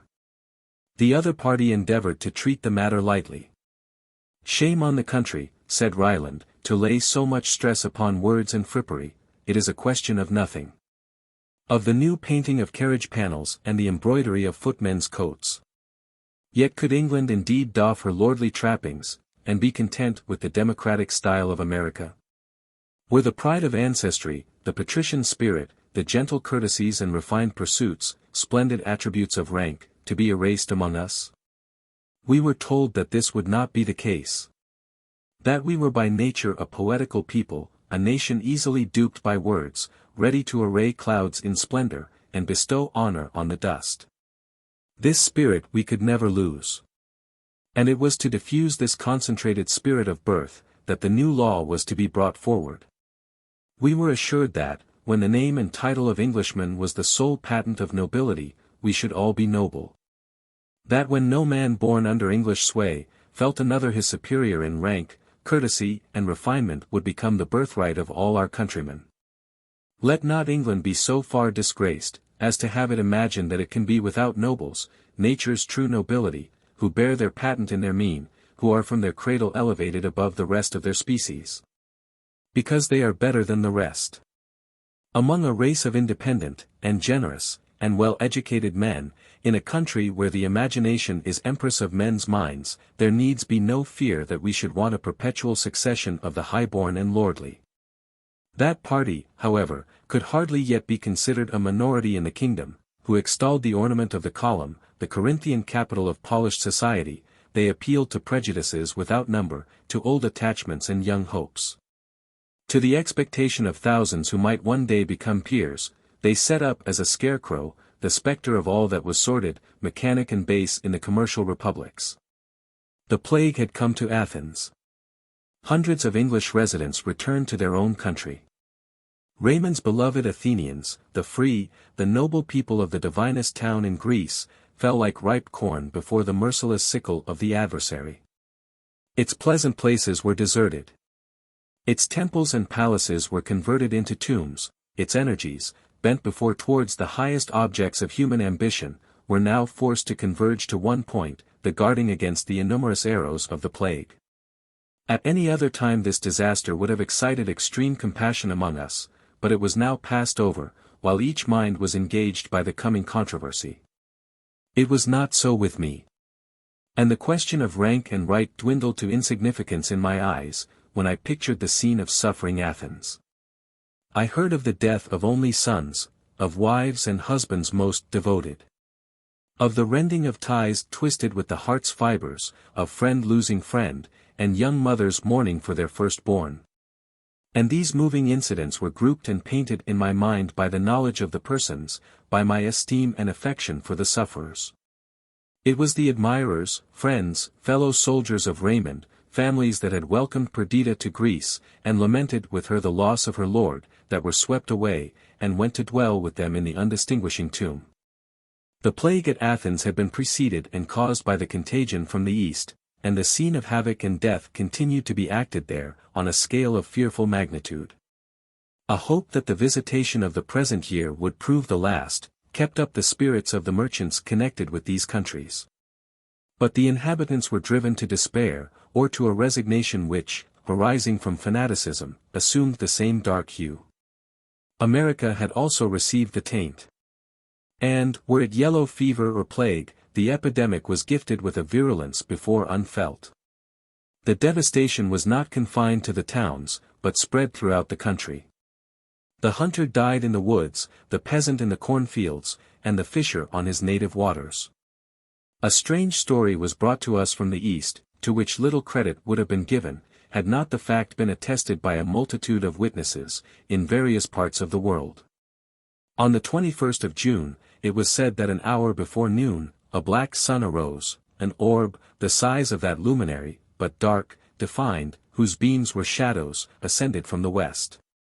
In about an hour it had reached the meridian, and eclipsed the bright parent of day.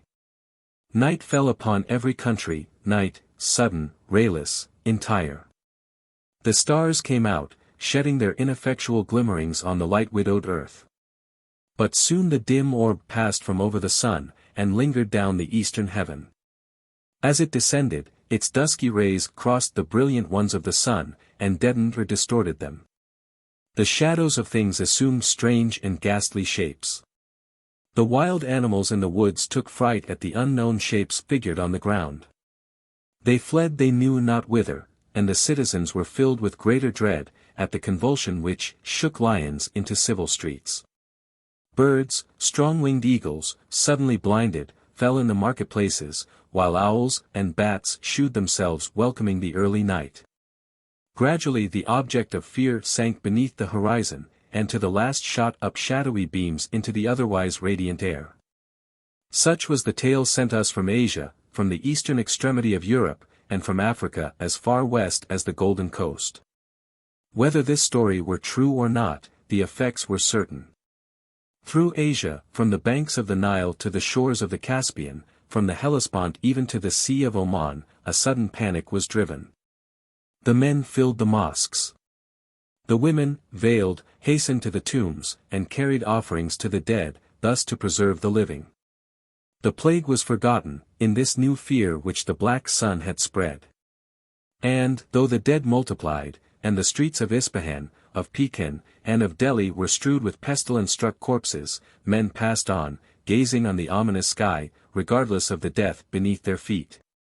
The Christians sought their churches, Christian maidens, even at the Feast of Roses, clad in white, with shining veils, sought, in long procession, the places consecrated to their religion, filling the air with their hymns. While, ever and anon, from the lips of some poor mourner in the crowd, a voice of wailing burst, and the rest looked up, fancying they could discern the sweeping wings of angels, who passed over the earth, lamenting the disasters about to fall on man.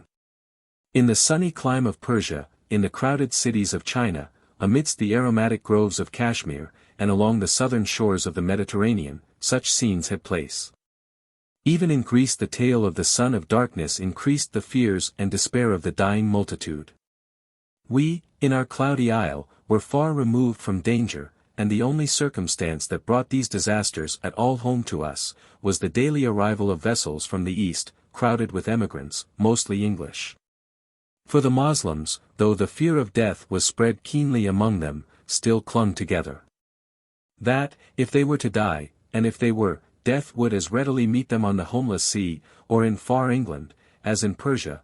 If they were to die, their bones might rest in earth made sacred by the relics of true believers. Mecca had never before been so crowded with pilgrims, yet the Arabs neglected to pillage the caravans, but, humble and weaponless, they joined the procession, praying Muhammad to avert plague from their tents and deserts. I cannot describe the rapturous delight with which I turned from political brawls at home, and the physical evils of distant countries, to my own dear home, to the selected abode of goodness and love, to peace, and the interchange of every sacred sympathy. Had I never quitted Windsor, these emotions would not have been so intense, but I had in Greece been the prey of fear and deplorable change. In Greece, after a period of anxiety and sorrow, I had seen depart two, whose very names were the symbol of greatness and virtue. But such miseries could never intrude upon the domestic circle left to me, while, secluded in our beloved forest, we passed our lives in tranquillity. Some small change indeed the progress of years brought here. And time, as it is wont, stamped the traces of mortality on our pleasures and expectations. Idris, the most affectionate wife, sister and friend, was a tender and loving mother. The feeling was not with her as with many, a pastime, it was a passion. We had had 3 children, one, the second in age, died while I was in Greece. This had dashed the triumphant and rapturous emotions of maternity with grief and fear. Before this event, the little beings, sprung from herself, the young heirs of her transient life, seemed to have a sure lease of existence. Now she dreaded that the pitiless destroyer might snatch her remaining darlings, as it had snatched their brother. The least illness caused throes of terror, she was miserable if she were at all absent from them. Her treasure of happiness she had garnered in their fragile being, and kept forever on the watch, lest the insidious thief should as before steal these valued gems. She had fortunately small cause for fear. Alfred, now 9 years old, was an upright, manly little fellow, with radiant brow, soft eyes, and gentle, though independent disposition. Our youngest was yet in infancy. But his downy cheek was sprinkled with the roses of health, and his unwearied vivacity filled our halls with innocent laughter. Clara had passed the age which, from its mute ignorance, was the source of the fears of Idris. Clara was dear to her, to all. There was so much intelligence combined with innocence, sensibility with forbearance, and seriousness with perfect good humor, a beauty so transcendent, united to such endearing simplicity, that she hung like a pearl in the shrine of our possessions, a treasure of wonder and excellence. At the beginning of winter our Alfred, now 9 years of age, first went to school at Eton. This appeared to him the primary step towards manhood, and he was proportionably pleased. Community of study and amusement developed the best parts of his character, his steady perseverance, generosity, and well-governed firmness. What deep and sacred emotions are excited in a father's bosom, when he first becomes convinced that his love for his child is not a mere instinct, but worthily bestowed, and that others, less akin, participate his approbation. It was supreme happiness to Idris and myself, to find that the frankness which Alfred's open brow indicated, the intelligence of his eyes, the tempered sensibility of his tones, were not delusions, but indications of talents and virtues, which would grow with his growth, and strengthen with his strength. At this period, the termination of an animal's love for its offspring, the true affection of the human parent commences. We no longer look on this dearest part of ourselves, as a tender plant which we must cherish, or a plaything for an idle hour. We build now on his intellectual faculties, we establish our hopes on his moral propensities. His weakness still imparts anxiety to this feeling, his ignorance prevents entire intimacy. But we begin to respect the future man, and to endeavor to secure his esteem, even as if he were our equal. What can a parent have more at heart than the good opinion of his child? In all our transactions with him our honor must be inviolate, the integrity of our relations untainted. Fate and circumstance may, when he arrives at maturity, separate us forever, but, as his aegis in danger, his consolation in hardship. Let the ardent youth forever bear with him through the rough path of life, love and honor for his parents. We had lived so long in the vicinity of Eton, that its population of young folks was well known to us. Many of them had been Alfred's playmates, before they became his schoolfellows. We now watched this youthful congregation with redoubled interest. We marked the difference of character among the boys, and endeavored to read the future man in the stripling. There is nothing more lovely, to which the heart more yearns than a free-spirited boy, gentle, brave, and generous. Several of the Etonians had these characteristics, all were distinguished by a sense of honor, and spirit of enterprise. In some, as they verged towards manhood, this degenerated into presumption, but the younger ones, lads a little older than our own, were conspicuous for their gallant and sweet dispositions. Here were the future governors of England. The men, who, when our ardor was cold, and our projects completed or destroyed forever, when, our drama acted, we doffed the garb of the hour, and assumed the uniform of age, or of more equalizing death. Here were the beings who were to carry on the vast machine of society, here were the lovers, husbands, fathers, here the landlord, the politician, the soldier. Some fancied that they were even now ready to appear on the stage, eager to make one among the dramatis personae of active life. It was not long since I was like one of these beardless aspirants. When my boy shall have obtained the place I now hold, I shall have tottered into a grey-headed, wrinkled old man. Strange system. Riddle of the SPHNX, most awe-striking. That thus man remains, while we the individuals pass away. Such is, to borrow the words of an eloquent and philosophic writer, the mode of existence decreed to a permanent body composed of transitory parts. Wherein, by the disposition of a stupendous wisdom, molding together the great mysterious incorporation of the human race, the whole, at one time, is never old, or middle-aged, or young, but, in a condition of unchangeable constancy, moves on through the varied tenor of perpetual decay, fall, renovation, and progression. 4. Willingly do I give place to thee, dear Alfred. Advance, offspring of tender love, child of our hopes, advance a soldier on the road to which I have been the pioneer. I will make way for thee. I have already put off the carelessness of childhood, the unlined brow, and springy gait of early years, that they may adorn thee. Advance, and I will despoil myself still further for thy advantage. Time shall rob me of the graces of maturity, shall take the fire from my eyes, and agility from my limbs, shall steal the better part of life, eager expectation and passionate love, and shower them in double portion on thy dear head. Advance. Avail thyself of the gift, thou and thy comrades, and in the drama you are about to act, do not disgrace those who taught you to enter on the stage, and to pronounce becomingly the parts assigned to you. May your progress be uninterrupted and secure, born during the springtide of the hopes of man, may you lead up the summer to which no winter may succeed. Chapter 5.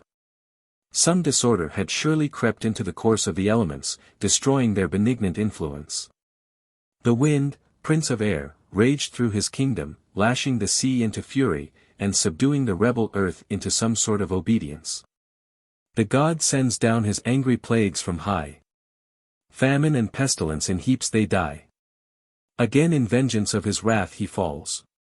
on their great hosts, and breaks their tottering walls. Arrests their navies on the ocean's plain, and whelms their strength with mountains of the main. Their deadly power shook the flourishing countries of the south, and during winter, even, we, in our northern retreat, began to quake under their ill effects. That fable is unjust, which gives the superiority to the sun over the wind. Who has not seen the lightsome earth, the balmy atmosphere, and basking nature become dark, cold and ungenial, when the sleeping wind has awoke in the east? Or, when the dun clouds thickly veil the sky, while exhaustless stores of rain are poured down, until, the dank earth refusing to imbibe the superabundant moisture, it lies in pools on the surface. When the torch of day seems like a meteor, to be quenched, who has not seen the cloud-stirring north arise, the streaked blue appear, and soon an opening made in the vapors in the eye of the wind, through which the bright azure shines? The clouds become thin, an arch is formed for ever rising upwards, till, the universal cope being unveiled, the sun pours forth its rays, reanimated and fed by the breeze. Then mighty art thou, O wind, to be throned above all other vicegerents of nature's power, whether thou comest destroying from the east, or pregnant with elementary life from the west, thee the clouds obey, the sun is subservient to thee. The shoreless ocean is thy slave.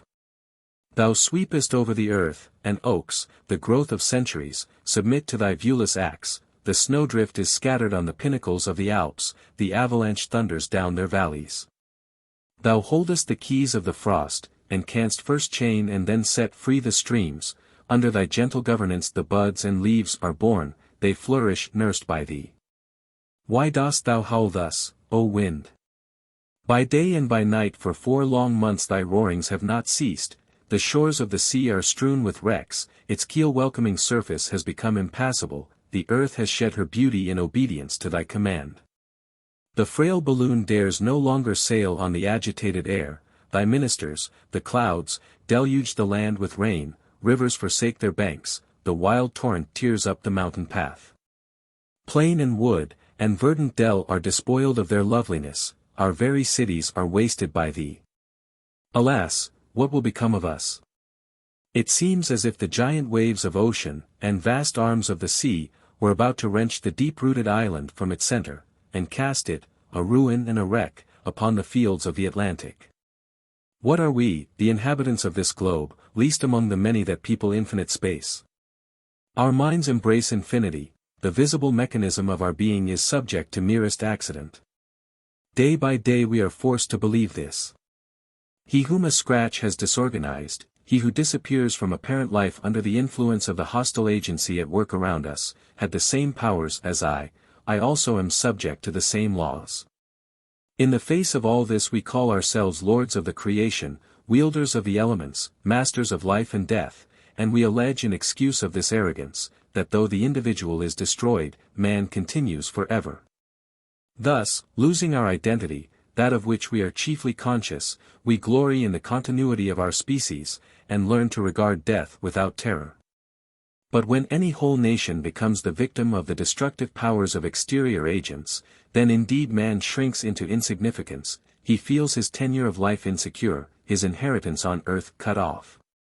I remember, after having witnessed the destructive effects of a fire, I could not even behold a small one in a stove, without a sensation of fear. The mounting flames had curled round the building, as it fell, and was destroyed. They insinuated themselves into the substances about them, and the impediments to their progress yielded at their touch.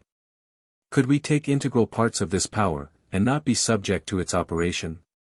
Could we domesticate a cub of this wild beast, and not fear its growth and maturity? Thus we began to feel, with regard to many-visaged death let loose on the chosen districts of our fair habitation, and above all, with regard to the plague. We feared the coming summer. Nations, bordering on the already infected countries, began to enter upon serious plans for the better keeping out of the enemy. We, a commercial people, were obliged to bring such schemes under consideration. And the question of contagion became matter of earnest disquisition. That the plague was not what is commonly called contagious, like the scarlet fever, or extinct smallpox, was proved. It was called an epidemic. But the grand question was still unsettled of how this epidemic was generated and increased. If infection depended upon the air was subject to infection. As for instance, a typhus fever has been brought by ships to one seaport town. Yet the very people who brought it there, were incapable of communicating it in a town more fortunately situated. But how are we to judge of airs, and pronounce, in such a city plague will die unproductive? In such another, nature has provided for it a plentiful harvest. In the same way, individuals may escape 99 times, and receive the death blow at the 100th. Because bodies are sometimes in a state to reject the infection of malady, and at others, thirsty to imbibe it. These reflections made our legislators pause, before they could decide on the laws to be put in force. The evil was so widespreading, so violent and immedicable, that no care, no prevention could be judged superfluous, which even added a chance to our escape. These were questions of prudence, there was no immediate necessity for an earnest caution. England was still secure. France, Germany, Italy and Spain, were interposed, walls yet without a breach, between us and the plague. Our vessels truly were the sport of winds and waves, even as Gulliver was the toy of the Brobdingnagians. But we on our stable abode could not be hurt in life or limb by these eruptions of nature. We could not fear, we did not. Yet a feeling of awe, a breathless sentiment of wonder, a painful sense of the degradation of humanity, was introduced into every heart.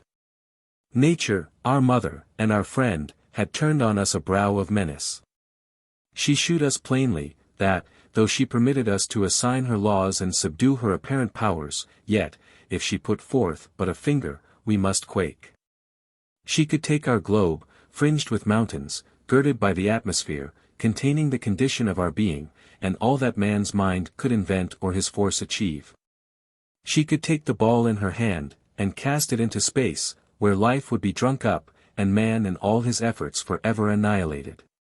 These speculations were rife among us. Yet not the less we proceeded in our daily occupations, and our plans, whose accomplishment demanded the lapse of many years. No voice was heard telling us to hold. When foreign distresses came to be felt by us through the channels of commerce, we set ourselves to apply remedies. Subscriptions were made for the emigrants, and merchants bankrupt by the failure of trade. The English spirit awoke to its full activity, and, as it had ever done, set itself to resist the evil, and to stand in the breach which diseased nature had suffered chaos and death to make in the bounds and banks which had hitherto kept them out. At the commencement of summer, we began to feel, that the mischief which had taken place in distant countries was greater than we had at first suspected. Quito was destroyed by an earthquake. Mexico laid waste by the united effects of storm, pestilence and famine. Crowds of emigrants inundated the west of Europe, and our island had become the refuge of thousands. In the meantime Ryland had been chosen protector. He had sought this office with eagerness, under the idea of turning his whole forces to the suppression of the privileged orders of our community. His measures were thwarted, and his schemes interrupted by this new state of things. Many of the foreigners were utterly destitute, and their increasing numbers at length forbade a recourse to the usual modes of relief. Trade was stopped by the failure of the interchange of cargoes usual between us, and America, India, Egypt and Greece. A sudden break was made in the routine of our lives. In vain our protector and his partisans sought to conceal this truth. In vain, day after day, he appointed a period for the discussion of the new laws concerning hereditary rank and privilege. In vain he endeavored to represent the evil as partial and temporary. These disasters came home to so many bosoms, and, through the various channels of commerce, were carried so entirely into every class and division of the community, that of necessity they became the first question in the state. The chief subjects to which we must turn our attention. Can it be true, each asked the other with wonder and dismay, that whole countries are laid waste, whole nations annihilated, by these disorders in nature? The vast cities of America, the fertile plains of Hindostan, the crowded abodes of the Chinese, are menaced with utter ruin. Where late the busy multitudes assembled for pleasure or profit, now only the sound of wailing and misery is heard. The air is empoisoned, and each human being inhales death, even while in youth and health, their hopes are in the flower. We call to mind the plague of 1348, when it was calculated that a third of mankind had been destroyed. As yet Western Europe was uninfected. Would it always be so? Oh, yes, it would, countrymen, fear not. In the still uncultivated wilds of America, what wonder that among its other giant destroyers, plague should be numbered. It is of old a native of the East, sister of the tornado, the earthquake, and the simoon. Child of the sun, and nursling of the tropics, it would expire in these climes. It drinks the dark blood of the inhabitant of the South, but it never feasts on the pale-faced Celt. If perchance some stricken Asiatic come among us, plague dies with him, uncommunicated and innoxious. Let us weep for our brethren, though we can never experience their reverse. Let us lament over and assist the children of the garden of the earth. Late we envied their abodes, their spicy groves, fertile plains, and abundant loveliness. But in this mortal life extremes are always matched. The thorn grows with the rose, the poison tree and the cinnamon mingle their boughs. Persia, with its cloth of gold, marble halls, and infinite wealth, is now a tomb. The tent of the Arab is fallen in the sands, and his horse spurns the ground unbridled and unsaddled. The voice of lamentation fills the valley of Kashmir, its dells and woods, its cool fountains, and gardens of roses, are polluted by the dead. In Circassia and Georgia the spirit of beauty weeps over the ruin of its favorite temple, the form of woman. Our own distresses, though they were occasioned by the fictitious reciprocity of commerce, increased in due proportion. Bankers, merchants, and manufacturers, whose trade depended on exports and interchange of wealth, became bankrupt. Such things, when they happen singly, affect only the immediate parties.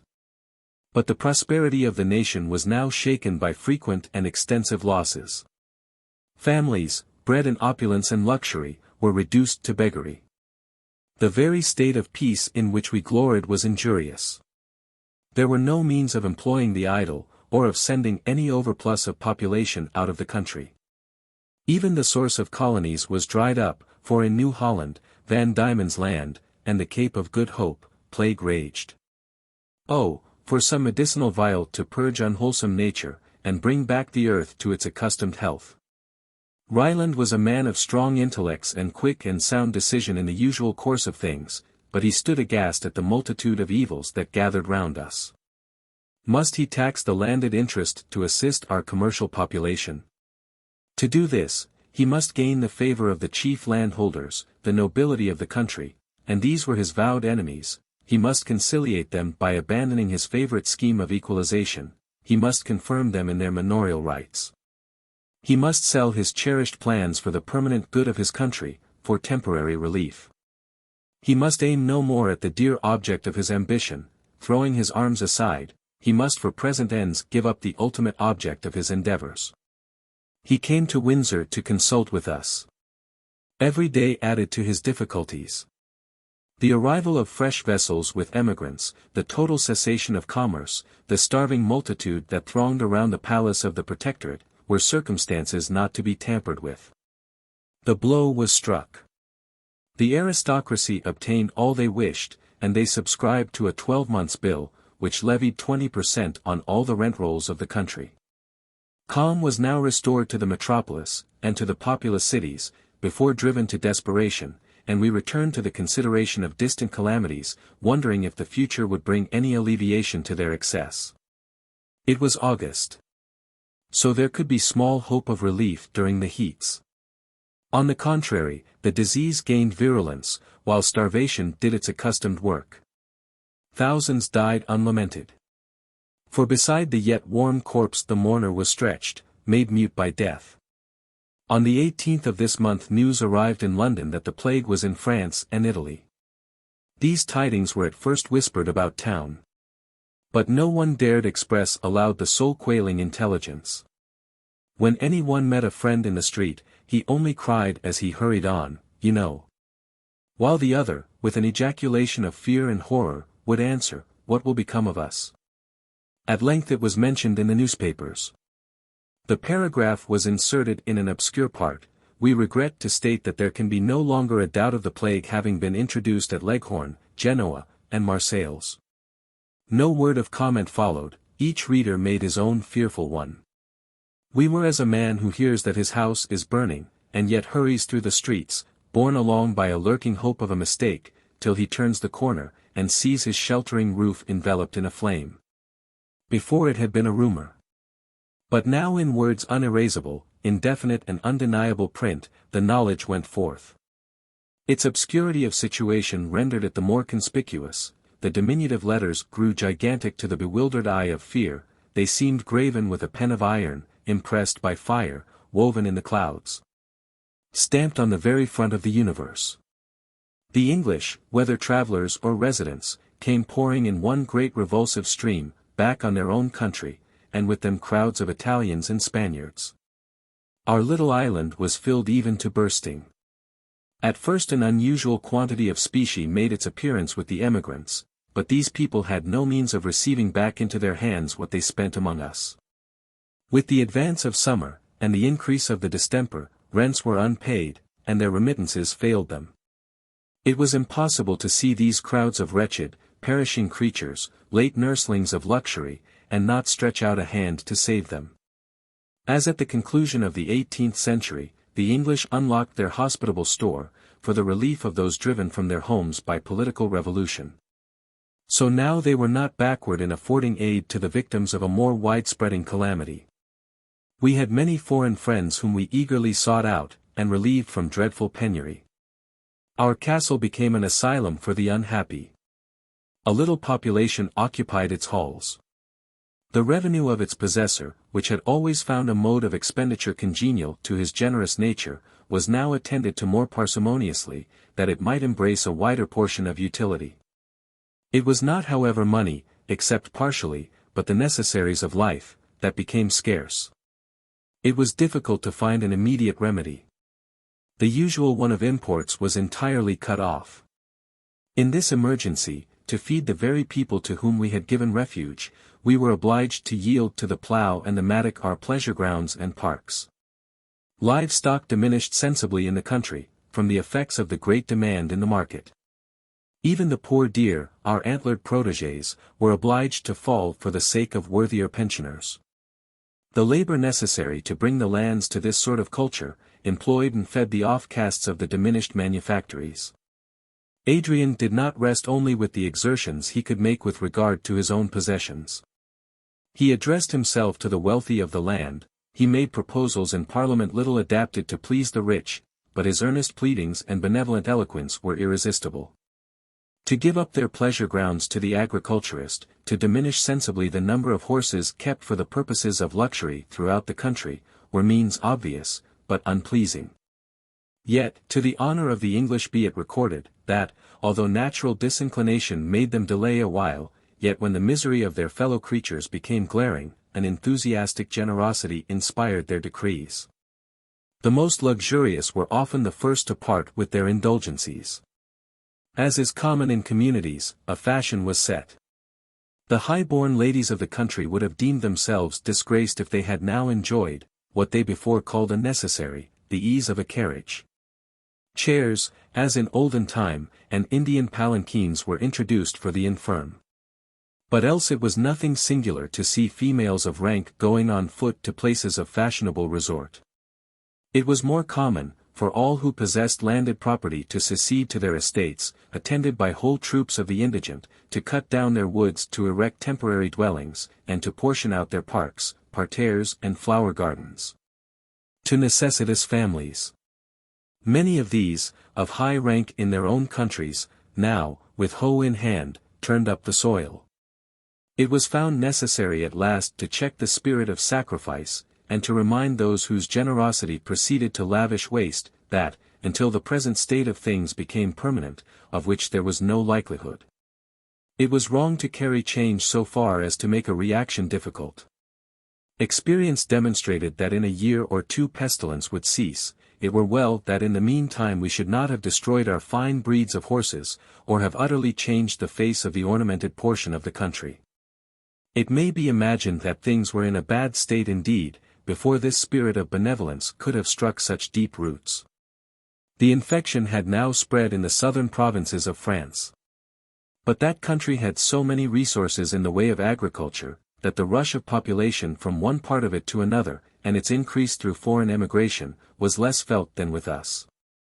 The panic struck appeared of more injury than disease and its natural concomitants. Winter was hailed, a general and never-failing physician.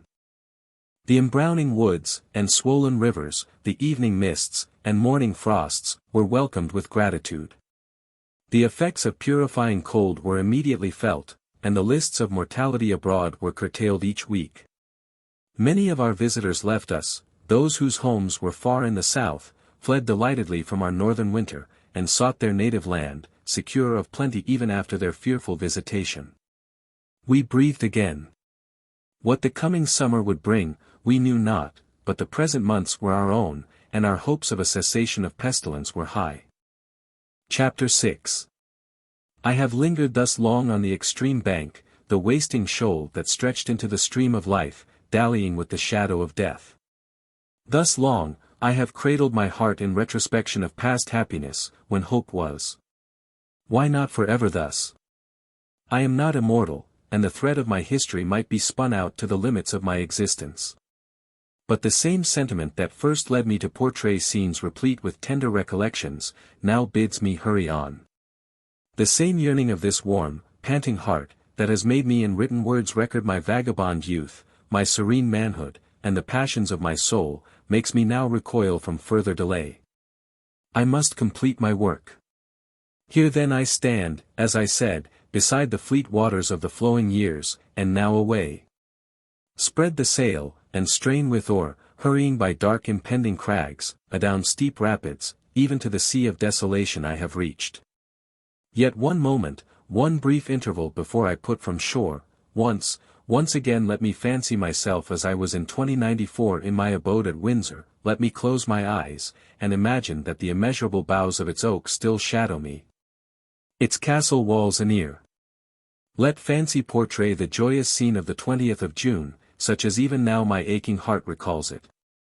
Circumstances had called me to London. Here I heard talk that symptoms of the plague had occurred in hospitals of that city. I returned to Windsor, my brow was clouded, my heart heavy. I entered the little park, as was my custom, at the Frogmore Gate, on my way to the castle. A great part of these grounds had been given to cultivation, and strips of potato land and corn were scattered here and there. The rooks cawed loudly in the trees above, mixed with their hoarse cries I heard a lively strain of music. It was Alfred's birthday.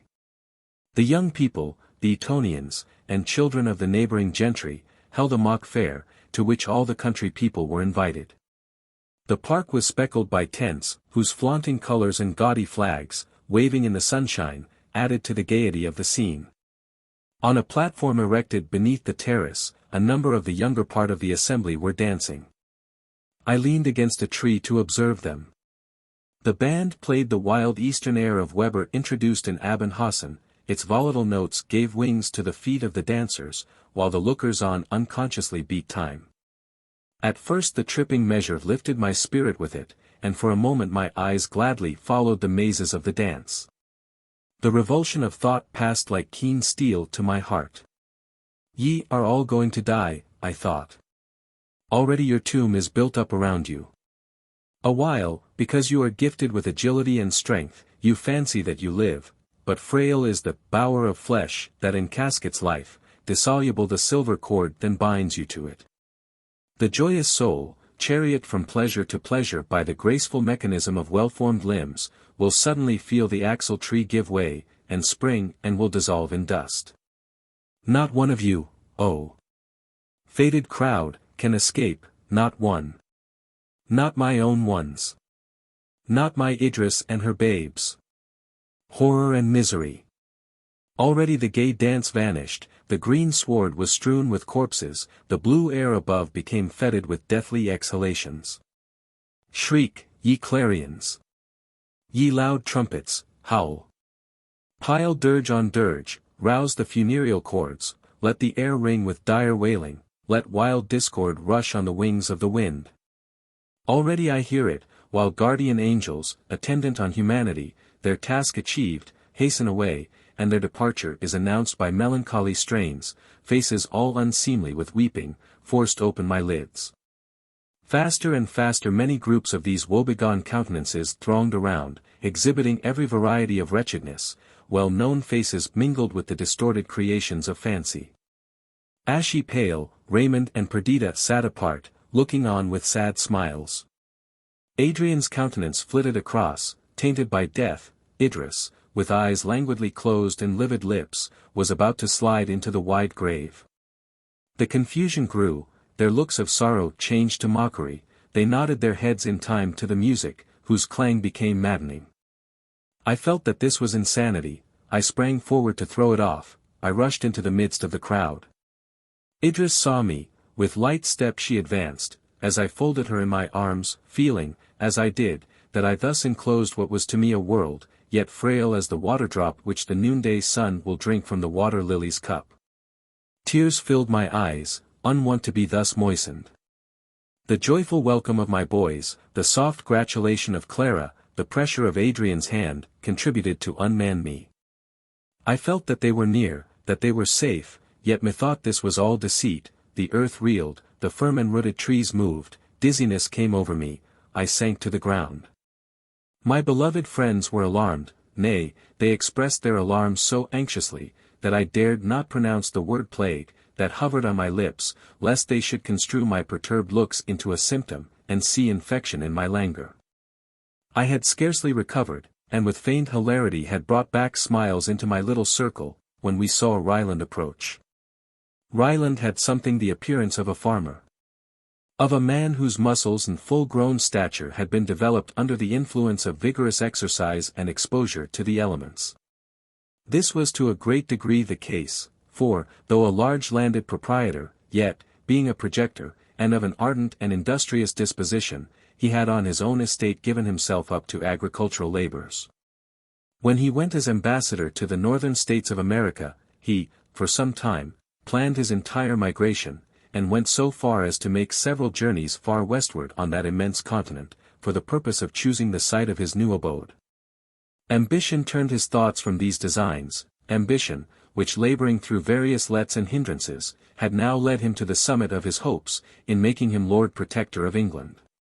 His countenance was rough but intelligent, his ample brow and quick grey eyes seemed to look out, over his own plans, and the opposition of his enemies. His voice was stentorian, his hand stretched out in debate, seemed by its gigantic and muscular form, to warn his hearers that words were not his only weapons. Few people had discovered some cowardice and much infirmity of purpose under this imposing exterior. No man could crush a butterfly on the wheel with better effect, no man better cover a speedy retreat from a powerful adversary. This had been the secret of his secession at the time of Lord Raymond's election. In the unsteady glance of his eye, in his extreme desire to learn the opinions of all, in the feebleness of his handwriting, these qualities might be obscurely traced, but they were not generally known. He was now our Lord Protector. He had canvassed eagerly for this post. His protectorate was to be distinguished by every kind of innovation on the aristocracy. This his selected task was exchanged for the far different one of encountering the ruin caused by the convulsions of physical nature. He was incapable of meeting these evils by any comprehensive system. He had resorted to expedient after expedient, and could never be induced to put a remedy in force, till it came too late to be of use. Certainly the Ryland that advanced towards us now, bore small resemblance to the powerful, ironical, seemingly fearless canvasser for the first rank among Englishmen. Our native oak, as his partisans called him, was visited truly by a nipping winter. He scarcely appeared half his usual height, his joints were unknit, his limbs would not support him, his face was contracted, his eye wandering. Debility of purpose and dastard fear were expressed in every gesture. In answer to our eager questions, one word alone fell, as it were involuntarily, from his convulsed lips, the plague. Where? Everywhere, we must fly, all fly, but whither?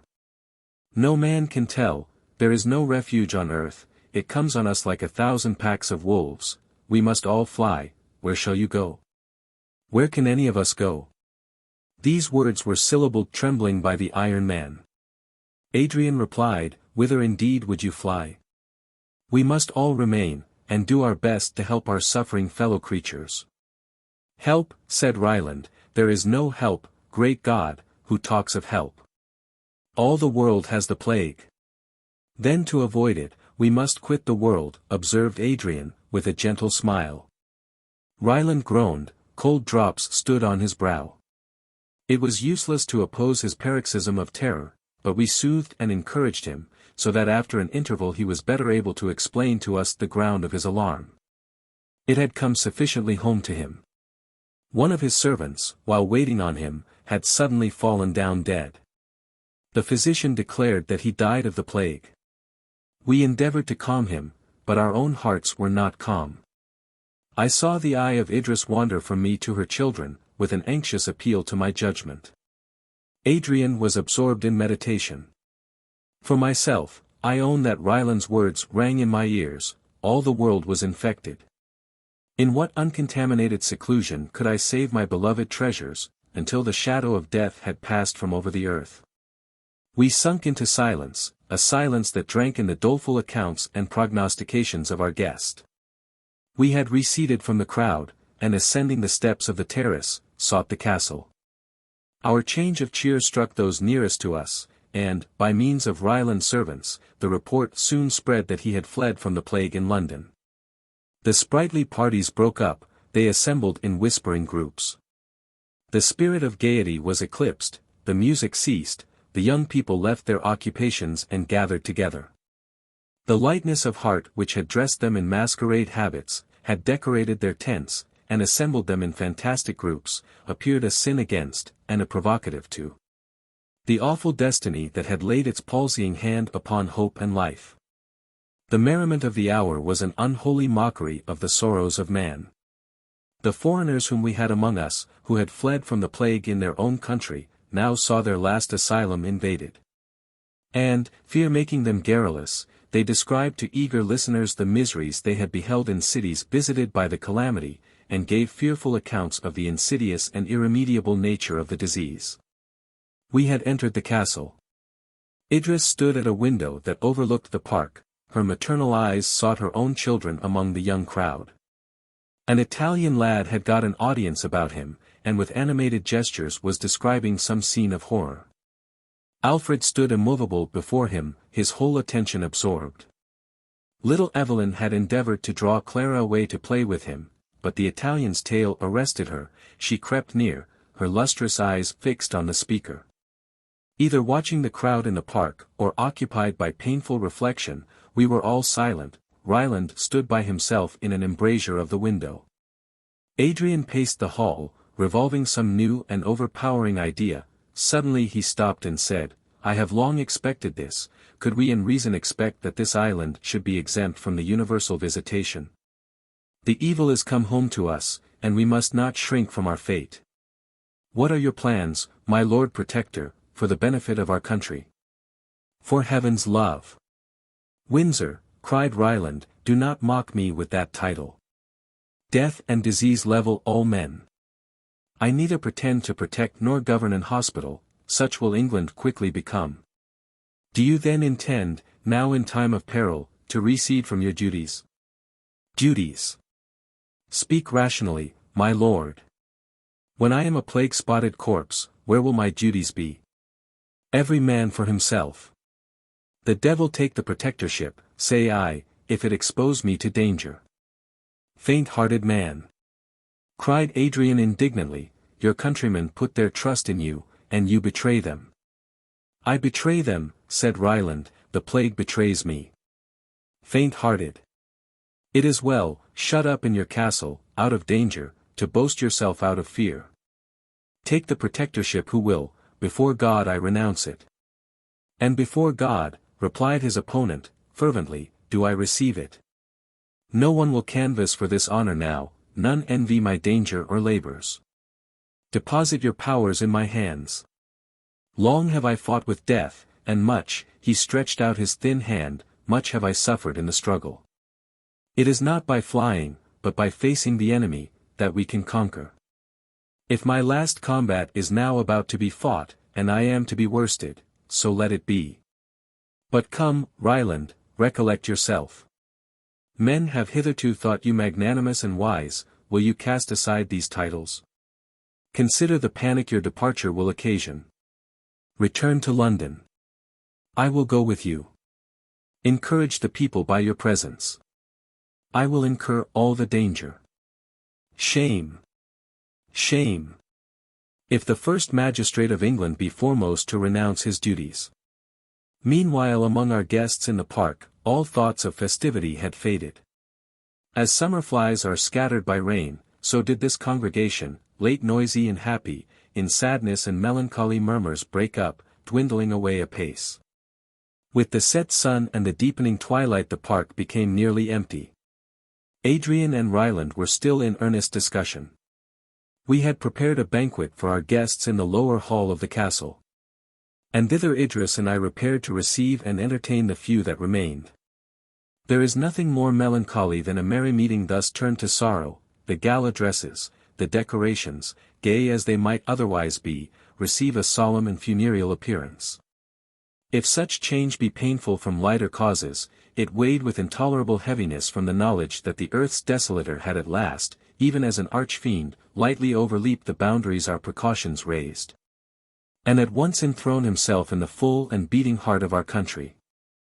Idris sat at the top of the half-empty hall. Pale and tearful, she almost forgot her duties as hostess, her eyes were fixed on her children. Alfred's serious air shewed that he still revolved the tragic story related by the Italian boy. Evelyn was the only mirthful creature present. He sat on Clara's lap, and, making matter of glee from his own fancies, laughed aloud. The vaulted roof echoed again his infant tone. The poor mother who had brooded long over, and suppressed the expression of her anguish, now burst into tears, and folding her babe in her arms, hurried from the hall. Clara and Alfred followed. While the rest of the company, in confused murmur, which grew louder and louder, gave voice to their many fears. The younger part gathered round me to ask my advice.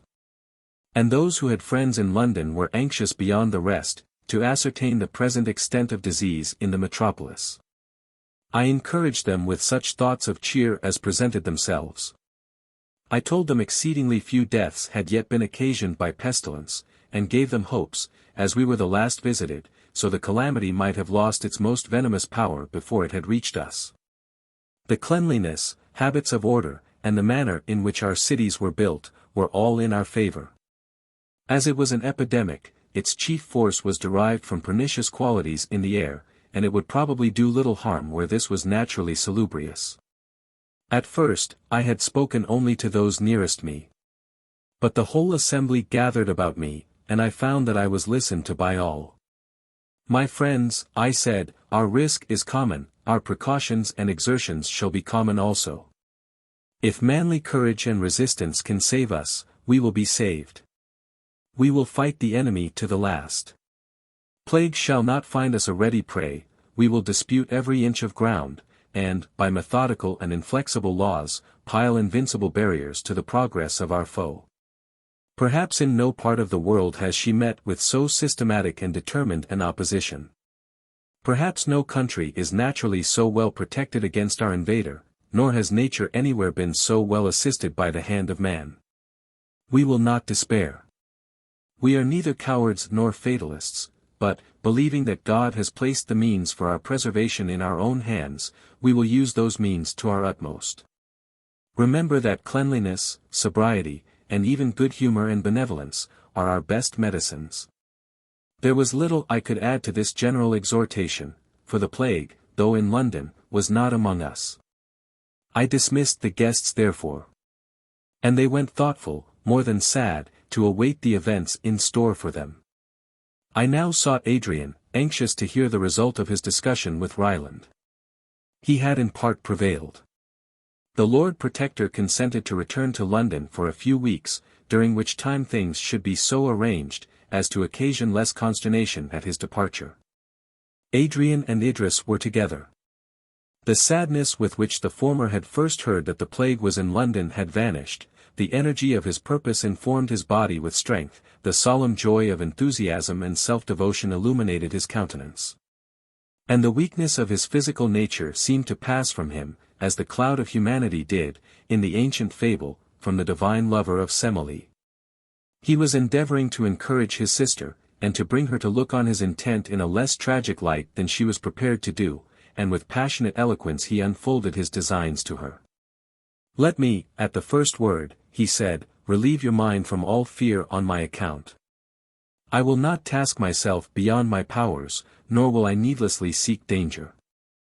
I feel that I know what ought to be done, and as my presence is necessary for the accomplishment of my plans, I will take especial care to preserve my life. I am now going to undertake an office fitted for me. I cannot intrigue, or work a tortuous path through the labyrinth of men's vices and passions, but I can bring patience, and sympathy, and such aid as art affords, to the bed of disease. I can raise from earth the miserable orphan, and awaken to new hopes the shut heart of the mourner. I can enchain the plague in limits, and set a term to the misery it would occasion. Courage, forbearance, and watchfulness, are the forces I bring towards this great work. Oh, I shall be something now. From my birth I have aspired like the eagle, but, unlike the eagle, my wings have failed, and my vision has been blinded. Disappointment and sickness have hitherto held dominion over me, twin born with me, my wood, was forever enchained by the shall not, of these my tyrants. A shepherd boy that tends a silly flock on the mountains, was more in the scale of society than I. Congratulate me then that I have found fitting scope for my powers. I have often thought of offering my services to the pestilence-stricken towns of France and Italy, but fear of paining you, and expectation of this catastrophe, withheld me. To England and to Englishmen I dedicate myself. If I can save one of her mighty spirits from the deadly shaft, if I can ward disease from one of her smiling cottages, I shall not have lived in vain. Strange ambition this. Yet such was Adrian. He appeared given up to contemplation, averse to excitement, a lowly student, a man of visions, but afford him worthy theme, and like to the lark at break of day arising, from sullen earth, sings hymns at heaven's gate. 5.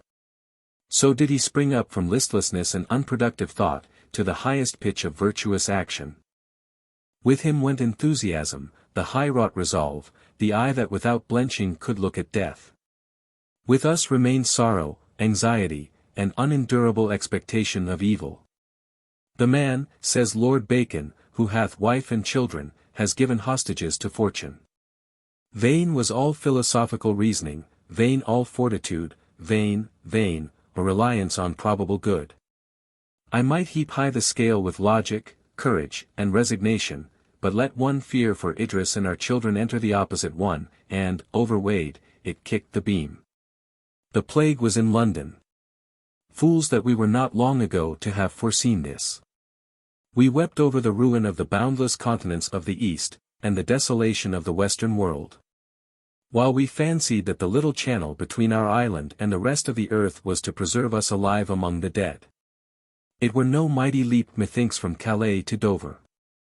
The eye easily discerns the sister land, they were united once. And the little path that runs between looks in a map but as a trodden footway through high grass.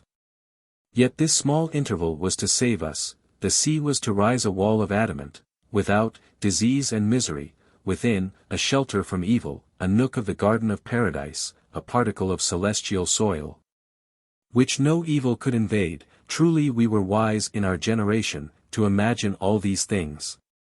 But we are awake now. The plague is in London, the air of England is tainted, and her sons and daughters strew the unwholesome earth. And now, the sea, late our defense, seems our prison bound. Hemmed in by its gulfs, we shall die like the famished inhabitants of a besieged town. Other nations have a fellowship in death, but we, shut out from all neighborhood, must bury our own dead, and little England become a wide tomb.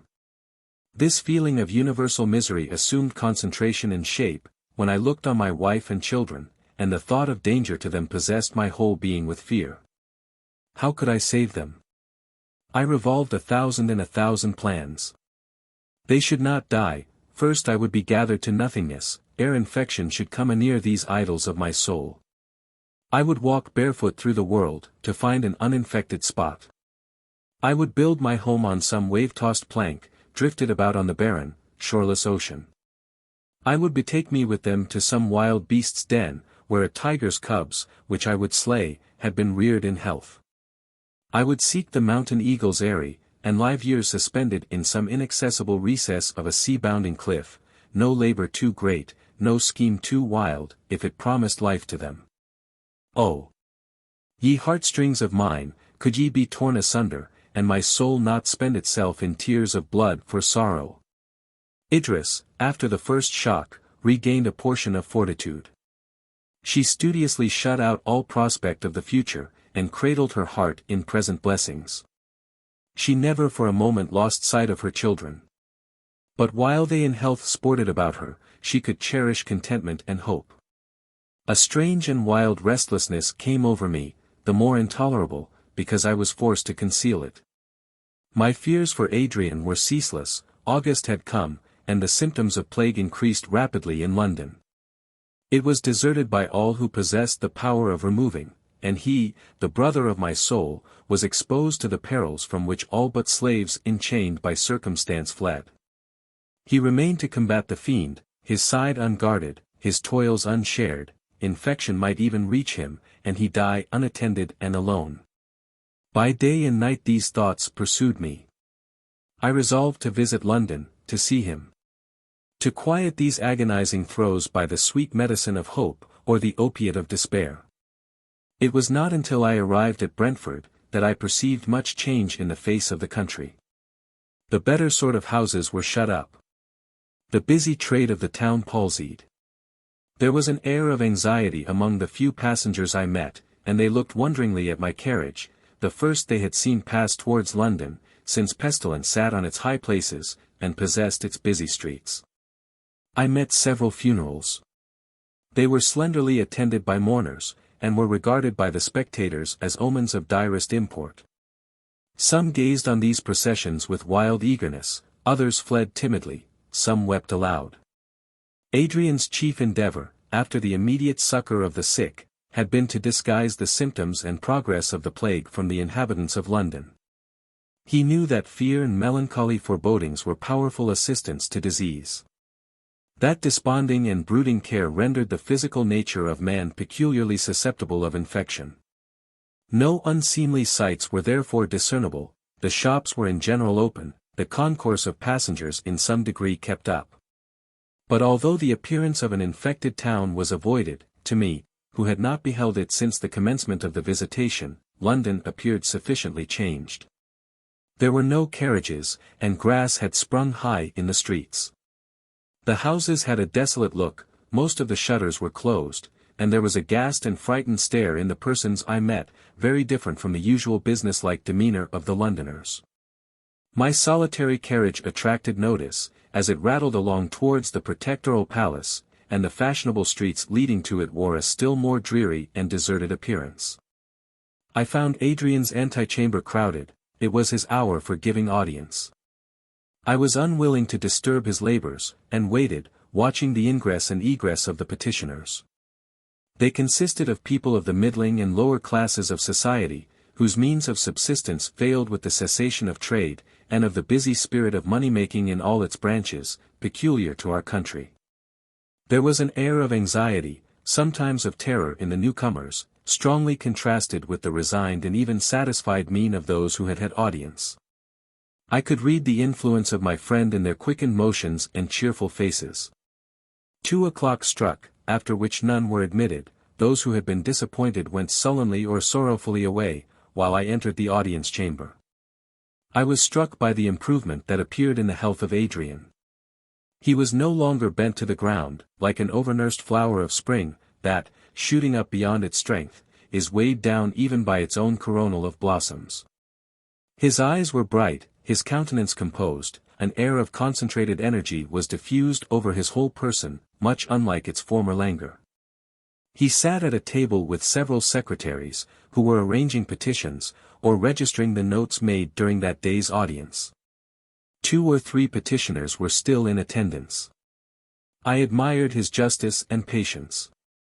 Those who possessed a power of living out of London, he advised immediately to quit it, affording them the means of so doing. Others, whose trade was beneficial to the city, or who possessed no other refuge, he provided with advice for better avoiding the epidemic, relieving overloaded families, supplying the gaps made in others by death. Order, comfort, and even health, rose under his influence, as from the touch of a magician's wand. "I am glad you are come," he said to me, when we were at last alone. "I can only spare a few minutes, and must tell you much in that time. The plague is now in progress, it is useless closing one's eyes to the fact, the deaths increase each week. What will come I cannot guess. As yet, thank God, I am equal to the government of the town, and I look only to the present.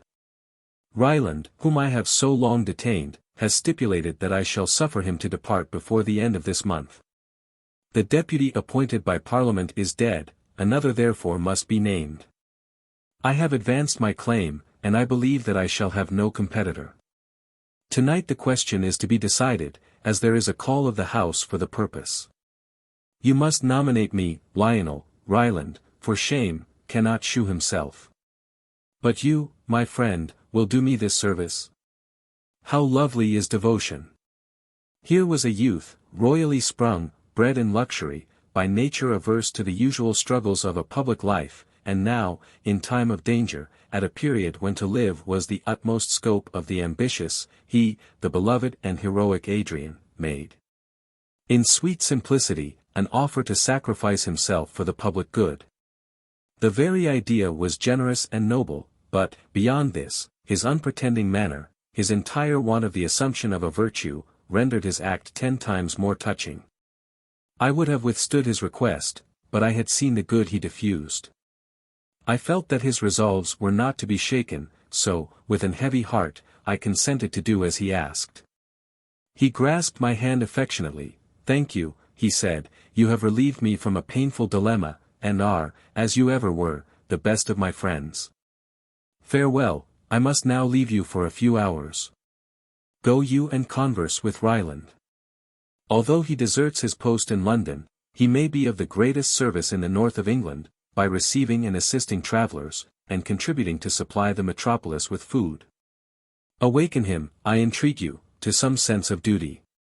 Adrian left me, as I afterwards learnt, upon his daily task of visiting the hospitals, and inspecting the crowded parts of London.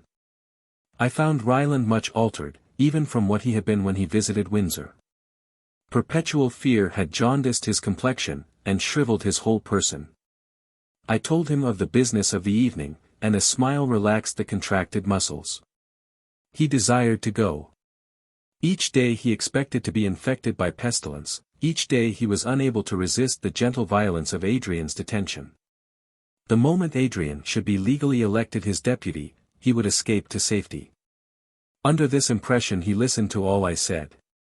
And, elevated almost to joy by the near prospect of his departure, he entered into a discussion concerning the plans he should adopt in his own county, forgetting, for the moment, his cherished resolution of shutting himself up from all communication in the mansion and grounds of his estate. In the evening, Adrian and I proceeded to Westminster.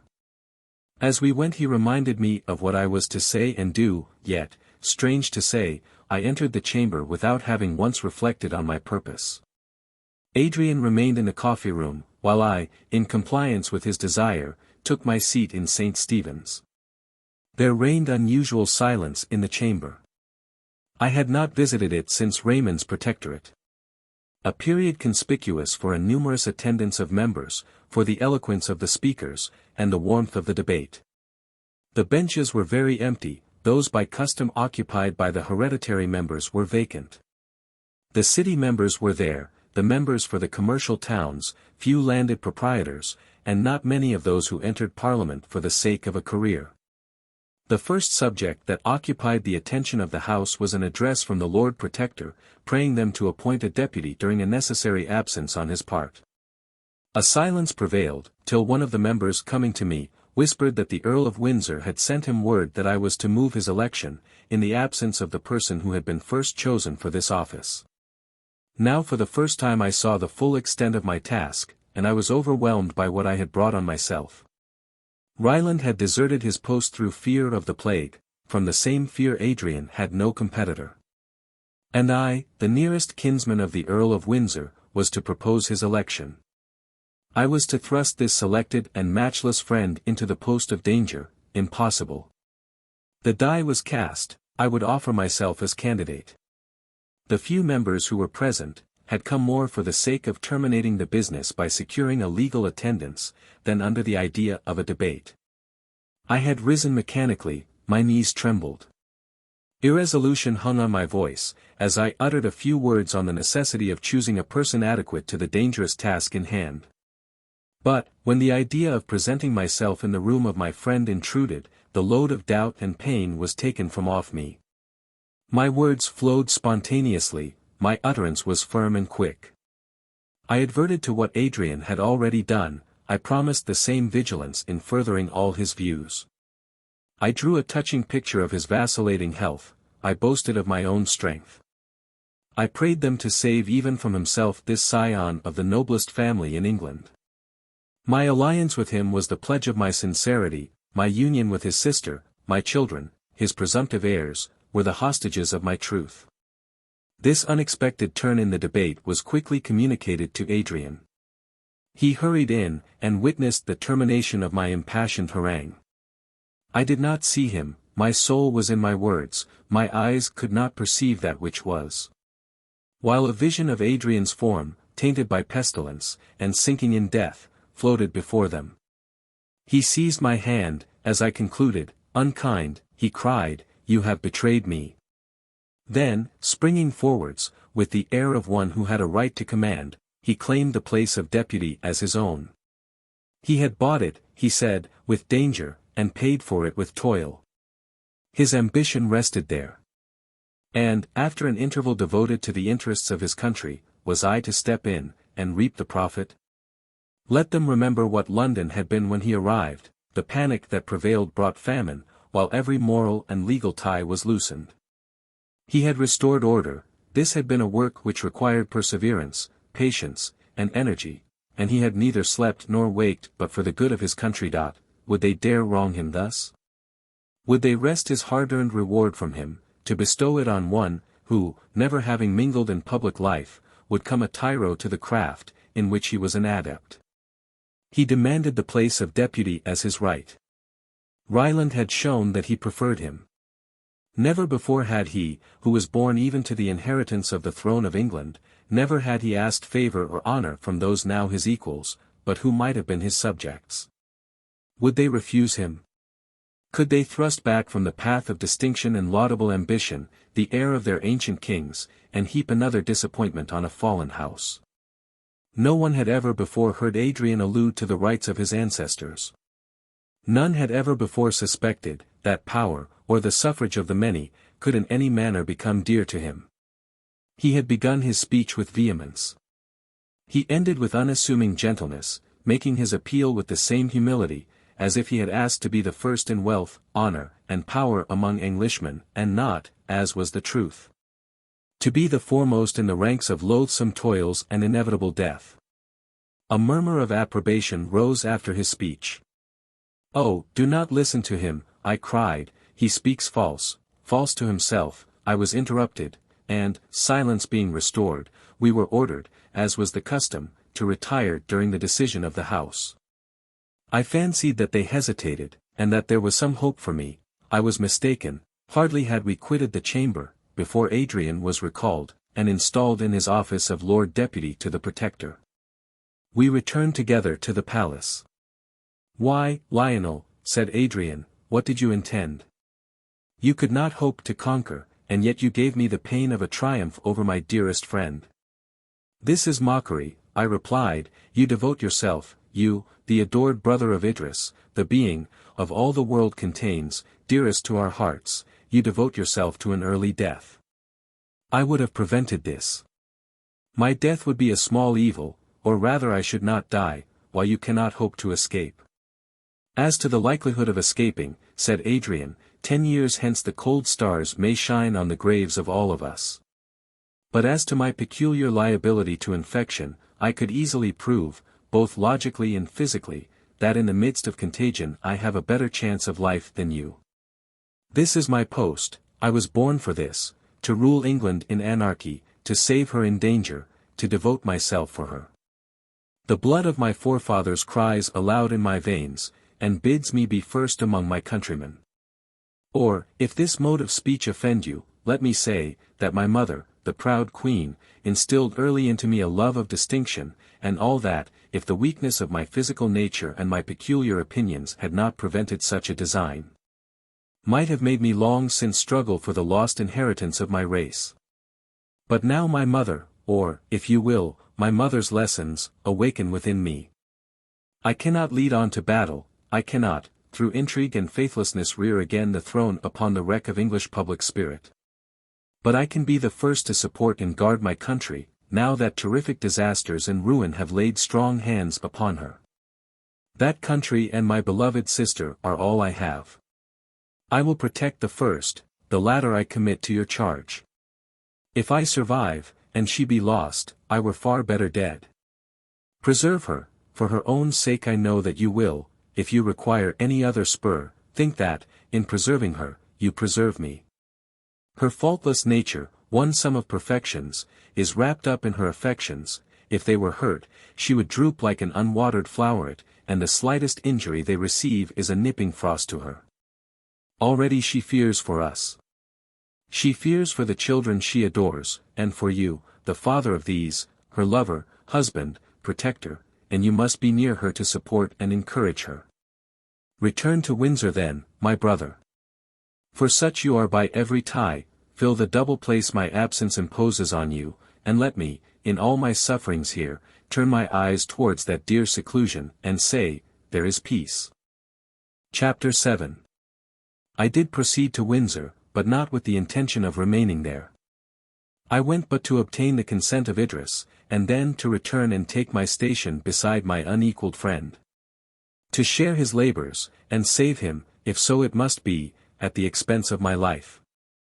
Yet I dreaded to witness the anguish which my resolve might excite in Idris. I had vowed to my own heart never to shadow her countenance even with transient grief, and should I prove recreant at the hour of greatest need? I had begun my journey with anxious haste. Now I desired to draw it out through the course of days and months. I longed to avoid the necessity of action. I strove to escape from thought, vainly. Futurity, like a dark image in a phantasmagoria, came nearer and more near, till it clasped the whole earth in its shadow. A slight circumstance induced me to alter my usual route, and to return home by Egham and Bishopgate. I alighted at Perdita's ancient abode, her cottage, and, sending forward the carriage, determined to walk across the park to the castle. This spot, dedicated to sweetest recollections, the deserted house and neglected garden were well adapted to nurse my melancholy. In our happiest days, Perdita had adorned her cottage with every aid art might bring, to that which nature had selected to favor. In the same spirit of exaggeration she had, on the event of her separation from Raymond, caused it to be entirely neglected. It was now in ruin, the deer had climbed the broken palings, and reposed among the flowers. Grass grew on the threshold, and the swinging lattice creaking to the wind, gave signal of utter desertion. The sky was blue above, and the air impregnated with fragrance by the rare flowers that grew among the weeds. The trees moved overhead, awakening nature's favorite melody, but the melancholy appearance of the choked paths, and weed-grown flower-beds, dimmed even this gay summer scene. The time when in proud and happy security we assembled at this cottage, was gone. Soon the present hours would join those past, and shadows of future ones rose dark and menacing from the womb of time, their cradle and their bier. For the first time in my life I envied the sleep of the dead, and thought with pleasure of one's bed under the sod, where grief and fear have no power. I passed through the gap of the broken paling, I felt, while I disdained, the choking tears, I rushed into the depths of the forest. O death and change, rulers of our life, where are ye, that I may grapple with you? What was there in our tranquillity, that excited your envy, in our happiness, that ye should destroy it? We were happy, loving, and beloved, the horn of Amalthea contained no blessing unshowered upon us, but, alas! La fortuna deidad barbara importuna, oi cadaver y air flor, no permanis jamus. 6. As I wandered on thus ruminating, a number of country people passed me. They seemed full of careful thought, and a few words of their conversation that reached me, induced me to approach and make further inquiries. A party of people flying from London, as was frequent in those days, had come up the Thames in a boat. No one at Windsor would afford them shelter, so, going a little further up, they remained all night in a deserted hut near Bolter's Lock. They pursued their way the following morning, leaving one of their company behind them, sick of the plague.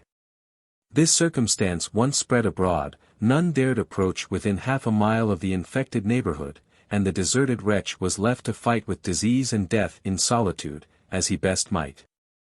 I was urged by compassion to hasten to the hut, for the purpose of ascertaining his situation, and administering to his wants.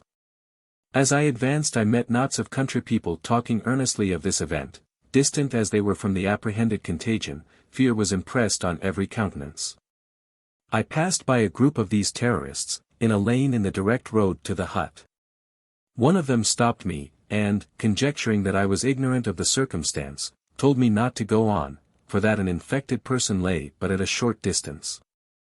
I know it, I replied, and I am going to see in what condition the poor fellow is. A murmur of surprise and horror ran through the assembly. I continued. This poor wretch is deserted, dying, succorless. In these unhappy times, God knows how soon any or all of us may be in like want. I am going to do as I would be done by. But you will never be able to return to the castle, Lady Idris, his children, in confused speech were the words that struck my ear. Do you not know, my friends, I said, that the Earl himself, now Lord Protector, visits daily, not only those probably infected by this disease, but the hospitals and pest houses, going near, and even touching the sick. Yet he was never in better health. You labor under an entire mistake as to the nature of the plague, but do not fear, I do not ask any of you to accompany me, nor to believe me, until I return safe and sound from my patient. So I left them, and hurried on. I soon arrived at the hut, the door was ajar. I entered, and one glance assured me that its former inhabitant was no more, he lay on a heap of straw, cold and stiff. While a pernicious effluvia filled the room, and various stains and marks served to shew the virulence of the disorder. I had never before beheld one killed by pestilence. While every mind was full of dismay at its effects, a craving for excitement had led us to peruse Defoe's account, and the masterly delineations of the author of Arthur Mervyn. The pictures drawn in these books were so vivid, that we seemed to have experienced the results depicted by them. But cold were the sensations excited by words, burning though they were, and describing the death and misery of thousands, compared to what I felt in looking on the corpse of this unhappy stranger. This indeed was the plague. I raised his rigid limbs, I marked the distortion of his face, and the stony eyes lost to perception. As I was thus occupied, chill horror congealed my blood, making my flesh quiver and my hair to stand on end. Half insanely I spoke to the dead. So the plague killed you, I muttered. How came this? Was the coming painful? You look as if the enemy had tortured, before he murdered you. And now I leapt up precipitately, and escaped from the hut, before nature could revoke her laws, and inorganic words be breathed in answer from the lips of the departed. On returning through the lane, I saw at a distance the same assemblage of persons which I had left. They hurried away, as soon as they saw me, my agitated mien added to their fear of coming near one who had entered within the verge of contagion. At a distance from facts one draws conclusions which appear infallible, which yet when put to the test of reality, vanish like unreal dreams. I had ridiculed the fears of my countrymen, when they related to others. Now that they came home to myself, I paused. The Rubicon, I felt, was past, and it behoved me well to reflect what I should do on this hither side of disease and danger. According to the vulgar superstition, my dress, my person, the air I breathed, bore in it mortal danger to myself and others. Should I return to the castle, to my wife and children, with this taint upon me? Not surely if I were infected. But I felt certain that I was not. A few hours would determine the question. I would spend these in the forest, in reflection on what was to come, and what my future actions were to be. In the feeling communicated to me by the sight of one struck by the plague, I forgot the events that had excited me so strongly in London. New and more painful prospects, by degrees were cleared of the mist which had hitherto veiled them. The question was no longer whether I should share Adrian's toils and danger, but in what manner I could, in Windsor and the neighbourhood, imitate the prudence and zeal which, under his government, produced order and plenty in London, and how, now pestilence had spread more widely, I could secure the health of my own family. I spread the whole earth out as a map before me. On no one spot of its surface could I put my finger and say, here is safety. In the south, the disease, virulent and immedicable, had nearly annihilated the race of man. Storm and inundation, poisonous winds and blights, filled up the measure of suffering. In the north it was worse. The lesser population gradually declined, and famine and plague kept watch on the survivors, who, helpless and feeble, were ready to fall an easy prey into their hands. I contracted my view to England. The overgrown metropolis, the great heart of mighty Britain, was pulseless. Commerce had ceased. All resort for ambition or pleasure was cut off, the streets were grass-grown, the houses empty, the few, that from necessity remained, seemed already branded with the taint of inevitable pestilence. In the larger manufacturing towns the same tragedy was acted on a smaller, yet more disastrous scale. There was no Adrian to superintend and direct, while whole flocks of the poor were struck and killed. Yet we were not all to die. No, truly, though thinned, the race of man would continue, and the great plague would, in after years, become matter of history and wonder. Doubtless this visitation was for extent unexampled, more need that we should work hard to dispute its progress, ere this men have gone out in sport, and slain their thousands and tens of thousands, but now man had become a creature of price. The life of one of them was of more worth than the so-called treasures of kings. Look at his thought-endued countenance, his graceful limbs, his majestic brow, his wondrous mechanism. The type and model of this best work of God is not to be cast aside as a broken vessel, he shall be preserved. And his children and his children's children carry down the name and form of man to latest time. Above all I must guard those entrusted by nature and fate to my especial care. And surely, if among all my fellow creatures I were to select those who might stand forth examples of the greatness and goodness of man, I could choose no other than those allied to me by the most sacred ties. Some from among the family of man must survive, and these should be among the survivors. That should be my task. To accomplish it my own life were a small sacrifice. There then in that castle, in Windsor Castle, birthplace of Idris and my babes, should be the haven and retreat for the wrecked bark of human society. Its forest should be our world, its garden afford us food. Within its walls I would establish the shaken throne of health. I was an outcast and a vagabond, when Adrian gently threw over me the silver net of love and civilization, and linked me inextricably to human charities and human excellence. I was one, who, though an aspirant after good, and an ardent lover of wisdom, was yet unenrolled in any list of worth, when Idris, the princely born, who was herself the personification of all that was divine in woman. She who walked the earth like a poet's dream, as a carved goddess endued with sense, or pictured saint stepping from the canvas, she, the most worthy, chose me, and gave me herself, a priceless gift. During several hours I continued thus to meditate, till hunger and fatigue brought me back to the passing hour, then marked by long shadows cast from the descending sun. I had wandered towards Bracknell, far to the west of Windsor. The feeling of perfect health which I enjoyed, assured me that I was free from contagion. I remembered that Idris had been kept in ignorance of my proceedings. She might have heard of my return from London, and my visit to Bolter's Lock, which, connected with my continued absence, might tend greatly to alarm her. I returned to Windsor by the long walk, and passing through the town towards the castle, I found it in a state of agitation and disturbance. "It is too late to be ambitious," says Sir Thomas Browne. "We cannot hope to live so long in our names as some have done in their persons. One face of Janus holds no proportion to the other." Upon this text many fanatics arose, who prophesied that the end of time was come. The spirit of superstition had birth, from the wreck of our hopes, and antics wild and dangerous were played on the great theatre, while the remaining particle of futurity dwindled into a point in the eyes of the prognosticators. Weak-spirited women died of fear as they listened to their denunciations, men of robust form and seeming strength fell into idiocy and madness, racked by the dread of coming eternity. A man of this kind was now pouring forth his eloquent despair among the inhabitants of Windsor. The scene of the morning, and my visit to the dead, which had been spread abroad, had alarmed the country people, so they had become fit instruments to be played upon by a maniac. The poor wretch had lost his young wife and lovely infant by the plague. He was a mechanic, and, rendered unable to attend to the occupation which supplied his necessities, famine was added to his other miseries. He left the chamber which contained his wife and child no more, but dead earth upon the earth, wild with hunger, watching in grief. His diseased fancy made him believe himself sent by heaven to preach the end of time to the world. He entered the churches, and foretold to the congregations their speedy removal to the vaults below.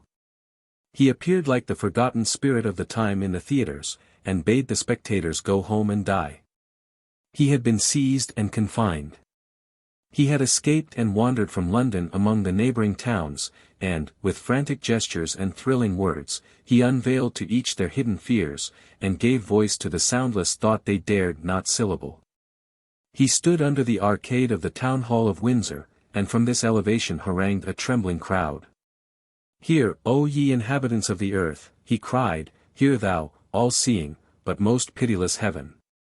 Hear thou too, O tempest-tossed heart, which breathes out these words, yet faints beneath their meaning. Death is among us.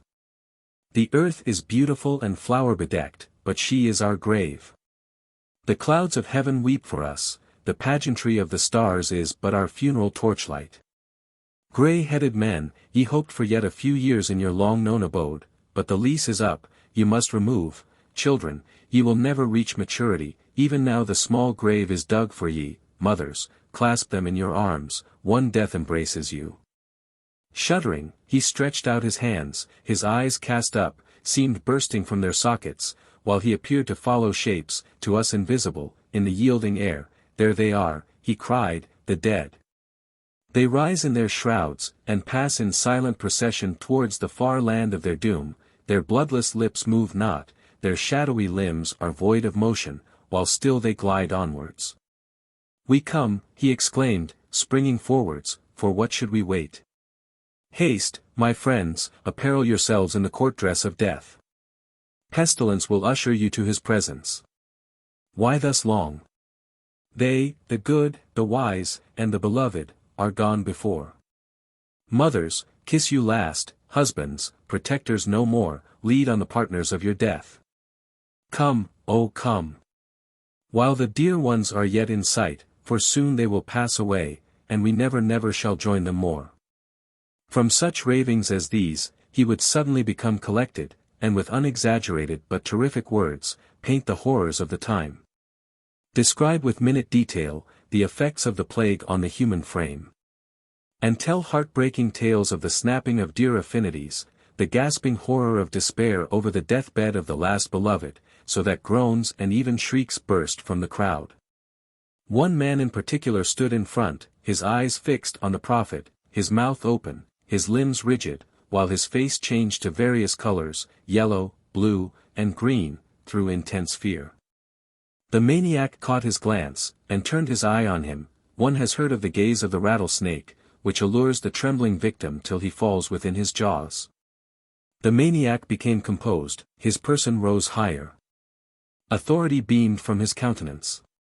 He looked on the peasant, who began to tremble, while he still gazed, his knees knocked together, his teeth chattered.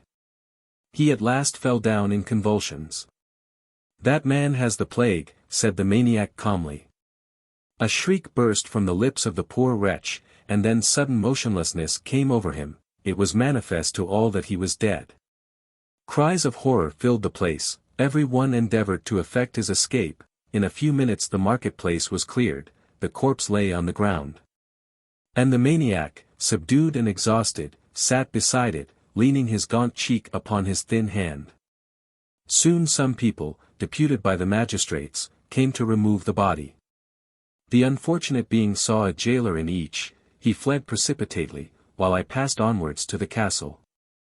Death, cruel and relentless, had entered these beloved walls.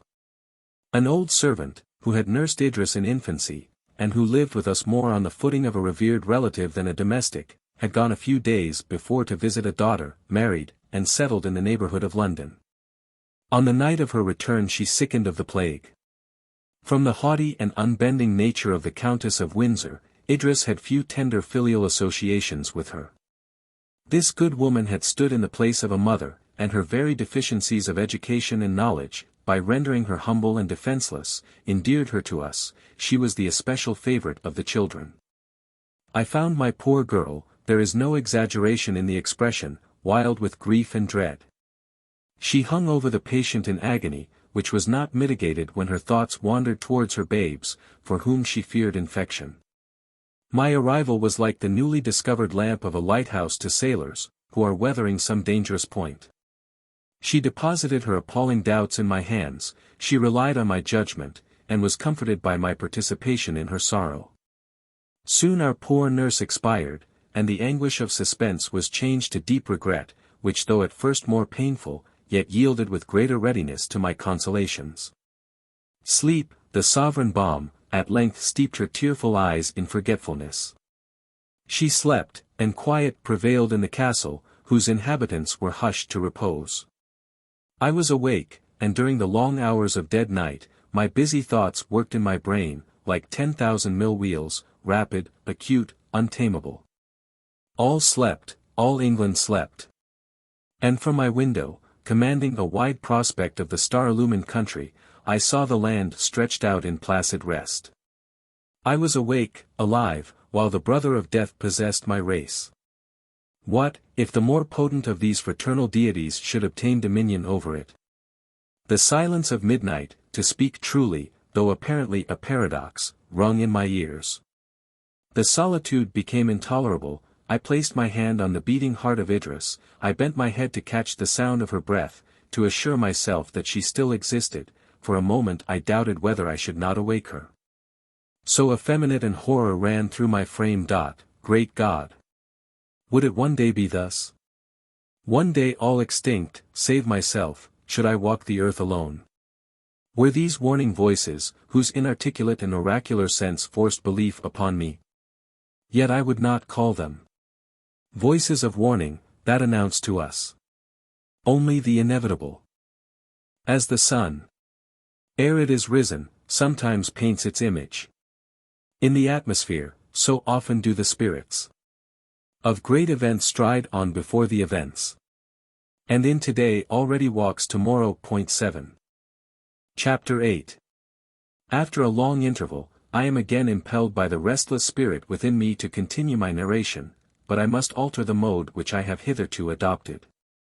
The details contained in the foregoing pages, apparently trivial, yet each slightest one weighing like lead in the depressed scale of human afflictions, this tedious dwelling on the sorrows of others, while my own were only in apprehension.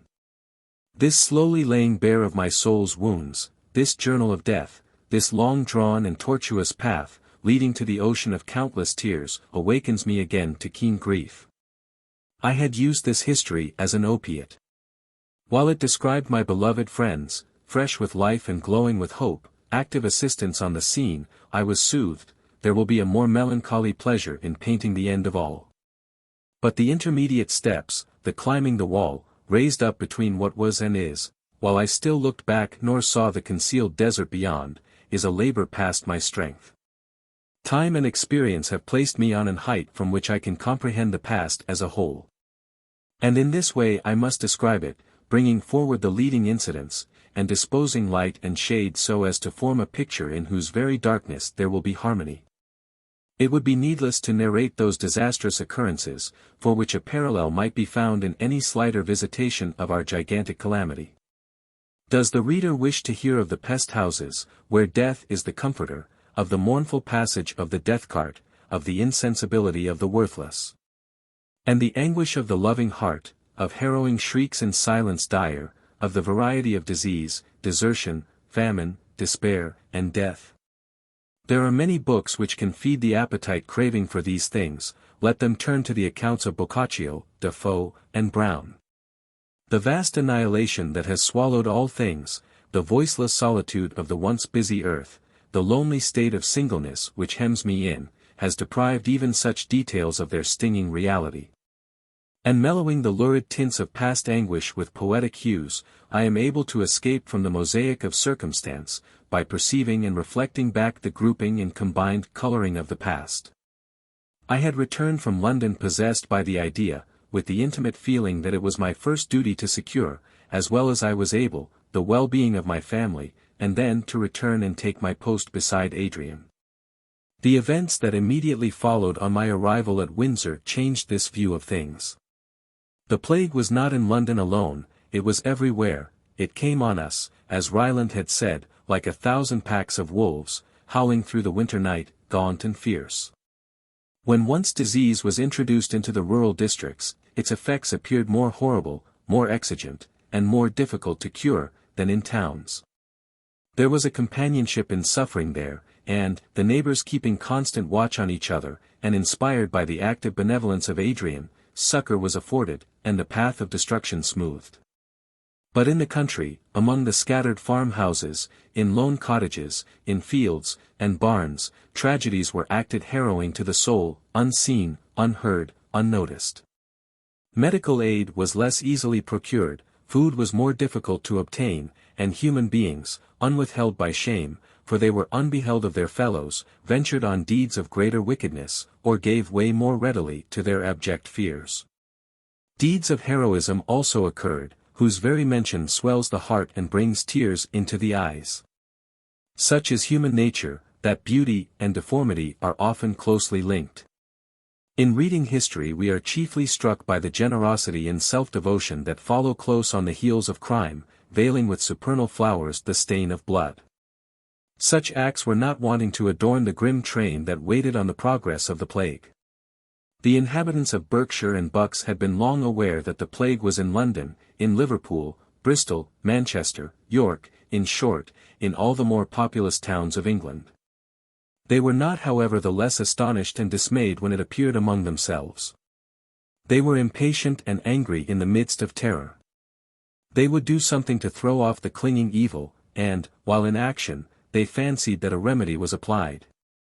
The inhabitants of the smaller towns left their houses, pitched tents in the fields, wandering separate from each other careless of hunger or the sky's inclemency, while they imagined that they avoided the death-dealing disease.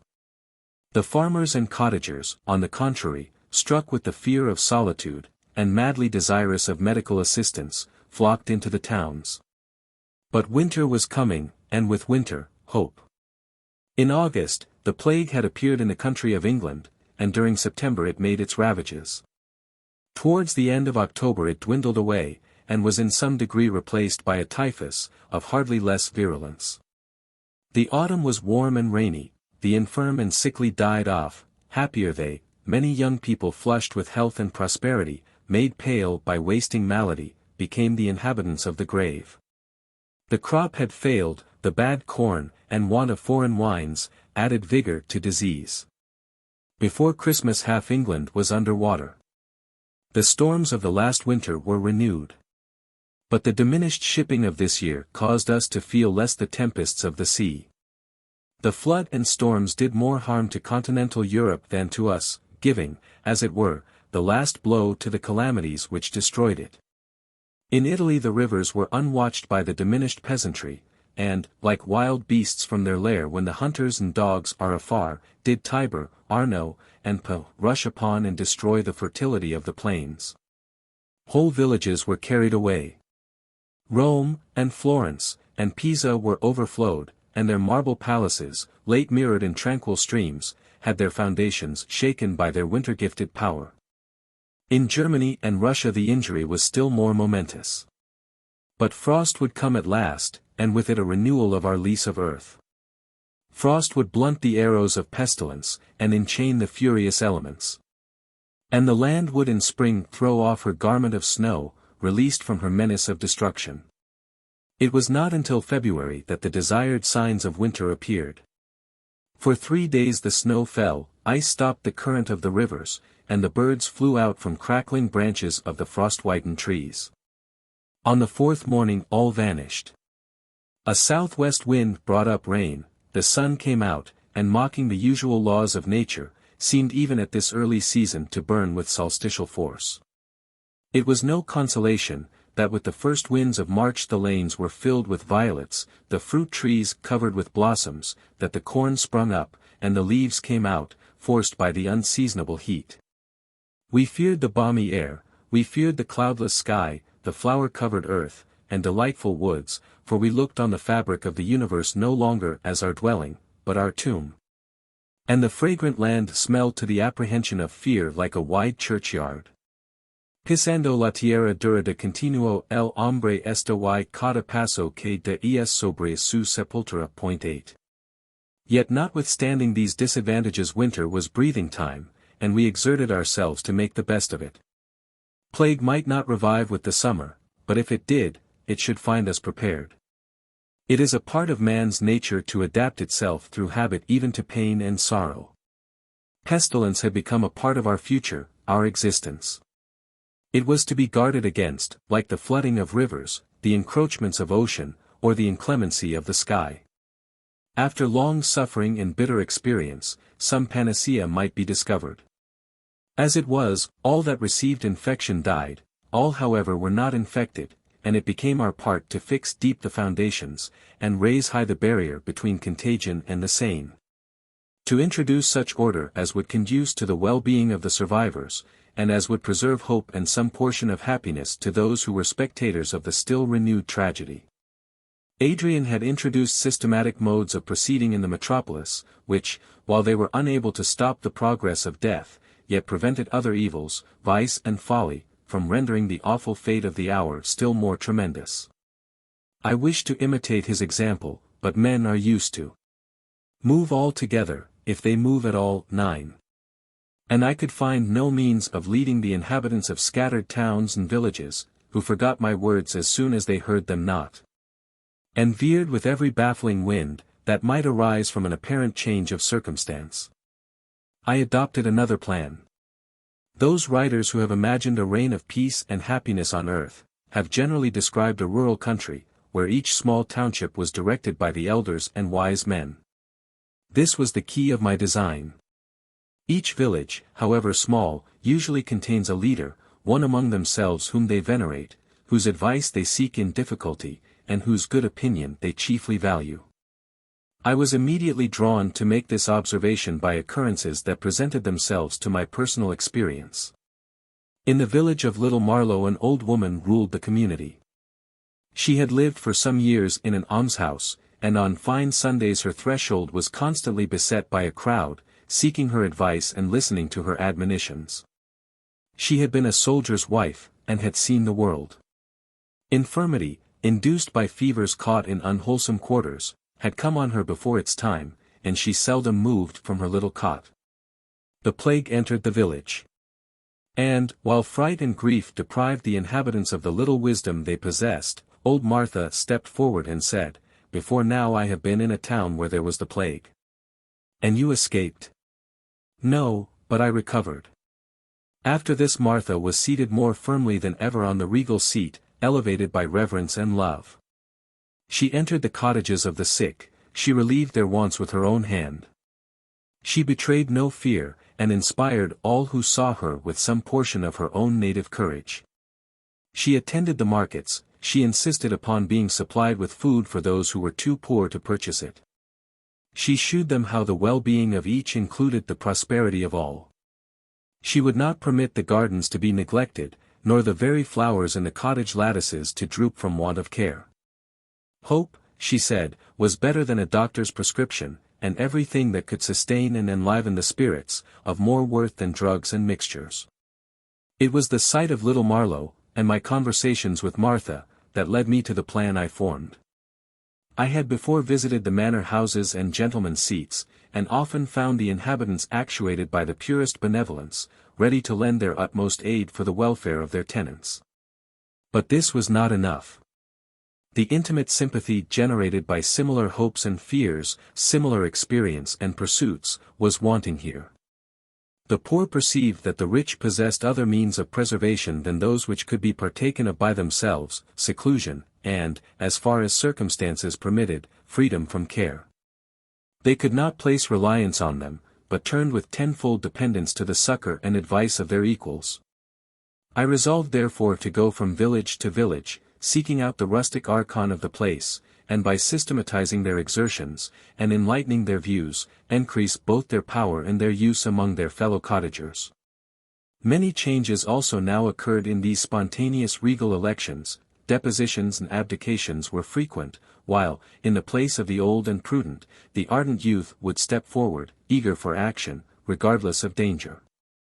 Often too, the voice to which all listened was suddenly silenced, the helping hand cold, the sympathetic eye closed, and the villagers feared still more the death that had selected a choice victim, shivering in dust the heart that had beat for them, reducing to incommunicable annihilation the mind forever occupied with projects for their welfare. Whoever labors for man must often find ingratitude, watered by vice and folly, spring from the grain which he has sown. Death, which had in our younger days walked the earth like a thief that comes in the night, now, rising from his subterranean vault, girt with power, with dark banner floating, came a conqueror. Many saw, seated above his viceregal throne, a supreme providence, who directed his shafts, and guided his progress, and they bowed their heads in resignation, or at least in obedience. Others perceived only a passing casualty. They endeavored to exchange terror for heedlessness, and plunged into licentiousness, to avoid the agonizing throes of worst apprehension. Thus, while the wise, the good, and the prudent were occupied by the labors of benevolence, the truce of winter produced other effects among the young, the thoughtless, and the vicious. During the colder months there was a general rush to London in search of amusement. The ties of public opinion were loosened. Many were rich, heretofore poor, many had lost father and mother, the guardians of their morals, their mentors and restraints. It would have been useless to have opposed these impulses by barriers, which would only have driven those actuated by them to more pernicious indulgencies. The theatres were open and thronged. Dance and midnight festival were frequented. In many of these decorum was violated, and the evils, which hitherto adhered to an advanced state of civilization, were doubled. The student left his books, the artist his study, the occupations of life were gone, but the amusements remained. Enjoyment might be protracted to the verge of the grave. All factitious coloring disappeared, death rose like night, and, protected by its murky shadows, the blush of modesty, the reserve of pride, the decorum of prudery were frequently thrown aside as useless veils. This was not universal.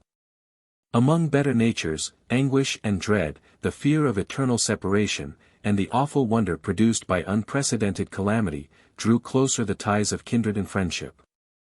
Philosophers opposed their principles, as barriers to the inundation of profligacy or despair, and the only ramparts to protect the invaded territory of human life. The religious, hoping now for their reward, clung fast to their creeds, as the rafts and planks which over the tempest-vexed sea of suffering, would bear them in safety to the harbor of the unknown continent. The loving heart, obliged to contract its view, bestowed its overflow of affection in triple portion on the few that remained. Yet, even among these, the present, as an unalienable possession, became all of time to which they dared commit the precious freight of their hopes. The experience of immemorial time had taught us formerly to count our enjoyments by years, and extend our prospect of life through a lengthened period of progression and decay.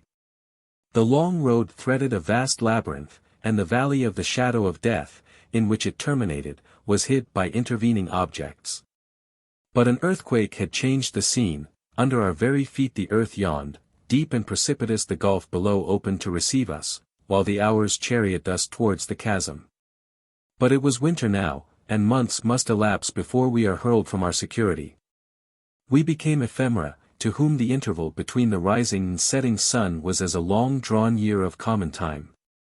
We should never see our children ripen into maturity, nor behold their downy cheeks roughen, their blithe hearts subdued by passion or care, but we had them now, they lived, and we lived, what more could we desire? With such schooling did my poor Idris try to hush thronging fears, and in some measure succeeded. It was not as in summer time, when each hour might bring the dreaded fate, until summer, we felt sure. And this certainty, short-lived as it must be, yet for a while satisfied her maternal tenderness. I know not how to express or communicate the sense of concentrated, intense, though evanescent transport, that imparadized us in the present hour. Our joys were dearer because we saw their end, they were keener because we felt, to its fullest extent, their value. They were purer because their essence was sympathy, as a meteor is brighter than a star, did the felicity of this winter contain in itself the extracted delights of a long, long life. How lovely is spring! As we looked from Windsor Terrace on the 16 fertile counties spread beneath, speckled by happy cottages and wealthier towns, all looked as in former years, heart-cheering and fair. The land was ploughed, the slender blades of wheat broke through the dark soil, the fruit trees were covered with buds, the husbandman was abroad in the fields, the milkmaid tripped home with well-filled pails. The swallows and martins struck the sunny pools with their long, pointed wings, the new-dropped lambs reposed on the young grass, the tender growth of leaves lifts its sweet head into the air and feeds a silent space with ever-sprouting green. 10. Man himself seemed to regenerate and feel the frost of winter yield to an elastic and warm renewal of life. Reason told us that care and sorrow would grow with the opening year, but how to believe the ominous voice breathed up with pestiferous vapors from fear's dim cavern? While nature, laughing and scattering from her green lap flowers, and fruits, and sparkling waters, invited us to join the gay mask of young life she led upon the scene. Where was the plague? Here, everywhere. One voice of horror and dismay exclaimed, when in the pleasant days of a sunny May the destroyer of man brooded again over the earth, forcing the spirit to leave its organic chrysalis, and to enter upon an untried life. With one mighty sweep of its potent weapon, all caution, all care, all prudence were leveled low, death sat at the tables of the great, stretched itself on the categour's pallet, seized the dastard who fled, quelled the brave man who resisted, despondency entered every heart, sorrow dimmed every eye. Sights of woe now became familiar to me, and were I to tell all of anguish and pain that I witnessed, of the despairing moans of age, and the more terrible smiles of infancy in the bosom of horror, my reader, his limbs quivering and his hair on end, would wonder how I did not, seized with sudden frenzy, dash myself from some precipice, and so close my eyes for ever on the sad end of the world. But the powers of love, poetry, and creative fancy will dwell even beside the sick of the plague, with the squalid, and with the dying. A feeling of devotion, of duty, of a high and steady purpose, elevated me, a strange joy filled my heart. In the midst of saddest grief I seemed to tread air, while the spirit of good shed round me an ambrosial atmosphere, which blunted the sting of sympathy, and purified the air of sighs. If my wearied soul flagged in its career, I thought of my loved home, of the casket that contained my treasures, of the kiss of love and the filial caress, while my eyes were moistened by purest dew. And my heart was at once softened and refreshed by thrilling tenderness. Maternal affection had not rendered Idris selfish. At the beginning of our calamity she had, with thoughtless enthusiasm, devoted herself to the care of the sick and helpless. I checked her, and she submitted to my rule. I told her how the fear of her danger palsied my exertions, how the knowledge of her safety strung my nerves to endurance. I shewed her the dangers which her children incurred during her absence. And she at length agreed not to go beyond the enclosure of the forest. Indeed, within the walls of the castle we had a colony of the unhappy, deserted by their relatives, and in themselves helpless, sufficient to occupy her time and attention, while ceaseless anxiety for my welfare and the health of her children. However she strove to curb or conceal it, absorbed all her thoughts, and undermined the vital principle. After watching over and providing for their safety, her second care was to hide from me her anguish and tears.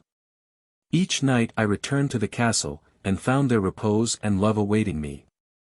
Often I waited beside the bed of death till midnight, and through the obscurity of rainy, cloudy nights rode many miles, sustained by one circumstance only, the safety and sheltered repose of those I loved. If some scene of tremendous agony shook my frame and fevered my brow, I would lay my head on the lap of Idris, and the tumultuous pulses subsided into a temperate flow. Her smile could raise me from hopelessness. Her embrace bathed my sorrowing heart in calm peace. Summer advanced, and, crowned with the sun's potent rays, plague shot her unerring shafts over the earth. The nations beneath their influence bowed their heads, and died. The corn that sprung up in plenty, lay in autumn rotting on the ground, while the melancholy wretch who had gone out to gather bread for his children, lay stiff and plague-struck in the furrow. The green woods waved their boughs majestically, while the dying were spread beneath their shade, answering the solemn melody with inharmonious cries. The painted birds flitted through the shades. The careless deer reposed unhurt upon the fern, the oxen and the horses strayed from their unguarded stables, and grazed among the wheat, for death fell on man alone. With summer and mortality grew our fears. My poor love and I looked at each other, and our babes dot, "We will save them, Idris," I said, "I will save them. Years hence we shall recount to them our fears, then passed away with their occasion. Though they only should remain on the earth, still they shall live, nor shall their cheeks become pale nor their sweet voices languish." Our eldest in some degree understood the scenes passing around, and at times, he with serious looks questioned me concerning the reason of so vast a desolation. But he was only 10 years old. And the hilarity of youth soon chased unreasonable care from his brow.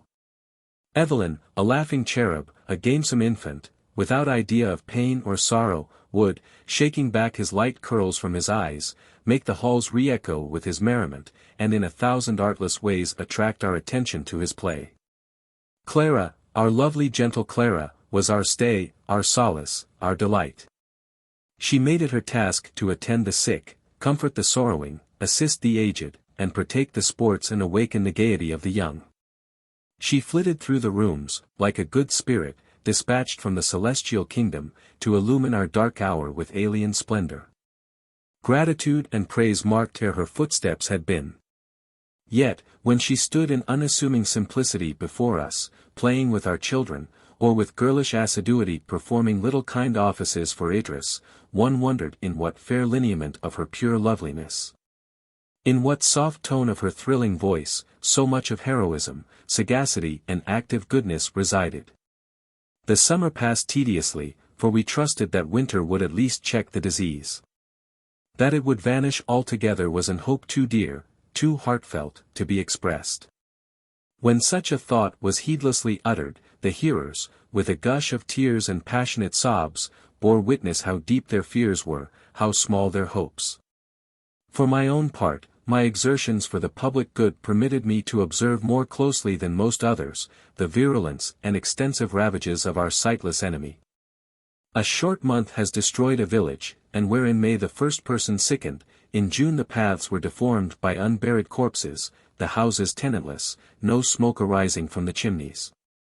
And the housewife's clock marked only the hour when death had been triumphant. From such scenes I have sometimes saved a deserted infant, sometimes led a young and grieving mother from the lifeless image of her firstborn, or drawn the sturdy laborer from childish weeping over his extinct family. July is gone. August must pass, and by the middle of September we may hope. Each day was eagerly counted. And the inhabitants of towns, desirous to leap this dangerous interval, plunged into dissipation, and strove, by riot, and what they wished to imagine to be pleasure, to banish thought and opiate despair. None but Adrian could have tamed the motley population of London, which, like a troop of unbitted steeds rushing to their pastures, had thrown aside all minor fears, through the operation of the fear paramount. Even Adrian was obliged in part to yield, that he might be able, if not to guide, at least to set bounds to the license of the times. The theatres were kept open, every place of public resort was frequented. though he endeavored so to modify them, as might best quiet the agitation of the spectators, and at the same time prevent a reaction of misery when the excitement was over.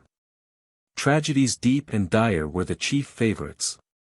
Comedy brought with it too great a contrast to the inner despair. When such were attempted, it was not unfrequent for a comedian, in the midst of the laughter occasioned by his disproportioned buffoonery, to find a word or thought in his part that jarred with his own sense of wretchedness, and burst from mimic merriment into sobs and tears, while the spectators, seized with irresistible sympathy, wept. And the pantomimic revelry was changed to a real exhibition of tragic passion. It was not in my nature to derive consolation from such scenes, from theatres, whose buffoon laughter and discordant mirth awakened distempered sympathy, or where fictitious tears and wailings mocked the heartfelt grief within. From festival or crowded meeting, where hilarity sprung from the worst feelings of our nature, or such enthralment of the better ones, as impressed it with garish and false varnish, from assemblies of mourners in the guise of revellers. Once however I witnessed a scene of singular interest at one of the theatres, where nature overpowered art, as an overflowing cataract will tear away the puny manufacture of a mock cascade, which had before been fed by a small portion of its waters. I had come to London to see Adrian. He was not at the palace, and, though the attendants did not know whither he had gone, they did not expect him till late at night. It was between 6 and 7 o'clock, a fine summer afternoon, and I spent my leisure hours in a ramble through the empty streets of London. Now turning to avoid an approaching funeral, now urged by curiosity to observe the state of a particular spot. My wanderings were instinct with pain, for silence and desertion characterized every place I visited, and the few beings I met were so pale and woebegone, so marked with care and depressed by fear, that weary of encountering only signs of misery, I began to retread my steps towards home.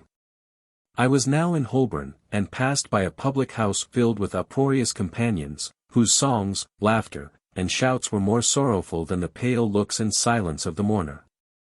Such an one was near, hovering round this house. The sorry plight of her dress displayed her poverty, she was ghastly pale, and continued approaching, first the window and then the door of the house, as if fearful, yet longing to enter. A sudden burst of song and merriment seemed to sting her to the heart. She murmured, "Can he have the heart?" and then mustering her courage, she stepped within the threshold. The landlady met her in the passage. The poor creature asked, "Is my husband here? Can I see George?" "See him," cried the woman, "yes, if you go to him. Last night he was taken with the plague, and we sent him to the hospital." The unfortunate inquirer staggered against a wall, a faint cry escaped her. "Oh! Were you cruel enough," she exclaimed, "to send him there?" The landlady meanwhile hurried away. But a more compassionate barmaid gave her a detailed account, the sum of which was, that her husband had been taken ill, after a night of riot, and sent by his boon companions with all expedition to St. Bartholomew's Hospital. I had watched this scene, for there was a gentleness about the poor woman that interested me. She now tottered away from the door, walking as well as she could down Holborn Hill, but her strength soon failed her. She leaned against a wall, and her head sunk on her bosom, while her pallid cheek became still more white. I went up to her and offered my services. She hardly looked up. "You can do me no good," she replied, "I must go to the hospital. If I do not die before I get there." There were still a few hackney coaches accustomed to stand about the streets, more truly from habit than for use. I put her in one of these, and entered with her that I might secure her entrance into the hospital. Our way was short, and she said little, except interrupted ejaculations of reproach that he had left her, exclamations on the unkindness of some of his friends, and hope that she would find him alive. There was a simple, natural earnestness about her that interested me in her fate, especially when she assured me that her husband was the best of men, had been so, till want of business during these unhappy times had thrown him into bad company. He could not bear to come home, she said, only to see our children die. A man cannot have the patience a mother has, with her own flesh and blood. We were set down at St. Bartholomew's, and entered the wretched precincts of the house of disease. The poor creature clung closer to me, as she saw with what heartless haste they bore the dead from the wards, and took them into a room, whose half-opened door displayed a number of corpses, horrible to behold by one unaccustomed to such scenes. We were directed to the ward where her husband had been first taken, and still was, the nurse said, if alive. My companion looked eagerly from one bed to the other, till at the end of the ward she espied, on a wretched bed, a squalid, haggard creature, writhing under the torture of disease. She rushed towards him, she embraced him, blessing God for his preservation. The enthusiasm that inspired her with this strange joy, blinded her to the horrors about her, but they were intolerably agonizing to me. The ward was filled with an effluvia that caused my heart to heave with painful qualms. The dead were carried out, and the sick brought in, with like indifference. Some were screaming with pain, others laughing from the influence of more terrible delirium. Some were attended by weeping, despairing relations, others called aloud with thrilling tenderness or reproach on the friends who had deserted them, while the nurses went from bed to bed, incarnate images of despair, neglect, and death. I gave gold to my luckless companion, I recommended her to the care of the attendants, I then hastened away, while the tormentor, the imagination, busied itself in picturing my own loved ones, stretched on such beds, attended thus. The country afforded no such mass of horrors, solitary wretches died in the open fields, and I have found a survivor in a vacant village, contending at once with famine and disease. But the assembly of pestilence, the banqueting hall of death, was spread only in London. I rambled on, oppressed, distracted by painful emotions. Suddenly I found myself before Drury Lane Theatre.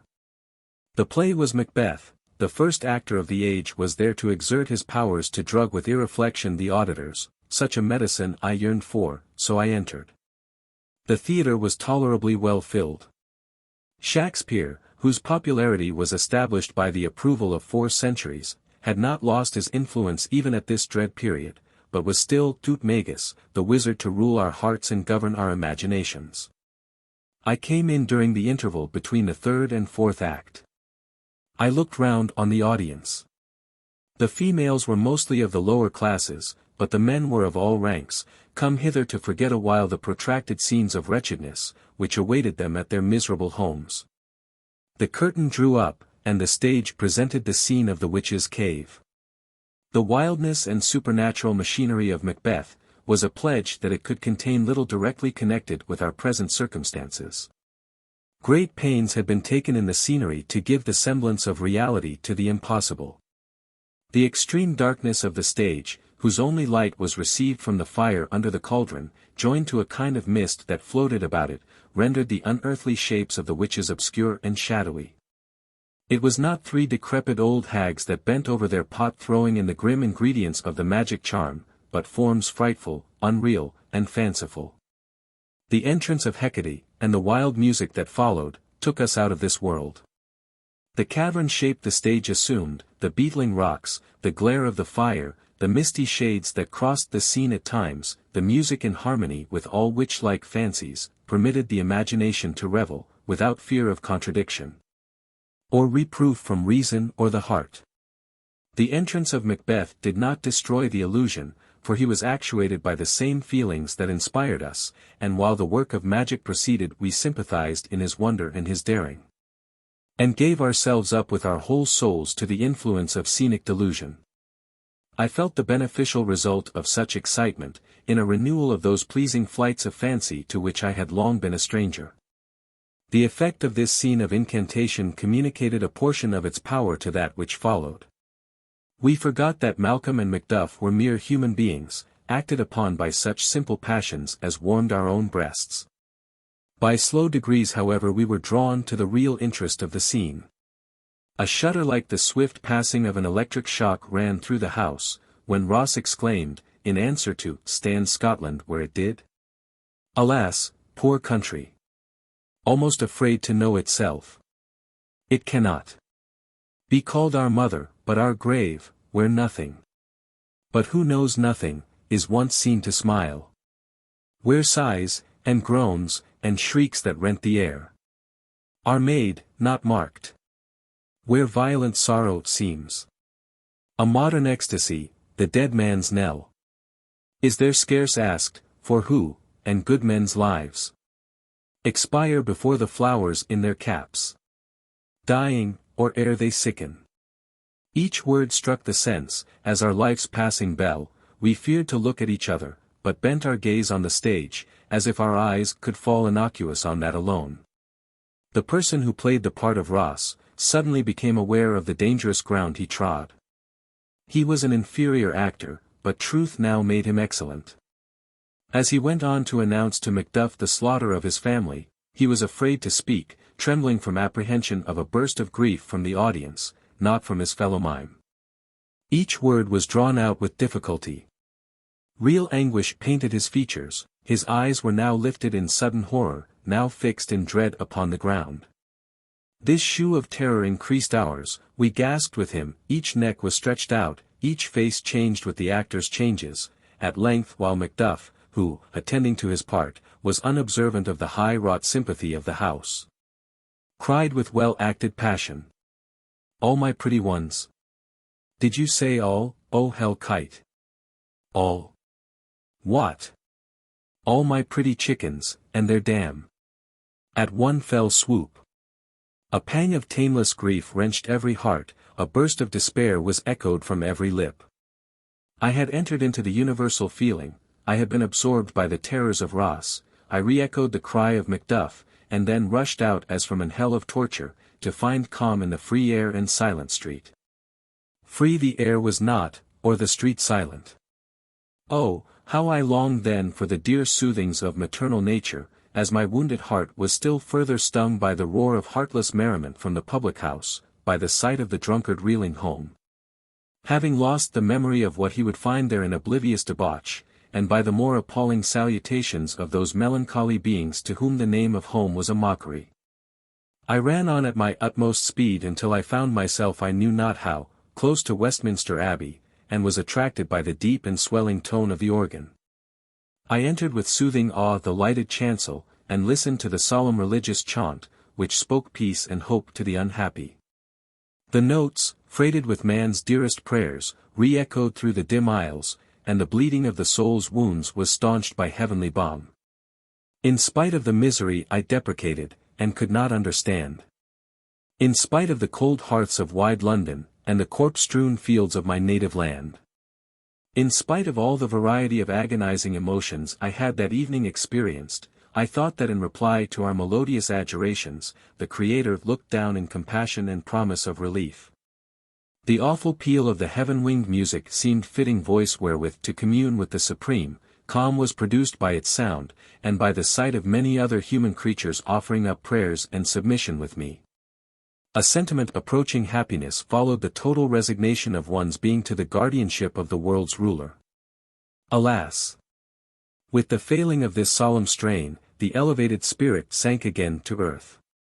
Suddenly one of the choristers died, he was lifted from his desk, the vaults below were hastily opened, he was consigned with a few muttered prayers to the darksome cavern. Abode of thousands who had gone before, now wide yawning to receive even all who fulfilled the funeral rites. In vain I would then have turned from this scene, to darkened aisle or lofty dome, echoing with melodious praise. In the open air alone I found relief. Among nature's beauteous works, her God reassumed his attribute of benevolence, and again I could trust that he who built up the mountains, planted the forests, and poured out the rivers, would erect another state for lost humanity, where we might awaken again to our affections, our happiness, and our faith. Fortunately for me those circumstances were of rare occurrence that obliged me to visit London, and my duties were confined to the rural district which our lofty castle overlooked. And here labour stood in the place of pastime, to occupy such of the country people as were sufficiently exempt from sorrow or disease. My endeavours were directed towards urging them to their usual attention to their crops, and to the acting as if pestilence did not exist. The mower's scythe was at times heard. Yet the joyless haymakers, after they had listlessly turned the grass, forgot to cart it. The shepherd, when he had sheared his sheep, would let the wool lie to be scattered by the winds, deeming it useless to provide clothing for another winter. At times however the spirit of life was awakened by these employments. The sun, the refreshing breeze, the sweet smell of the hay, the rustling leaves and prattling rivulets brought repose to the agitated bosom, and bestowed a feeling akin to happiness on the apprehensive. Nor, strange to say, was the time without its pleasures. Young couples, who had loved long and hopelessly, suddenly found every impediment removed, and wealth pour in from the death of relatives. The very danger drew them closer. The immediate peril urged them to seize the immediate opportunity. Wildly and passionately they sought to know what delights existence afforded, before they yielded to death, and, snatching their pleasures with rough strife, thorough the iron gates of life. 11. They defied the conquering pestilence to destroy what had been, or to erase even from their deathbed thoughts the sentiment of happiness which had been theirs. One instance of this kind came immediately under our notice, where a high-born girl had in early youth given her heart to one of meaner extraction. He was a schoolfellow and friend of her brother's, and usually spent a part of the holidays at the mansion of the Duke her father. They had played together as children, been the confidants of each other's little secrets, mutual aids and consolers in difficulty and sorrow.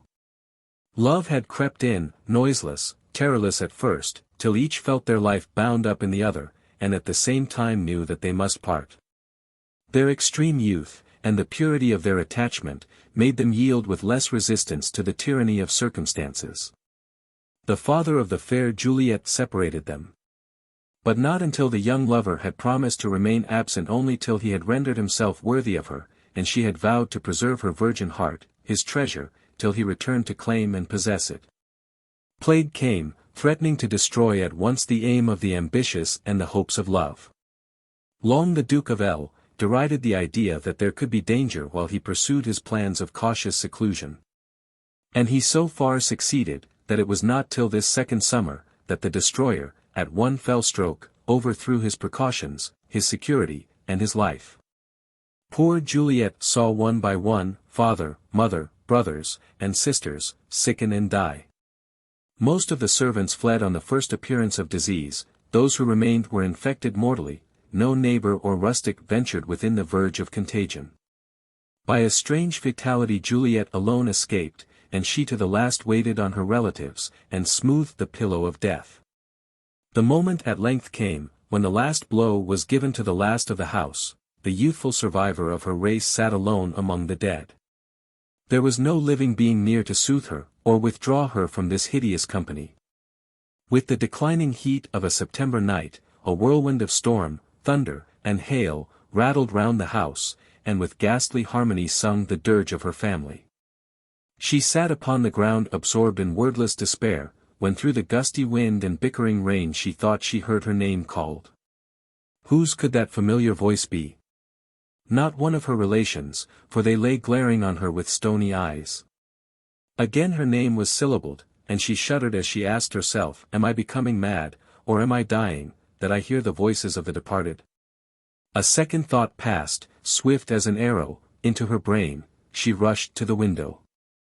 And a flash of lightning shewed to her the expected vision, her lover in the shrubbery beneath. Joy lent her strength to descend the stairs, to open the door, and then she fainted in his supporting arms.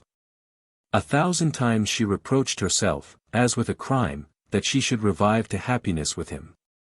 The natural clinging of the human mind to life and joy was in its full energy in her young heart.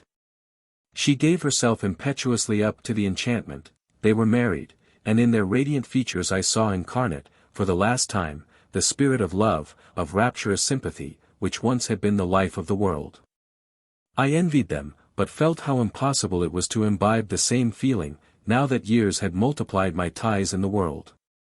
Above all, the anxious mother, my own beloved and drooping Idris, claimed my earnest care. I could not reproach the anxiety that never for a moment slept in her heart, but I exerted myself to distract her attention from too keen an observation of the truth of things, of the near and nearer approaches of disease, misery, and death. Of the wild look of our attendants as intelligence of another and yet another death reached us. For to the last something new occurred that seemed to transcend in horror all that had gone before. Wretched beings crawled to die under our succoring roof.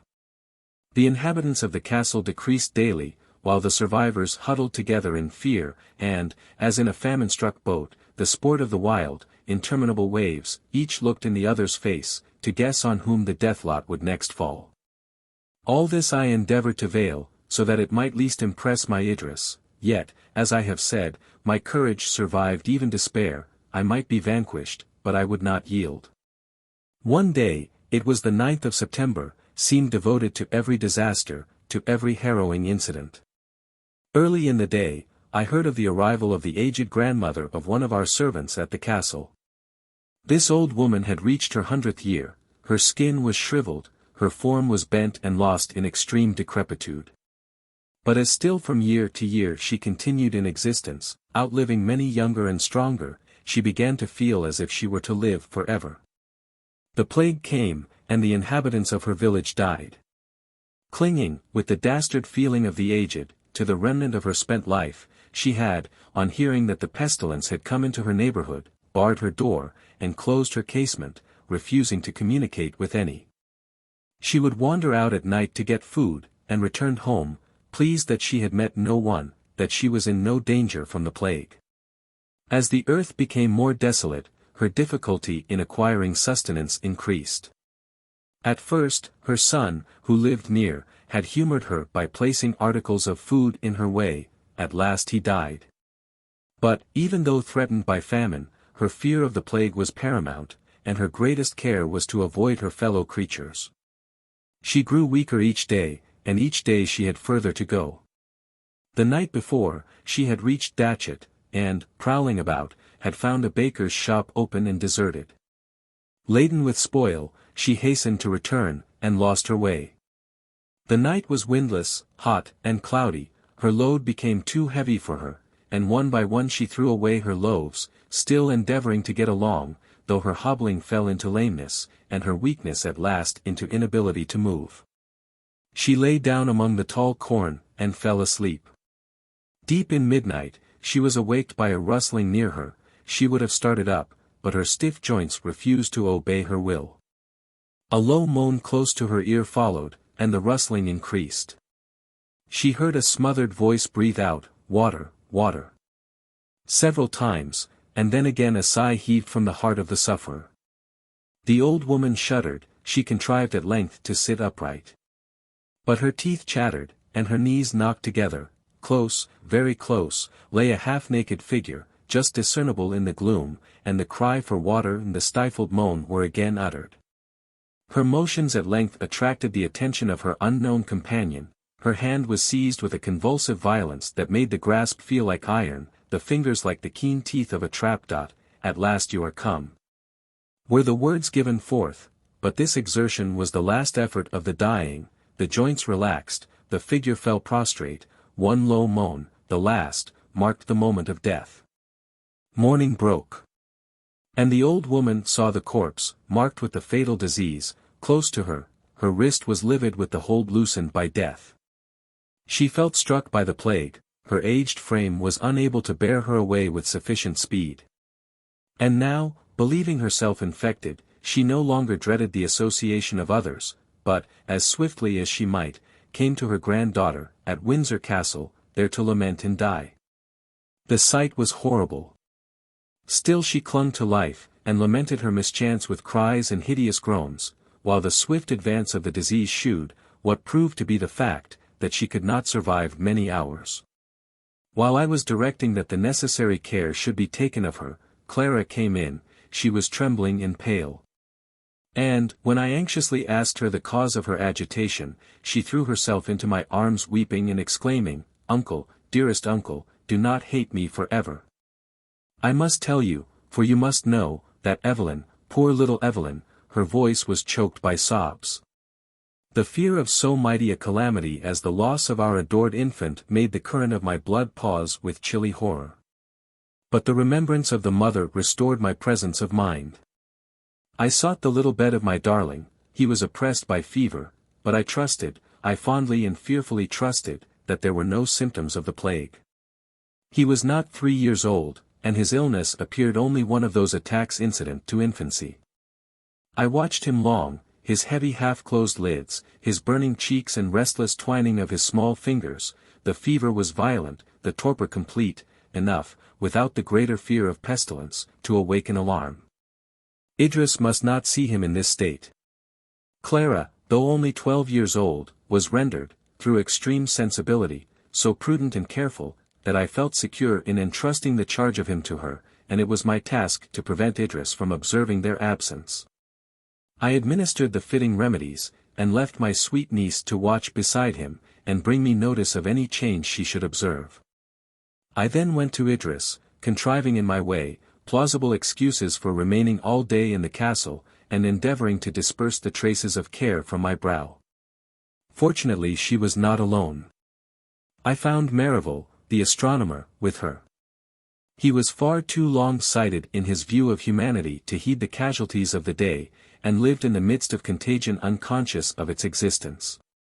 This poor man, learned as Laplace, guileless and unforeseeing as a child, had often been on the point of starvation, he, his pale wife and numerous offspring, while he neither felt hunger, nor observed distress. His astronomical theories absorbed him, calculations were scrawled with coal on the bare walls of his garret, a hard-earned guinea, or an article of dress, was exchanged for a book without remorse. He neither heard his children cry, nor observed his companion's emaciated form, and the excess of calamity was merely to him as the occurrence of a cloudy night, when he would have given his right hand to observe a celestial phenomenon. His wife was one of those wondrous beings, to be found only among women, with affections not to be diminished by misfortune. Her mind was divided between boundless admiration for her husband, and tender anxiety for her children. She waited on him, worked for them, and never complained, though care rendered her life one long-drawn, melancholy dream. He had introduced himself to Adrian, by a request he made to observe some planetary motions from his glass. His poverty was easily detected and relieved. He often thanked us for the books we lent him, and for the use of our instruments, but never spoke of his altered abode or change of circumstances. His wife assured us, that he had not observed any difference, except in the absence of the children from his study, and to her infinite surprise he complained of this unaccustomed quiet. He came now to announce to us the completion of his essay on the pericyclical motions of the Earth's axis, and the precession of the equinoctial points. If an old Roman of the period of the Republic had returned to life, and talked of the impending election of some laurel-crowned consul, or of the last battle with Mithridates, his ideas would not have been more alien to the times. Then the conversation of Merivale. Man, no longer with an appetite for sympathy, clothed his thoughts in visible signs. Nor were there any readers left, while each one, having thrown away his sword with opposing shield alone, awaited the plague. Merivale talked of the state of mankind 6,000 years hence. He might with equal interest to us, have added a commentary, to describe the unknown and unimaginable lineaments of the creatures, who would then occupy the vacated dwelling of mankind. We had not the heart to undeceive the poor old man. And at the moment I came in, he was reading parts of his book to Idris, asking what answer could be given to this or that position. Idris could not refrain from a smile, as she listened. She had already gathered from him that his family was alive and in health. Though not apt to forget the precipice of time on which she stood, yet I could perceive that she was amused for a moment, by the contrast between the contracted view we had so long taken of human life, and the 7-league strides with which Merivale paced a coming eternity. I was glad to see her smile, because it assured me of her total ignorance of her infant's danger, but I shuddered to think of the revulsion that would be occasioned by a discovery of the truth. While Merivale was talking, Clara softly opened a door behind Idris, and beckoned me to come with a gesture and look of grief. A mirror betrayed the sign to Idris. She started up. To suspect evil, to perceive that, Alfred being with us, the danger must regard her youngest darling, to fly across the long chambers into his apartment, was the work but of a moment. There she beheld her Evelyn lying fever-stricken and motionless. I followed her, and strove to inspire more hope than I could myself entertain, but she shook her head mournfully. Anguish deprived her of presence of mind. She gave up to me and Clara the physician's and nurse's parts. She sat by the bed, holding one little burning hand, and, with glazed eyes fixed on her babe, passed the long day in one unvaried agony. It was not the plague that visited our little boy so roughly, but she could not listen to my assurances. Apprehension deprived her of judgment and reflection. Every slight convulsion of her child's features shook her frame. If he moved, she dreaded the instant crisis. If he remained still, she saw death in his torpor, and the cloud on her brow darkened. The poor little thing's fever increased towards night. The sensation is most dreary, to use no stronger term, with which one looks forward to passing the long hours of night beside a sick bed, especially if the patient be an infant, who cannot explain its pain, and whose flickering life resembles the wasting flame of the watch-light, whose narrow fire is shaken by the wind, and on whose edge devouring darkness hovers. 12. With eagerness one turns toward the east, with angry impatience one marks the uncheckered darkness. The crowing of a cock, that sound of glee during daytime, comes wailing and untunable. The creaking of rafters, and slight stir of invisible insect is heard and felt as the signal and type of desolation. Clara, overcome by weariness, had seated herself at the foot of her cousin's bed, and in spite of her efforts slumber weighed down her lids. Twice or thrice she shook it off, but at length she was conquered and slept. Idris sat at the bedside, holding Evelyn's hand. We were afraid to speak to each other. I watched the stars, I hung over my child, I felt his little pulse, I drew near the mother, again I receded. At the turn of morning a gentle sigh from the patient attracted me. The burning spot on his cheek faded, his pulse beat softly and regularly, torpor yielded to sleep.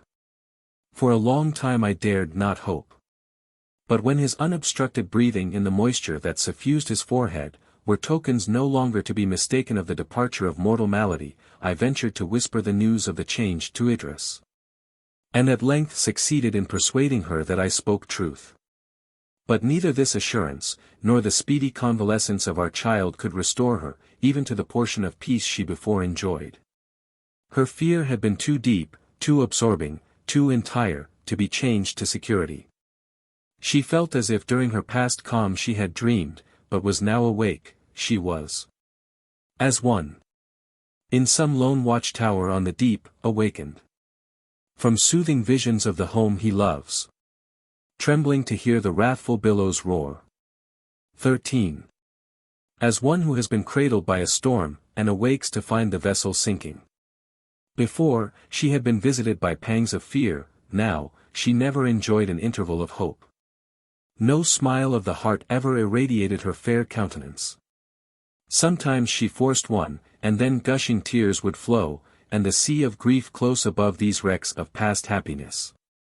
Still while I was near her, she could not be in utter despair. She fully confided herself to me. She did not seem to fear my death, or revert to its possibility. To my guardianship she consigned the full freight of her anxieties, reposing on my love, as a wind-nipped fawn by the side of a doe, as a wounded nestling under its mother's wing, as a tiny, shattered boat, quivering still beneath some protecting willow tree. While I, not proudly as in days of joy, yet tenderly, and with glad consciousness of the comfort I afforded, drew my trembling girl close to my heart, and tried to ward every painful thought or rough circumstance from her sensitive nature. One other incident occurred at the end of this summer. The Countess of Windsor, ex-Queen of England, returned from Germany. She had at the beginning of the season quitted the vacant city of Vienna. And, unable to tame her haughty mind to anything like submission, she had delayed at Hamburg, and, when at last she came to London, many weeks elapsed before she gave Adrian notice of her arrival. In spite of her coldness and long absence, he welcomed her with sensibility, displaying such affection as sought to heal the wounds of pride and sorrow, and was repulsed only by her total apparent want of sympathy. Idris heard of her mother's return with pleasure. Her own maternal feelings were so ardent, that she imagined her parent must now, in this waste world, have lost pride and harshness, and would receive with delight her filial attentions. The first check to her duteous demonstrations was a formal intimation from the fallen majesty of England, that I was in no manner to be intruded upon her. She consented, she said, to forgive her daughter, and acknowledge her grandchildren. Larger concessions must not be expected. To me this proceeding appeared, if so light a term may be permitted, extremely whimsical. Now that the race of man had lost in fact all distinction of rank, this pride was doubly fortuitous. Now that we felt a kindred, fraternal nature with all who bore the stamp of humanity, this angry reminiscence of times forever gone, was worse than foolish. Idris was too much taken up by her own dreadful fears, to be angry, hardly grieved. For she judged that insensibility must be the source of this continued rancor. This was not altogether the fact, but predominant self-will assumed the arms and mask of callous feeling. And the haughty lady disdained to exhibit any token of the struggle she endured, while the slave of pride, she fancied that she sacrificed her happiness to immutable principle. False was all this, false all but the affections of our nature, and the links of sympathy with pleasure or pain. There was but one good and one evil in the world, life and death.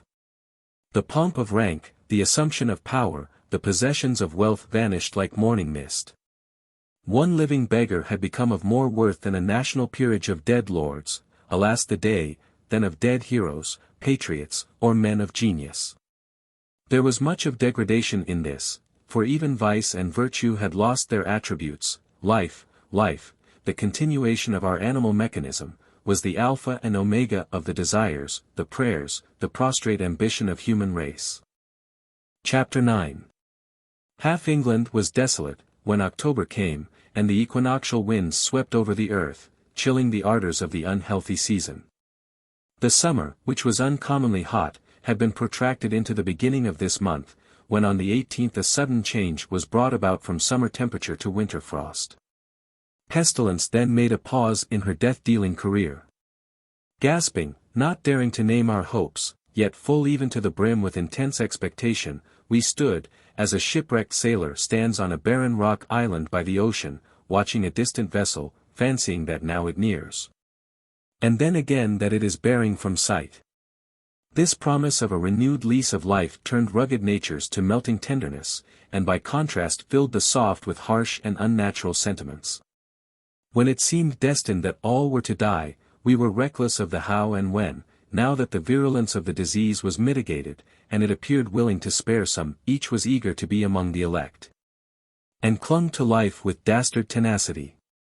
Instances of desertion became more frequent, and even murders, which made the hearer sick with horror, where the fear of contagion had armed those nearest in blood against each other.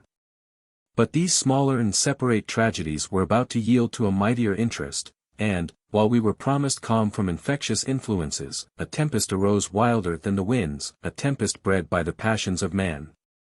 Nourished by his most violent impulses, unexampled and dire. A number of people from North America, the relics of that populous continent, had set sail for the east with mad desire of change, leaving their native plains for lands not less afflicted than their own. Several hundreds landed in Ireland, about the 1st of November, and took possession of such vacant habitations as they could find, seizing upon the superabundant food, and the stray cattle. As they exhausted the produce of one spot, they went on to another. At length they began to interfere with the inhabitants, and strong in their concentrated numbers, ejected the natives from their dwellings, and robbed them of their winter store. A few events of this kind roused the fiery nature of the Irish, and they attacked the invaders. Some were destroyed, the major part escaped by quick and well-ordered movements, and danger made them careful. Their numbers ably arranged. The very deaths among them concealed, moving on in good order, and apparently given up to enjoyment, they excited the envy of the Irish. The Americans permitted a few to join their band, and presently the recruits outnumbered the strangers, nor did they join with them, nor imitate the admirable order which, preserved by the transatlantic chiefs, rendered them at once secure and formidable. The Irish followed their track in disorganized multitudes, each day increasing, each day becoming more lawless. The Americans were eager to escape from the spirit they had roused, and, reaching the eastern shores of the island, embarked for England. Their incursion would hardly have been felt had they come alone, but the Irish, collected in unnatural numbers, began to feel the inroads of famine, and they followed in the wake of the Americans for England also. The crossing of the sea could not arrest their progress. The harbours of the desolate seaports of the west of Ireland were filled with vessels of all sizes, from the man-of-war to the small fisher's boat, which lay sailorless, and rotting on the lazy deep.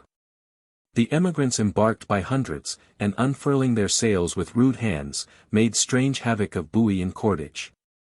Those who modestly betook themselves to the smaller craft, for the most part achieved their watery journey in safety. Some, in the true spirit of reckless enterprise, went on board a ship of 120 guns. The vast hull drifted with the tide out of the bay, and after many hours its crew of landsmen contrived to spread a great part of her enormous canvas. The wind took it. And while 1,000 mistakes of the helmsman made her present her head now to one point, and now to another, the vast fields of canvas that formed her sails flapped with a sound like that of a huge cataract. Or such as a sea-like forest may give forth when buffeted by an equinoctial north wind. The portholes were open, and with every sea, which as she lurched, washed her decks, they received whole tons of water. The difficulties were increased by a fresh breeze which began to blow, whistling among the shrouds, dashing the sails this way and that, and rending them with horrid split, and such were as may have visited the dreams of Milton, when he imagined the winnowing of the archfiend's van-like wings, which increased the uproar of wild chaos. These sounds were mingled with the roaring of the sea, the splash of the chafed billows round the vessel's sides, and the gurgling up of the water in the hold. The crew, many of whom had never seen the sea before, felt indeed as if heaven and earth came ruining together, as the vessel dipped her bows in the waves, or rose high upon them. Their yells were drowned in the clamour of elements, and the thunder rivings of their unwieldy habitation. They discovered at last that the water gained on them, and they betook themselves to their pumps. They might as well have laboured to empty the ocean by bucketfuls. As the sun went down, the gale increased, the ship seemed to feel her danger. She was now completely waterlogged, and presented other indications of settling before she went down. The bay was crowded with vessels, whose crews, for the most part, were observing the uncouth sportings of this huge unwieldy machine. They saw her gradually sink. The waters now rising above her lower decks, they could hardly wink before she had utterly disappeared, nor could the place where the sea had closed over her be at all discerned. Some few of her crew were saved, but the greater part clinging to her cordage and masts went down with her, to rise only when death loosened their hold. This event caused many of those who were about to sail, to put foot again on firm land, ready to encounter any evil rather than to rush into the yawning jaws of the pitiless ocean. But these were few, in comparison to the numbers who actually crossed. Many went up as high as Belfast to ensure a shorter passage, and then journeying south through Scotland, they were joined by the poorer natives of that country, and all poured with one consent into England. Such incursions struck the English with affright, in all those towns where there was still sufficient population to feel the change. There was room enough indeed in our hapless country for twice the number of invaders. But their lawless spirit instigated them to violence. They took a delight in thrusting the possessors from their houses, in seizing on some mansion of luxury, where the noble dwellers secluded themselves in fear of the plague. In forcing these of either sex to become their servants and purveyors, till, the ruin complete in one place, they removed their locust visitation to another. When unopposed they spread their ravages wide. In cases of danger they clustered, and by dint of numbers overthrew their weak and despairing foes. They came from the east and the north, and directed their course without apparent motive, but unanimously towards our unhappy metropolis. Communication had been to a great degree cut off through the paralyzing effects of pestilence, so that the van of our invaders had proceeded as far as Manchester and Derby, before we received notice of their arrival. They swept the country like a conquering army, burning, laying waste, murdering. The lower and vagabond English joined with them. Some few of the Lord's lieutenant who remained, endeavoured to collect the militia, but the ranks were vacant, panic seized on all, and the opposition that was made only served to increase the audacity and cruelty of the enemy. They talked of taking London, conquering England, calling to mind the long detail of injuries which had for many years been forgotten. Such vaunts displayed their weakness, rather than their strength, yet still they might do extreme mischief, which, ending in their destruction, would render them at last objects of compassion and remorse. We were now taught how, in the beginning of the world, mankind clothed their enemies in impossible attributes, and how details proceeding from mouth to mouth, might, like Virgil's ever-growing rumour, reach the heavens with her brow, and clasp Hesperus and Lucifer with her outstretched hands. Gorgon and centaur, dragon and iron-hoofed lion, vast sea monster and gigantic hydra, were but types of the strange and appalling accounts brought to London concerning our invaders. Their landing was long unknown, but having now advanced within 100 miles of London, the country people flying before them arrived in successive troops, each exaggerating the numbers, fury, and cruelty of the assailants. Tumult filled the before quiet streets, women and children deserted their homes, escaping they knew not whither, fathers, husbands, and sons, stood trembling, not for themselves, but for their loved and defenseless relations. As the country people poured into London, the citizens fled southwards. They climbed the higher edifices of the town, fancying that they could discern the smoke and flames the enemy spread around them. As Windsor lay, to a great degree, in the line of march from the west, I removed my family to London, assigning the Tower for their sojourn, and joining Adrian, acted as his lieutenant in the coming struggle. We employed only 2 days in our preparations, and made good use of them. Artillery and arms were collected.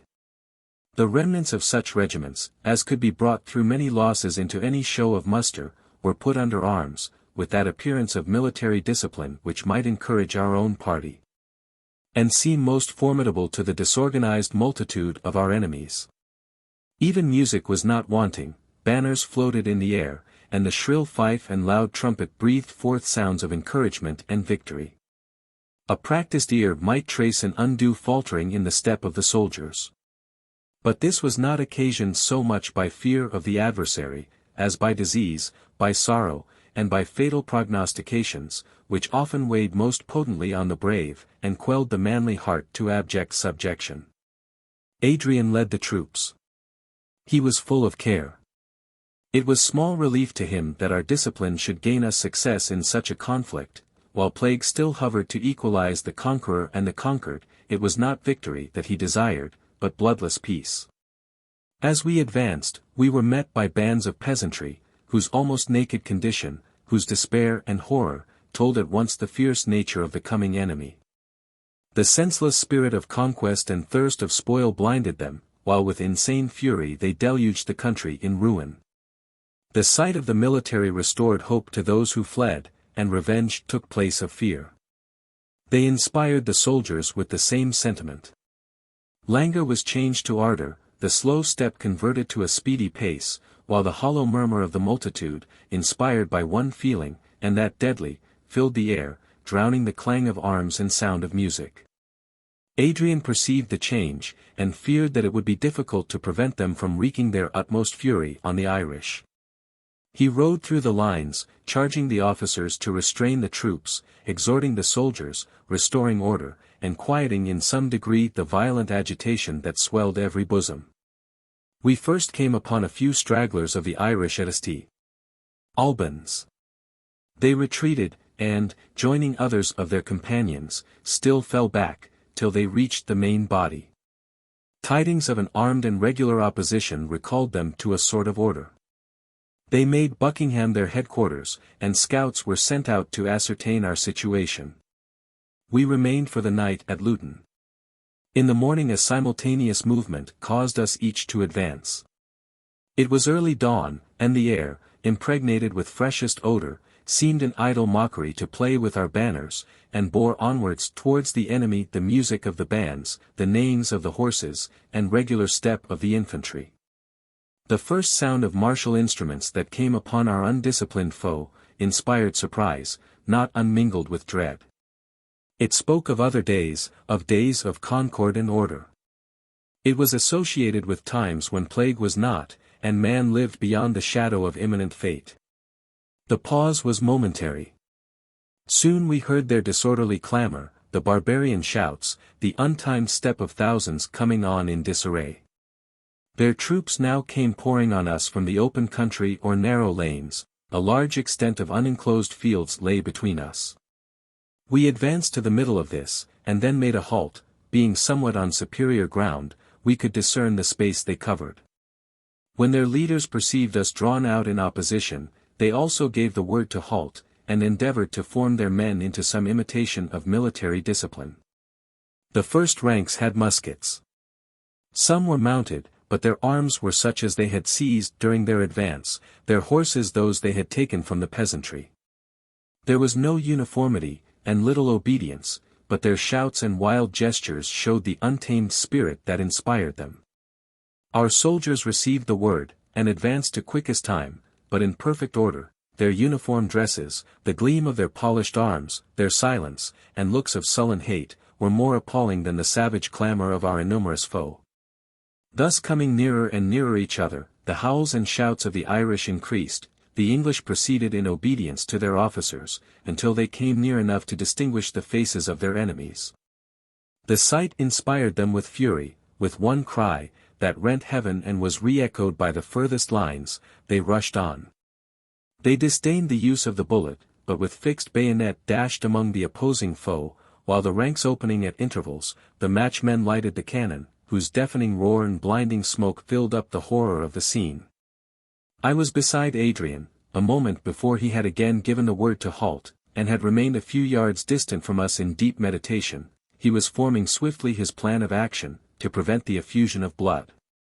The noise of cannon, the sudden rush of the troops, and yell of the foe, startled him. With flashing eyes he exclaimed, "Not one of these must perish," and plunging the rowels into his horse's sides, he dashed between the conflicting bands. We, his staff, followed him to surround and protect him. Obeying his signal, however, we fell back somewhat. The soldiery perceiving him, paused in their onset. He did not swerve from the bullets that passed near him, but rode immediately between the opposing lines. Silence succeeded to clamor. About 50 men lay on the ground dying or dead. Adrian raised his sword in act to speak. "By whose command," he cried, addressing his own troops, "do you advance? Who ordered your attack? Fall back, these misguided men shall not be slaughtered, while I am your general. Sheath your weapons. These are your brothers, commit not fratricide, soon the plague will not leave one for you to glut your revenge upon. Will you be more pitiless than pestilence? As you honor me, as you worship God, in whose image those also are created, as your children and friends are dear to you, shed not a drop of precious human blood."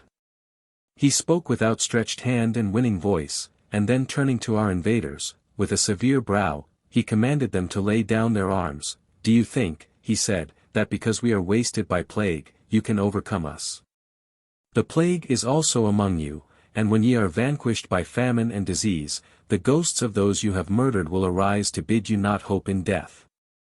Lay down your arms, barbarous and cruel men, men whose hands are stained with the blood of the innocent, whose souls are weighed down by the orphan's cry. We shall conquer, for the right is on our side. Already your cheeks are pale, the weapons fall from your nerveless grasp.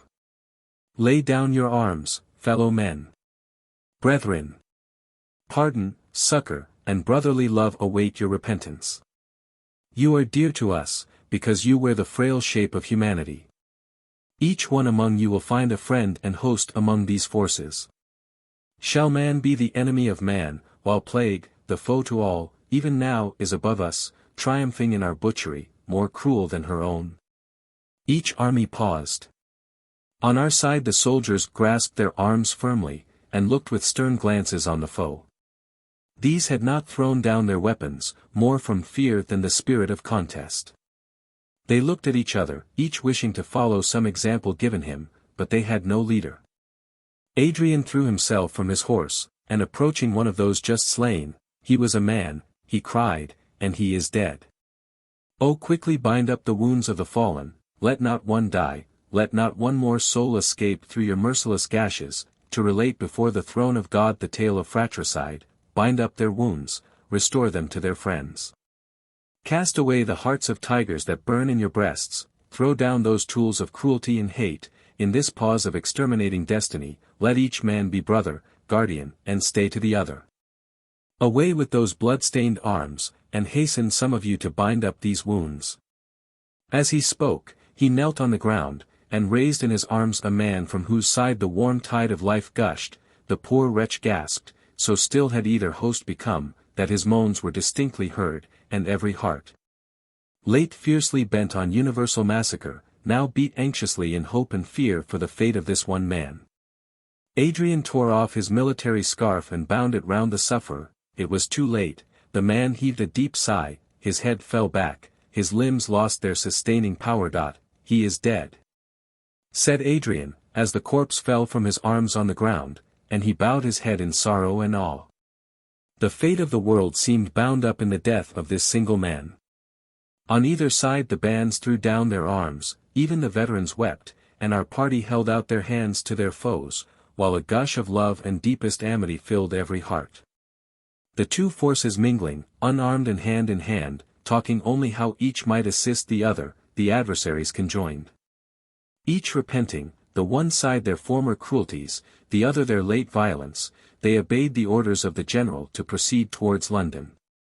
Adrian was obliged to exert his utmost prudence, first to allay the discord, and then to provide for the multitude of the invaders.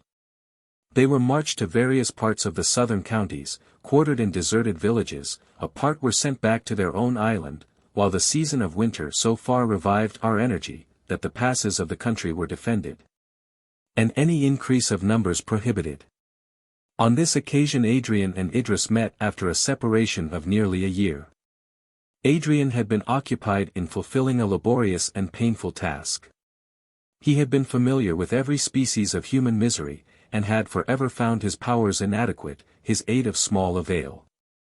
Yet the purpose of his soul, his energy and ardent resolution, prevented any reaction of sorrow. He seemed born anew, and virtue, more potent than Median alchemy, endued him with health and strength. Idris hardly recognized the fragile being, whose form had seemed to bend even to the summer breeze, in the energetic man, whose very excess of sensibility rendered him more capable of fulfilling his station of pilot in storm-tossed England. It was not thus with Idris. She was uncomplaining, but the very soul of fear had taken its seat in her heart. She had grown thin and pale, her eyes filled with involuntary tears, her voice was broken and low. She tried to throw a veil over the change which she knew her brother must observe in her, but the effort was ineffectual, and when alone with him, with a burst of irrepressible grief she gave vent to her apprehensions and sorrow. She described in vivid terms the ceaseless care that with still renewing hunger ate into her soul. She compared this gnawing of sleepless expectation of evil, to the vulture that fed on the heart of Prometheus. Under the influence of this eternal excitement, and of the interminable struggles she endured to combat and conceal it, she felt, she said, as if all the wheels and springs of the animal machine worked at double rate, and were fast consuming themselves. Sleep was not sleep, for her waking thoughts, bridled by some remains of reason, and by the sight of her children happy and in health, were then transformed to wild dreams. All her terrors were realized. All her fears received their dread fulfillment. To this state there was no hope, no alleviation, unless the grave should quickly receive its destined prey, and she be permitted to die, before she experienced 1,000 living deaths in the loss of those she loved. Fearing to give me pain, she hid as best she could the excess of her wretchedness, but meeting thus her brother after a long absence, she could not restrain the expression of her woe. But with all the vividness of imagination with which misery is always replete, she poured out the emotions of her heart to her beloved and sympathizing Adrian. Her present visit to London tended to augment her state of inquietude, by shewing in its utmost extent the ravages occasioned by pestilence. It hardly preserved the appearance of an inhabited city. Grass sprung up thick in the streets.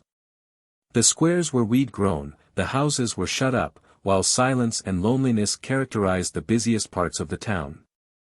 Yet in the midst of desolation Adrian had preserved order. And each one continued to live according to law and custom, human institutions thus surviving as it were divine ones, and while the decree of population was abrogated, property continued sacred. It was a melancholy reflection. And in spite of the diminution of evil produced, it struck on the heart as a wretched mockery. All idea of resort for pleasure, of theatres and festivals had passed away.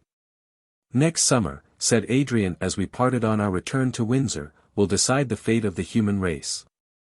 I shall not pause in my exertions until that time. But, if plague revives with the coming year, all contest with her must cease, and our only occupation be the choice of a grave. I must not forget one incident that occurred during this visit to London. The visits of Merivale to Windsor, before frequent, had suddenly ceased. At this time where but a hair's line separated the living from the dead, I feared that our friend had become a victim to the all-embracing evil. On this occasion I went, dreading the worst, to his dwelling, to see if I could be of any service to those of his family who might have survived. The house was deserted, and had been one of those assigned to the invading strangers quartered in London. I saw his astronomical instruments put to strange uses, his globes defaced, his papers covered with abstruse calculations destroyed. The neighbors could tell me little, till I lighted on a poor woman who acted as nurse in these perilous times. She told me that all the family were dead, except Merivale himself, who had gone mad, she called it, yet on questioning her further, it appeared that he was possessed only by the delirium of excessive grief. This old man, tottering on the edge of the grave, and prolonging his prospect through millions of calculated years, this visionary who had not seen starvation in the wasted forms of his wife and children, or plague in the horrible sights and sounds that surrounded him, this astronomer, apparently dead on earth, and living only in the motion of the spheres, loved his family with unapparent but intense affection. Through long habit they had become a part of himself, his want of worldly knowledge, his absence of mind and infant guilelessness, made him utterly dependent on them. It was not till one of them died that he perceived their danger. One by one they were carried off by pestilence. And his wife, his helpmate and supporter, more necessary to him than his own limbs and frame, which had hardly been taught the lesson of self-preservation, the kind companion whose voice always spoke peace to him, closed her eyes in death. The old man felt the system of universal nature which he had so long studied and adored, slide from under him, and he stood among the dead, and lifted his voice in curses.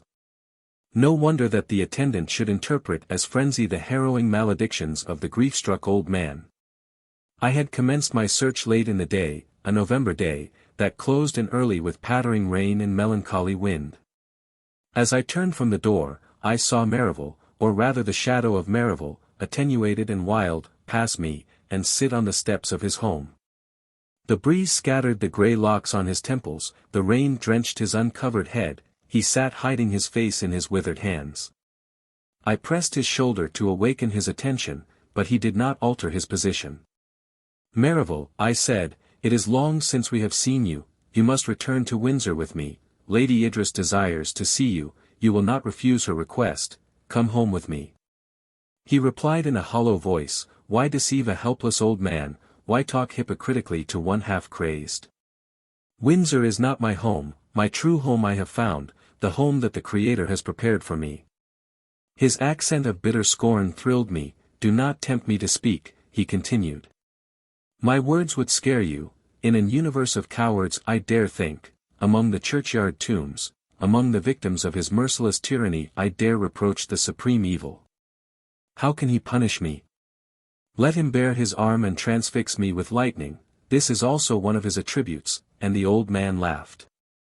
He rose, and I followed him through the rain to a neighboring churchyard, he threw himself on the wet earth. Here they are, he cried, beautiful creatures, breathing, speaking, loving creatures. She who by day and night cherished the age-worn lover of her youth, they, parts of my flesh, my children, here they are, call them, scream their names through the night, they will not answer. He clung to the little heaps that marked the graves.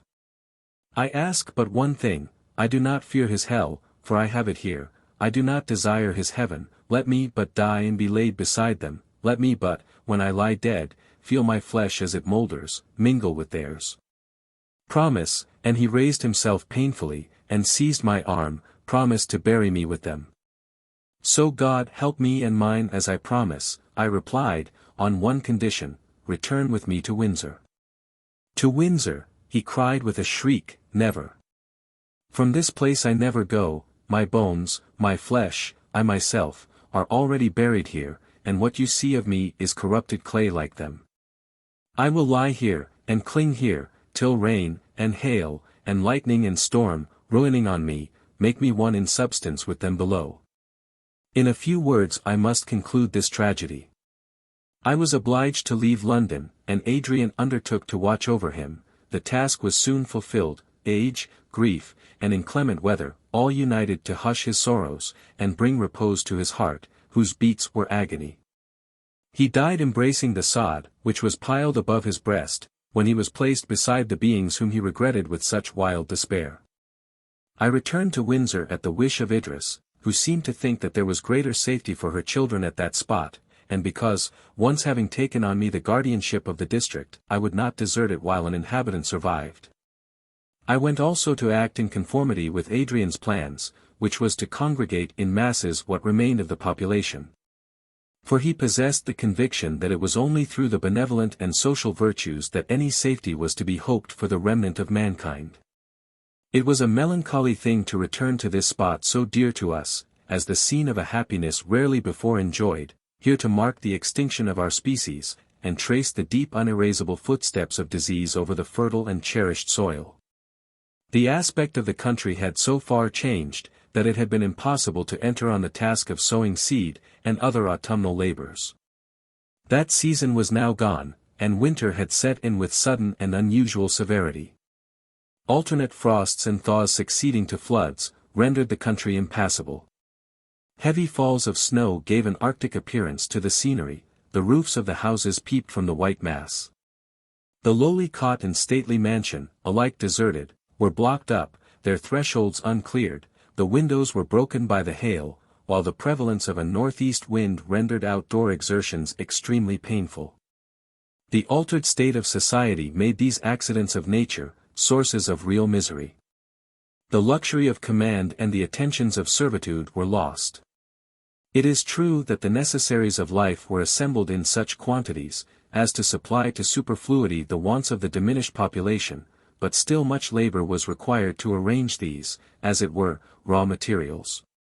And depressed by sickness, and fearful of the future, we had not energy to enter boldly and decidedly on any system.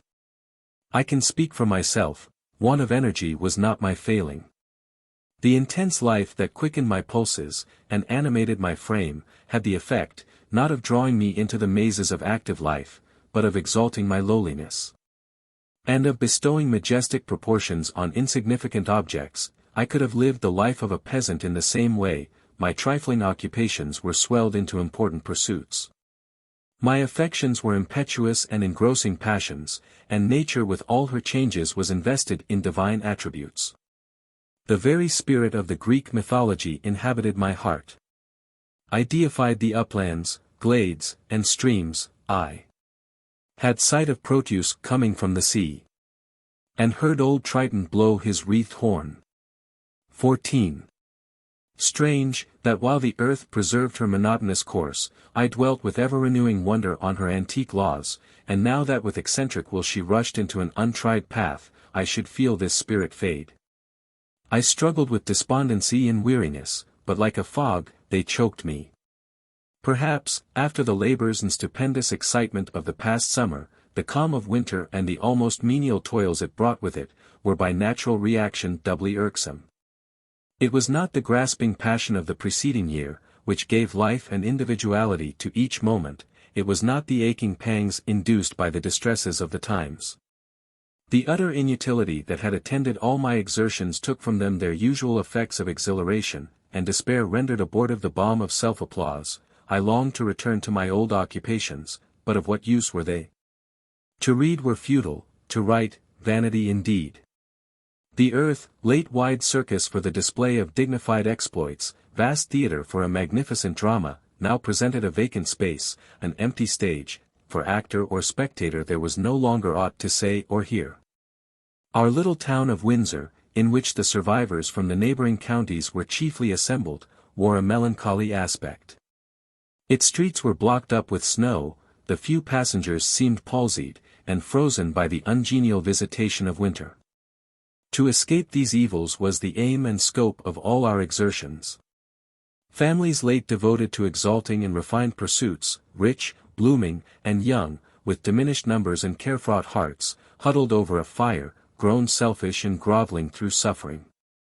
Without the aid of servants, it was necessary to discharge all household duties, hands unused to such labor must knead the bread, or in the absence of flour, the statesman or perfumed courtier must undertake the butcher's office.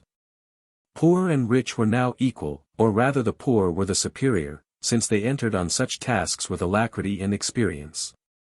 While ignorance, inaptitude, and habits of repose, rendered them fatiguing to the luxurious, galling to the proud, disgustful to all whose minds, bent on intellectual improvement, held it their dearest privilege to be exempt from attending to mere animal wants. But in every change goodness and affection can find field for exertion and display. Among some these changes produced a devotion and sacrifice of self at once graceful and heroic. It was a sight for the lovers of the human race to enjoy. To behold, as in ancient times, the patriarchal modes in which the variety of kindred and friendship fulfilled their duteous and kindly offices. Youths, nobles of the land, performed for the sake of mother or sister, the services of menials with amiable cheerfulness. They went to the river to break the ice, and draw water, they assembled on foraging expeditions, or axe in hand felled the trees for fuel. The females received them on their return with the simple and affectionate welcome known before only to the lowly cottage, a clean hearth and bright fire, the supper ready cooked by beloved hands. Gratitude for the provision for tomorrow's meal, strange enjoyments for the high-born English, yet they were now their sole, hard-earned, and dearly prized luxuries. None was more conspicuous for this graceful submission to circumstances, noble humility, and ingenious fancy to adorn such acts with romantic coloring, than our own Clara. She saw my despondency, and the aching cares of Idris. Her perpetual study was to relieve us from labor and to spread ease and even elegance over our altered mode of life. We still had some attendants spared by disease, and warmly attached to us. But Clara was jealous of their services. She would be sole handmaid of Idris, sole minister to the wants of her little cousins. Nothing gave her so much pleasure as our employing her in this way. She went beyond our desires, earnest, diligent, and unwearied. Abra was ready ere we called her name. And though we called another, Abra came. 15. It was my task each day to visit the various families assembled in our town, and when the weather permitted, I was glad to prolong my ride, and to muse in solitude over every changeful appearance of our destiny, endeavoring to gather lessons for the future from the experience of the past. The impatience with which, while in society, the ills that afflicted my species inspired me, were softened by loneliness, when individual suffering was merged in the general calamity, strange to say, less afflicting to contemplate. Thus often, pushing my way with difficulty through the narrow snow-blocked town, I crossed the bridge and passed through Eton. No youthful congregation of gallant-hearted boys thronged the portal of the college. Sad silence pervaded the busy schoolroom and noisy playground. I extended my ride toward Salt Hill, on every side impeded by the snow. Were those the fertile fields I loved? Was that the interchange of gentle upland and cultivated dale, once covered with waving corn, diversified by stately trees, watered by the meandering Thames? One sheet of white covered it, while bitter recollection told me that cold as the winter-clothed earth, were the hearts of the inhabitants. I met troops of horses, herds of cattle, flocks of sheep, wandering at will. Here throwing down a hayrick, and nestling from cold in its heart, which afforded them shelter and food, there having taken possession of a vacant cottage. Once on a frosty day, pushed on by restless unsatisfying reflections, I sought a favorite haunt, a little wood not far distant from Salt Hill. A bubbling spring prattles over stones on one side, and a plantation of a few elms and beeches, hardly deserve, and yet continue the name of wood. This spot had for me peculiar charms. It had been a favorite resort of Adrian, it was secluded. And he often said that in boyhood, his happiest hours were spent here. Having escaped the stately bondage of his mother, he sat on the rough-hewn steps that led to the spring, now reading a favorite book, now musing, with speculation beyond his years, on the still unraveled skein of morals or metaphysics. A melancholy foreboding assured me that I should never see this place more, so with careful thought, I noted each tree, every winding of the streamlet and irregularity of the soil, that I might better call up its idea in absence. A robin redbreast dropped from the frosty branches of the trees, upon the congealed rivulet, its panting breast and half-closed eyes shewed that it was dying. A hawk appeared in the air, sudden fear seized the little creature. It exerted its last strength, throwing itself on its back, raising its talons in impotent defense against its powerful enemy. I took it up and placed it in my breast. I fed it with a few crumbs from a biscuit. By degrees it revived. Its warm fluttering heart beat against me. I cannot tell why I detail this trifling incident, but the scene is still before me. The snow-clad fields seen through the silvered trunks of the beeches, the brook, in days of happiness alive with sparkling waters. Now choked by ice, the leafless trees fantastically dressed in hoarfrost, the shapes of summer leaves imaged by winter's frozen hand on the hard ground, the dusky sky, drear cold, and unbroken silence, while close in my bosom my feathered nursling lay warm and safe, speaking its content with a light chirp. Painful reflections thronged, stirring my brain with wild commotion. Cold and deathlike as the snowy fields was all earth, misery-stricken the life-tide of the inhabitants. Why should I oppose the cataract of destruction that swept us away? Why string my nerves and renew my wearied efforts? Ah, why? But that my firm courage and cheerful exertions might shelter the dear mate, whom I chose in the spring of my life. Though the throbbings of my heart be replete with pain, though my hopes for the future are chill, still while your dear head, my gentlest love, can repose in peace on that heart, and while you derive from its fostering care, comfort, and hope, my struggles shall not cease. I will not call myself altogether vanquished. One fine February day, when the sun had reassumed some of its genial power, I walked in the forest with my family. It was one of those lovely winter days which assert the capacity of nature to bestow beauty on barrenness. The leafless trees spread their fibrous branches against the pure sky, their intricate and pervious tracery resembled delicate seaweed. The deer were turning up the snow in search of the hidden grass. The white was made intensely dazzling by the sun, and trunks of the trees, rendered more conspicuous by the loss of preponderating foliage, gathered around like the labyrinthine columns of a vast temple. It was impossible not to receive pleasure from the sight of these things. Our children, freed from the bondage of winter, bounded before us, pursuing the deer, or rousing the pheasants and partridges from their coverts. Idris leant on my arm. Her sadness yielded to the present sense of pleasure. We met other families on the long walk, enjoying like ourselves the return of the genial season. At once, I seemed to awake. I cast off the clinging sloth of the past months. Earth assumed a new appearance, and my view of the future was suddenly made clear. I exclaimed, I have now found out the secret. What secret? In answer to this question, I described our gloomy winter life, our sordid cares, our menial labors. This northern country, I said, is no place for our diminished race. When mankind were few, it was not here that they battled with the powerful agents of nature, and were enabled to cover the globe with offspring. We must seek some natural paradise, some garden of the earth, where our simple wants may be easily supplied, and the enjoyment of a delicious climate compensate for the social pleasures we have lost. If we survive this coming summer, I will not spend the ensuing winter in England, neither I nor any of us. I spoke without much heed, and the very conclusion of what I said brought with it other thoughts. Should we, any of us, survive the coming summer? I saw the brow of Idris clouded. I again felt that we were enchained to the car of fate, over whose coursers we had no control. We could no longer say, this we will do, and this we will leave undone.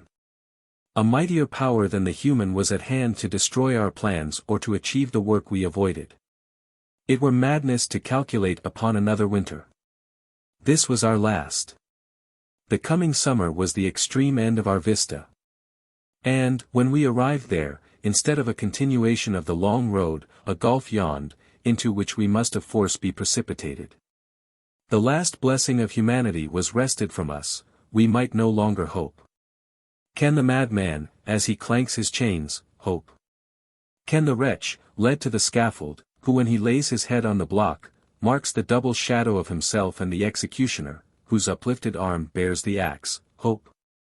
Can the shipwrecked mariner, who spent with swimming, hears close behind the splashing waters divided by a shark which pursues him through the Atlantic, hope? Such hope as theirs, we also may entertain.